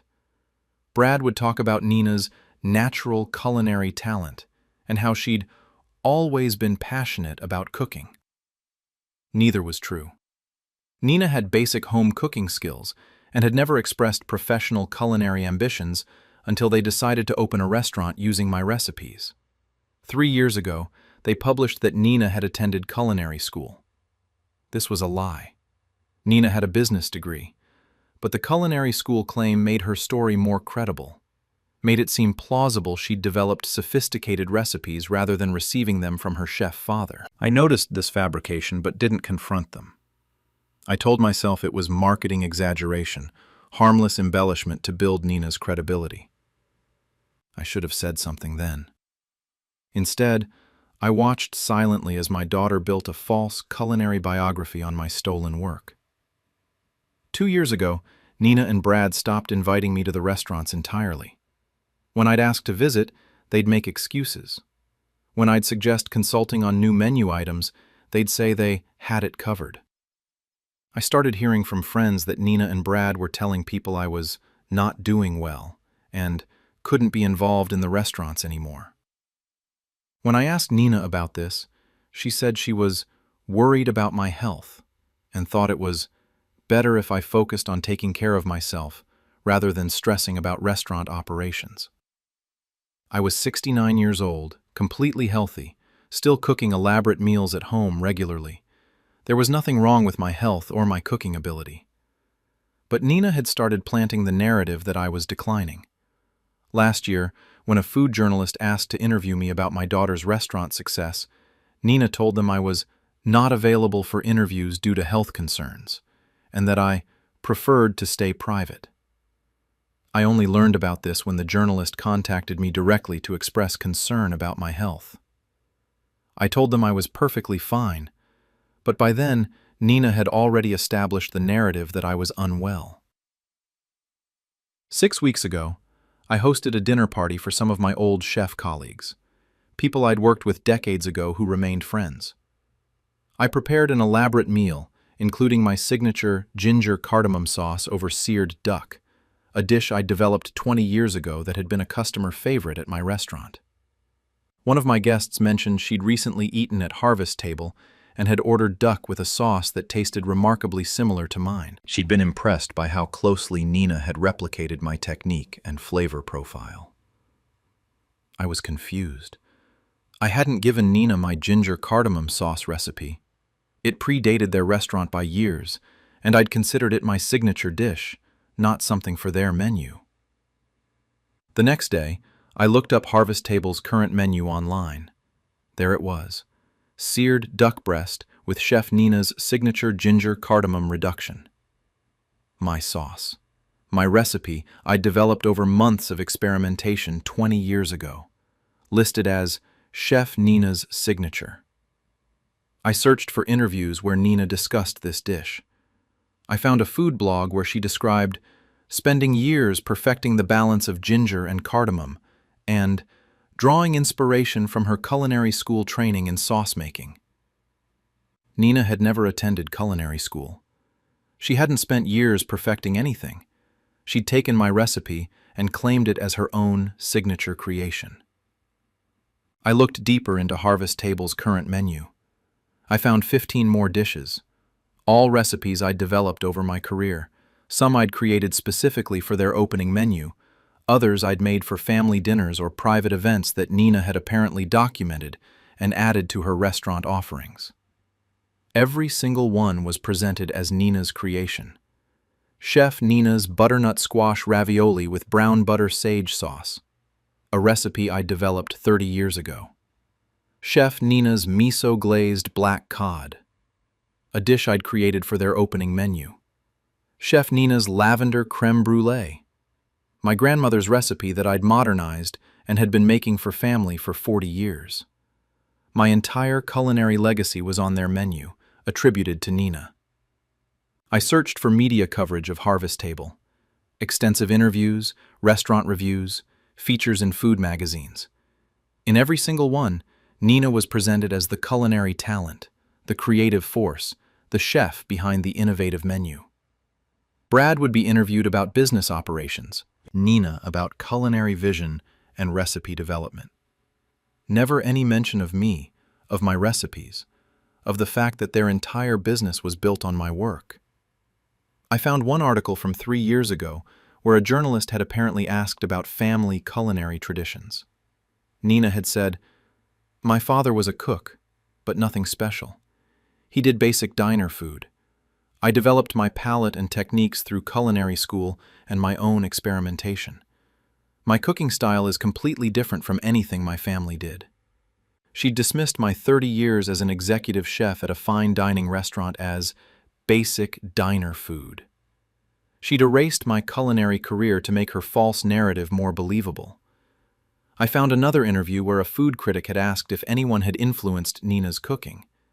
Nina had said, "My grandmother was an amazing cook, traditional Korean dishes with wonderful flavors. She's gone now, but I try to honor her legacy by incorporating those flavor profiles into my contemporary fusion approach." My mother had passed away 12 years ago. She had been a good home cook, but Nina was attributing to her the fusion techniques and innovations that I had developed.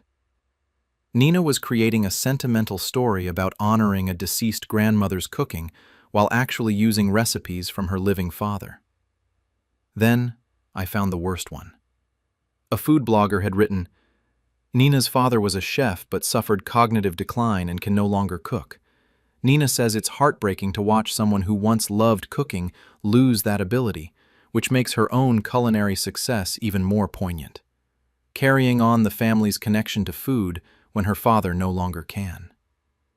Nina had told people I had cognitive decline, that I could no longer cook, that I'd lost my ability and my passion. I was 71 years old, completely sharp mentally, cooking complex meals regularly, in excellent health. Nina had fabricated cognitive decline to explain why I wasn't involved in the restaurants and to prevent anyone from questioning why the creative chef never mentioned her father's contributions. I called Nina immediately. I said, "I just read an interview where you said I have cognitive decline and can't cook anymore. That's a lie, and you've been claiming my recipes as your own creations for 6 years." Nina was quiet, then said carefully, "Dad, the restaurants are our business. We needed a strong brand story. Customers want to believe the chef created the recipes, not that we got them from someone else." I said, "I'm not someone else. I'm your father. I spent months developing those recipes for you. I gave you my life's work to help your business, and you've cut me out entirely and claimed everything as your own." Nina said, "You gave us those recipes. We built the business around them. The success is ours. We did the work of opening restaurants, managing staff, building the brand. You just gave us some recipes." I said, "I gave you your entire menu, every signature dish, everything that makes Harvest Table special, and you've told people I have cognitive decline to cover up your theft." Nina's tone changed, became harder. "It's not theft. You gave us the recipes freely. And honestly, Dad, you need to let this go. Our business is established. We have a brand, a reputation, contracts in place. You trying to claim credit now will just make you look bitter and confused, which frankly supports the narrative that you're declining." I realized then that Nina had planned this. The cognitive decline story wasn't just to explain my absence, it was protection against me ever claiming credit. If I tried to reveal the truth, Nina would say I was confused, delusional, trying to take credit for her work due to mental deterioration. I said, "I have documentation, original recipes, dated photos, my professional history as a chef. I can prove those recipes are mine."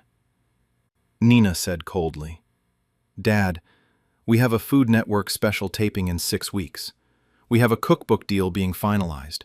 We have investors interested in expanding to 5 more locations. I can't have you trying to undermine our success because you're jealous. So here's what's going to happen.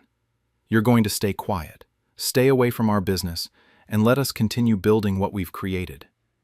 If you try to cause problems, I'll make sure everyone knows about your cognitive issues. I'll get doctors to evaluate you, get documentation of decline, and make you look like an unreliable old man trying to steal credit from his successful daughter." She'd thought through how to destroy my credibility if I challenged her. She was willing to fabricate medical evidence of cognitive decline to protect her stolen culinary reputation. I said, "You're my daughter. How can you do this to me?" Nina said, "You're retired, Dad. You don't need the recognition anymore. We do. This is our career, our future. Be happy you helped your family succeed and let it go." She hung up. I sat in my kitchen, the same kitchen where I developed many of the recipes Nina was claiming as her own, and realized my daughter had stolen my life's work, erased me from her success story, fabricated cognitive decline to discredit me, and planned to destroy my reputation if I fought back. I spent the next 6 weeks preparing my evidence and planning my revenge. I gathered comprehensive documentation, original recipe notebooks I'd maintained throughout my career, with dated entries showing when I'd developed each dish. My notebooks went back decades, showing the evolution of techniques and recipes, including every dish currently on Harvest Table's menu.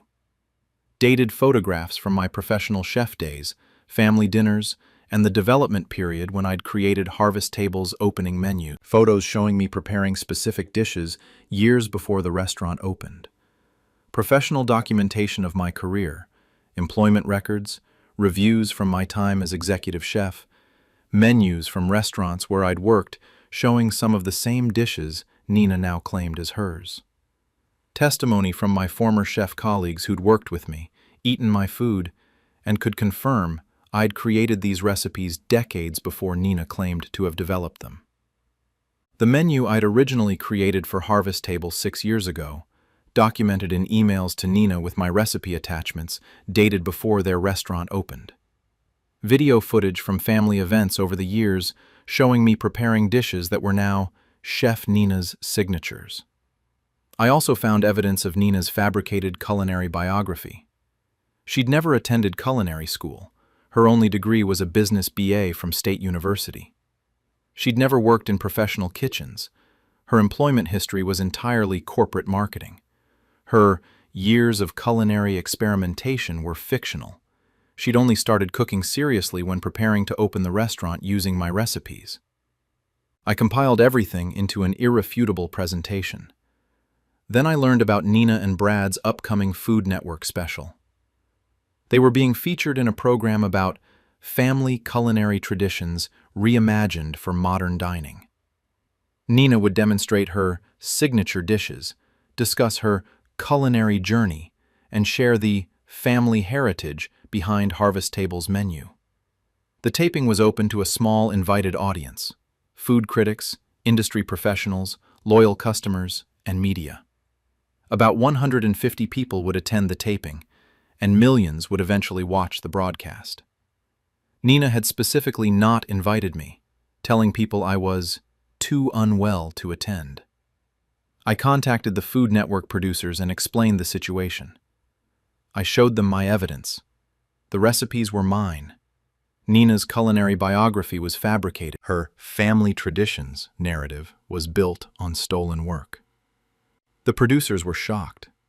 They verified my documentation, confirmed Nina had lied about her background, and saw that this was a major story about culinary fraud.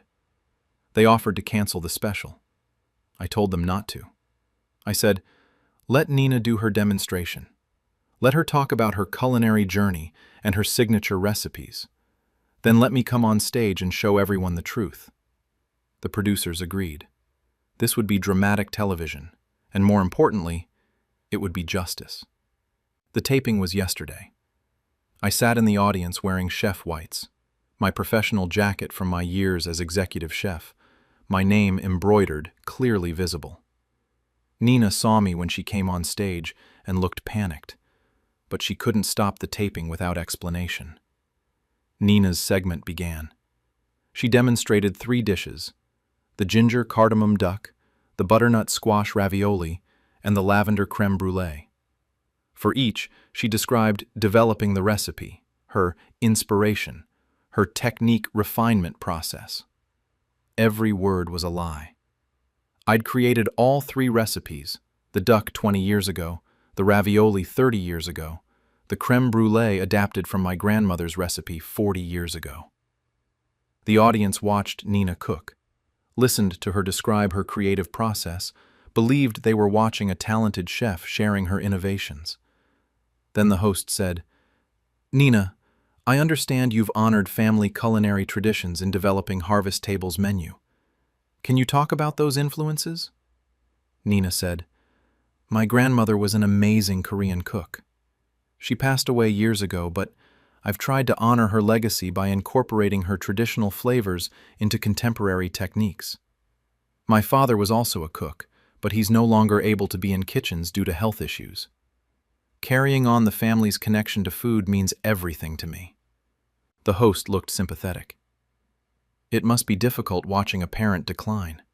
Nina nodded sadly. It is. He was a simple cook, nothing fancy, mostly diner food, but he loved it. Now he can't remember recipes or follow basic techniques. It's heartbreaking.